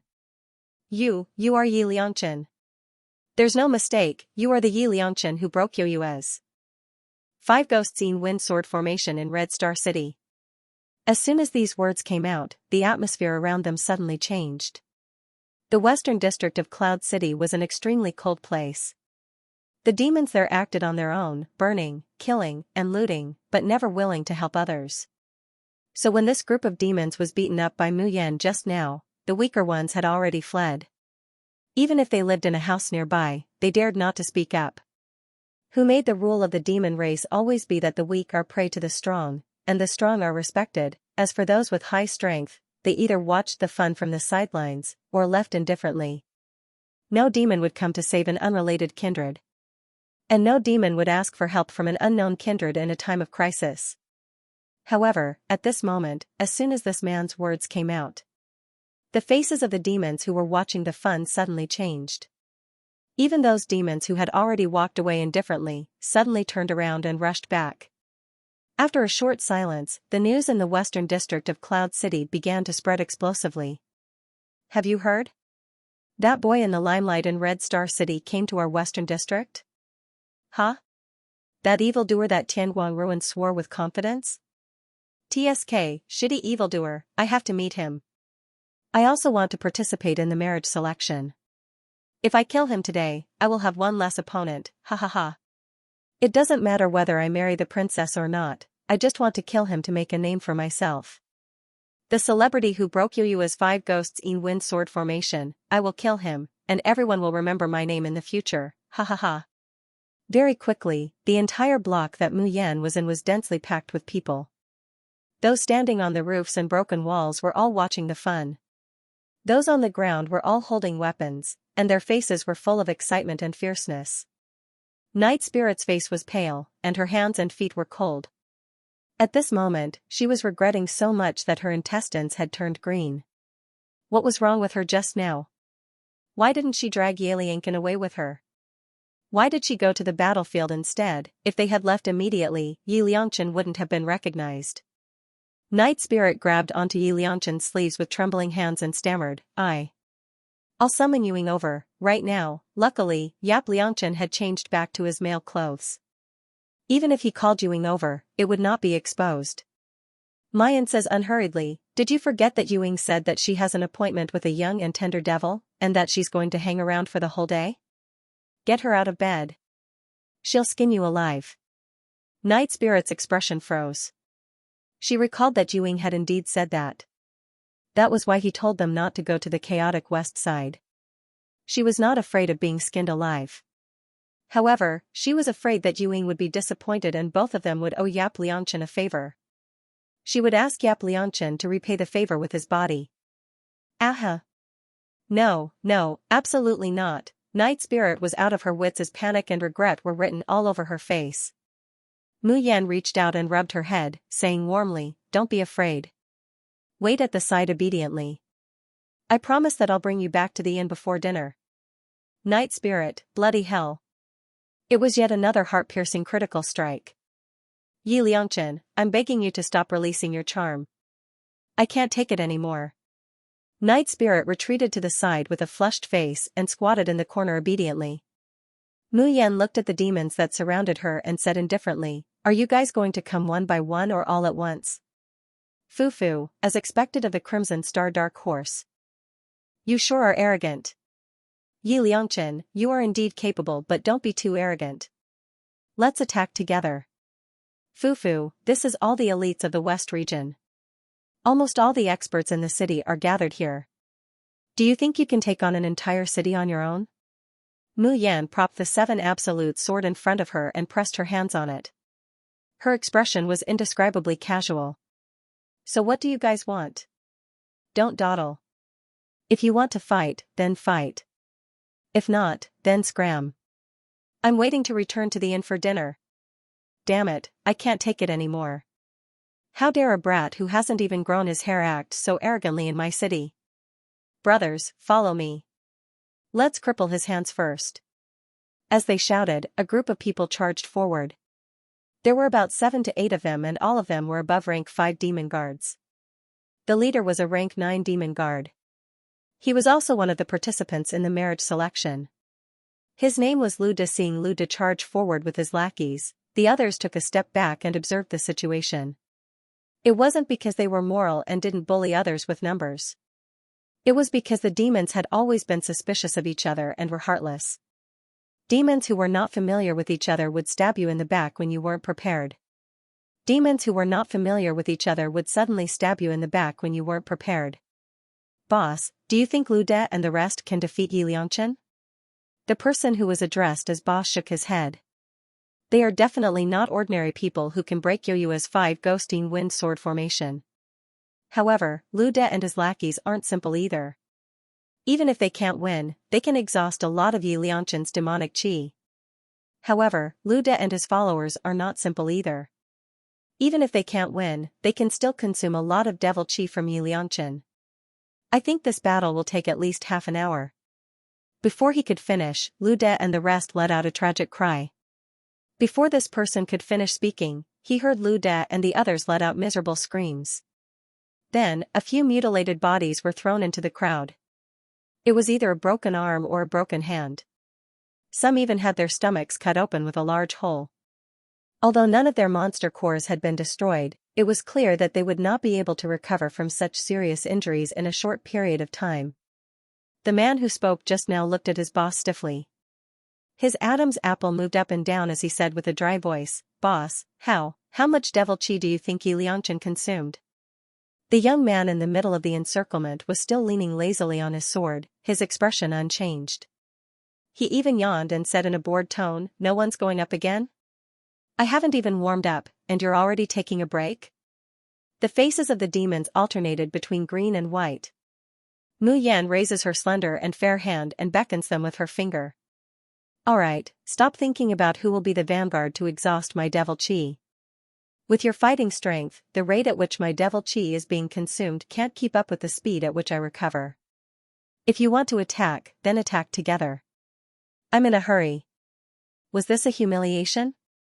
This was a blatant humiliation.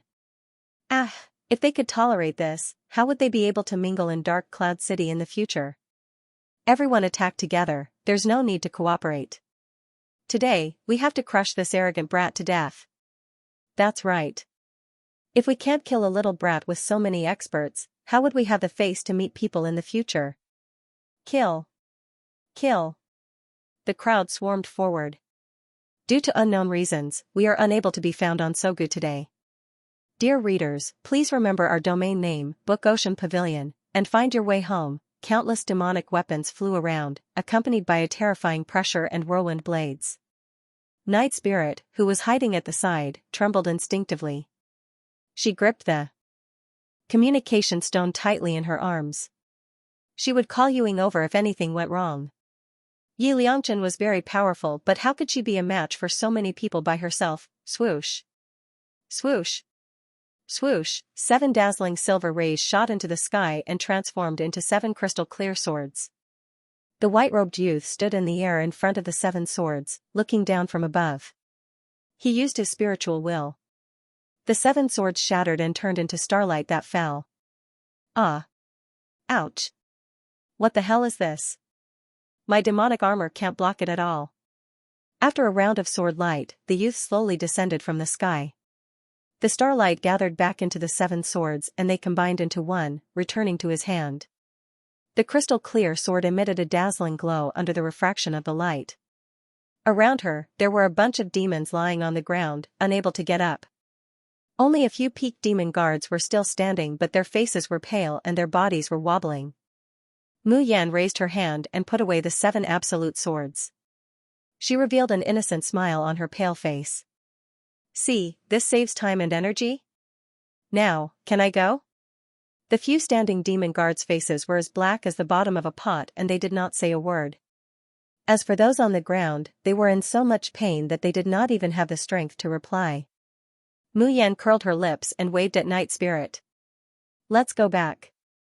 Night Spirit stumbled over as if she had just woken up from a dream. The next moment, she felt a weight on her shoulder. The youth was leaning on her shoulder. Yi Liangchen, you, Shu. A low voice converged into a sound beam and fell into her ears. I got too carried away earlier and lost control. There's no demonic chi in my body now. Hold me and don't let anyone see through me. Night Spirit. There was no demonic chi in Yi Liangchen's body. The consequences would be unimaginable if someone found out. The cold sweat on his forehead almost rolled down. But very quickly, Night Spirit adjusted his expression and the two of them left the West District with a composed expression. Night Spirit only heaved a sigh of relief after entering the inn. You scared me to death just now. Patting his chest, Night Spirit wiped the sweat off his forehead and could not help but get excited. Yap Liangchen, what did you do? You single-handedly took care of all the experts in the West District. Ha ha ha ha ha. When I thought of their expressions when we left, I couldn't help but laugh out loud. What's so great about a 3-star main city? Didn't they still get beaten up by you? Who knows, you might really be the one to become the princess's husband in the end. Wait a minute, Night Spirit's expression froze and he laughed dryly. I was just joking. Well, I'll go back to my room first. Have a good rest. When she walked out of the room, she slapped her mouth a few times. Who asked you to spout nonsense? Yap Liangchen was a woman. It was a woman. It was a woman, you must firmly remember this point. Mu Yan could not help but laugh as she watched Night Spirit escape from the room. She stretched lazily and sat down cross-legged to recover her demonic chi. What she said to Night Spirit earlier on was both true and not true at the same time. It was true that she had lost control of her demonic chi. Mu Yan is accustomed to using the Shin musician's skills to replenish her spiritual power at any time and anywhere. Even if she can't replenish her spiritual power, she can still take pills. Plus, her body is full of devil chi and spiritual power, so she never has the concept of saving devil chi. As a result, when the sword was unleashed, it was as powerful as a thunderbolt, instantly killing thousands of miles away. However, when the sword retracted, it found that its demonic energy had been completely depleted, and it could not be replenished in a short period of time. However, just because her demonic aura had been exhausted did not mean that she had lost her fighting strength. She still had divine power in her body, there was no spiritual power in the hidden abyss, but the moon spirit root in her body could generate Xian Qi, spiritual Qi, and immortal Qi on its own. Although the quantity was very small and could not be used in battle. But it would slowly accumulate and fuse together, transforming into divine power. As long as he had divine power. Even if it was just a trace, it would be enough to slaughter the entire western district of Cloud City. However, ever since Mayan entered the hidden abyss, her impression of the demon race was pretty good. She had no interest in slaughtering the entire city. Naturally, he would not initiate a war and let Night Spirit help him out of the West District. This time, the devil chi was completely depleted. It took Mu Yan a whole night to recover. The groom selection in Cloud City would be held in 3 days. And right now, Mayan's top priority is to use the results of the Monster Core's examination to exchange for a pass token. He leaves the hidden abyss and contacts Di Mingju. That was the reason why Mu Yan did not wake Night Spirit up the moment the sky turned bright. Instead, she headed straight for the identity token exchange area. The exchange of the identity token went very smoothly. Mu Yan looks at the black token with the word demon written on it, and a smile appears on her face. She can finally see Di Mingju. According to the rules of the demon race, the identity token should be pinned to the chest. Mu Yan changes back into women's clothes, puts on an unremarkable makeup, and walks out of Cloud City. The demon's enchantment had 2 layers. The first layer was the barrier that enveloped the main city, mainly to prevent the invasion of magical beasts and vampires. As for the second layer, it was a gigantic barrier that covered the entire sky above the hidden abyss. In the past, without an identity token, one couldn't casually enter or exit the barrier of the main city or the hidden abyss. Just as Night Spirit had said, the main city's barrier would only be opened at a fixed time every month. As for the submerged abyss barrier, it wouldn't close for a long time. But this time, with the identity medallion, Mu Yan left Cloud City without a hitch. After leaving the city, she immediately flew up on her sword. The sky above the hidden abyss was shrouded in thick dark clouds all year round, blocking most of the sunlight. The light that they had sensed in the submerged abyss was actually the light emitted by the protective barrier, and it had a terrifying blood-red color to it. Seeing that the blood-red light is getting brighter and brighter, Mu Yan knows that she is about to reach the entrance of the hidden abyss. However, just as his body was about to pass through the blood-red light, an invisible resistance appeared. Mu Yan's entire body is sent flying. If it were not for the 7 absolute swords under his feet and the fact that the 7 absolute swords had a spirit, he would not have been able to escape. She had already fallen from the sky. With great difficulty, Mu Yan steadies herself and looks at the blood-red light shield in bewilderment. What was going on? Yuying and Night Spirit had both mentioned that they could leave the hidden abyss as long as they wore their entry badges. Why was she bounced back? Who dares to leave the hidden abyss? Stay where you are and follow us to see the general. With a loud shout, a few silhouettes rushed over as fast as lightning. Mu Yan's face changed. Without thinking, she channeled her spiritual power and injected it into the 7 absolute sword. The 7 absolute swords received the order and immediately flew down as fast as lightning. In the blink of an eye, she had left those people behind. So fast. Who is that? The demons who rushed over lost their target and had to stop, their eyes full of surprise. Although it's far away, I can see that it should be a woman. Could it be the person that Lady Xuejie ordered us to look for? Oh no, we can't let her escape. Looking at the direction she fled, it's no more than Chaogu, Songyong, Niaoyun, those cities. We have to seal the city gates. No matter what, we must find this woman. Mu Yan hurried back to Niaoyun City and quietly returned to her room at the inn. After making sure that no one was following her, she breathed a sigh of relief. But she couldn't help but feel extremely anxious. The demons seemed to be catching a spy and had sealed the boundary of the hidden abyss. This was troublesome. She might not be able to get out of the hidden abyss in a short time. If she wanted to contact Di Mingju and her fellow apprentices, she could only go through Tianguang ruins. However, there was a premise. That was, she had enough ruin coins. Mu Yan pressed her forehead. Yu Ying's voice came from outside the room. Little Qinchin, are you up? Mu Yan pretended to have just woken up and opened the door. When Yu Ying saw her lazy and charming appearance, her eyes couldn't help but light up, wishing that she could pounce on her. Really, little Qinchin is getting more and more delicious. You can see but not eat, it's too cruel. Yu Ying ate the tofu with her eyes while handing the thing in her hand to Mu Yan.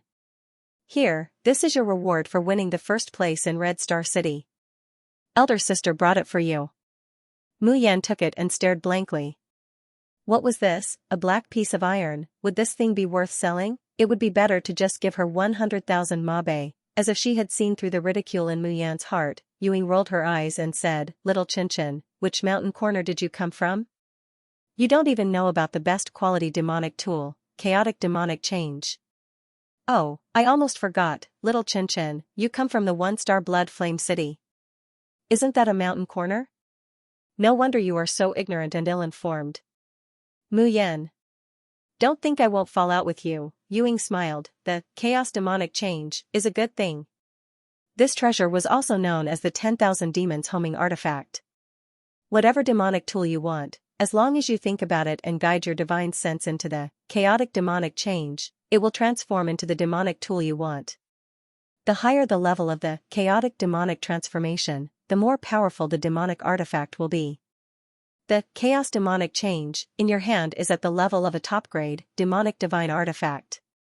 Once it's conjured, it's dozens of times more powerful than a human's divine king artifact. What do you think of this reward? Mu Yan slightly widens her eyes. It could actually transform into any magic tool. That was really amazing. Seeing the change in her expression, Ewing revealed a proud smile. Alright, then I'll be leaving first. I'll come pick you up in 2 days. Don't go out these few days if you don't have anything to do. Little Xianxia, you're so handsome. If the demon blood guard thinks you're a girl and takes you away, I'll have to rescue you. Mayan stares blankly. Demon blood guard? That's right, it's Yuyue's demon blood guard. But Yuyue is in charge of the 3rd team. Today, it's the 4th team. The person in charge is at the same level as Yuyue, called Wu Wu. This person is very sinister and likes to dig out people's hearts and livers. There are few humans in the hidden abyss, so he digs out the demons. The demons have magic cores, so they won't die immediately if their hearts and livers are dug out, but they suffer even more. In short, the captains of the demon blood guard are all weirdos. Little Xianxia, stay away from them. Mu Yan's heart skipped a beat, and she said casually, shouldn't the demon blood guards be in the demon imperial city? What was he doing in a 3-star main city like Cloud City? Is he a host like Yu? That's not it. Ewing said, I heard that the demon blood guards are here to capture a woman. They said that they will find that woman even if they have to turn the entire city upside down. The demon blood guards would rather kill the wrong person than miss the wrong person. They will capture and interrogate anyone who looks like a woman. Furthermore, they were under the direct command of Elder Minwei, and they only obeyed the orders of demon venerables and Elder Minwei. Even the 4 demon generals would not listen to them. If you kill someone in this small town during the mission, no one will look into it. So, little Xianxia, you must be careful. Don't get caught by them as a girl. Mayan's heart suddenly sinks. It can't be so coincidental, right? He had just broken into the submerged abyss boundary and was discovered, and Cloud Gale City was sealed. Were these people trying to capture her? Did he think she was a spy? When Ewing saw her face turn slightly pale, she couldn't help but giggle. Little Xianxia, you don't have to worry too much. It wasn't just the Cloud City that was under martial law. The other major cities were also under the same treatment. Moreover, Lord Wu Jin is not in Cloud City now, so there's nothing to be afraid of. To put it bluntly, as long as you become the princess's son-in-law and seduce the princess, what would a mere wooey amount to? When the time comes, you can do whatever you want to him. Mu Yan, the problem was that she, as a woman, had to find a way to seduce the princess. On this day, Mu Yan very obediently stayed in the inn, not taking a single step out. Since he had nothing better to do, he managed to raise his prestige in the Tianguang Ruins' devilish domain to 5th place. Mu Yan could clearly feel it. From the moment she entered the top 10, her opponents became stronger and stronger. The time required to fight a battle was also increasing. In the past, he would be able to quickly improve by 10 or 20 ranks if he spent 2 to 4 hours a day scrolling through the leaderboards. Today, she had spent the entire day in Tianguang Ruins, immersing herself in a bitter battle. In the end, she only managed to enter the top 4. It seemed like relying on the Tianguang Ruins to become rich was still too slow. She had to think of something else. Coming out of the Tianguang Ruins, Mu Yan presses her somewhat swollen head. He suddenly took out the chaotic demonic change and fell into deep thought. Just as Ewing had said, this thing was very precious. It would be a pity to sell it, but the problem was that he was in urgent need of money. It would be great if he could refine some pills and sell them. As for talismans, they didn't seem to be very popular among the demons. They didn't like to fight with magic like humans. Instead, they preferred to use their powerful bodies or weapons forged from the flesh of demonic beasts to fight head-on. Suddenly, Mayan's mind moves, and she injects her divine sense into the chaotic devil transformation. In the next moment, the small piece of iron in his hand began to gradually expand, slowly swelling into a ball. On the morning of the third day, Ewing comes to take Mayan to the competition venue. Seeing the dusty furnace that appeared out of nowhere in her room, he couldn't help but ask, "Little Qianqian, what is this? What else is burning inside? It smells really good." "Oh, this is an alchemy furnace," Mu Yan replied. "Alchemy furnace? What the hell is that?" Ewing was confused. Then, she thought of something. "You mean the vessels used by that group of humans to refine pills? Where did you get this thing? Does the Cloud City sell this kind of trash?" Yes, in Yu Ying's eyes, this was trash.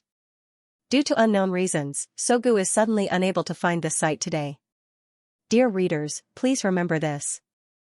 Site's domain name, Booksy Pavilion, and find your way home. Do demons refine pills? Of course. But their method of alchemy is quite special. In the Demon Ridge, they choose a place where the heavenly fire is burning and throw the materials inside. If they're lucky, they can refine an elixir. If they're unlucky, the heavenly fire will explode and directly blow themselves up. Or, they've already stored the pill fire inside their bodies.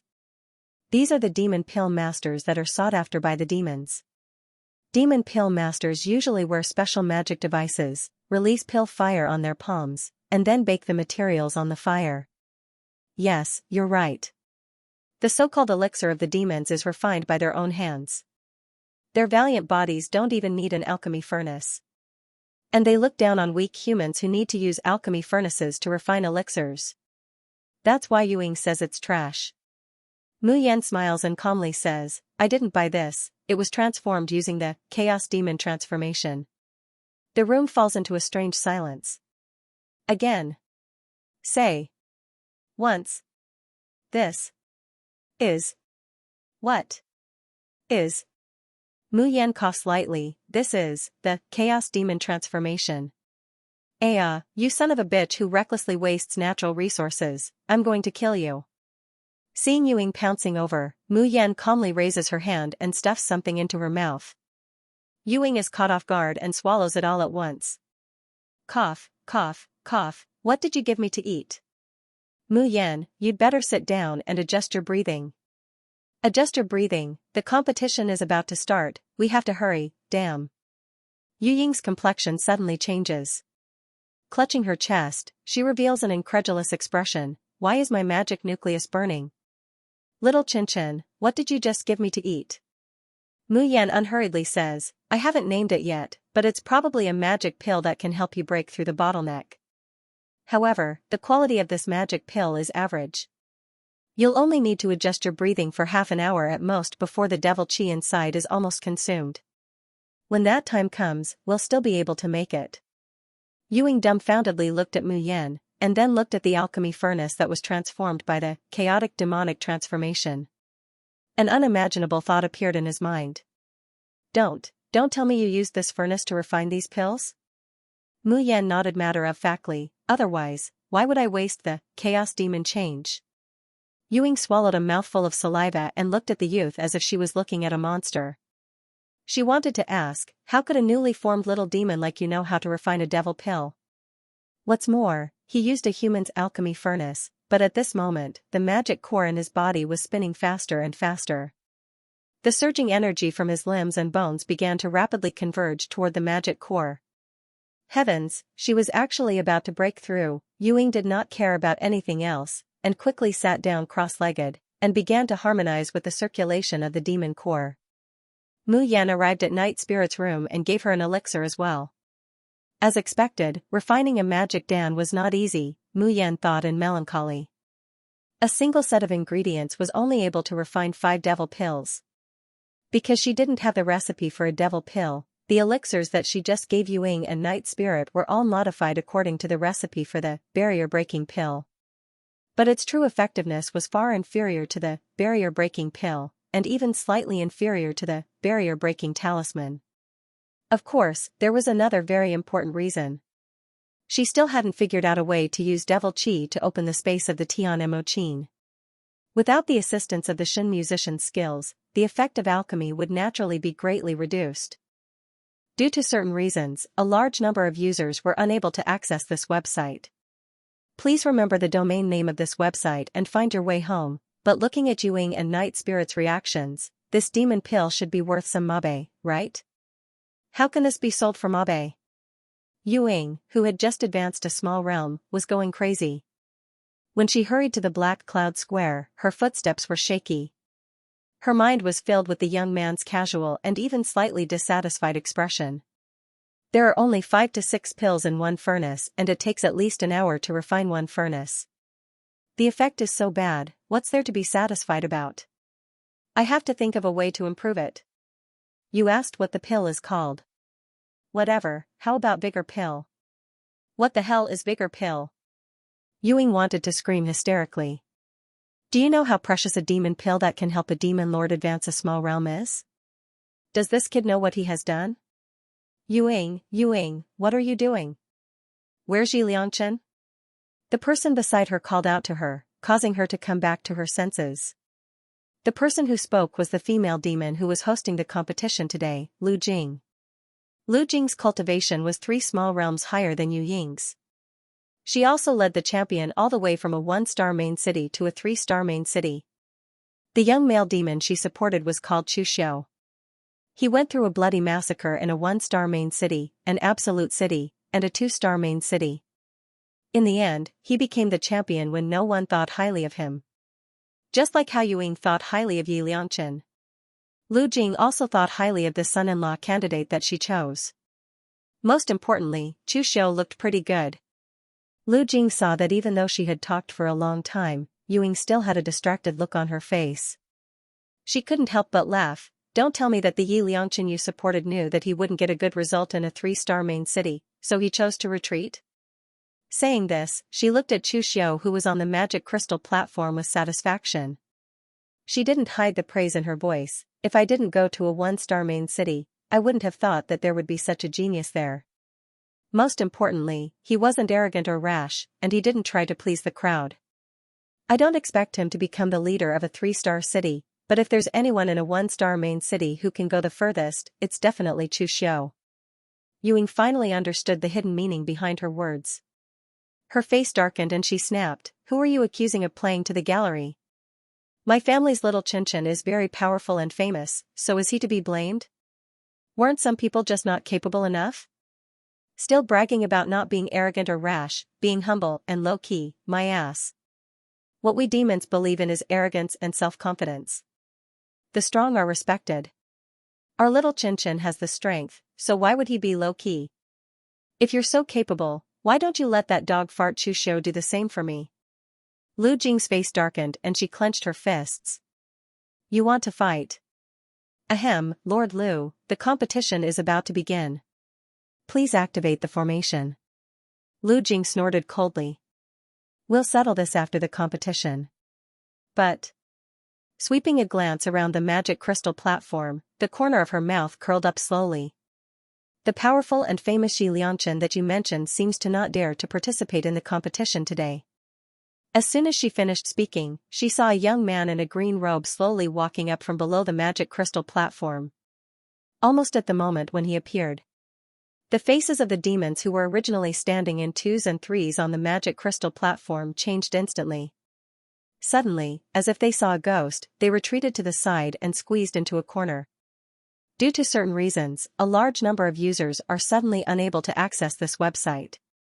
Dear readers, please remember the domain name of this website, the acronym +org+.com, and find your way home. Lu Jing was stunned. She was surprised to find that those hiding in the corner were all natives of the western district of Cloud City. The cultivation of these devils was usually very high, and they usually liked to fight and kill the most. Their bodies emitted a dense baleful aura. As for those demons who had advanced from the 2-star main city, although they tried their best to remain calm, they were still intimidated by their devil chi to the point that they could not breathe. All of them had pale faces and were trembling with fear. Even Chu Xiu, whom Lu Jing had always thought highly of, had retreated to a corner. Therefore, from the very beginning, Lu Jing was certain that Chu Xiu would never become the leader of a 3-star main city. It was already very impressive for him to be able to reach this step. However, what happened now? Why were these valiant, bloodthirsty, and brutal devils all showing frightened expressions? The way they looked at the youth on the magic crystal platform was as if they were looking at a terrifying monster. After the young man stood still, his gaze swept around and finally landed on the group of devils who were huddled in the corner. Her beautiful lips slowly curled up, revealing a charming smile that could turn all living things upside down. I didn't expect that we would meet again so soon. No. We don't want to see you at all. 3 days ago, the demons who had just had their limbs chopped off and their intestines dug out were finally able to recover. Right now, they wanted nothing more than to hug their companions and cry. Although he already knew that Demon King Yi would definitely participate in the competition. But why were they so unlucky? He actually encountered the great Demon King in the first match. Mu Yan stretched lazily, his expression becoming more and more lazy as he slowly walked towards the group of trembling demons. Just nice, I'm also in a hurry today. Let's not dilly-dally and finish this quickly. She could also go back and improve the refining method of the bigger pill. Woo woo woo, the ferocious demons in the western district of the Dark Cloud City really wanted to cry on the spot for the great Demon King. He was in a hurry. He was in a hurry again. Would you die if you weren't in a hurry? Why is it that every time you're in a hurry, you have to make an example out of us? They were really weak, pitiful, and helpless. Suddenly, someone's knees buckled and he knelt on the ground with a plop.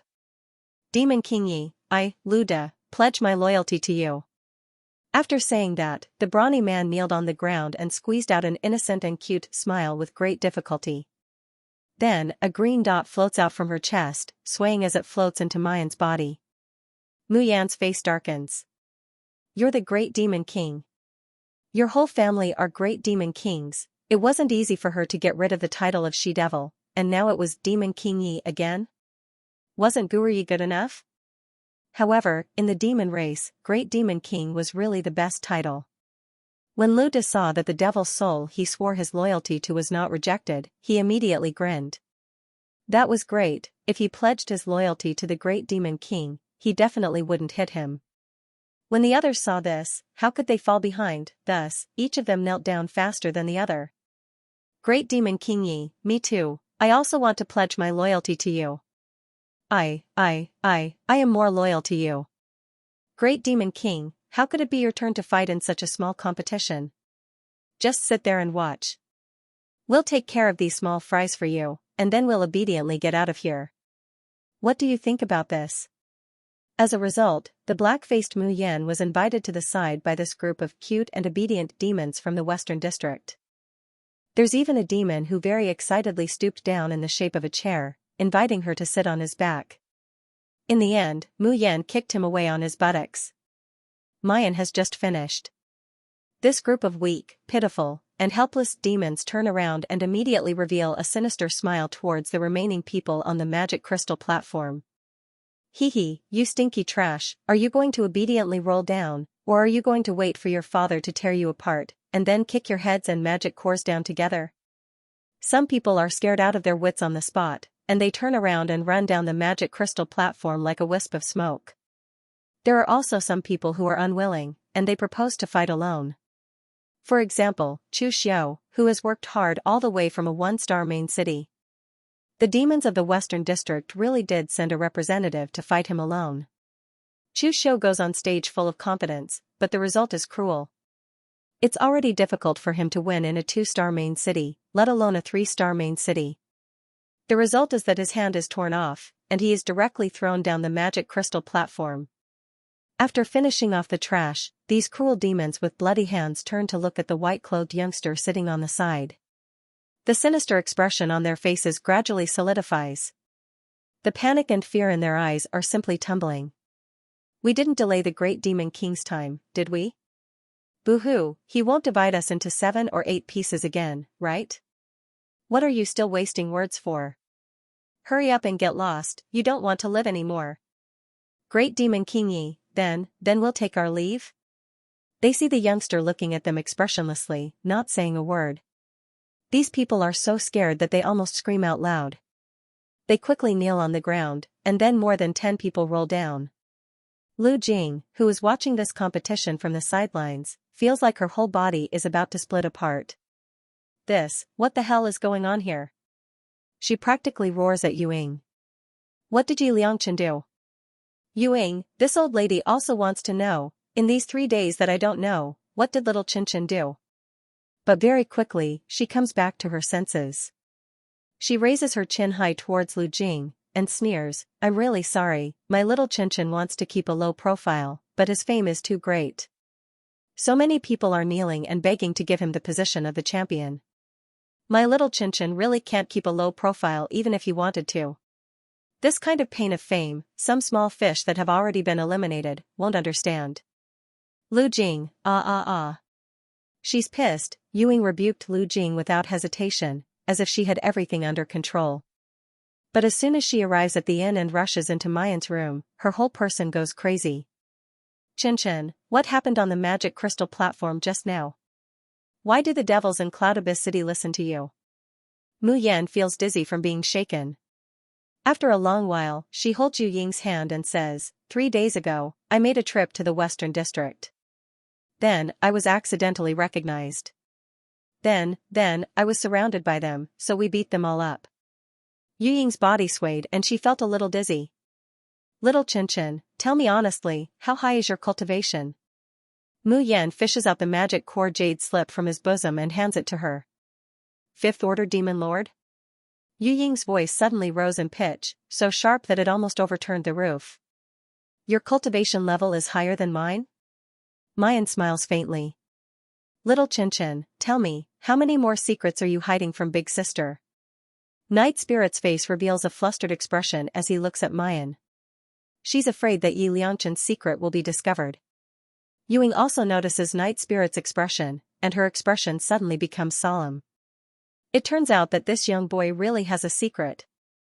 That's right, how could such a talented young boy not have a secret? Which demon in the hidden abyss could reach the 5th rank of the demon lord at her age, and which demon could refine a vigorous pill that could help people advance? Bah! Demon pill. Mu Yan pushes Yu Ying's hand away from her shoulder and says lightly, I'm not an ordinary demon raised by heaven. I've been living as a human for the past 20 years. You're a fallen evil? No, that's impossible. How could a fallen evil have such pure demonic energy? Mu Yan looks at Yu Ying's eyes and slowly answers her, I'm not a fallen evil. I should be the child of a demon raised by heaven. Just when Mu Yan shocked Yu Ying and Lu Jing to the point that their souls almost left their bodies, the name Xianxia set off a huge uproar in the demon area of Tianguang ruins. Some time ago, Xianxia suddenly disappeared after advancing to the 9th rank on the reputation ranking. Many people thought that this talented young demon had reached the end of his life. However, in just one day, he had slapped everyone in the face. Almost at the same time, the results of the first matchmaking contest in the Cloud City spread to Tianguang ruins. The demons who were already boiling with excitement suddenly burst into an uproar. All the demons in the 2-star main city submitted to him. Why did even the demons in the 3-star main city turn the matchmaking contest into a farce of little brother recognizing big brother? What kind of magic does this Xianxia have? He's clearly just a little demon who hasn't transformed for a long time. But why is his strength like a bottomless pit? Why can't they see the bottom on the screen of the 3-star main city in the demon area? Xianxia's name is impressively high up, suppressing all the contestants from the 3-star main city. Even the screen of the overall ranking actually shows Xianxia's name. One should know that a screen can only display 100 names, and how many Demon Lord level experts are there in the 4-star main city? An excessively young youth was actually able to defeat those Demon Master level experts. How can people not be shocked? Mu Yan just entered the Tianguang ruins. She hears a scream, Xianxia is here. Ah, Xianxia, I love you. Please let me pledge my loyalty to you. Xianxia, may I ask why the demons in the nebulous Cloud City were defeated without fighting? Did you do something? Xianxia, help me exchange some mabe. I am also in the Cloud City. The corner of Mu Yan's mouth twitches. Looking at the dense mass of enthusiastic devils pouncing on him, he was so frightened that he turned around and ran. Damn it, there was something wrong with the style of the demons. Even when she was being sought after in Tianguang ruins, it wasn't this exaggerated. These devils were itching to pounce on her and eat her up. Mu Yan turned several times in a row, with the help of little Sue in the dark, before she managed to shake off the people behind her. Only then did she realize that she had actually arrived at the intersection of the limitless area and the demon area, as well as the central square. Thinking of the scene in the infernal region that made one's scalp tingle, Mu Yan decisively chose to go to the limitless area. At least there was no one here who could recognize her and wouldn't chase after her crazily. However, exchanging for the ruined crystal really couldn't be delayed. Mu Yan took out his information and looked at it. This was because he had climbed to the 5th place in the demon region's dueling arena. The exchange rate between her mabe and ruined crystals had already become 2-to-1. In other words, 10,000 mabe could be exchanged for 5,000 ruined crystals. This exchange price seemed acceptable. However, looking at the 10,000 mabe she had left, Mu Yan couldn't help but feel her heart ache. Should he increase his prestige a little more? Just as he was thinking about this, a commotion came from not far away. Don't go too far. Hee, so what if we bully you? Who asked this heavenly light ruins to be the territory of our nether realm? If you don't want to be bullied, ask your extreme domain sovereign lord to come and back you up if you have the capabilities. Ha ha ha ha ha. A burst of mocking laughter caused the faces of the people on the other side to turn red, but they dared not say anything. Hearing them mention Di Mingju, Mu Yan can't help but take 2 steps forward. Alright, since no one is bidding, I'll buy this item for 100 ruined crystals. The one who spoke was a middle-aged man with a hooked nose and a large mole at the corner of his mouth. He pointed at the 2 jade-green, crystal-clear grasses on his stall, and his face was full of pride. Recognizing the grass, Mu Yan's heart couldn't help but be happy. It turned out to be a rare top-grade immortal herb, green flame sky pistol. Mu Yan had heard from Little Nine's master that using the green flame sky pistol to refine pills could reconcile the conflict between immortal energy, devil energy, and even divine power, increasing the effect of the pills by several times.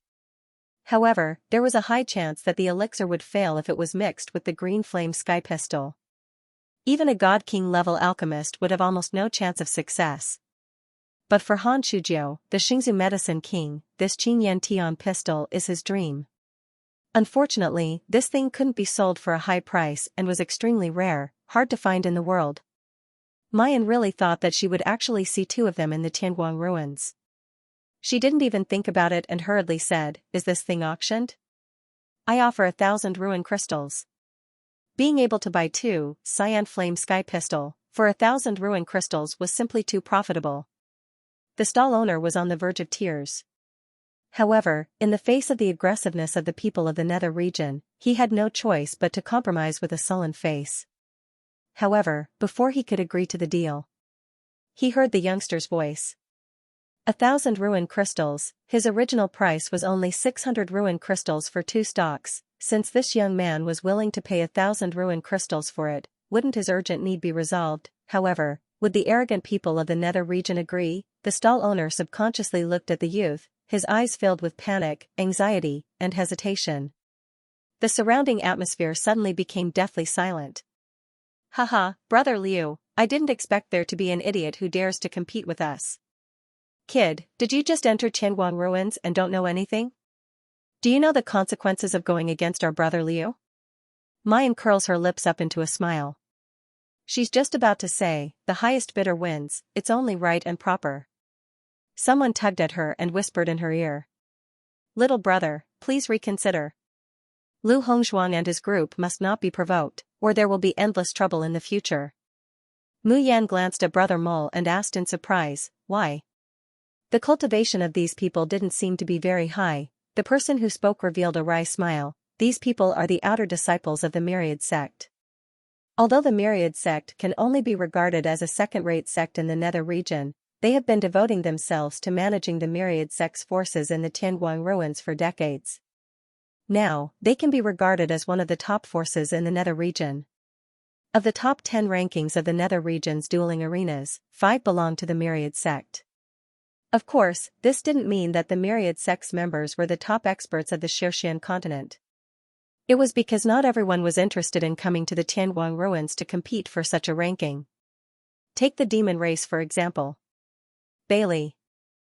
Weiron's strength was obviously very high, but his name was not on the reputation list.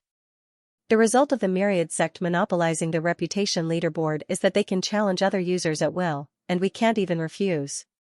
Little brother, you stole what LV Hongshuang wanted to buy today. In the future, there will be an endless stream of experts from the Myriad Things sect coming to challenge you. In the end, you will be forced to the point where you can no longer stay in the Tianguang ruins. It is not worth it for this useless, green flame sky pistol. Mu Yan said doubtfully, if they come to challenge you, you can also let the experts challenge them back. It's easier said than done. The person who spoke smiled bitterly. Tianguang ruins originally belonged to the Nether Domain Lord. The people of the Nether Domain naturally have an advantage here.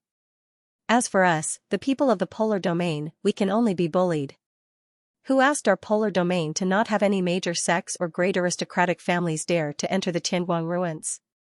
Because it was the enemy's territory. Once the Polar Domain's great sects and aristocratic families entered the Tianguang ruins and were targeted, as the owner of the Tianguang ruins, he could casually find a reason to directly punish them.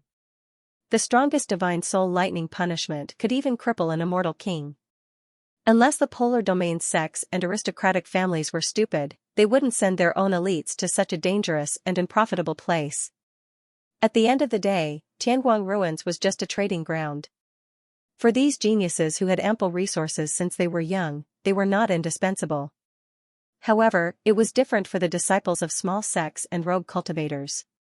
Because of their birth, or because they worshipped the Polar Domain sovereign, or because their spiritual roots were inclined to cultivate the Nine Glorious Sun cultivation technique, they were unable to choose to join the Netherworld region. However, the resources they could obtain were too little. Only by trading in Tianguang ruins could they continue to improve their strength. Therefore, even though they knew that the people of the Polar Domain would be exploited after entering the Tianguang ruins, they had no choice but to do so.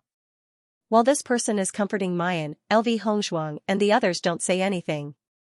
Instead, he looks at Mayan triumphantly. Because they knew that so long as they understood the pros and cons, this kid would surely obediently avoid them. LV Hongshuang was already used to bullying the Limitless Region spirit cultivators. This greatly satisfied his vanity. After listening to the narration of the people beside him, the young man nodded repeatedly. Finally, he smiled and said, "Thank you for your reminder, uncle." After saying that, he turned to look at the stall owner. 1,000 ruins crystals is still too little? I also feel that it's too little. How about this? I'll offer 1,200 ruin crystals for 2 green flame sky pistol. Is the stall owner willing to sell them?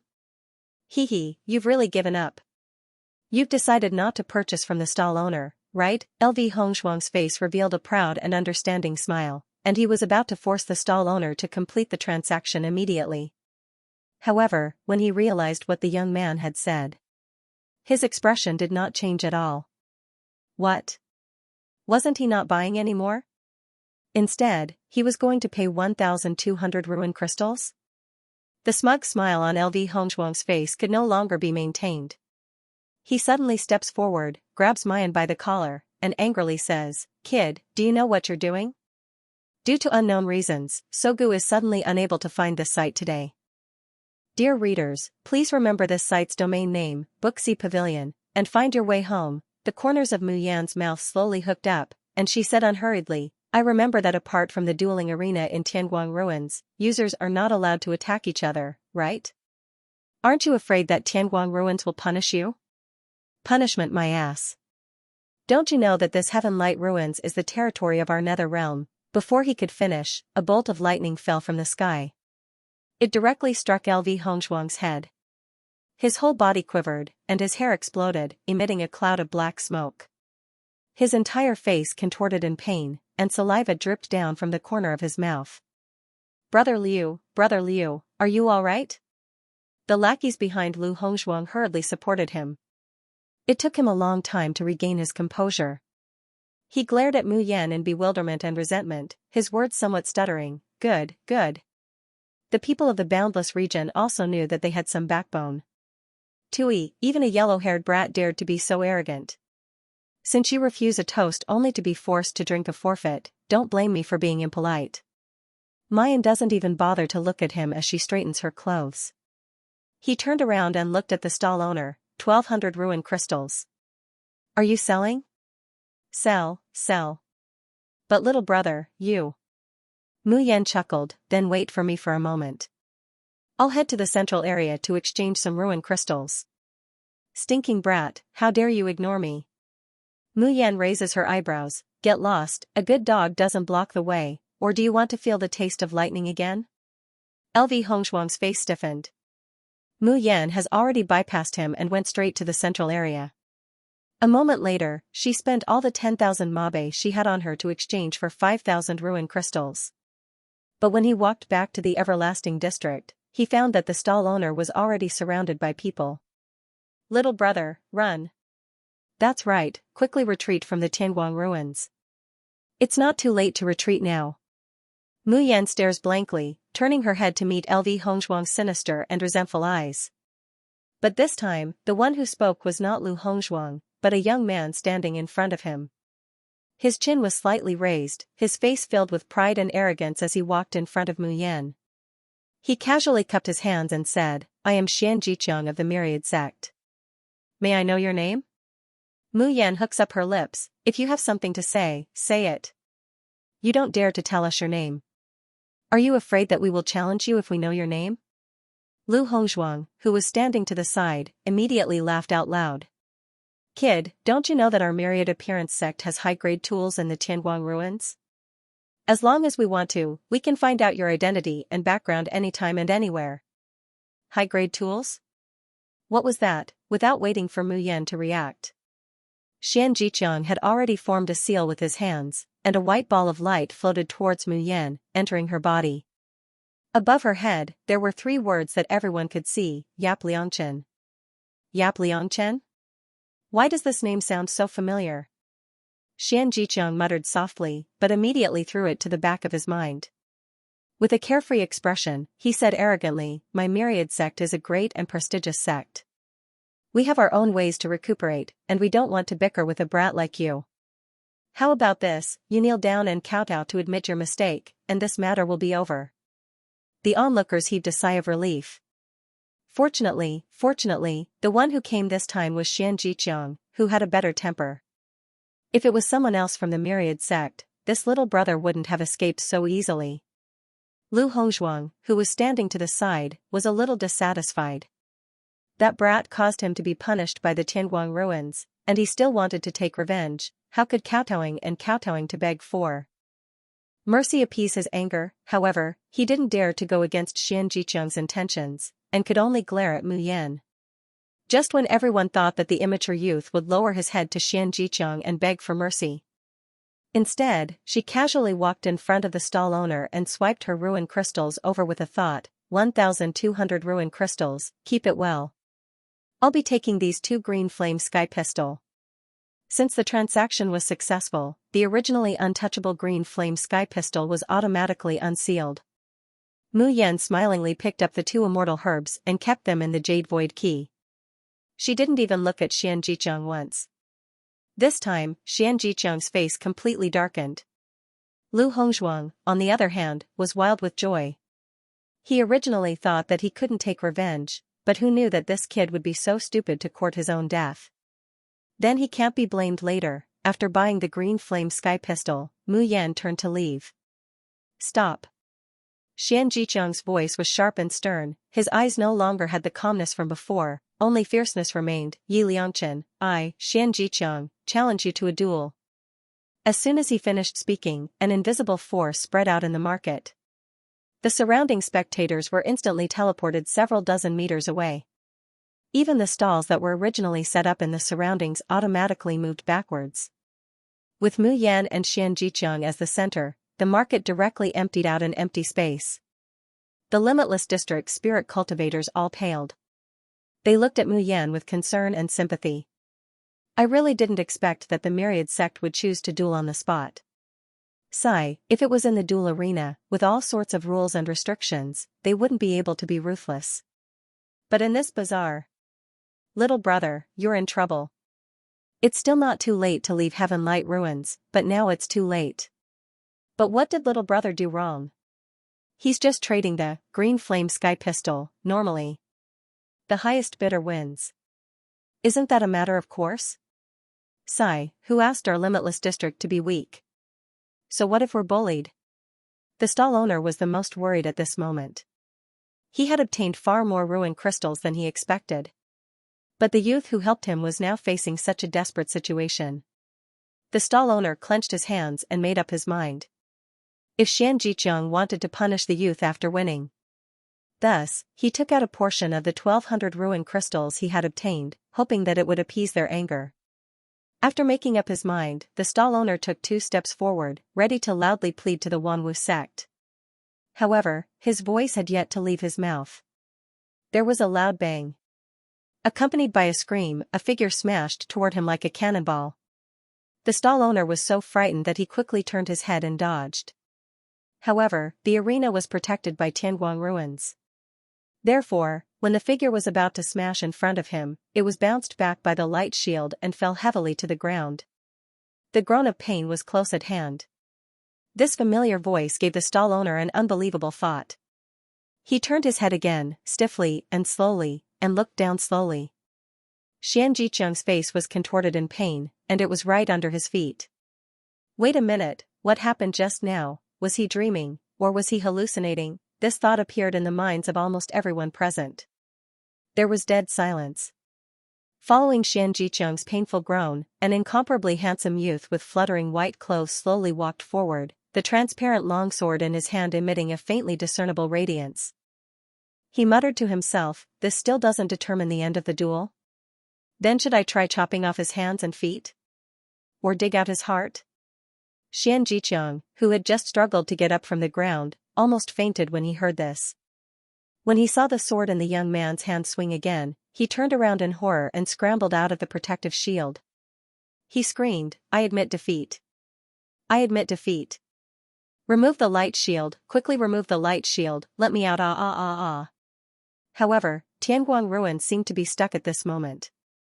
The shield flickered, but it didn't let him go.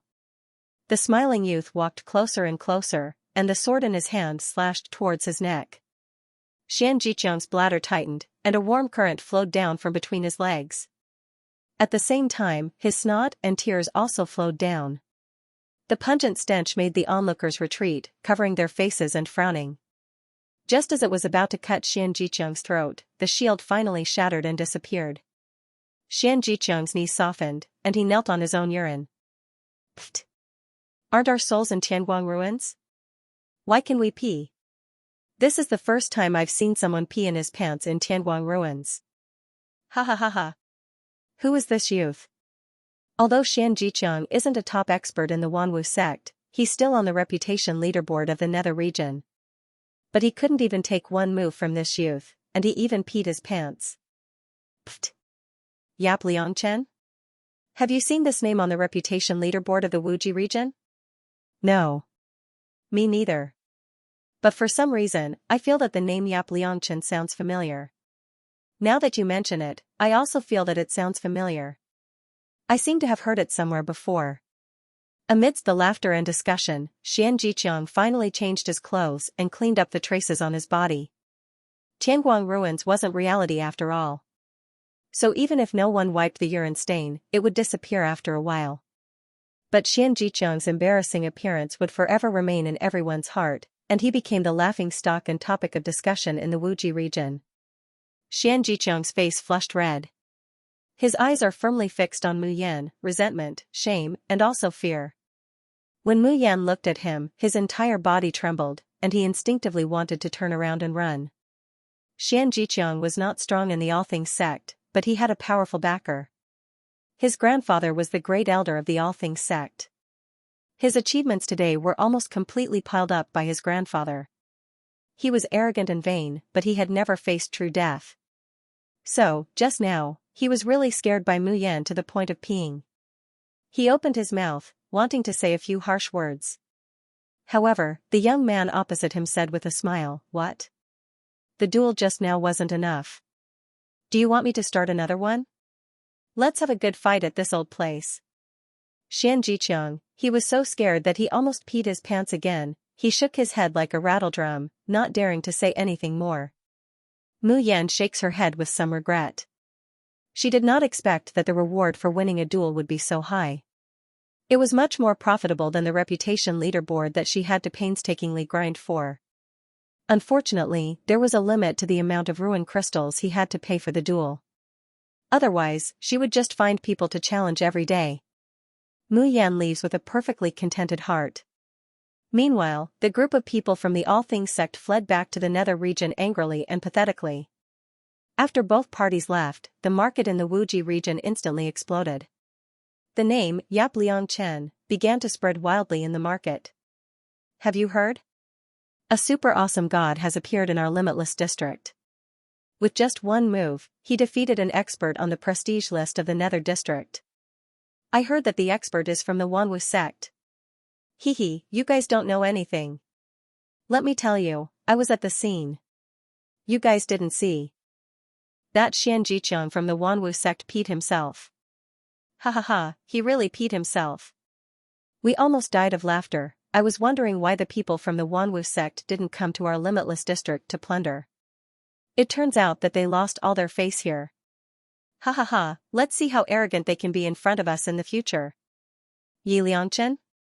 Have you guys heard of this name before? When did our limitless district have such a god? How come I've never heard of him before? Who cares? Anyway, I only know that our god Yi beat the grandson of the Wanwu sect until he peed his pants, ha ha ha. The limitless district of Tianguang ruins had been sullen for too long. They needed a hero to lead them out of their current predicament. The sudden appearance of this youth, whose identity and background were unknown, was equivalent to giving them a ray of hope. Mu Yan didn't know that her name had spread all over the limitless area just because she bought 2 green flame sky pistol plants in the limitless area. In the next few days, the competition in Cloud City was just like a repeat of the first day. The demons in the western district kneeled when they saw Yi Liangchen. After that, they became Mu Yan's lackeys. They cleaned up the other participating demons, and then obediently rolled off the magic crystal platform. Lu Jing, who was in disbelief at the beginning and doubted the demon's life, became calm and composed later. She could announce that Yi Liangchen was the final winner without batting an eyelid. It only took a few days. As for Yuing, ever since Yuing knew that Mu Yan was the son of a rare heaven-raised demon, she couldn't wait to worship him like an ancestor. She was more and more confident that this youngster could become the princess husband. This was a rare and precious natural demon's son, and he was already at the 5th stage of the demon master at such a young age, such a high quality, it should be enough to be matched with the princess. If it was her, she would even be a pendant on little Qinchen's body. Mu Yan had been busy refining magic pills for the past few days. Today, when he returned to Tianguang ruins, he was not in a hurry to go to the dueling arena, nor did he buy a mask to cover his face. Instead, he went to find the district manager of the Devil Domain. Yap Liangchen. You are Yap Liangchen. Do you know how much I love you? I've used all of my ruin crystals to bet on your victory. The district supervisor was an ordinary-looking evil woman with an extremely enchanting figure. When she saw Yap Liangchen, she immediately shouted excitedly. His eyes were glued to her body. The corner of Mu Yan's mouth twitched. She avoided the person pouncing on her without a trace and coughed lightly. I want to rent a shop. I wonder what my requirements are. Of course, other people have their own requirements.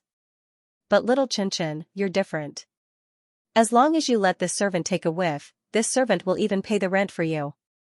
Mayan expressionlessly reaches out and pushes him away. If you can't rent it, then forget it. Annoying, I'm just joking with you. Qinchen, don't be angry.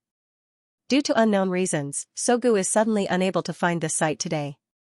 Dear readers, please remember this site's domain name, Booksy Pavilion, and find your way home. The evil woman flicked her long hair and her clothes, revealing her slender and white legs. She even winked at Mu Yan, but I didn't lie. No one in our demon race wants to open a shop, so the rent is very cheap. If it's you, little Qinchen, I'll make the decision to forego it. But in the future, every time you sell an item, we will take a 10% fee. Mayan nods, receives the token, and plans to leave.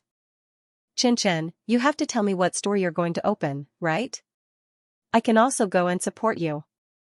Even if it's just scrap metal, I'm willing to accept it. Mayan hooks up the corners of her lips, revealing a disdainful smile. There are only things in my shop that can't be snatched, there's nothing that can't be sold. Want people to support him? There is no such thing. Ah, so handsome. He's so manly. The evil woman held her blushing face and became dizzy. It wasn't until Mu Yan walked out of the hall that she remembered to run to the door and ask, "Little Chen, what's the name of your shop?" Ah. The youth's elegant and pleasant voice floated over from afar, even carrying a hint of gentleness. "I am #1 in the world." The evil woman, the bizarre scene of the competition in Cloud's Tub City had long since spread throughout the hidden abyss, and naturally, it had also spread throughout the Tianguang ruins. In addition, Mu Yan's ranking on the prestige list is rapidly rising. At this moment, Yap Liangchen had become the most popular person in the devil area. Therefore, as soon as the old man is the best in the world store opened, the people of the devil clan immediately swarmed in. In the past, when spirit cultivators saw this plaque, they would look at it with disdain. As soon as the devils saw the name of the store, they immediately cried out in excitement. "I'm #1 in the world. Ha ha ha, domineering. Only a shop like this is worthy of Demon King Ye's identity. Aya, why didn't I think of such a nice name? Although there isn't much to sell if I open a shop, if I could think of such a wonderful name, I would open one. Demon King Yi is indeed the best candidate for the Emperor's son-in-law. Only such a domineering demon king is worthy of the noble princess." Everyone excitedly rushed inside, and in less than the time it took for an incense stick to burn, they had snatched everything clean inside. As for what exactly was being sold in the store, no one took a closer look at it. Mu Yan looks at the group of demons that have finished buying the elixirs and still want to continue rushing in to witness the elegance of Demon King Yi. The veins on her forehead throbbed, and she hurriedly escapes from the backyard of the shop, closing the shop at the same time. Unexpectedly, they were all sold out so easily. Compared to the difficulty she had in selling talismans in the Cultivation continent, it was like heaven and earth. This should be considered a celebrity effect, right? Just like back then, when the most handsome man in the world stood up for his store, countless people immediately swarmed in. The smile on Mu Yan's face darkens. Deep sorrow and pain flowed from the bottom of his eyes. In this world, there was no longer a little martial uncle who would spoil the 7 of them and let them do whatever they wanted, but would protect them at the most crucial moment. In this world, there was no longer the #1 swordsman and #1 handsome man, young Master Yun Xiao, who could be pursued by millions of men and women. Mu Yan's mood suddenly becomes very bad. At this moment, she didn't want to do anything but find someone to fight. However, she had yet to do the proper business, so she could only endure it. Mu Yan came to the Limitless District, intending to make an announcement.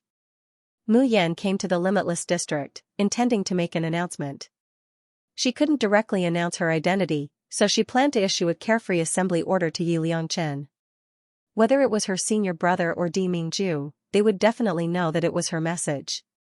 However, as soon as she entered the Limitless District, Mu Yan was suddenly surrounded by a group of people. Excited voices also came to her ears. God Yi is here. Damn it, aren't these people from the Wanwu sect? They've been hiding here all this time. Is it to wait for God Yi?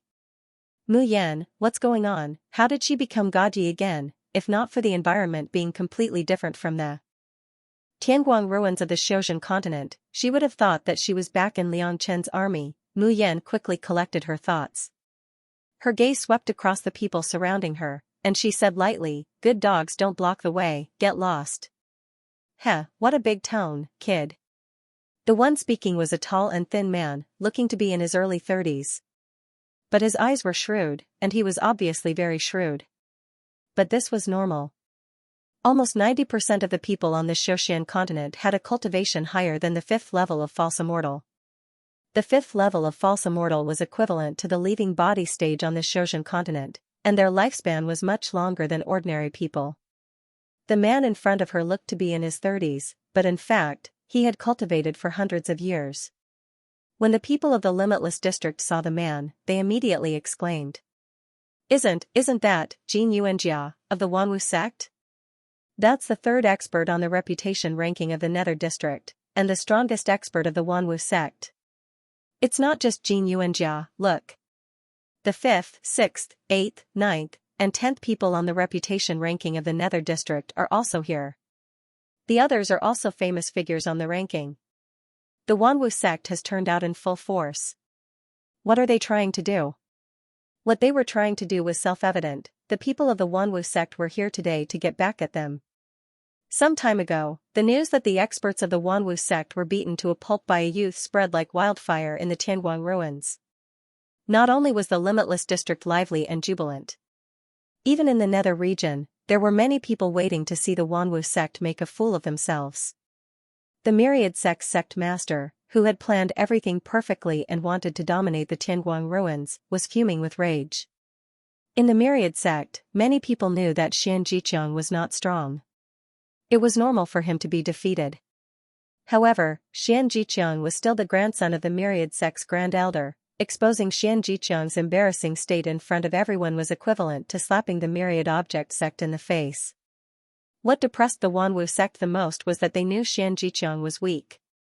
But the others didn't know. All they knew was that the people of the Myriad Objects sect had been ruthlessly slapped in the face. Their dignity had been trampled under the feet of an immature brat from the Everlasting region. How could the people of the Wanwu sect tolerate this? Clarify. Take it out on the people of the Everlasting region? All of this was useless. On the contrary, people would laugh at the Wanwu sect. Therefore, after careful consideration, the Myriad sect's sect master allowed Xianxia, the strongest of the third-generation disciples, to lead a group of people to wait for Yi Liangchen in the Everlasting Zone. Pick yourself up from where you fell. Since it was this brat who caused the Myriad sect to lose face, they would ruthlessly defeat this brat in front of everyone. They would let everyone know who was in charge of the Tianguang ruins. The Wanwu sect's plan and goal were not hard to guess. Therefore, the people present quickly figured out the cause and effect. At that moment, the excitement of seeing Great God Yi was suddenly replaced by anxiety and anger. What is the Wanwu sect doing? Bullying with numbers? Taking turns to wear him down? They are too shameless. A great sect actually wants to deal with a young boy like this. Wanwu sect, if you have the ability, fight Godyi one-on-one fairly. Bullying with numbers, are all the people of the Nether District so shameless? The surrounding people's discussion entered their ears, and the people of the Wanwu sect all had ugly expressions. Only Jin Yuanjia still had an amiable smile on his face. His gaze swept across Mu Yan and the crowd, and he said slowly, bullying with numbers? How can that be? We, the Wanwu sect, have never done such immoral things. His voice was gentle, and the expression on his face was impeccable. But his eyes were indifferent and aloof. He looked at Mu Yan and the people of the Wuji district as if he was looking at a group of small fish that could not make any waves. Mu Yan narrowed her eyes slightly. Jin Yuanjia continued, the Wanwu sect let our disciples enter the Tianguang ruins and fight in the dueling field to train our disciples' souls and combat power. A few days ago, junior brother Xian had the honor of learning from brother Yi, and he praised you a lot when he returned. When we heard that, we admired brother Yi's strength, and we couldn't wait to have a good duel. Isn't that right, everyone? Yes. Yi Liangchen, aren't you called the God Savior by the people of the Wuji district? Why, you won't even agree to a small duel from the Wanwu sect. Hehe, I admire Yi Guru very much. If I can't duel with Godyi today, I won't be able to eat or sleep when I go back. Godyi is so chivalrous, courageous, and admired by the people of the Wuji district. I'm sure you won't be so cowardly that you don't dare to accept my duel request. Isn't it a joke to say that we are bullying with numbers? Tianguang Ruins doesn't allow group fights. Let's properly spar with brother Yi one-on-one and take turns. How can it be considered as bullying with numbers? Of course, if Great Godyi is afraid, just admit it. Our Myriad sect will turn around and leave without another word. Ha ha ha ha. The people of the Everlasting region were so angry that their faces turned red. They glared at these shameless people. Although their words were pleasant to hear, they were actually holding mirage stones in their hands.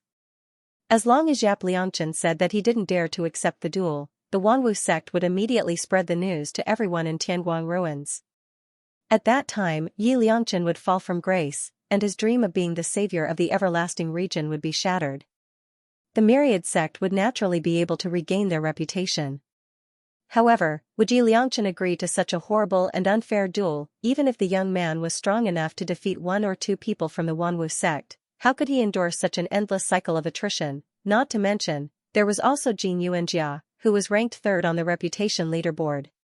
Yi Liangchen might be able to defeat the people from the Myriad sect, but would he be able to defeat Jin Yuanjia when he was exhausted? This was clearly a dead end. With just a few words, Yi Liangchen was roasted on the fire.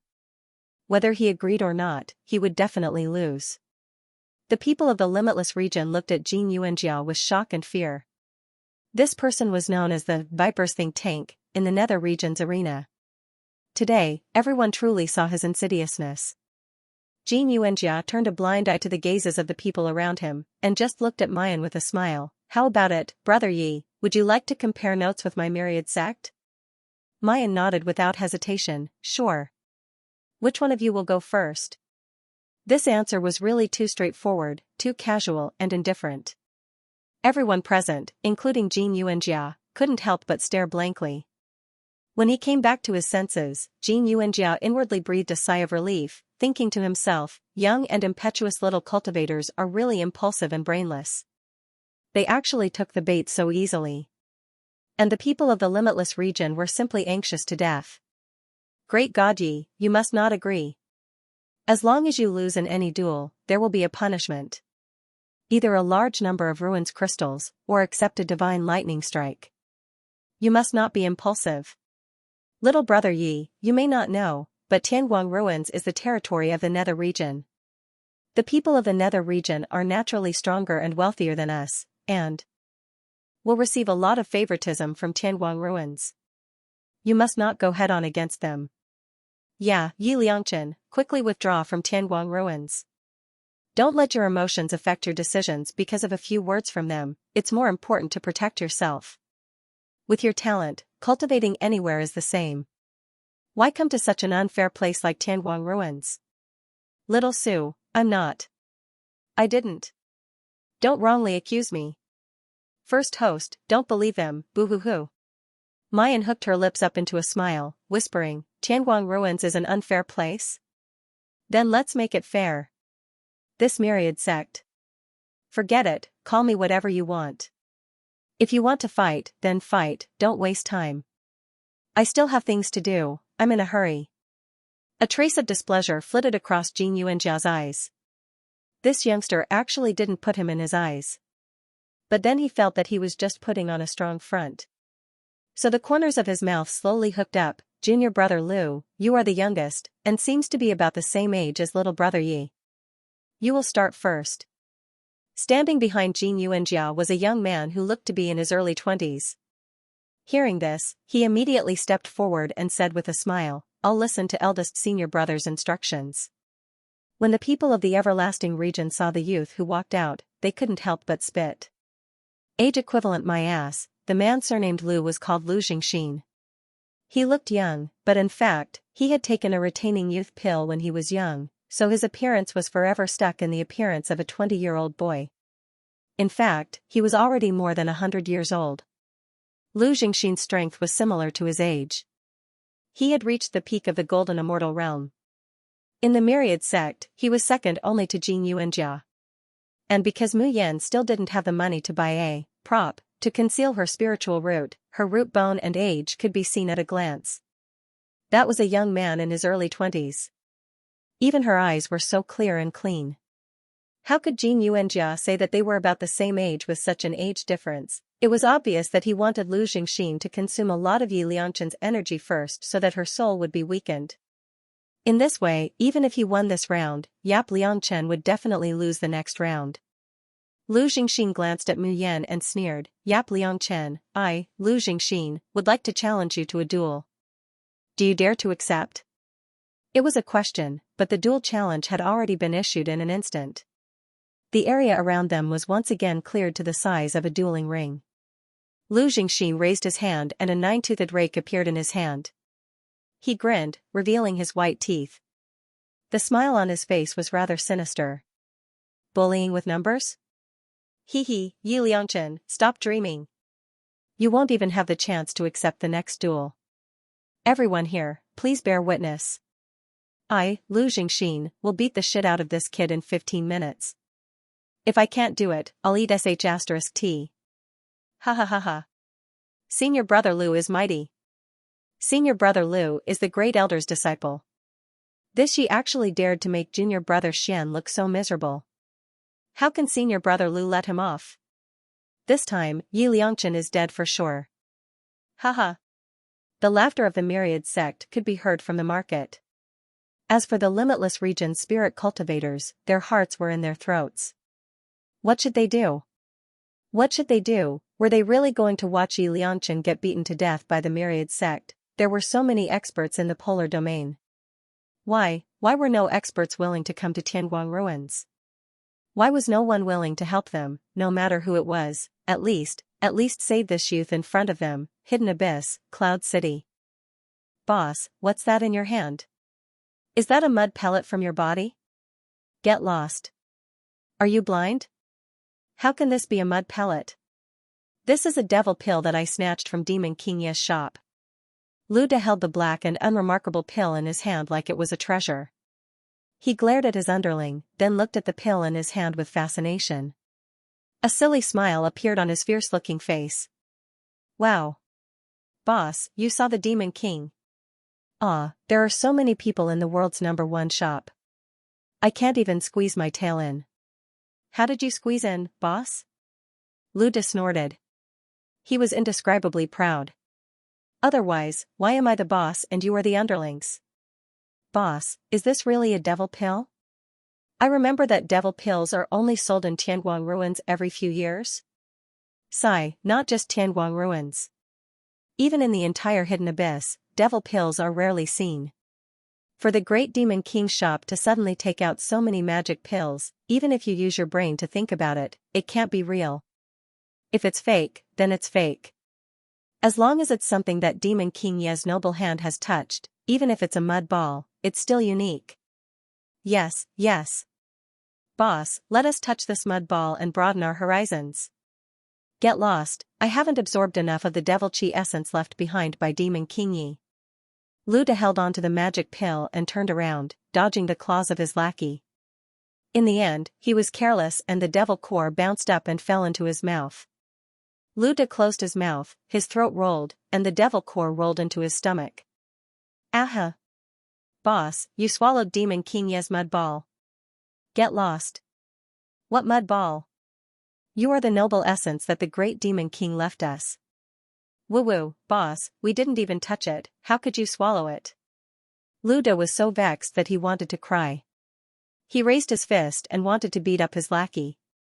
If this group of people hadn't wanted to snatch his mud ball, how could he have accidentally swallowed it? However, before Lu De's fist could swing out, his expression suddenly changed. A warm current rapidly circulated within his body. Half an hour later. What the hell, what did I just see? Am I seeing things? I think I'm seeing things too. Why did boss suddenly level up? Lu De slowly opened his eyes. Seeing the dazed and shocked gazes of his subordinates, he blinked and said in a muffled voice, I leveled up? I broke through from rank 9 Demon Guard to peak Demon Guard? What the hell was going on? Could it be that mud ball, pooey? Could it be that Demon King Yi is really selling demon cores? A moment later, Lu De hurried to Tianguang ruins and went straight to his shop. By the time he got there, the place was already crowded with people. All the demons were screaming and yelling, making people feel like they were going deaf. Demon cores, it's real demon cores. Great Demon King, please sell me 2 more. I'm willing to exchange for them with all my ruin crystals. You also ate Demon King Ye's mud ball, pooey, demon cores and leveled up? I leveled up too, ha ha ha. Lu De quickly realized that everyone knew that the #1 shop in the world was selling real magic Dan. If it was a human who found out that Yi Liangchen was selling real demon cores, they would definitely hide the news to prevent others from fighting for them. But the demons were different, they were born to be straightforward and blabbermouths. When he received good news and took advantage of it, he couldn't wait to shout it out so that everyone in the world would know. As a result, the lousiest #1 in the world shop was surrounded. All of the devil clans wished that they could swallow the devil core inside. But the problem was, the shop was not open, and Demon King Yi was nowhere to be seen. I just saw Demon King Yi walking towards the Limitless District. A timid demon soldier said weakly. The Limitless District, what's the Demon King doing there? Who cares? Quick, let's kill our way to the Limitless District to meet the Demon King. The mighty demon race charged into the Limitless area in such a grand manner. Usually, the people of the Limitless District would have panicked when they saw such an earth-shattering scene. However, at this moment, the central square was empty. There was not even a shadow of a person. On the other hand, a series of screams came from the direction of the market. Lu De and the others turned and immediately rushed towards the market. Where is Demon King Yi? Where is it? The spirit cultivators who were squeezing at the outermost edge felt the crowd behind them and couldn't help but frown and scold. What are you squeezing for? Do you think I don't want to go in and see Gaji? Can't you see how many people are in front of you? How are you going to squeeze through the crowd? Before he could finish his words, these people were dumbfounded. They were originally standing at the outermost perimeter, and there was basically no one behind them. But at this moment, the back was packed with people. No, they didn't seem to be humans at all, they were all grotesquely shaped and ugly. Some even had horns on their heads. Isn't this the devil race? They had always only been active in the demon region, and had never disdained to have anything to do with the nether region or the limitless region. Why did they all come to the everlasting region today? F*ck off, F*ck off. If you don't F*ck off, do you believe I won't bite your head off? The spirit cultivators who were scolded jumped in fright and instinctively moved to the side. So the group of demons immediately charged in, rushing to the center closest to the arena. At this time, Lu Jingxin had just taken out the nine-toothed rake and was talking nonsense. And in front of him, the youth in white had an indifferent expression. He hooked his finger and said carelessly, I'll say it again. If you want to fight, then fight. Don't talk nonsense. I'm in a hurry. Hearing the words in a hurry, Lu De and the others who had just rushed into the ring shuddered. What a familiar line, what a creepy scene. Lu De and his lackeys looked at Lu Jingxin with sympathy. In the next moment, the transparent sword in the youth's hand suddenly slashed through the air. The dazzling sword light turned into a whip in the air and suddenly wrapped around Lu Jingxin's body. Lu Jingxin's expression changed and he tried to use his spiritual power to resist. But he soon discovered to his horror that the spiritual power in his body seemed to be locked by something. He couldn't move at all. Clang, the nine-toothed rake in his hand fell to the ground before he could attack. His body was also swept into the air by the whip of light. Violent whirlwind whipping, screaming like a pig being slaughtered, accompanied by the whip of light whipping his body on the protective shield. The crackling was like a storm. The whole place was dead silent. Everyone present couldn't help but tense up every time they heard the sound of whipping, as if all their bones were in pain. Tragic, too tragic, Lu Jingxin was one of the top 10 experts in the Nether region's reputation ranking. Yet he was beaten like a sandbag by Yi Liangchen. Everyone from Wanwu sect suddenly came back to their senses. Their faces were as black as the bottom of a pot. Jin Yuanjia hurriedly shouted, We admit defeat. We admit defeat. Piak, the whip of light and the protective shield disappeared together. Lu Jingxin, who couldn't scream in the air, fell to the ground and didn't move at all. People from Wanwu sect hurriedly helped him up. Because he was in Tianguang ruins, he didn't receive any real damage. So after the duel ended, the damage disappeared. Lu Jingxin slowly opened his eyes. Senior brother Lu, you're okay. Before he finished, he saw Lu Jingxin's face show a terrified expression. His figure quickly faded. He actually left Tianguang ruins. Ha ha ha ha. So the experts of Wanwu sect are only SOSO. He ran away just like that. How scared is he of Gaji? Ha ha ha. Jin Yuanjia stared at the young man in front of him with a livid expression. After the battle, his side was completely defeated and fled in a sorry state. However, the young man in front of him didn't even pant. Jin Yuanjia narrowed his eyes slightly and said in a deep voice, Little brother, the strength of your soul is far denser than that of an ordinary person. No wonder you dare to be so arrogant in the Tianguang ruins. But I advise you to leave a way out for yourself. Otherwise, you'll be the one regretting it in the end. Mu Yan had just fought a round, and the gloom and pain in her heart had lessened a lot. But Lu Jingxin's strength was too weak. He was unable to utilize immortal energy before attaining the mysterious immortal realm, so his strength was naturally greatly reduced. Mu Yan felt that it was far from enough. She said impatiently, "Are we going to fight or not?" Jin Yuanjia swallowed his anger and raised his hand. A token appeared in his hand, emitting a dazzling red light. What's that? Oh my god! That was the Ruins Master token. How could the Wanwu sect have the Ruins Master's token? Due to unknown reasons, Sogu is suddenly unable to find this site today. Dear readers, please remember this site's domain name, Booksy Pavilion, and find your way home. I didn't want to use such a top-notch item on you, but if you don't know what's good for you, don't blame me for being rude. Mayan crosses her arms over her chest and says with great interest, "Oh? What rights do you want to use?" The token of the ruins lord, he had never heard of it before. She discovered that the Tianguang ruins of the Xianxia continent was very different from the other two Tianguang ruins. There seemed to be many things that he had never heard of before. Jin Yuanjia waved the token of the ruins lord in his hand and sneered, "Yi Liangchen, I will give you two choices. Either you break one of your arms and one of your legs in the duel, or you surrender to us and beg for mercy. From now on, my Wanwu sect will mind our own business.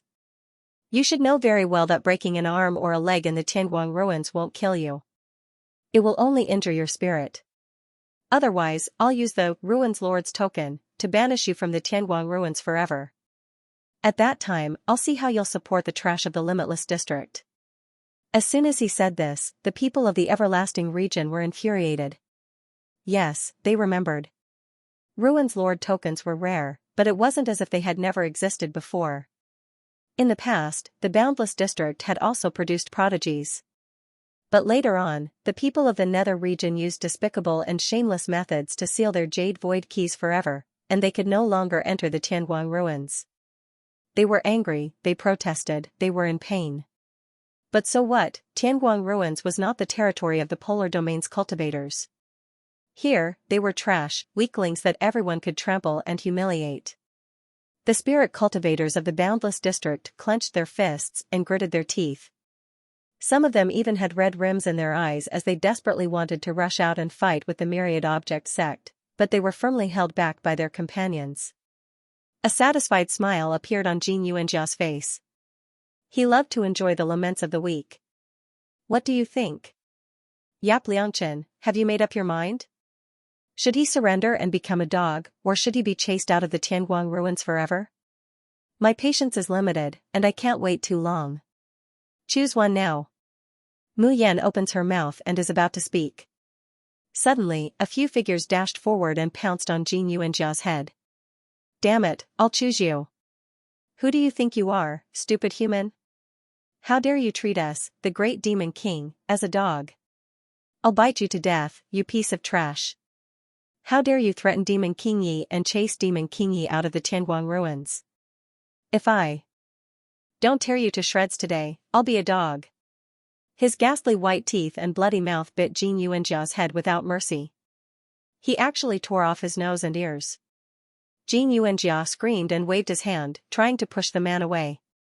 Who would have thought that his hands and feet would also be grabbed by someone, and a piercing pain came from his legs. There was even the terrifying sound of bones being gnawed on. "Ah! Tianguang Su, what are you doing? This is against the rules. Why haven't you punished them yet?" A small black cloud lazily appeared above Jin Yuanjia. Then, he shook it and reluctantly released a bolt of lightning. A crackling sound was heard, it landed on the demons, as well as Jin Yuanjia. His eyes rolled back, and he almost fainted. The demons only felt their bodies go limp and numb for a moment. They had no strength, but nothing else. The people of the Myriad Object sect rushed forward. Taking advantage of the fact that the demons were dizzy from being electrocuted, they hurriedly snatched Jin Yuanjia back from their teeth. Jin Yuanjia woke up in a daze and touched his face in panic. Due to unknown reasons, Sogu is suddenly unable to find this site today. Fellow readers, please remember this site's domain name, Booksy Pavilion, and find your way home. He only relaxed when he found that his nose and ears were all there. But then, he felt his vision go black and he almost fainted. His soul was actually heavily injured. He wouldn't be able to enter the arena for at least a year. Otherwise, even a cultivator below the top 10 would be able to defeat him. Xianxia was shocked and angry. He raised his head to look at the group of beasts that had just attacked him. Your demons? My nether region has no enmity with your demon region. Why did you attack me? Luda shook his huge head. When he felt that the dizziness from the lightning punishment had disappeared, he pointed at Xianxia's nose and said angrily, "UF** King Dog are more shameless than humans. You have the guts to attack our great demon king but don't have the guts to admit it? Do you believe that I won't F** King pull out your tongue right now?" Xianxia shuddered and took a step back in fear. He said angrily, "When did we attack a demon? Don't slander us." Lu De and the other demons were stunned. Then they suddenly reacted. They don't know that Demon King Yi is from our demon region? Then where do they think he's from? Don't tell me they think he's from the limitless region? Tui, what limitless region? Demon King Yi is the strongest star of our demon race, the future son-in-law. Human spirit cultivators are nothing. They're not even fit to carry the shoes of the great demon king. As the demons discussed openly, the expressions of the people of the myriad sect and limitless region became more and more strange. An unimaginable thought appeared in their minds. Everyone's gazes slowly, stiffly, and incredulously turned to that incomparably handsome youth who looked so thin and pale. They saw the youth slowly take a step forward. The demons that had been making a racket immediately fell silent. They quickly opened up a path and respectfully welcomed him forward. Then, the people of the limitless region and myriad sect saw a strange scene that they would never forget. The thin youth slowly walked among the monsters. As for those bloodthirsty, cruel, and ruthless devils, each and every one of them was as obedient as a spirit pet. They stuck out their tongues, wagged their tails, and waved their claws. Their fierce faces were all smiles. "Great Demon King Yi, we'll deal with this useless human." "That's right, how could a small fry like you, the great demon king, have a chance to take action? Your noble hands should be refining magic pills and marrying a princess." "Great demon king, when will the world's #1 shop sell magic dan again? I just want to buy one, really." Mu Yan ignored the chatter in her ears and walked straight to the myriad sect. Xianxia looked at her as if he had seen a ghost. A quarter of an hour ago, the voice was still full of satisfaction, but now it was full of trembling. You're from the demon race?" Mu Yan hooks up her lips, revealing a smile. "So what if I am?" "Yi Liangchen." Yi Liangchen, Xianxia suddenly remembered. No wonder he felt that the name sounded familiar. Some time ago, this name had been widely spread in the central square. It was said that a super genius had appeared in the demon race, and his name was Yi Liangchen. It turned out that this Yi Liangchen was that Yi Liangchen. Xianxia's face turned pale. If he had known that Yap Liangchen was a demon, he would not have provoked him. The demon race was a bunch of lunatics, they would not reason with you at all. If you didn't like them, they would beat them. If they were in a bad mood, they would beat them. If they didn't agree, they would beat them again. The myriad sect had a series of plans to implement in the Tianguang ruins. Provoking the devil race, moreover such a supernova of the devil race, wasn't that courting death? Xianxia forced a smile. "It's a misunderstanding, Brother Yi.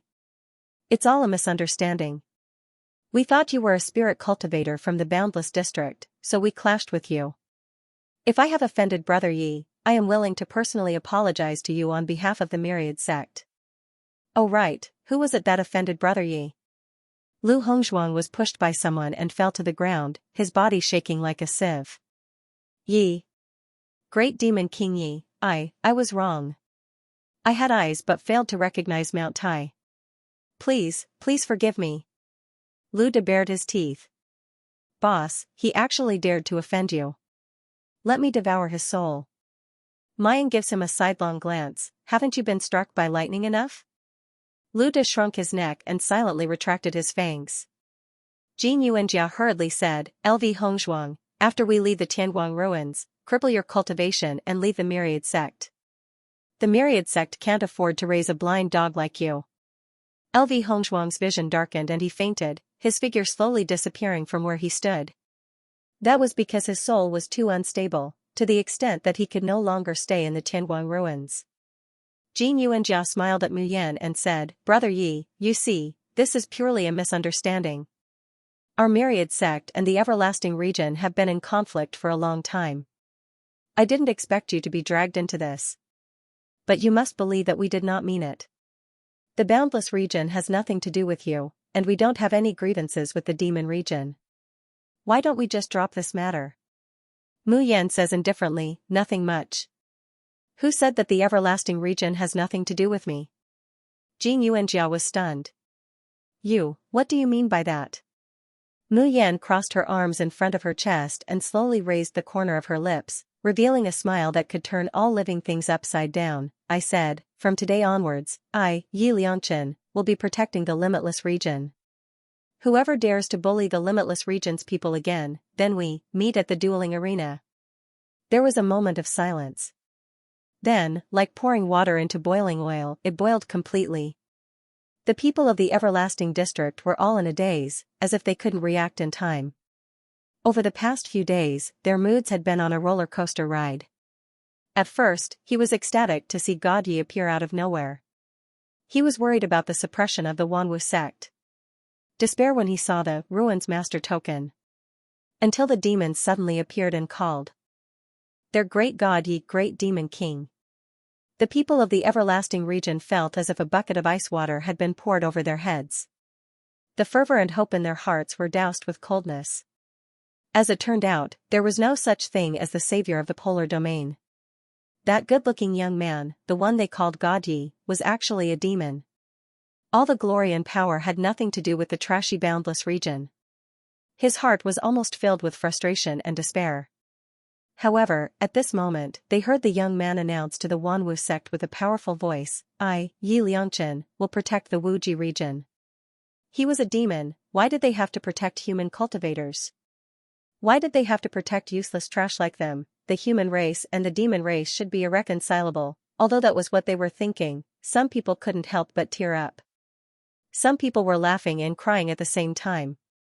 Some people tightly clenched their fists, and suddenly couldn't help but shout, Great God Yi, whether you are a human or a demon, you will always be the publicly acknowledged Great God Yi of our limitless region. Great God Yi, you are so good-looking, how can you not be a human spirit cultivator? Is there a mistake somewhere? As soon as these words came out, the demons were immediately unhappy.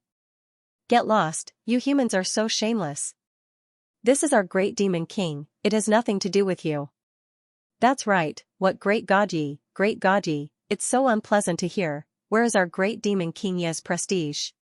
Mu Yan, I really have to thank you all. I don't want this kind of prestige at all.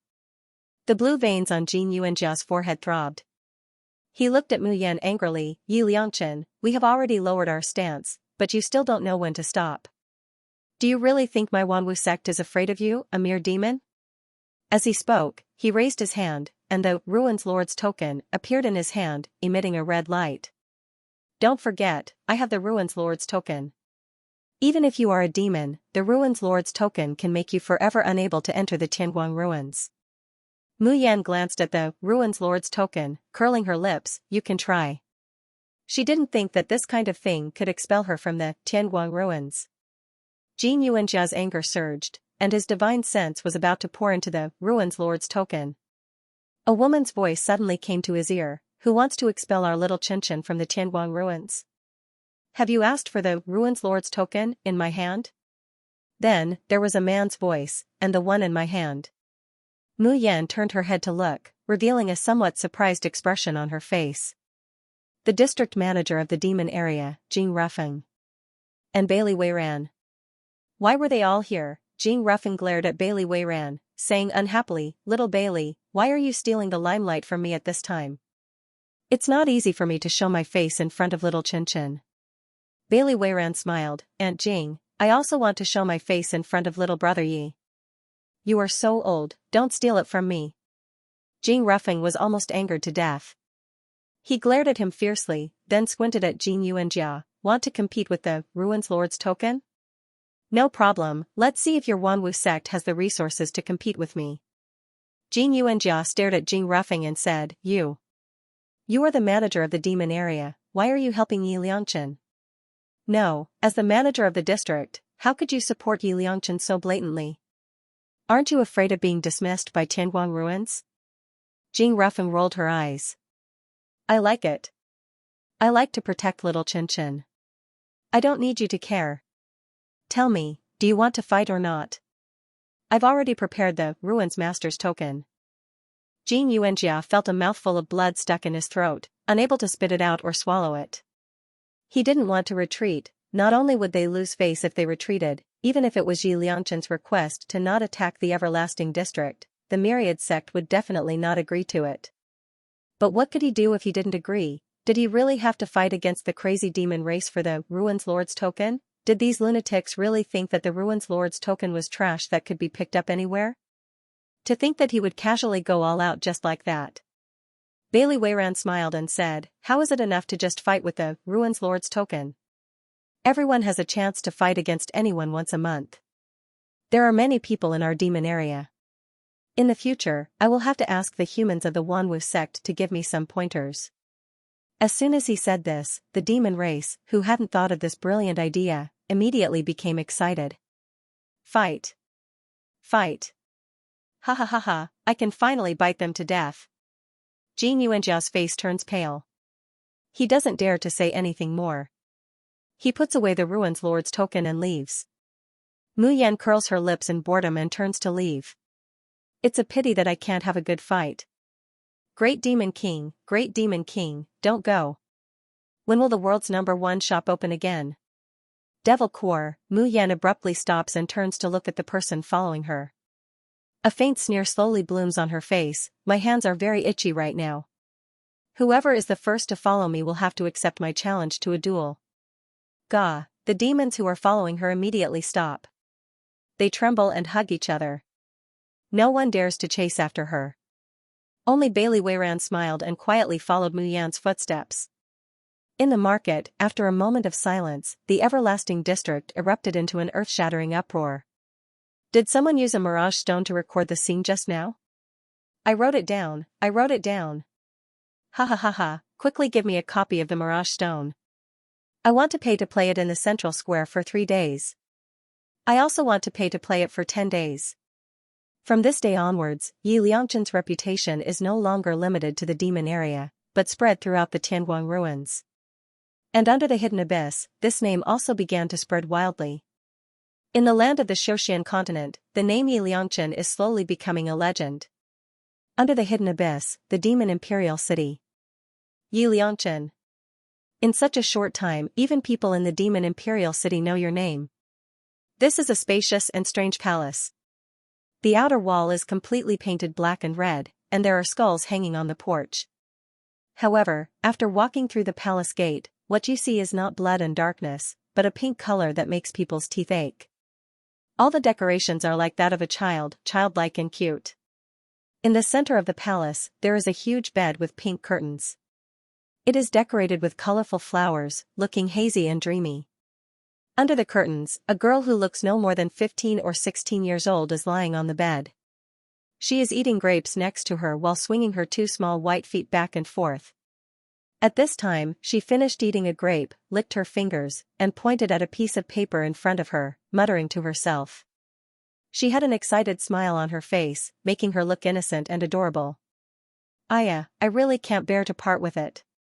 I regret it. I should have brought him back when I was in Red Star City. It must be fun to keep him by my side. Beside the large pink bed stood a tall and straight man with an incomparably old face. He coughed and said, Lady Yuyue, let me remind you that Yap Liangchen is a popular candidate to be the princess husband. Even Lady Shuijie has heard of his name. If you dare to lay a hand on him, Elder Min Wei will be the first to come after you. The little girl on the bed frowned, kicked her legs unhappily, and sat up on the bed. Fine, I won't raise him. I'm just saying, but.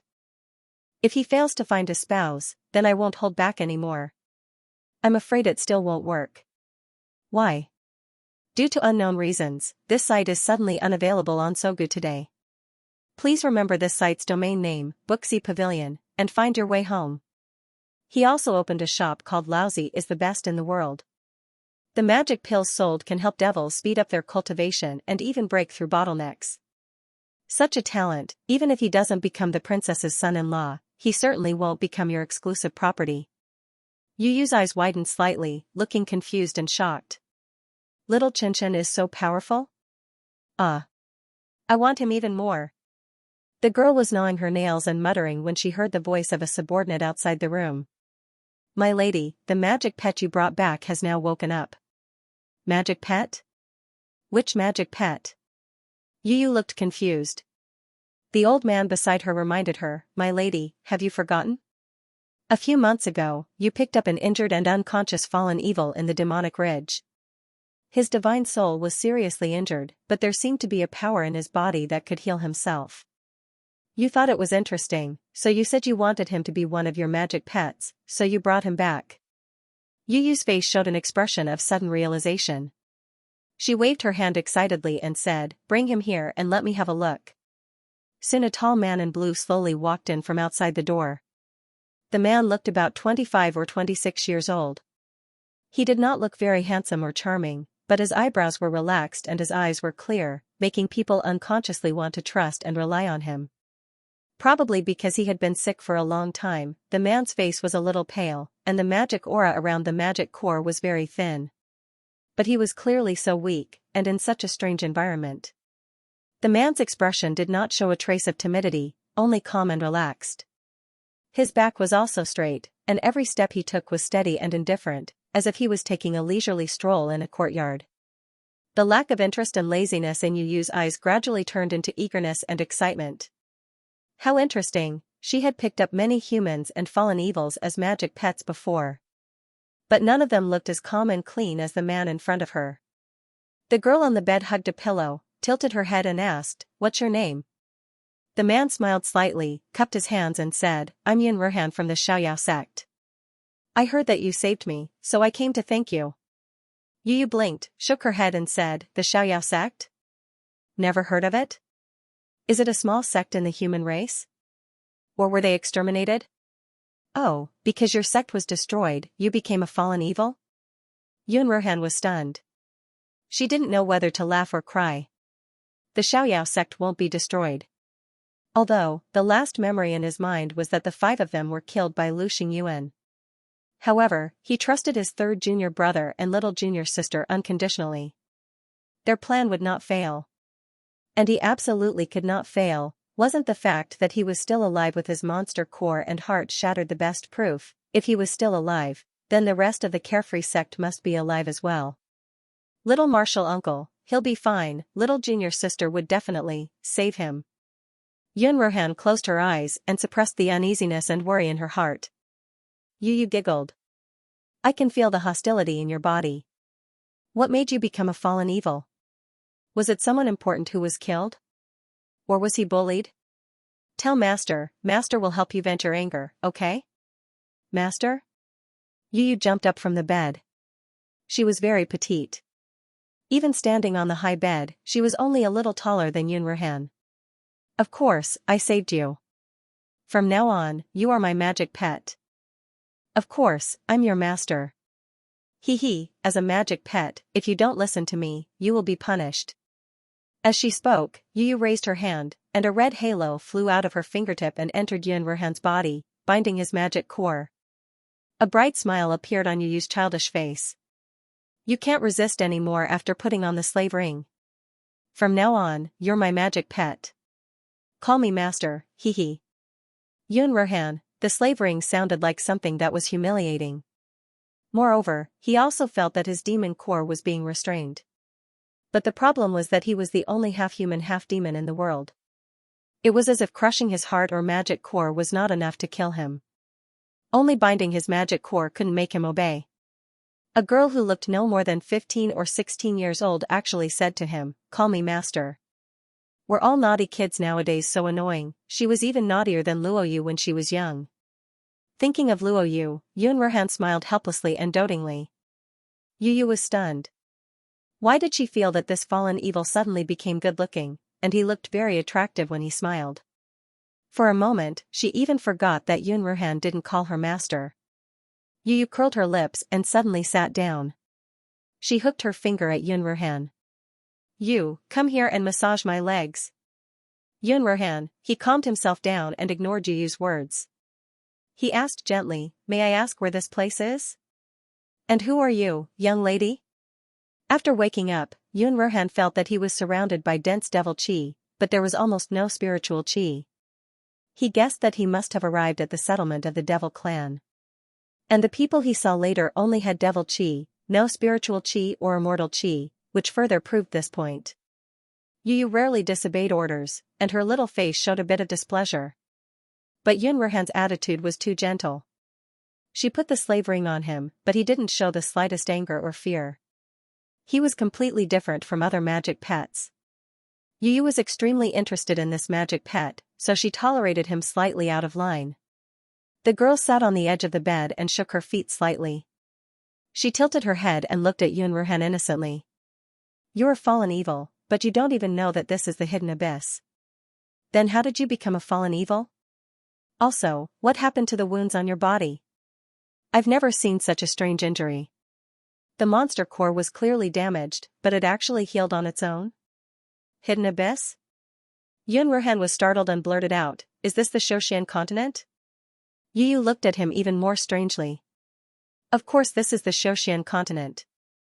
Aren't you a fallen evil from the Xianxia continent? Where are you from? Yun Ruhan was in a daze. He didn't expect that he would wake up in the Xianxia continent. What about youngest martial uncle and his fellow disciples? Could it be that he's also in the Xianxia continent? Just as he was deep in thought, he suddenly smelled a delicate fragrance. When he looked down, a delicate little face and limpid eyes were right in front of him. Yun Ruhan had never been so close to a girl before. Her heart skipped a beat and she hurriedly took a step back. He coughed lightly and said, I've just woken up, so I don't remember much about the past. If this was the polar domain, he would have immediately revealed his identity and requested to see Teacher Mo. However, this was the infernal domain, where it was difficult to distinguish between friend and foe. There were too many secrets in the Xiaoyao sect that couldn't be discovered by the people of the Xianxia continent. Whether it was little junior sister, little martial uncle, or third junior brother. Therefore, Yun Ruhan chose to play dumb and pretend to have amnesia. Yu Yu's eyes rolled, and the expression on her face became more and more innocent. But in the smile on the corner of her mouth, there was a bit of coldness. Little magic pet, I tell you, I hate being deceived the most, especially by my magic pet. Do you? Want to know what happened to those magic pets who disobeyed my orders and deceived me? As she spoke, her white little hand slowly climbed up Yun Ruhan's shoulder, hooked a strand of his long hair, and slowly circled it again and again. A powerful pressure spread out, causing the pink curtains in the originally windless room, along with the long hair of the two people, to be blown up. Yun Ruhan's heart trembled, and a solemn look appeared in his eyes as he looked at Yu Yu. The girl in front of him looked no more than 15 or 16 years old. He didn't expect her to be so powerful. The overwhelming demonic energy made all the muscles in his body unconsciously tense, and his hands slightly clenched into fists. Little did he know that Yu Yu was even more shocked than him. What was going on with this little magic pet? The demonic energy in her body was clearly only at the level of a demonic weapon. But she was not afraid of her blood demon pressure. In the past, even the elites of the demon blood guards, under her pressure, had already prostrated on the ground, covered in cold sweat.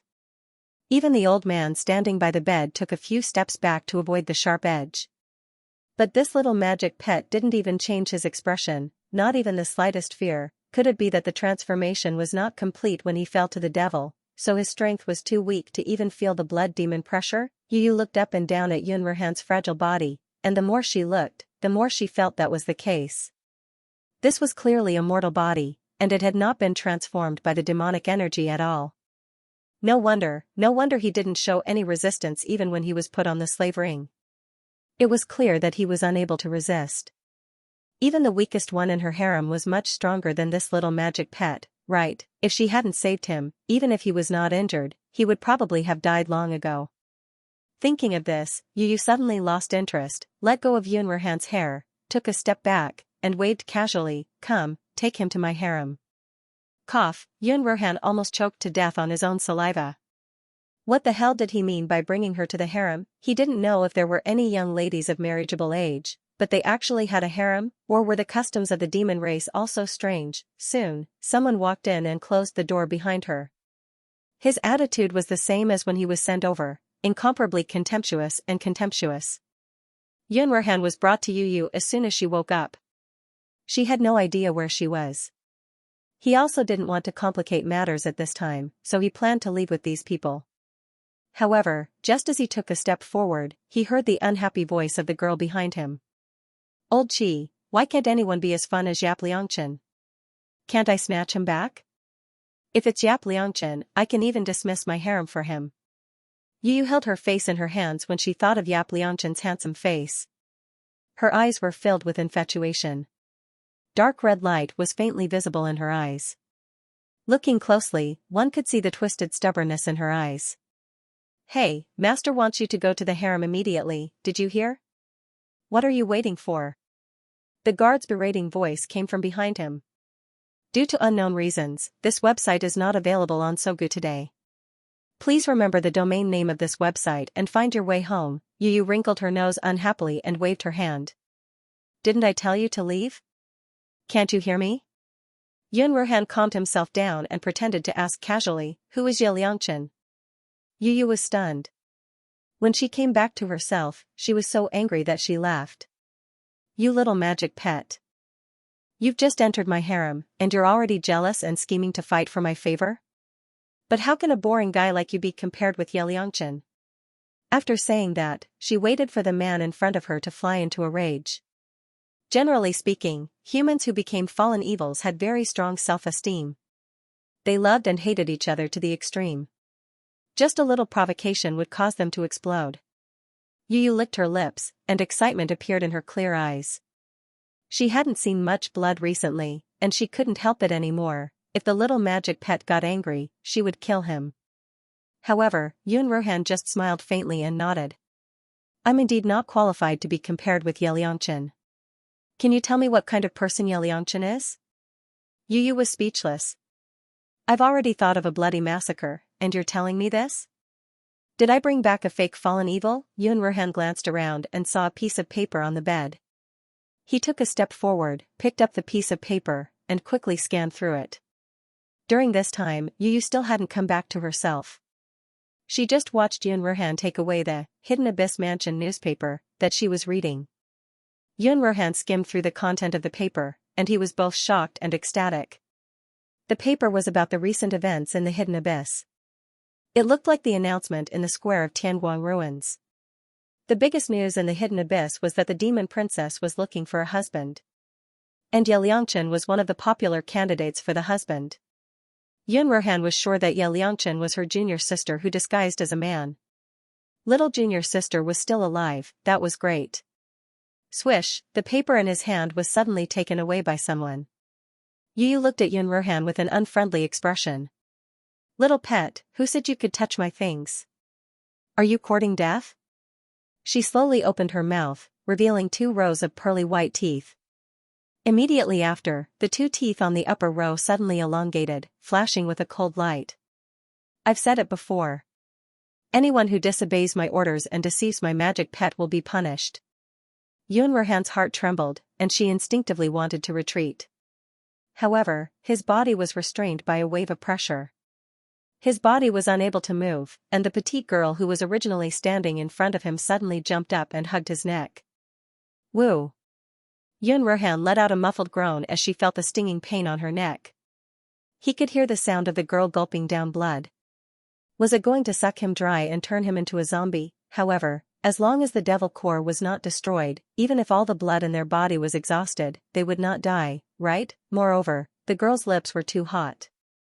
When she sucked, her tongue would lick his skin from time to time. This made Yunruhan's entire body hot. It was as if a feather was following the little tongue and sweeping his heart. He coughed lightly and was about to push her away. The girl who was hugging him suddenly loosened her grip, and her entire body softly drooped down. Yunruhan subconsciously reached out. The girl's soft body was embraced by him. Her small face was blurry and dreamy, and her long eyelashes fluttered lightly.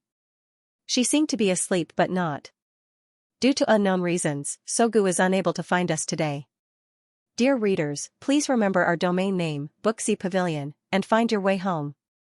Lady Yuyue. Uncle Chi, who had been standing quietly by the side, shouted and rushed over. He looked at Yunruhan with vigilance and murderous intent. Yunruhan raised his hands. I didn't do anything. He was the one who had his blood sucked out. All right, Uncle Chi pressed his fingers against Yueyue's collarbone. After a while, he sighed. Then, he looked up at Yunruhan with a complicated and surprised gaze. She's actually asleep? What did you just do? Yunruhan was speechless. He clearly hadn't done anything. A guard was about to lead Yunruhan to the back palace. But Uncle Chi suddenly said, let him stay by her side. This isn't too good? She clearly ordered. Uncle Chi glanced coldly at the guard. I'll tell her when she wakes up. Yes, Elder Chi. After the guard left, Uncle Chi looked deeply at Yunruhan. Put her on the bed. You stay by her side. Yunruhan carefully placed the sleeping girl on the bed and was about to get up to leave. Uncle Chi's voice sounded by his ear. Don't get off the bed. Just lie by her side. Yunruhan's mouth twitched. That's not very good, is it? Uncle Chi glanced at him. You're her magical pet. You're supposed to serve her. What's wrong with that? Don't worry, as long as you're obedient, she'll give you a reward when she wakes up. Yunruhan, who was about to leave, paused. He didn't know what had happened, or why Uncle Chi wanted him to stay by her side. But, a reward, time passed slowly. Yunruhan leaned against the bed, circulating the demon core in his body as he pondered. He didn't feel tired or bored. He had always been the calmest and most patient person in the carefree sect. Now that he couldn't use his spiritual energy, and his cultivation of the demon core wasn't strong enough. If he left rashly, it would be bad. Instead, it was better to stay by the side of this demon girl called Jiyu. Yunruhan only knew that this girl was called Jiyu after hearing Uncle Chi's shout. Perhaps she could meet up with her junior sister. Suddenly, he heard a low moaning sound. The girl who was a few inches away from him suddenly curled up her small body. Beads of sweat appeared on her forehead, and her curled-up body trembled violently. As if by instinct, she slowly approached him, as if grasping at a life-saving straw, and reached out to hug him. Yunruhan was startled and subconsciously wanted to retreat. His gaze swept over the sparkling tears at the corner of the young girl's eyes, and his movements suddenly paused.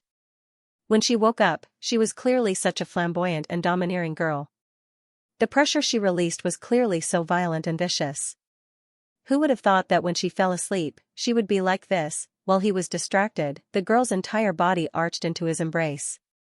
Yunruhan's body stiffened. He raised his hand slightly, not knowing where to put it. He turned to look at Uncle Chi for help, hoping that he could lend him a helping hand. But Uncle Chi looked at him quietly from the side. He didn't have any intention of helping, but his eyes were filled with interest. He clasped his hands together and said with a smile, Yunruhan, is it? Have you forgotten your status? Your master's demon pet, and it's only right for you to serve him. Master hugging you is your greatest honor.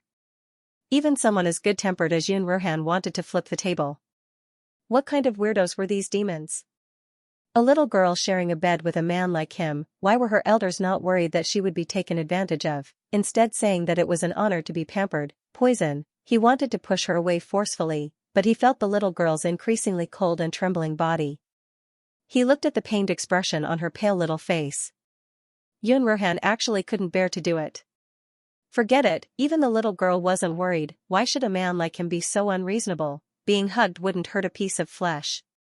As he thought about it, he turned his head and forced himself to ignore the soft body pressing against him. Don't think about cultivation or thinking. What was the little girl dreaming about? Was she so sad and in so much pain? As he thought about it, Yunruhan actually fell asleep in a daze. Then, he was kicked off the bed and woke up. The girl who had just woken up had messy hair and a red face, looking exceptionally cute. But at this moment, she glared at Yun Ruhan angrily. How dare you? Shameless. Lewd. Who allowed you to climb into my bed? Yun Ruhan slowly stood up and patted the wrinkles on his clothes. He thought to himself, what is this? Bastard demon pet, I'm talking to you, did you hear me? Yun Ruhan smiled slightly and said gently, I heard you, but didn't you say that demon pets are meant to serve you? If I don't get into your bed, how can I serve you? Yu choked for a moment. She gritted her teeth and said sinisterly, you're a demon pet, I'm the master, if you want to reward or punish, I have the final say.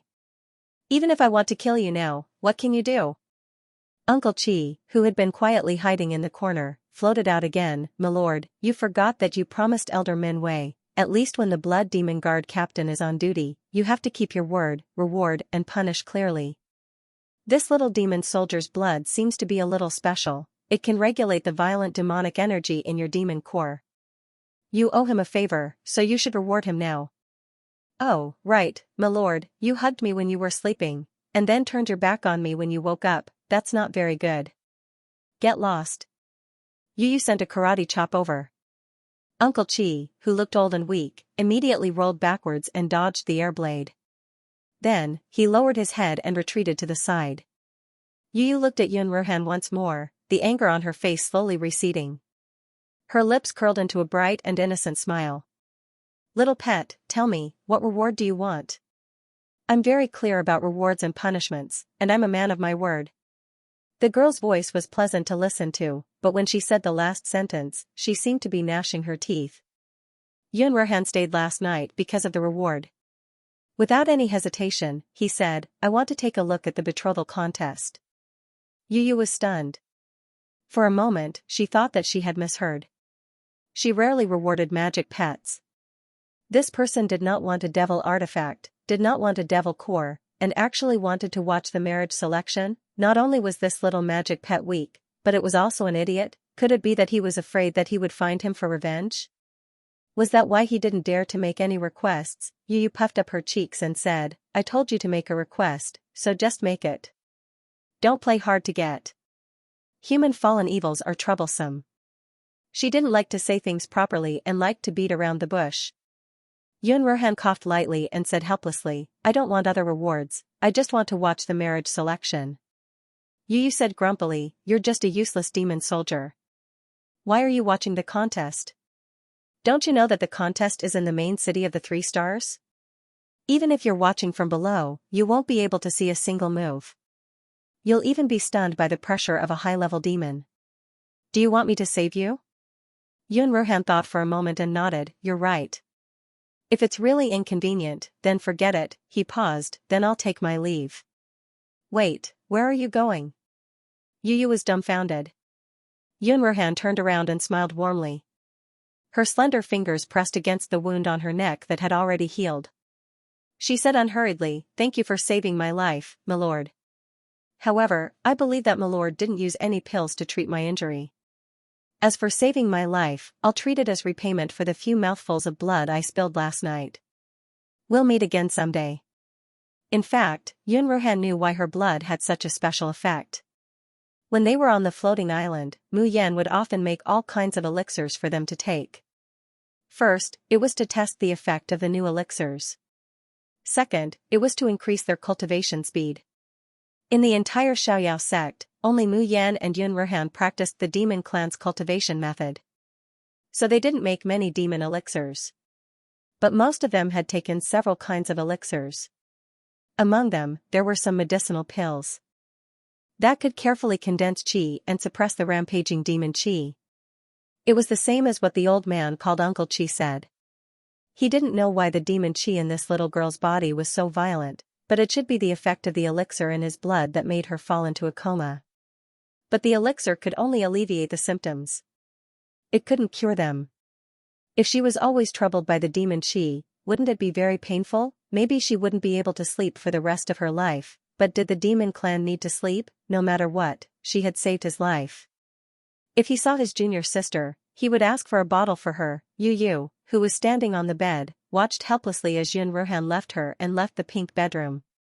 Left? Did she really leave without looking back?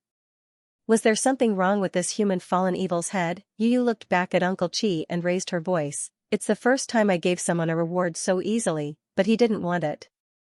Uncle Chi lowered his head and said, he wanted it, but you didn't give it to him? What does he want? After a pause, Yu suddenly remembered. To watch the betrothal contest? What kind of reward was that? Since when did I, Yue, give such cheap rewards? The girl on the bed pursed her lips and frowned. She looked very unhappy. She had always been the one to make others feel aggrieved. This was the first time someone dared to make her feel aggrieved. Haha, if he wants to say goodbye, that will depend on whether he can walk out of my serene moon palace alive. Disobedient magic pets should just die. What's more, it was a hateful human fallen evil.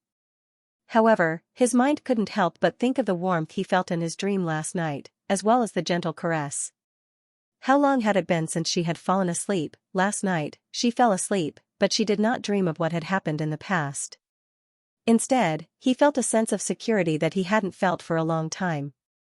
Why was that? Yu rested her chin on her hand and tilted her head slightly, her eyes showing confusion. Uncle Chi chuckled and said unhurriedly, that's because he hugged you all night, and his hands were numb from sleep, but he didn't make a sound. In the end, when you woke up, you turned against him and kicked him off the bed. He's really like a human scumbag. Bang, Yu threw a pillow at Uncle Chi to shut him up. But she suddenly disappeared. She teleported and appeared in the front hall. Just as Yu expected, the little magic pet named Yun Ruhan could not get out of her Yue palace. No, not just the Yue palace. She could not even get out of her bedroom. Look, isn't this little demon soldier surrounded by her demon pets now? Tell me, did you sleep in the same bed with His Excellency last night? Why? I've offered to sleep with him for so long, but His Excellency is not willing to let me sleep with him. Who are you? You're just a little demon soldier. How can you get His Excellency's favor? Yun Ruhan looked at the group of devils surrounding her and only felt her head swell. Even when he faced the troublemakers of the Xiaoyao sect, he did not have such a headache. There were all kinds of men in front of him, of all shapes and sizes. Some were tall and burly, full of muscles. Some were weak like willows in the wind, looking like good girls. There were also some who were handsome and dignified. But the only thing they had in common was that these men all looked jealous and couldn't wait to pounce on him and tear him to pieces. And the reason was that he slept with a little girl on the bed without a quilt for the whole night. Yun Ruhan pressed his temples and tried to say in a gentle voice, I just happened to be saved by His Excellency, and I don't have that kind of relationship with His Excellency. You don't have to worry, I'll be taking my leave now. Oh, he's a fallen evil. There's no doubt about it. He's definitely a fallen evil. He's retreating in order to advance, loosening the reins only to grasp them better. Bah, despicable human beings, do you think we'll be fooled? Hee, don't be complacent too early. His Excellency Yue hates cunning human beings the most. Do you think sleeping with you for one night means that he'll spoil you? Stop dreaming, His Excellency will hate you sooner or later. Right, didn't he get kicked out by His Excellency early this morning? Yun Ruhan, alright, whatever you say, we'll go with it. He simply gave up arguing with these demons, passed them, and walked toward the exit. Wait a minute, who said you can leave? Even if His Lordship dislikes us sooner or later, I can't tolerate a shameless fallen evil like you climbing into His Lordship's bed before us. A few fiends quickly gathered around Yun Ruhan and surrounded her. All of them bared their fangs, revealing their sharp claws and fangs. A thick aura of violence filled the air. It won't be easy to explain to the Lord if I kill him. It shouldn't be a problem if I just cripple him, right? Definitely no problem. Previously, there was a human spirit cultivator who pretended to be loyal to the Lord and wanted to assassinate him. In the end, didn't the Lord cripple him and throw him to us? As long as it's a human, be it a spirit cultivator or a fallen evil, Master will hate them. Even if we cripple them, Master will not blame us. On the roof, Yu frowned when she saw this. Why was this little familiar so stupid? He was already in such a state, yet he was still standing there in a daze. Could he not escape? Can't you resist? Can't you call for help? Her sleeping chamber was clearly not far away, and she could be summoned with just a shout. Pooh. Why did she summon another familiar? Due to unknown reasons, this site is suddenly unavailable on Sogu today. Dear readers, please remember this site's domain name, Booksy Pavilion, and find your way home. She had left her aura on it. No one in Yue Palace would dare to touch him. Idiot. Idiot. Stubborn. Brainless, this kind of idiot should be taught a lesson. Yu gritted her teeth, but by the time she came back to her senses, she had already appeared below. She grabbed Yunruhan's collar and dragged her back a few dozen meters. The difference in height between them was too big. After Yu steadied herself, her body swayed and she fell backward. Before she could use her devil chi to stabilize herself, a pair of hands had already firmly held onto her waist, almost bringing her into his embrace. A mellow and gentle voice rang in her ear. Be careful. It sounded as if something furry was gently tickling her earlobe. Her delicate earlobe immediately turned crimson. Yu pushed her away angrily and struggled out of the embrace. But she didn't look at Yunruhan. Instead, she stared coldly at the demons in front of her. How dare you touch my people? Are you tired of living? From the moment Yu appeared, the demon pets had stiffened, their faces full of panic. When they heard Yu's words, they all felt as if they had been struck by lightning and were on the verge of collapse. Your Excellency, why you really did this fallen evil? One of the handsome and tall demons said unwillingly with tears in his eyes. Yu raised her small chin. That's right. I slept with him last night. What, do you have a problem with that? Yunruhan, the demon burst into tears. Your Excellency, I've been by your side for more than a year. Even if you want to sleep, you should sleep with me first. Your Excellency, me too, me too. Your Excellency, if you don't like the stench, I've been waiting for you every day. Yu looked at the demons who were chattering nonstop, expressionless at first. Then, the corners of her mouth slowly curled up, revealing a bright, pure, and innocent smile like that of a little girl. Are you expressing your dissatisfaction with me? The voices from below stopped abruptly. All the devils' faces revealed a terrified expression, and they retreated again and again. No, no. Absolutely not. Milord, we worship you. We are jealous of that fallen evil, but we don't dare to be dissatisfied with you. Yu snorted coldly and said, It's best if you don't. The group of people retreated dejectedly. They didn't even dare to let out a fart. Only then did Yu turn to Yunruhan. Oh, it's too high. You have to tilt your head up to see.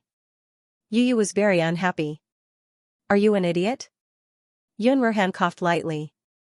I can explain what happened last night to them.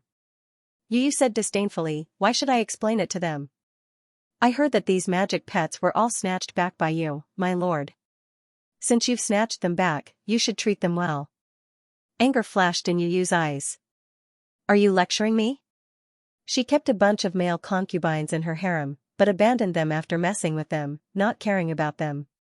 If she was in the mortal realm, she would be called a scumbag, right? But when Yunruhan looked at the young girl in front of her, she felt like she was looking at a willful child. He smiled and said gently, I wouldn't dare. With that, he brushed past the young girl and left. Stop right there. Who allowed you to leave? With a flash, the young girl's figure directly teleported in front of him. Yunruhan was caught off guard and couldn't stop his footsteps. Seeing that they were about to collide, he hurriedly reached out and hugged her. A faint fragrance, mixed with the smell of blood, and the young girl's soft and petite body collided into his arms. His heart couldn't help but skip a beat. Yunruhan grabbed Yu's arm and pushed him away. Sorry. Yu's expression was normal, but her ears were red. She glared at him angrily. Human fallen evils are so annoying. I'll take you to the betrothal contest, okay? Without waiting for Yunruhan's response, he had already disappeared from where he stood. Yunruhan was stunned for a while before slowly withdrawing his hand. He didn't notice that his hand seemed to have touched the girl's, she was so young, but her body was so developed. Wait, what was he thinking? Even with Yunruhan's composure, she couldn't help but blush when she regained her composure. Sorry to interrupt. You're a fallen evil? The voice behind him made Yun Ruhan come back to his senses. He took a deep breath, calmed his pounding heart, and turned to look at the newcomer. It was an extremely handsome man. His eyes were long and narrow, reaching all the way to his temples. His nose was high, and his jawline was sharp and perfect. Even though Yun Ruhan was used to seeing her junior sister and junior uncle's peerless looks, she had to praise this person's appearance. "You are?" The newcomer smiled. "I'm Luo Siyuan, also a fallen evil, and also, one of Lady Yu Yu's magic pets." The words Lady Yu Yu's magic pet made Yun Ruhan feel inexplicably uncomfortable. However, it soon disappeared without a trace. Luo Siyuan continued, "I used to be a rogue cultivator. Because of the persecution and suppression of some big sects, I was forced to fall into the devil path and escape to the hidden abyss. When I was on the brink of death, it was Lord Yue who saved me and gave me a place to stay so that I could continue cultivating." Yun Ruhan didn't want to have too much to do with this Yue palace. But he knew nothing about the Xianxia continent, and his junior sister was right in front of him, but he couldn't meet her. So he smiled at Luo Siyuan. "I'm Yun Ruhan, and I was also saved by Lady Yu Yu. But my magic core was badly injured, and I don't remember many things. Brother Luo, can you tell me about the Xianxia continent and the hidden abyss? What is Lady Yu Yu's identity? Why are there so many magic pets?" Luo Siyuan thoughtfully looked at him a few times before smiling kindly. "Of course, I'll be happy to. Currently, Mu Yan really did not have many ruin crystals on hand. She had only made an announcement in the no-man's zone, and she had already spent most of her ruin crystals. Most importantly, this was only the cost of publishing an announcement for half a month. Of course, Mu Yan chose the most top-level announcement. No matter who it was, as long as they entered the rebirth plaza of the Tianguang ruins, they would hear the announcement, the unfettered sect's summons. Mayan believed that as long as eldest senior brother and the others were in the Xianxia continent, they would definitely know of her existence once they entered the Tianguang ruins. It was just that the price was too expensive. With the exchange rate of 2-to-1, other than buying 2 green flame sky pistol, she spent the rest of her mabe here. It was only enough for half a month of announcements in the boundless region. Fortunately, the ruin crystals from this old man's number 1 under the heavens store would soon arrive. At that time, he would make an announcement in the infernal region, nether region, and central plaza. She didn't believe that she wouldn't be able to find her junior brothers of the unfettered sect. After publishing the announcement, Mu Yan suddenly had nothing left. She was so poor that she didn't even have the ruin crystals to buy a mask. She thought about it and decided to go to the reputation list again. The old man's number 1 under the heavens shop was making money. But in fact, because it was a transaction in the demonic domain, she didn't receive ruins crystals, but mabe. She still had to use the same exchange rate to exchange mabe for ruins crystals to use in the Tianguang ruins. The exchange rate of 2-to-1 was still too high. As soon as Mayan turned around, she saw Bailey Weiran leaning against the wall at the entrance of the alley, smiling at her. "Brother Yi, are you looking for someone? Do you need my help?" Mayan shook her head, "Thank you, but it's not necessary." Bailey Weiran took a few steps forward, and the smile on his face became even gentler. "When I first met you, I didn't expect that you would reach this step and become a hero sought after by all the demons in the hidden abyss. I never thought that we would really have a showdown one day." Mayan smiled perfunctorily. "Brother Bailey is overthinking it. I'm still drifting around in a 3-star main city, but you are recognized as the candidate to go to the 5-star imperial city to compete for the princess husband. It's still unknown whether we will have a showdown or not." She wasn't being modest when she said this. In fact, she only participated in the groom selection to see the demon princess once. When she arrived at the 5-star imperial city, she would meet the princess and ask about her little martial uncle's life and death, then she would withdraw from the groom selection. In this way, unless her luck was very good and she happened to be assigned to the 4-star main city where Bailey Weiran was. Otherwise, the two wouldn't have a chance to fight. Bailey Weiran's mind was clear, and he suddenly said, "You don't want to marry the princess?" Those demons who participated in the groom selection, regardless of whether they had a lover or not, would look at the princess with blazing eyes, or at least greed or worship. But when the youngster in front of him talked about the high and mighty demon princess that everyone wanted to marry, his face was calm and his eyes were as clear as water. This wasn't how a demon who longed for love or power should behave. Mayan hooked her lips into a smile and didn't speak. Clearly, she didn't want to discuss this issue with him. Bailey Weiran didn't know why, but an inexplicable joy welled up in his heart. He stared at the youngster's incomparably handsome face and bright eyes, and suddenly blurted out, "I don't want to marry the princess either." Mu Yan stares blankly, "If you don't want to marry me, then why did you participate in the matchmaking election? Competing with his junior martial uncle for his sweetheart? Was this devil sick?" A helpless expression appeared on Bailey Weiran's face. "This is the family's decision. I have to abide by it." After a pause, he forcefully changed the topic. "Little brother Yi, are you lacking ruin crystals? I can help you." "No need." Mu Yan refused without the slightest hesitation. "I won't accept an undeserved reward. What I want, I will naturally get it with my own ability." After saying that, she turned around and left without looking back.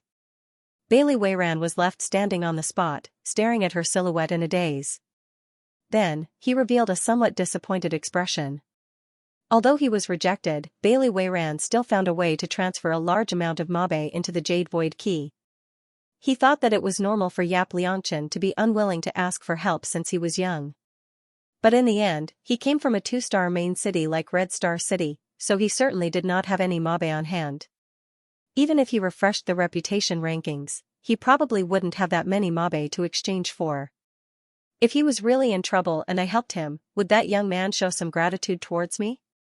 However, as soon as Bailey Weiran placed the mabe into the Jade Void Key and entered Tianguang ruins again, he discovered that everything had changed. Ow ow ow, Demon King Yi is invincible. I love him to death. Ha ha ha, what did I say? The reputation leaderboard will belong to Demon King Yi sooner or later. You guys didn't believe me. In the end, Demon King Yi has trampled all the demons under his feet in just one day. Although there are only a few demons who come to the reputation leaderboard in Tianguang ruins, I still have to say that Demon King Yi is the best. Ah, I'll love you for 10,000 years. Bailey Weiran's heart skipped a beat as he suddenly turned to look at the screen outside the arena. The name at the top had shockingly become Yi Liangchen. So fast? Bailey Weiran's expression did not change, but his heart was already in turmoil. With his strength, it was not difficult to reach the top of the reputation leaderboard in the demon region. However, to achieve it in such a short period of time like Yi Liangchen was not easy either. How could his divine soul withstand so many duels in a day? That seemingly tender and weak youth's strength had actually reached such a level. It seemed that he had underestimated him. As Bailey Weiran was thinking, there was suddenly a scream from the crowd. Shit, shit, shit. Quick, look at the leaderboard in the Central District. Demon King Ye's ranking is still rising. Bailey Weiran abruptly came to his senses and quickly walked towards the Central District Square. Following him in the same direction was a dense crowd of demons.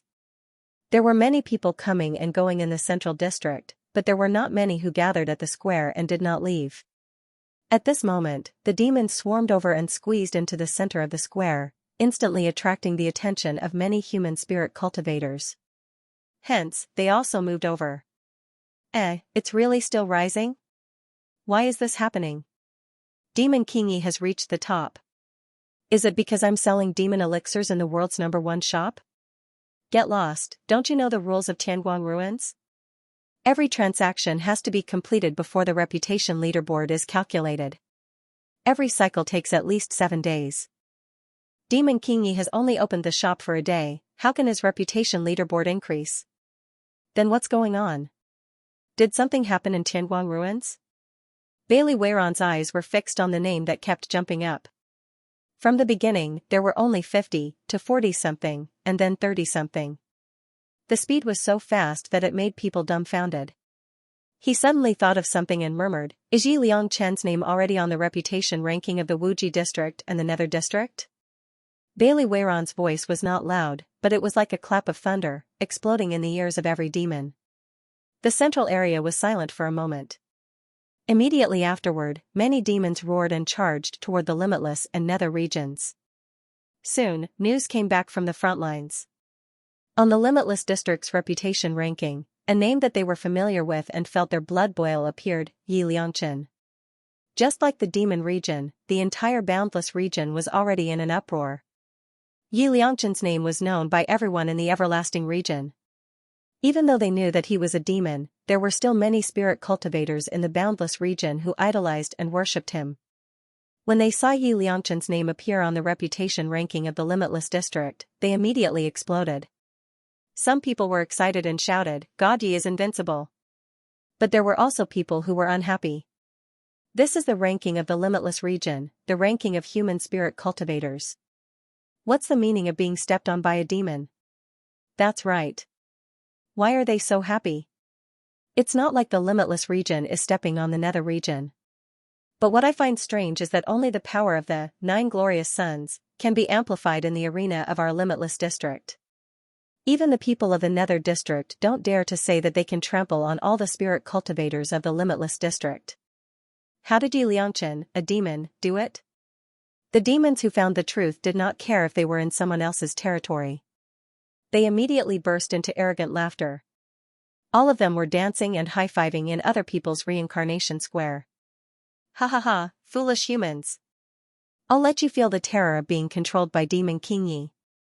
Demon King Yi, quickly slaughter the Limitless region's reputation ranking. Our demon race is going to rule the Skylight Ruins, wahahaha. Someone from the Limitless region said angrily, "Stop dreaming." In the Limitless region, the stronger the person is, the greater the 9 glory suns' amplification. Xianxia may be able to do as she pleases in the demon region, but in the Limitless region, the higher the ranking, the harder it will be. I dare say that she will stop at the top 10. Were the people of the devil race people who would listen to opposing opinions, especially when these words dared to slander the demon King Yi that they worshipped the most? They bared their teeth and rolled up their sleeves, preparing to fight with their weapons. But before they could act, they were stopped by the people beside them. Alright, don't bother with these stupid humans. Did you forget that the Demon King said he would protect the human spirit cultivators of the Limitless region? If we act against these weaklings, wouldn't we be slapping the Demon King's face? Right, right. I almost forgot if you didn't mention it. Since the Demon King said he would protect them, then we'll spare their lives. TSK, if only the people of the Nether region dared to provoke the Demon King. I'll beat them up. The spirit cultivators of the Limitless region, it was a strange feeling to be safe and sound under the protection of the person you slandered. Thus, the argument between the demons and the spirit cultivators of the Limitless region ended just like that. Everyone's attention was on the list. In fact, even the demons believed what that spirit cultivator had just said. Xianxia was invincible in the demonic area. That was because the dual arena provided the same benefits to both sides. Everyone was standing on the same line, so it didn't matter if they were at a disadvantage or not. But Great God Yi was at a huge disadvantage in the Everlasting District's arena.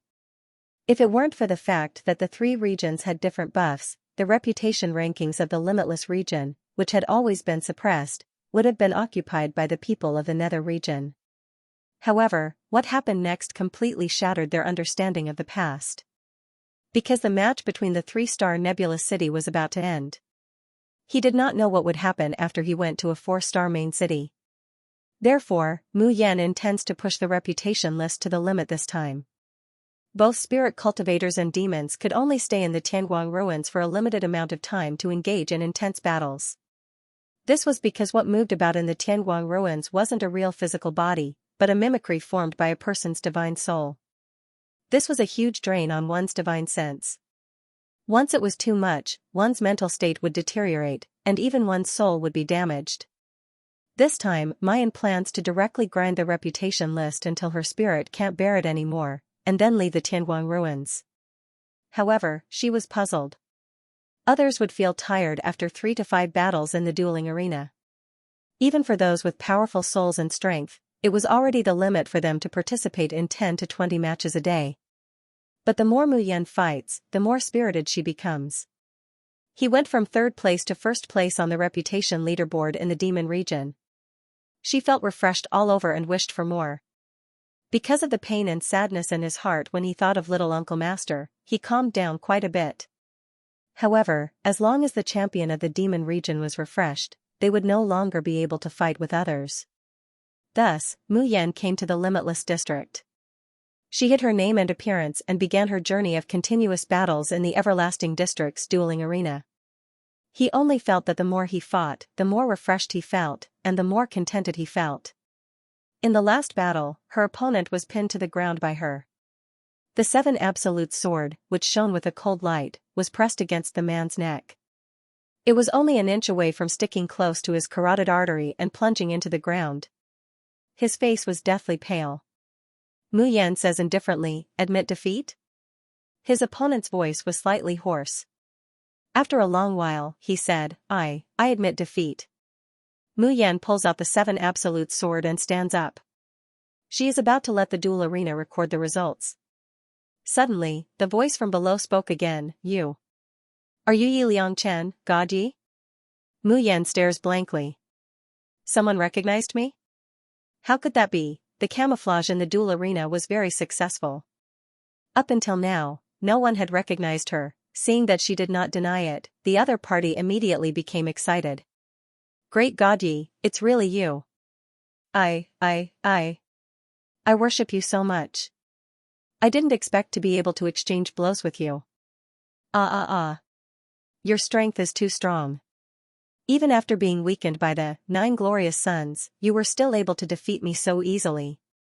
Great God Yi, I really like you." Mu Yan is confused. Weakening the 9 glorious suns? What was that? She felt that whether she was in the Devil region or the Limitless region, she was having a great time fighting. Where did it feel like it had been weakened? Just as she was about to ask for more details, the arena had already declared her the winner. The 2 figures disappeared from the arena at the same time.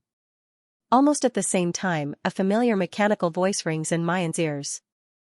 Tianguang Ruins Wuji District Announcement. Tianguang Ruins Wuji District Announcement. The Unbounded Region's Reputation Leaderboard has been updated.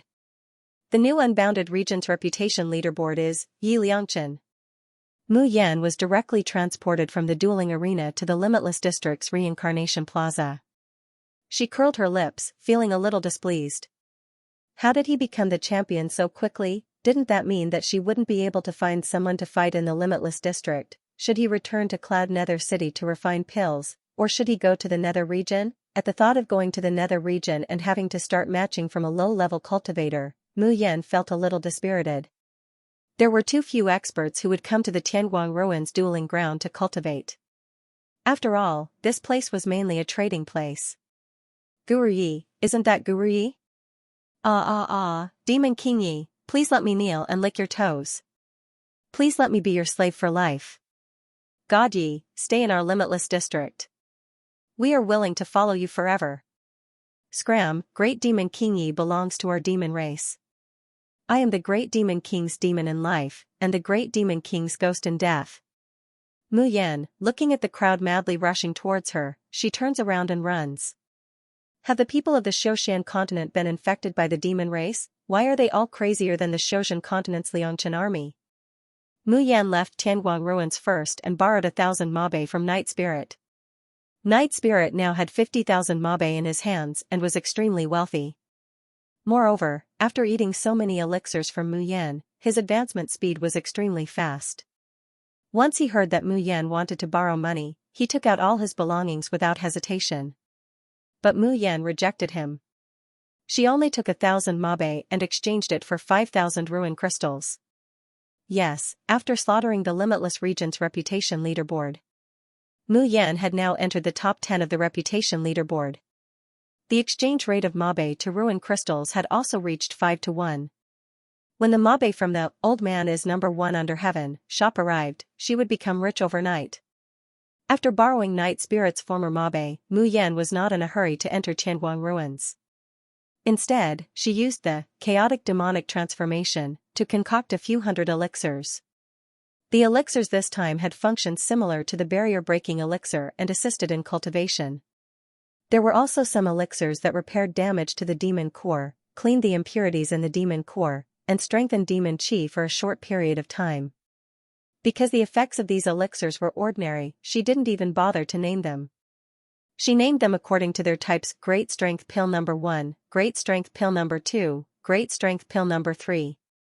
Then she put them on the shelves in the Old Man is number 1 under heaven shop and set a limit for each demon to buy 1 bottle. When all the elixirs were put on the shelves, Mu Yan immediately went to a shop in the central district and bought a mask that could conceal one's name and appearance. Then she plunged into the nether region's dueling arena. After searching the limitless region and the demon region for an entire night, the demons and spirit cultivators of the polar region found nothing.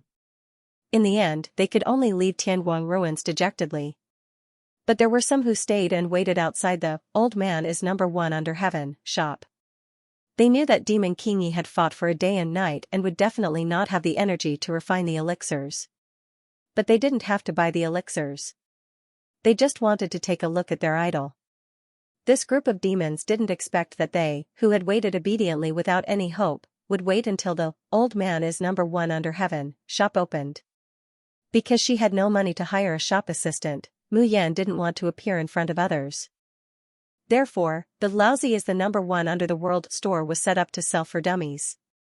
A maximum of 200 people could enter the shop at one time, and each person could only stay inside for a maximum of 15 minutes. After 15 minutes, regardless of whether they bought anything or not, they would be sent out and could not enter again for a day. Each person could only buy 1 bottle of pills from the store. These demons were dumbfounded when they saw that the shop had opened up automatically and that the shop was filled with elixirs. They rubbed their eyes, then screamed and rushed in. By the time the news of the Old Man is number 1 under heaven, having a new magic dan for sale had spread throughout the demon area, the magic dan inside had already been sold out, and the door of the shop had automatically closed. The person who bought it was overjoyed. Those who didn't manage to buy it were beating their chests and stamping their feet. The direct result was that there were more people waiting outside the shop of Dad is number 1 in the world. You guys don't know, when I snatched the magic pill from the first shop today, I thought it was going to help me cultivate again. Because I had already eaten 1 before, I felt that it would be a waste to eat more in such a short period of time, so I planned to sell it. I didn't expect it.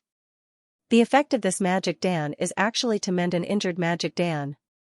A few years ago, my magic dan was damaged in a battle and I haven't been able to recover. Now that I've only eaten 1, guess what, it's done. My magic dan is healed.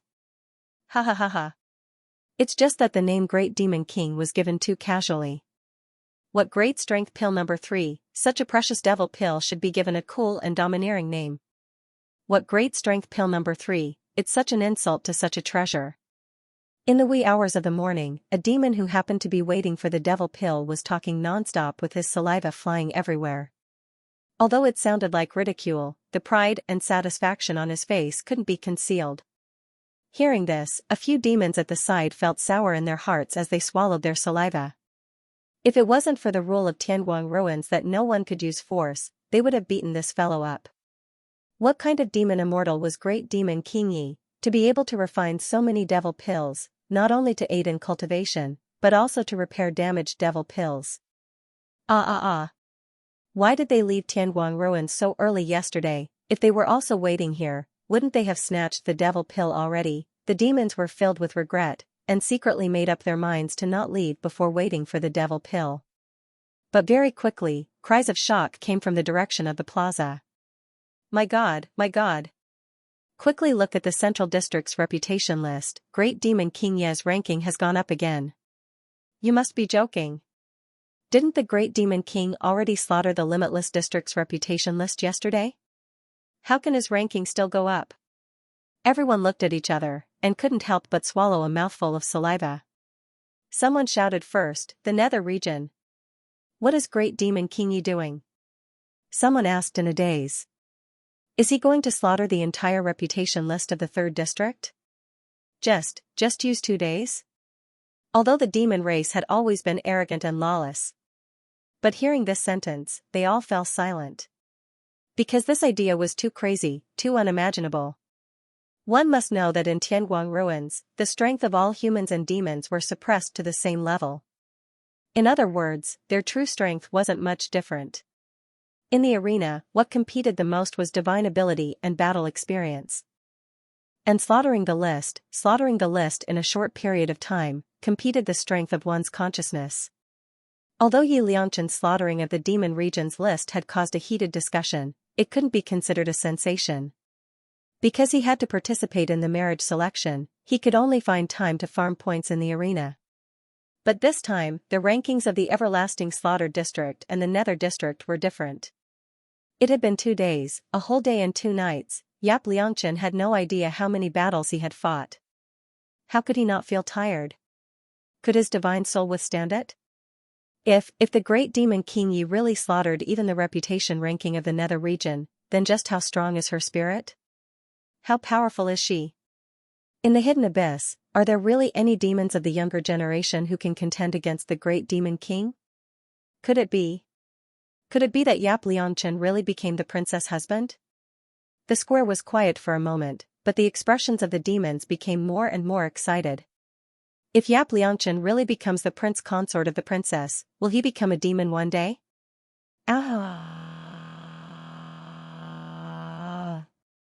If Yi Liangchen becomes a demon lord, will we be able to get a lot of demon cores?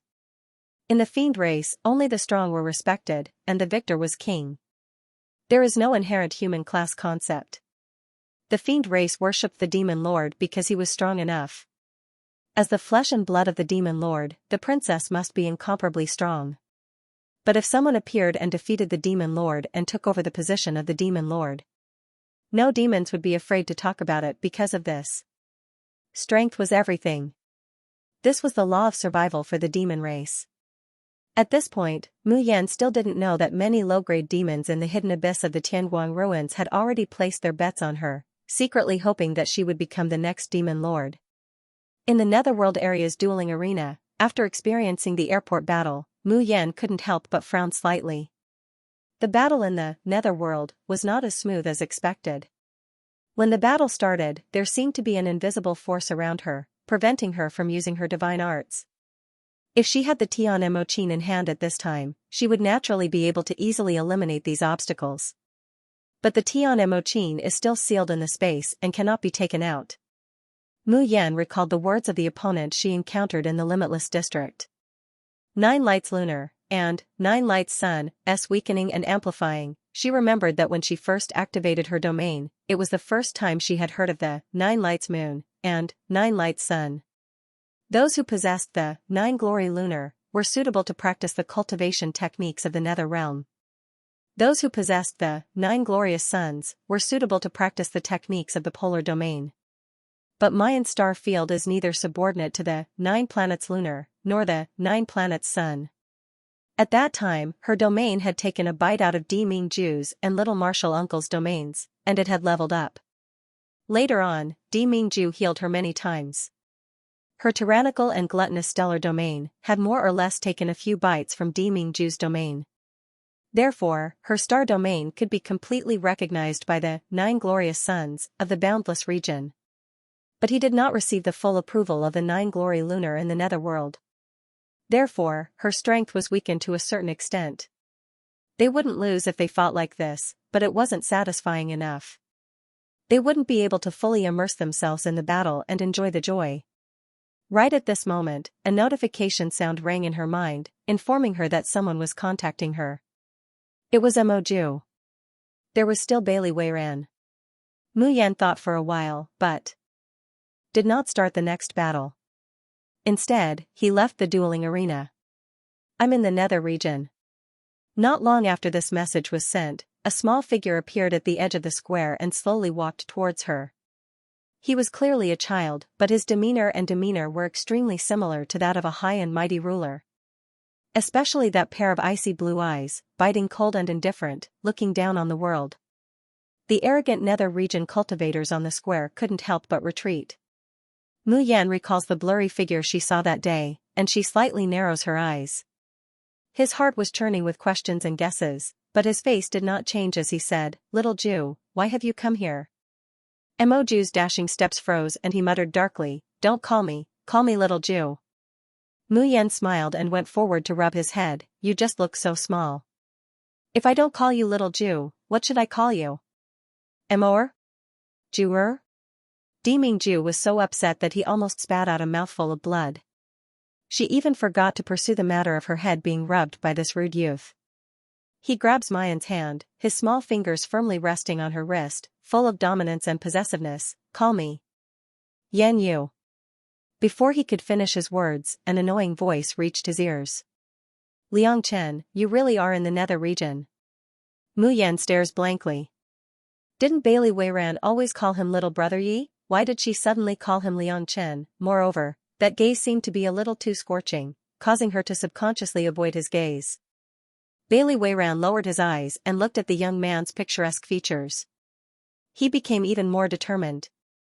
He did not want to marry the princess. Demons should follow their hearts and be free and carefree. He liked men, so he admitted that he liked men. Even if he was expelled from the sect because of this, even if he was rejected by the youth in front of him, he would not regret it. Liking her was just his own business. When Bailey Weiran thought of this, his heart became even more tender and sweet. His eyes were as bright as the stars, and his voice was also soft as if he was protecting a piece of jewelry. Liang Chen, won't you hurt your divine soul by fighting day and night like this? Perhaps I should take a rest first. If Mu Yan was cross-dressing, she would have already guessed Bailey Weiran's intentions. However, he was now a man recognized by the entire Devil Kingdom and a popular candidate to be the princess's son-in-law.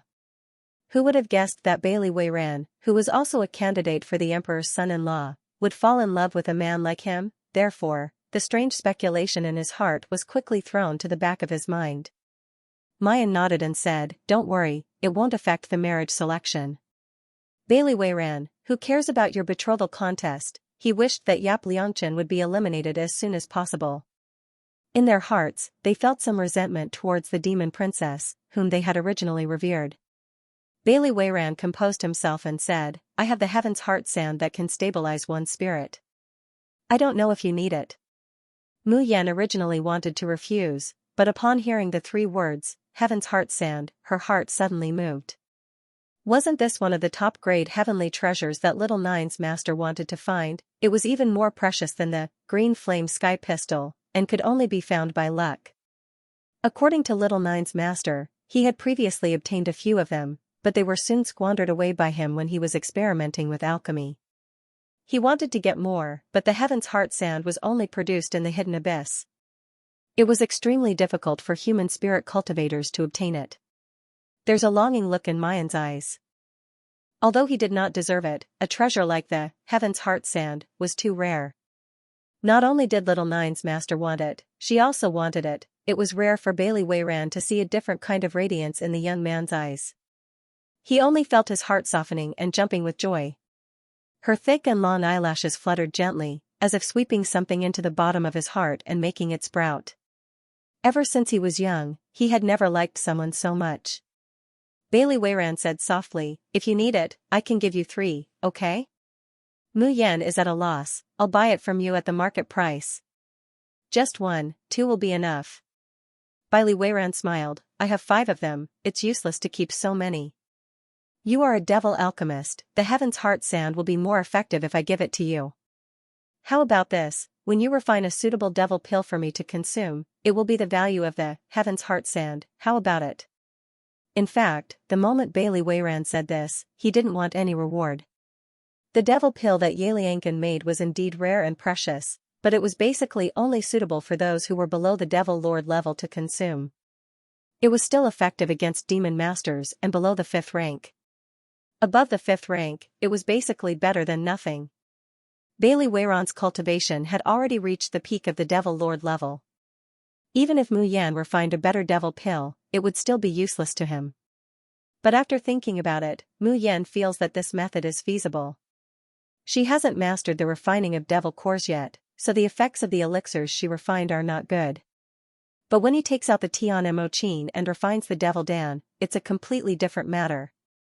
As for the current, vigorous pill, number 1, number 2, and number 3, she really can't give them away. But if she can refine an elixir that can help the devil lord break through, the value of that devil core will not be comparable to a mere 3, Heaven's Heart Sand. Thinking of this, a smile appears on Mu Yan's face, then many thanks, Brother Bailey. Bailey Weiran can't help but smile, his eyes full of gentleness. You can call me Weiran. As soon as he finished speaking, Bailey Weiran felt a formless pressure envelop him, causing him to be unable to speak any further. The sweat on his forehead seems to have its own consciousness, rolling down drop by drop. He doesn't know what happened, but a deadly sense of crisis surges in his heart. He wants to release his divine sense, but he can't move at all. Then, his figure slowly disappears. That's because his soul is unstable, and he was forced to leave Tianguang ruins. Mu Yan, she slowly turns her head to look at the little boy in front of her. She only sees the other side looking at her with an expressionless face, his eyes cold, and his little face full of irrepressible anger. Mu Yan, Mo Ju, what did you just do? Mo Ju turns his head, coldly saying, I don't know what you're talking about. Very good, Mu Yan simply wants to laugh in anger. She is now 80% sure that this little boy named Mo Ju is Deming Ju. No wonder Mo Ju would suddenly appear and act very close to her, and then suddenly disappear after meeting Deming Ju. And the person who disappeared for more than a year suddenly reappeared on the Shoshan continent. What the hell is Deming Ju doing? Is he afraid that she will recognize him as Mo Ju, so he doesn't want to recognize her? Mu Yan is a bit angry. She has experienced so much on the floating island, and almost lost everything. From the moment she opened her eyes in the submerged abyss, she has been trying to contact Deming Ju. She doesn't know whether Deming Ju is alive or dead, and whether he was seriously injured in order to save her. She had too much pain and grievances that she wanted to tell him. However, this man had found her in the heavenly light ruins, yet he had not acknowledged her. Instead, he had secretly watched her earn those ruin crystals for the sake of making the announcement. Mu Yan took a deep breath and said in a deep voice, Do you have anything to say to me? Deming Ju meets her gaze, his heart inexplicably flustered. I merely expelled that pretty boy from Tianguang ruins, yet he's so angry. Why, he, the dignified extreme domain sovereign emperor, could it be that he was not better than that pretty boy? When he looks down and sees his child's body, Deming Ju can't help but grit his teeth in anger, feeling a stabbing pain in his heart. Damn Chang'ing, his figure disappeared on the spot. No, he couldn't wait any longer, he must immediately let Chang'ing change his body. Mu Yan stared in disbelief at Mo Ju's disappearing figure. His hands unconsciously clenched into fists. What the hell is Deming Ju doing? Without any explanation, he just abandoned her and left Tianguang ruins? Or could it be that Mo Ju wasn't Deming Ju? Was everything just her delusion? Mu Yan presses her temples, only feeling that her heart is blocked and flustered. Yi Liangchen, I didn't expect you to be so famous in Tianguang ruins. A pleasant female voice interrupts her thoughts, bringing her back to reality. Mu Yan turns to look, only to find that the one speaking is a stunning beauty. Moreover, this person is somewhat familiar. It seems to be the Golden Branch and Jade Leaf, who mistook Deming Ju for her younger brother. Mu Yan doesn't have a good impression of this person, and only says indifferently, What's the matter? Anger surges in Yu Yanran's heart. He's just a little devil cultivator, yet he dares to be so cold and perfunctory towards her. Who does he think he is? Yu Yanran's mouth hooks up into a sweet smile, and she steps forward. Yi Liangchen, do you know the true identity of the little boy who left before? Mu Yan narrows her eyes. What is it? Yu Yanran's face reveals a mysterious and treacherous expression, and she slowly opens her mouth. He's a great person that you will never be able to reach in this lifetime. The reason why he looks like a child in Tianguang ruins is because he's under some restraints. Moreover, he belongs to the polar domain, while you're just a lowly demon. I advise you to stay away from him. Speaking up to here, Yu Yanran's face shows strong contempt and jealousy, and she almost grits her teeth. A man who doesn't want to improve himself, but only wants to climb up to a powerful person, and doesn't even hesitate to sell his own body to be pressed down by another man. Are all your fiends so shameless? Mu Yan's eyes suddenly burst with a cold light. Watch your mouth. What? Did I say something wrong? Yu Yanran sneers. Didn't you approach Mo Ju to seduce him? Didn't you already know that Mo Ju's identity isn't simple? After being stepped on by Bailey Weiran that day, Yu Yanran went mad with anger. She couldn't wait to leave Tianguang ruins and never return. But thinking of Deming Ju, she still suppressed the anger in her heart and looked everywhere. In the end, she saw a scene where her eyes were about to split open. The boy's small figure suddenly becomes big. He tightly grasps the youth's hand, and his posture is so strong that he almost half hugs him, not allowing him to escape. That face has been restored to the incomparably handsome appearance that makes people ecstatic. His ice blue eyes are red with flames as he stares intently at the youth in his arms. The bottom of his eyes is completely undisguised possessiveness. Then, Dimingju's deep and hoarse voice reaches her ears at the same time, wait for me to find you. You're not allowed to marry anyone else. Only when Dimingju's figure completely disappears and Yi Liangchen also leaves, does Yu Yanran suddenly come back to her senses. She was shocked, angry, jealous, and hateful. How could this be? Why was this happening? That was a man. On top of that, he was just a small demon who was participating in the demon race's princess's groom selection in a futile attempt to curry favor with the nobles.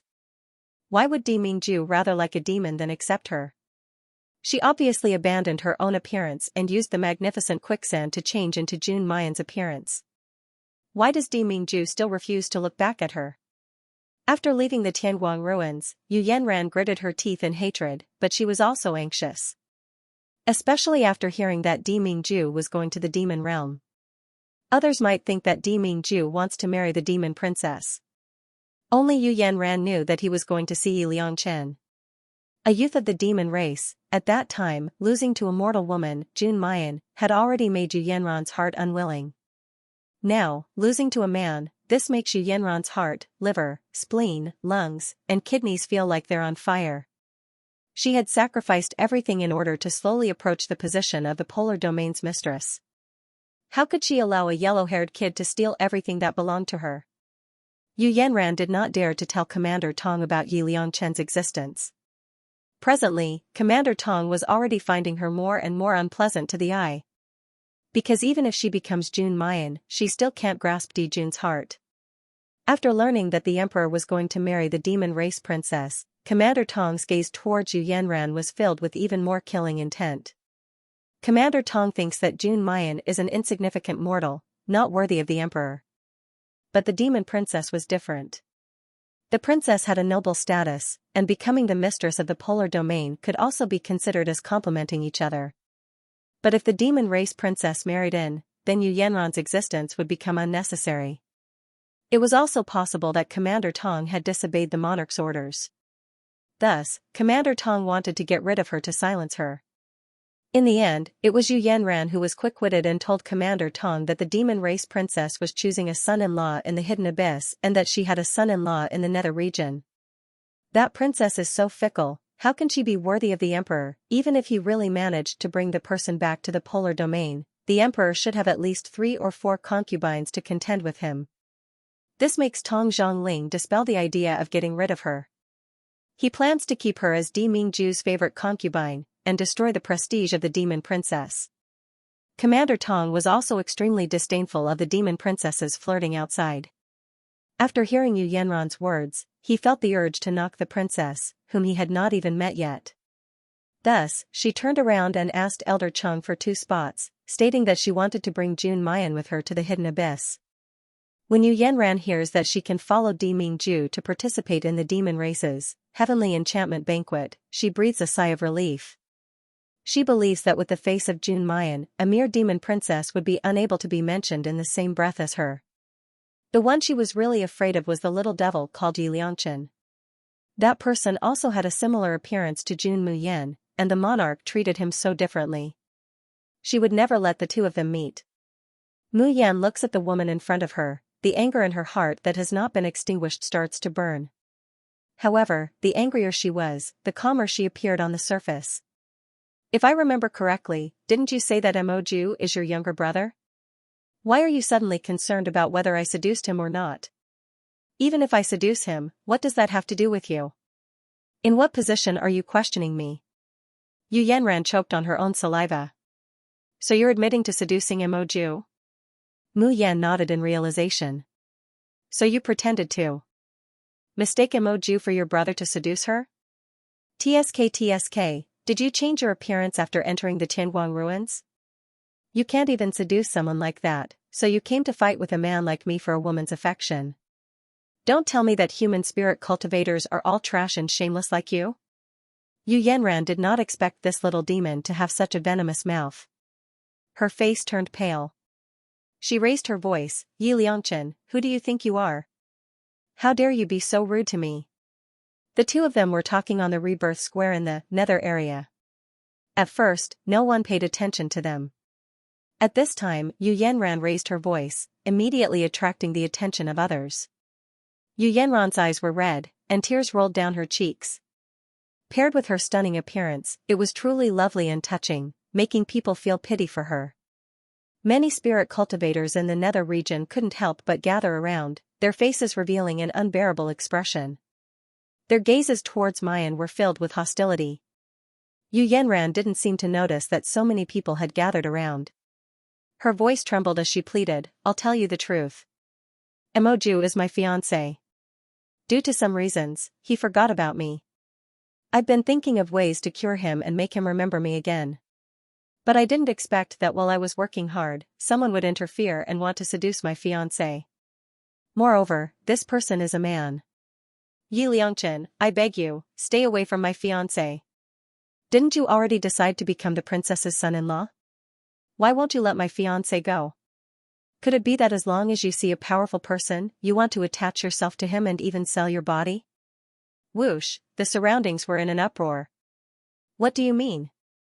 A man seducing someone else's fiancé? Wait, did you guys hear that this beauty said he's called Yi Liangchen? That Yi Liangchen who threatened to slaughter everyone on the reputation list of Tianguang ruins?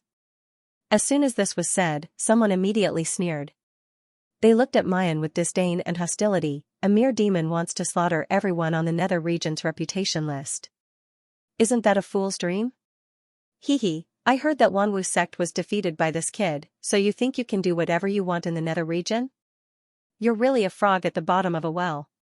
Kid, don't think that you can do whatever you want in the nether region just because you slaughtered the reputation list of those trash in the limitless region. Don't you know that the entire Tianguang ruins is the territory of the nether region? Do you want me to teach you what it means to say that there's always someone better than you?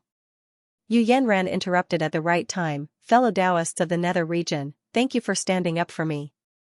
But don't go against the Yi Liangchen.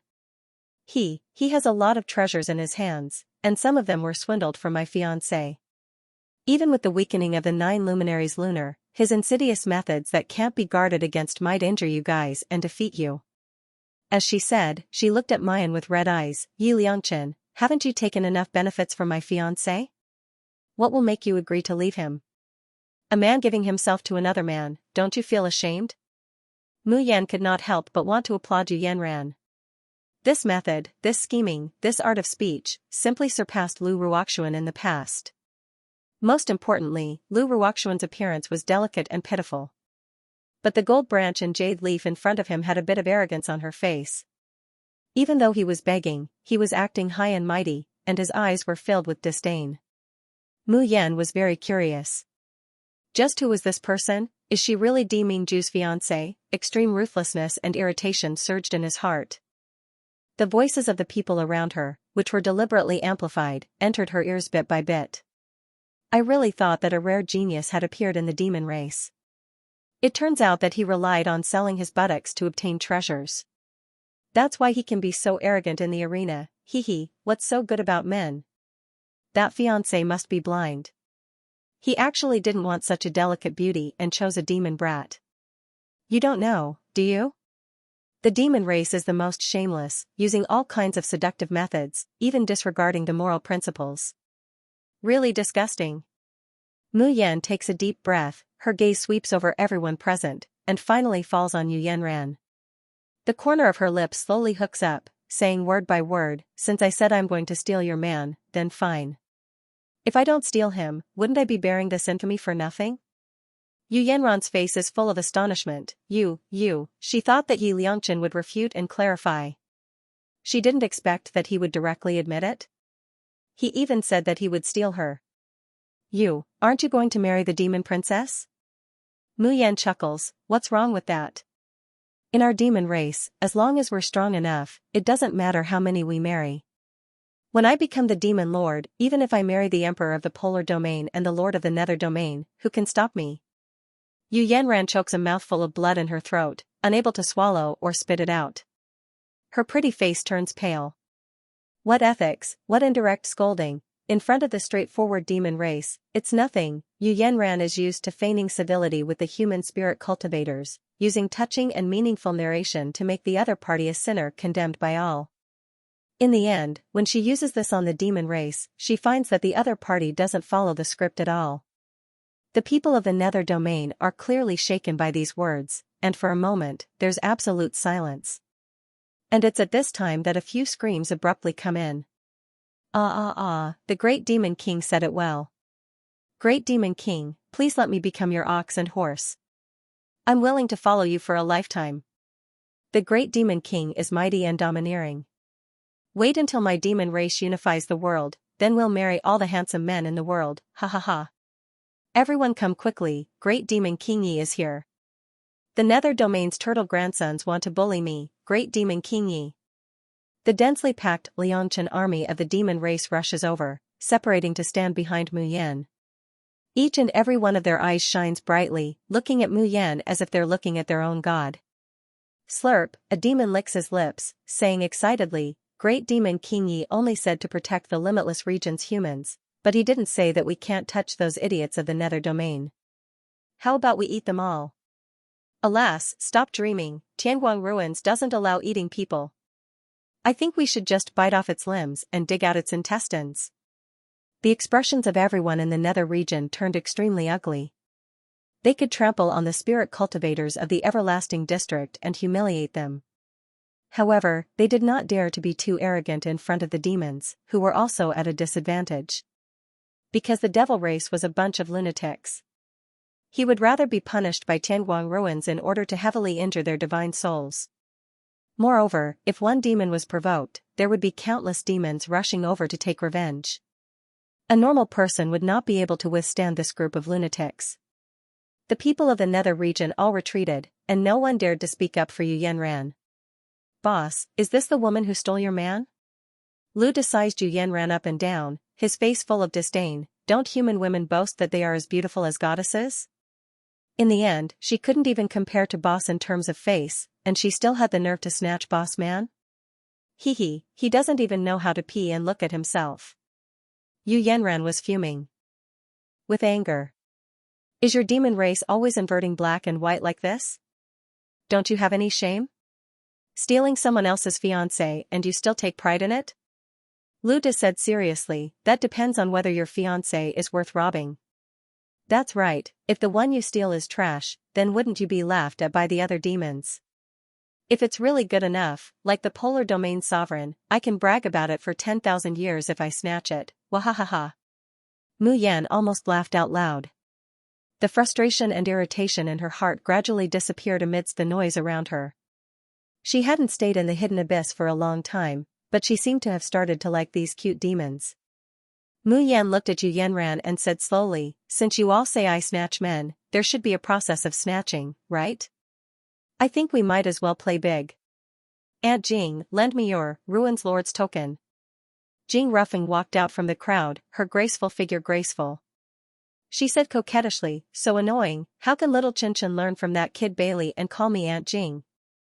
I like hearing you call me Sister Ruffing. Sister Ruffing, can you sell me your Ruins Lord's token? Jing Ruffing took out the Ruins Lord's token, without hesitation and stuffed it into Mu Yan's arms. Here, for you. I'm not selling it, I'm giving it to you, little Xianxia. Saying so, her charming eyes swept past Yu Yanran, her red lips slowly hooking up. Little Xianxia, you must ruthlessly slap that slut's face for me to see. I hate those pretentious human female cultivators who can give me goosebumps with every word they say. This kind of trash isn't even fit to carry my little Xianxia's shoes. A smile flitted through Mu Yan's eyes, and she nodded, don't worry, I'll let Sister Ruffing see my one-stop service of slapping faces, abusing scum, and slaughtering rankings. What was a one-stop service? Jing Ruffing didn't understand, but that didn't prevent her from understanding the meaning of Mu Yan's words. She couldn't help but tremble with laughter, feeling that this future little son-in-law was too much to her liking. Yu Yanran said angrily, you demons are really jackals of the same tribe, you don't know what propriety and honor are. Yi Liangchen, you clearly know that Mo Ju is my fiancé, but you still want to steal my love. Do you think that this kind of shameless behavior can be covered up with a demon's true temperament? Everyone in the nether region nodded. For spirit cultivators, ethics and morality, propriety and honor were deeply engraved in their souls. Was it immoral for two men to be together? Stealing someone else's fiancé was shameless. These devils were really uncivilized barbarians, a group of livestock, only fit to live in the dark abyss. However, at this moment, a deep and cold male voice suddenly rang out. Like a sharp blade slicing through the air, that magnetic and pleasant voice that caused people to tremble in fear smashed into everyone's ears. What are you? Are you worthy of being called Ben Jun's fiancé? Everyone's eyes were focused on the source of the voice. Following that, a series of gasps could be heard in the square. It was a tall man dressed in black. His face was covered with a mask, so no one could see his face clearly. But just the high nose bridge and thin lips that were exposed to the outside already had a breathtaking charm. The black clothes stuck to his body, outlining the perfect figure of the man. Those slender and straight legs, that strong but not thin waist, those muscles that were attached to the outline of the body, there was not a single inch that was not perfect, there was not a single inch that did not make people's hearts palpitate. However, the most shocking thing was the natural aura that the man exuded. A monarch descending upon the world, no one dared to disobey. Even Tianguang ruins seemed to slightly tremble, attacking their souls. Due to unknown reasons, Sogu is suddenly unable to find this site today. Dear readers, please remember this site's domain name, Booksy Pavilion, and find your way home. Everyone, including the previously arrogant demons, are all stupefied. At this moment, there's only one thought in everyone's mind. Who is this man? Di Mingju completely ignores the gazes around him and goes straight to Mu Yan. He grabs her hand and pulls her in front of him. That tender and laughable child's body can't do anything. At this moment, he could finally put Xianxia into action, which he had desired for a long time. However, before he can pull her into his arms, his chest is pressed against. Di Mingju frowns, lowering his eyes to look at the youth's exquisite features. He says in a hoarse voice, I am Moju. Fuck you, Moju. Mu Yan can't wait to ruthlessly bite this man. If this man in front of her isn't Di Mingju, she would twist her head off. But this man has deceived her time and time again, and even now, he still doesn't want to recognize her. Mu Yan is so angry that she wants to laugh. Fine, Moju, right? She wants to see how long this scoundrel wants to play with her. Mu Yan's figure flashes and she breaks free from his embrace. She points at Yu Yanran with the hilt of her sword and says with a smile that isn't a smile, Moju, right? I think you've got the wrong person, right?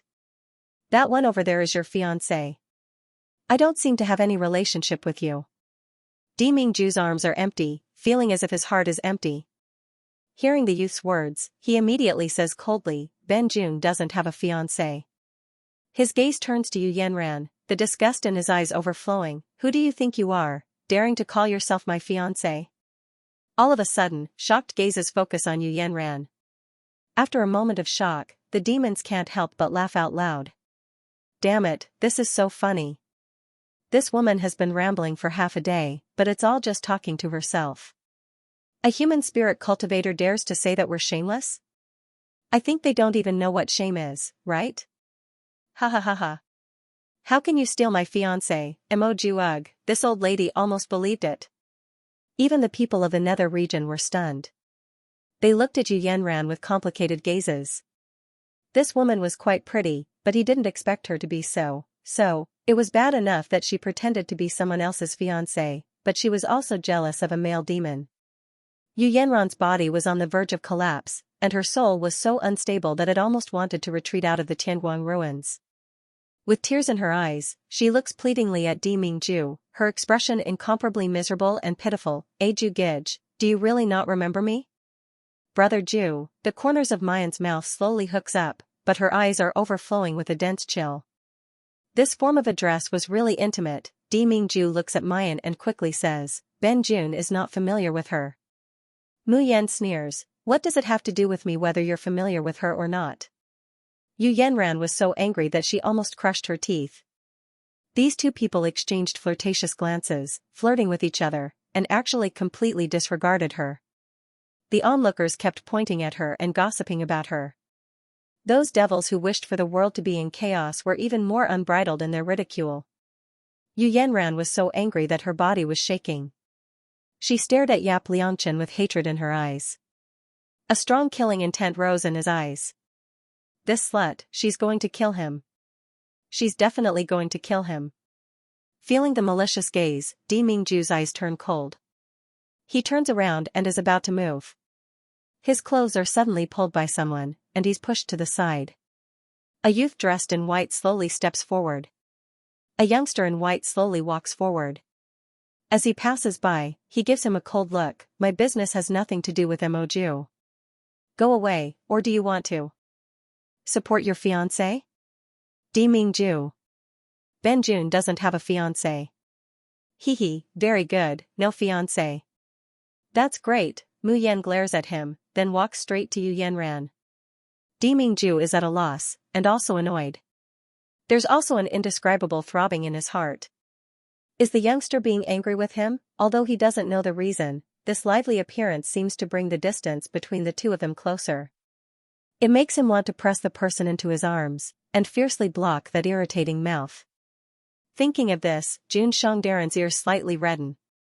Then, as if nothing has happened, he focuses his gaze on the youngster, not willing to leave for even a second. As Mu Yan walks towards Yu Yanran, she gently tosses the Ruins Lord's command in her hand. A slightly husky and sweet-sounding voice carelessly says, "Let's get back to the main topic. Since we're going to snatch a man, there must be a process of snatching. It just so happens that I'm tired of fighting one duel after another. How about we play a big game today?" Saying that, she tosses the Ruins Lord's command forward. A ray of light instantly radiates from the Ruins Lord's command, enveloping the entire Nether District's reincarnation square. Everyone's ears hear the mechanical and flat voice of Tianguang Ruins. Special user Yi Liangchen invites you to participate in the one-on-many group duel. The starting bet is 10 prestige points, no upper limit. Would you like to participate? What does that mean? One-on-many group duel? Demon King Yi, how come we received it too? Could it be that you want to fight against so many of us by yourself? Mu Yan lightly slashes the 7 absolute sword in her hand to the side, drawing out a beautiful and elegant sword flower. With his other hand, he crooked his index finger and hooked it at all the people and demons present. What? You don't dare?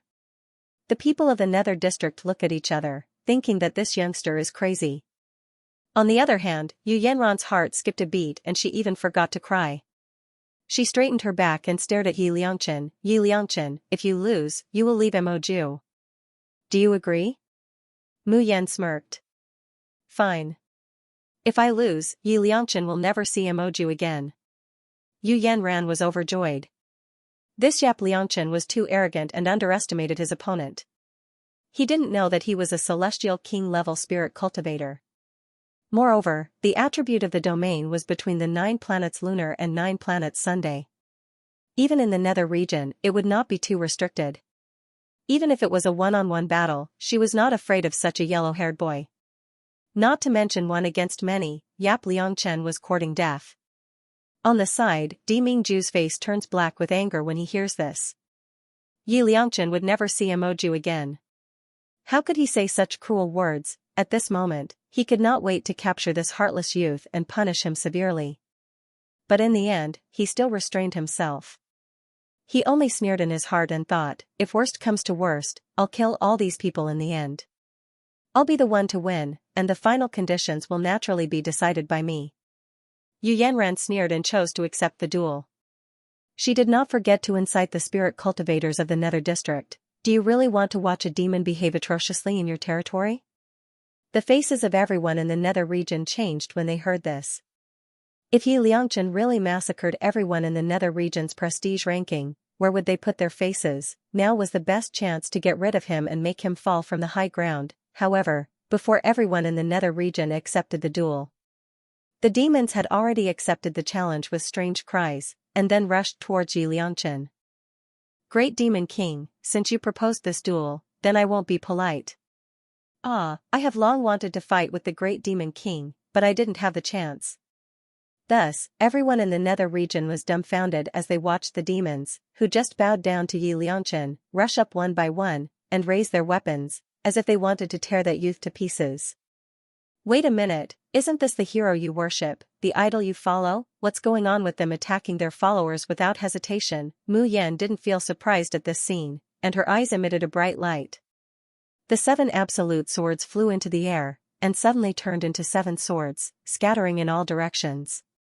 Her figure also disappeared on the spot like a ghost, and she fought with the demons that swarmed toward her.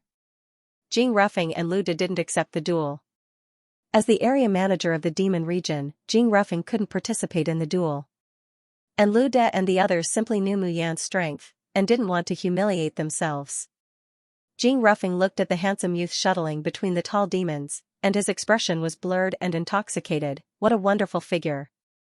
He really enjoys the battle, and can break through continuously in battle. Just like Lord Demon Lord back then. Lu De licked his lips at the side, and gloated, that bunch of idiots, they actually dare to fight with Boss Yi. They're dead for sure, ha ha ha ha. About a quarter of an hour later, the demons surrounding Mu Yan started to be kicked out one by one. These demons were either missing arms or legs, or their figures were illusory, and almost couldn't continue to exist in the Tianguang ruins. Mu Yan's expression became more and more carefree and unrestrained. She seemed to be slowly grasping the essence of the 9 luminaries lunar. Fortunately, she had experienced little martial uncle's domain before. And her star domain could not only devour the energy of other domains. It could even simulate the energy fluctuations of any domain in the world. When Mu Yan adjusts the form of her domain to be completely synchronized with the 9 luminaries lunar, these devils, whose strength had been restricted by the 9 glory moon in the nether region, were no longer strong enough. Mu Yan seemed to have swept away all obstacles and directly knocked him out of the game. Only then did the people of the nether region react. They all took out their magic treasures and rushed forward. Bullying with numbers, attrition warfare, he couldn't care less about these things. They would never allow a single demon youth to challenge their entire nether region. Otherwise, when Yi Liangchen's name suppressed everyone in Tianguang ruins, how could the nether district dominate? How was he going to survive in Tianguang ruins in the future? The battle this time was obviously not as simple as the one with the devil race.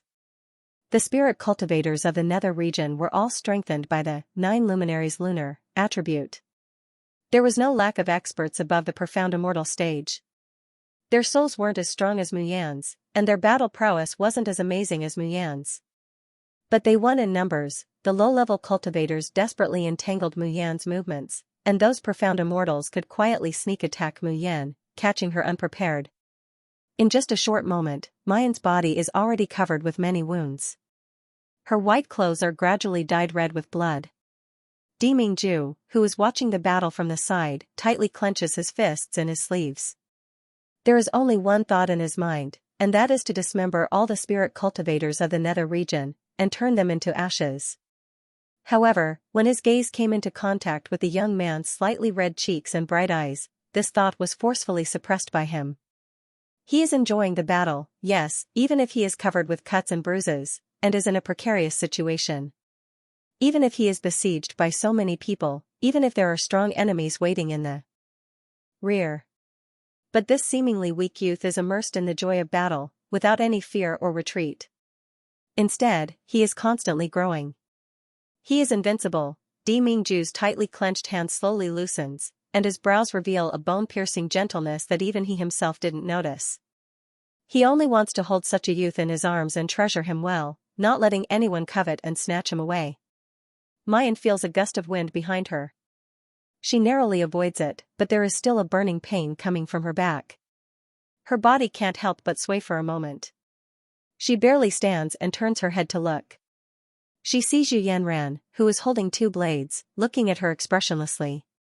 Seeing Mayan looking over, the corners of Yu Yanran's mouth slowly hooks up into a cold arc. Yi Liangchen, do you regret being too arrogant now? If you directly admit defeat now, at least you can retreat from this duel in one piece. Mayan wipes away the blood and sweat on her face. She throws the long sword in her hand, grabs it with a backhand grip, and suddenly stabs backwards. A scream comes from behind. Another person is eliminated, and leaves Tianguang ruins. The youth in white clothes is covered with wounds, but he still has a disdainful smile on his face. He hooks his finger at the people of the nether region again. What are you standing there for? Continue. He completely ignores Yu Yanran. Yu Yanran is going mad with anger. Her hatred for this Xianxia even exceeds that of Jun Mayan. On the contrary, the way the people of the nether region look at Xianxia has completely changed. They originally thought that he is just an unruly demon youth. But they didn't expect that he would be so tyrannical. Under the 9-glory moon of their nether world, he fought alone against a group of heroes, not retreating even half a step, not showing the slightest fear. If not for this group battle, there was no doubt who would be at the top of the nether region's reputation ranking. One of the mystic immortals hammered his sword on the ground and cupped his fists, saying in a deep voice, "We admire fellow Daoist's strength, and we're ashamed of our inferiority. But today's battle concerns the reputation of our nether region, so we have no choice but to bully you with numbers. What's the point of talking so much nonsense?" Mayan sneers and slowly steps forward.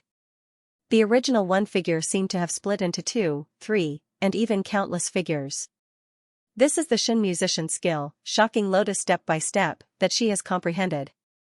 Although it was not as heaven-defying as lotus steps, it was still so fast that ordinary golden immortals and mystic immortals could not catch it with their naked eyes. I started this duel because I wanted to fight to my heart's content. Are you going to fight or not? Everyone in the nether region felt a sense of pride and immediately shouted, "Fight!" The figures of the two sides instantly intertwined and became a ball of battle. Although it was bullying with numbers, it was still a fair and square battle. As for Yu Yanran, who only knew how to sneak attack in such a battlefield, she was thrown to the back of everyone's mind.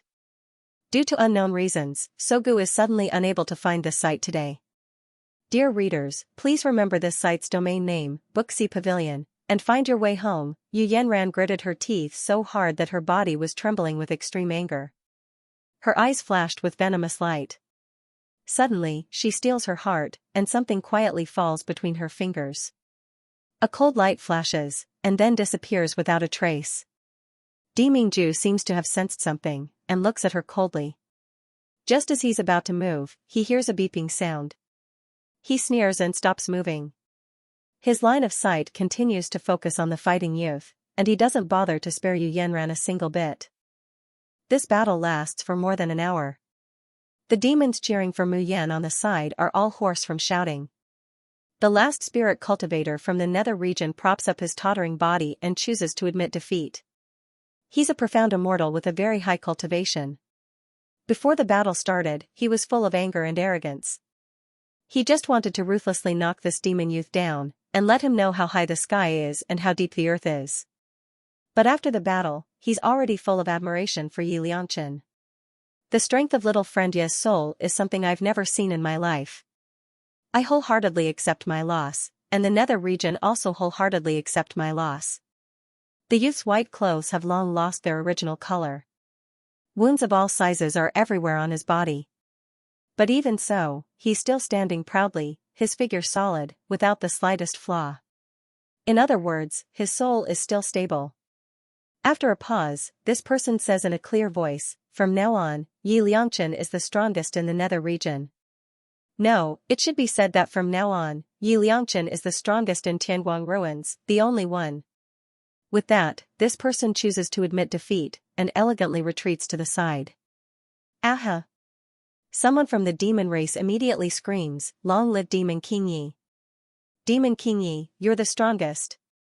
There are also those who rushed over from the limitless region who heard the news, and also shouted "Great God Yi," and then led the people of the nether region to shout as well. For a moment, the shouts and screams almost overturned the entire Tianguang ruins. As for Yu Yanran, who hasn't fought with Mu Yan yet, she's already forgotten. Others might forget, but Mayan wouldn't.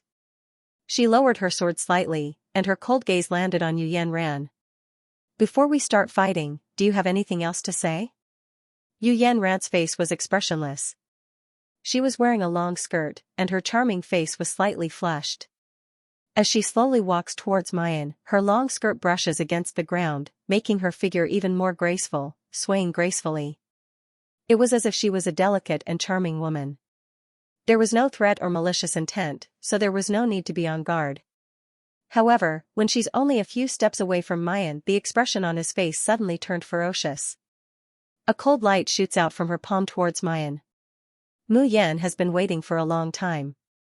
Almost at the same time that Yu Yanran makes her move, she slashes her sword horizontally. With a clang, a pungent sour smell filled the air, causing Mu Yan's expression to change slightly. This was the burning water that could corrode the divine soul. Once contaminated with the burning water, whether it was a spirit cultivator or a devil, their 3 souls and 7 spirits would immediately be damaged. If it was light, their strength would greatly decline, and if it was heavy, they would become an idiot. In Tianguang ruins, it was strictly forbidden to use this kind of poison that deliberately damaged the divine soul. Once it was used, it would be severely punished. Therefore, Mu Yan didn't expect that this golden branch and jade leaf would actually be crazy to this extent. She would rather suffer the punishment of Tianguang ruins, just to destroy her. Yu Yanran's face revealed a sinister and twisted smile. So what if she was punished by Tianguang ruins? At least she could watch Yi Liangchen, that slut, turn into an idiot. She wanted to see how an idiot could seduce the emperor. But the next moment, Yu Yanran's smile froze on her face. An invisible shield appeared around the young man, completely blocking the burning water that was splashed over. A few drops even splashed back and fell on Yu Yanran's face. She let out a heart-wrenching scream, covering her face and falling to the ground. Her face, which was originally smooth and creamy, was now riddled with bloody holes, making her look exceptionally ugly. Yu Yanran didn't even have time to react. She heard Tianguang ruins. Inherent cold and mechanical voice, user Jin Ji Yuyi used the prohibited item, incineration water, and attacked special user Yi Liangchen. She has seriously violated Tianguang ruins rules. She is now given a first-level punishment and will be permanently banished from Tianguang ruins. This voice rang in everyone's ears. As soon as the voice fell, the thunder clouds that had been waiting in the air immediately rained down lightning, all striking Yu Yanran. Amidst the blood-curdling screams, Yu Yanran's figure gradually faded and disappeared. Her soul was struck by the divine lightning, and she was directly banished from Tianguang ruins.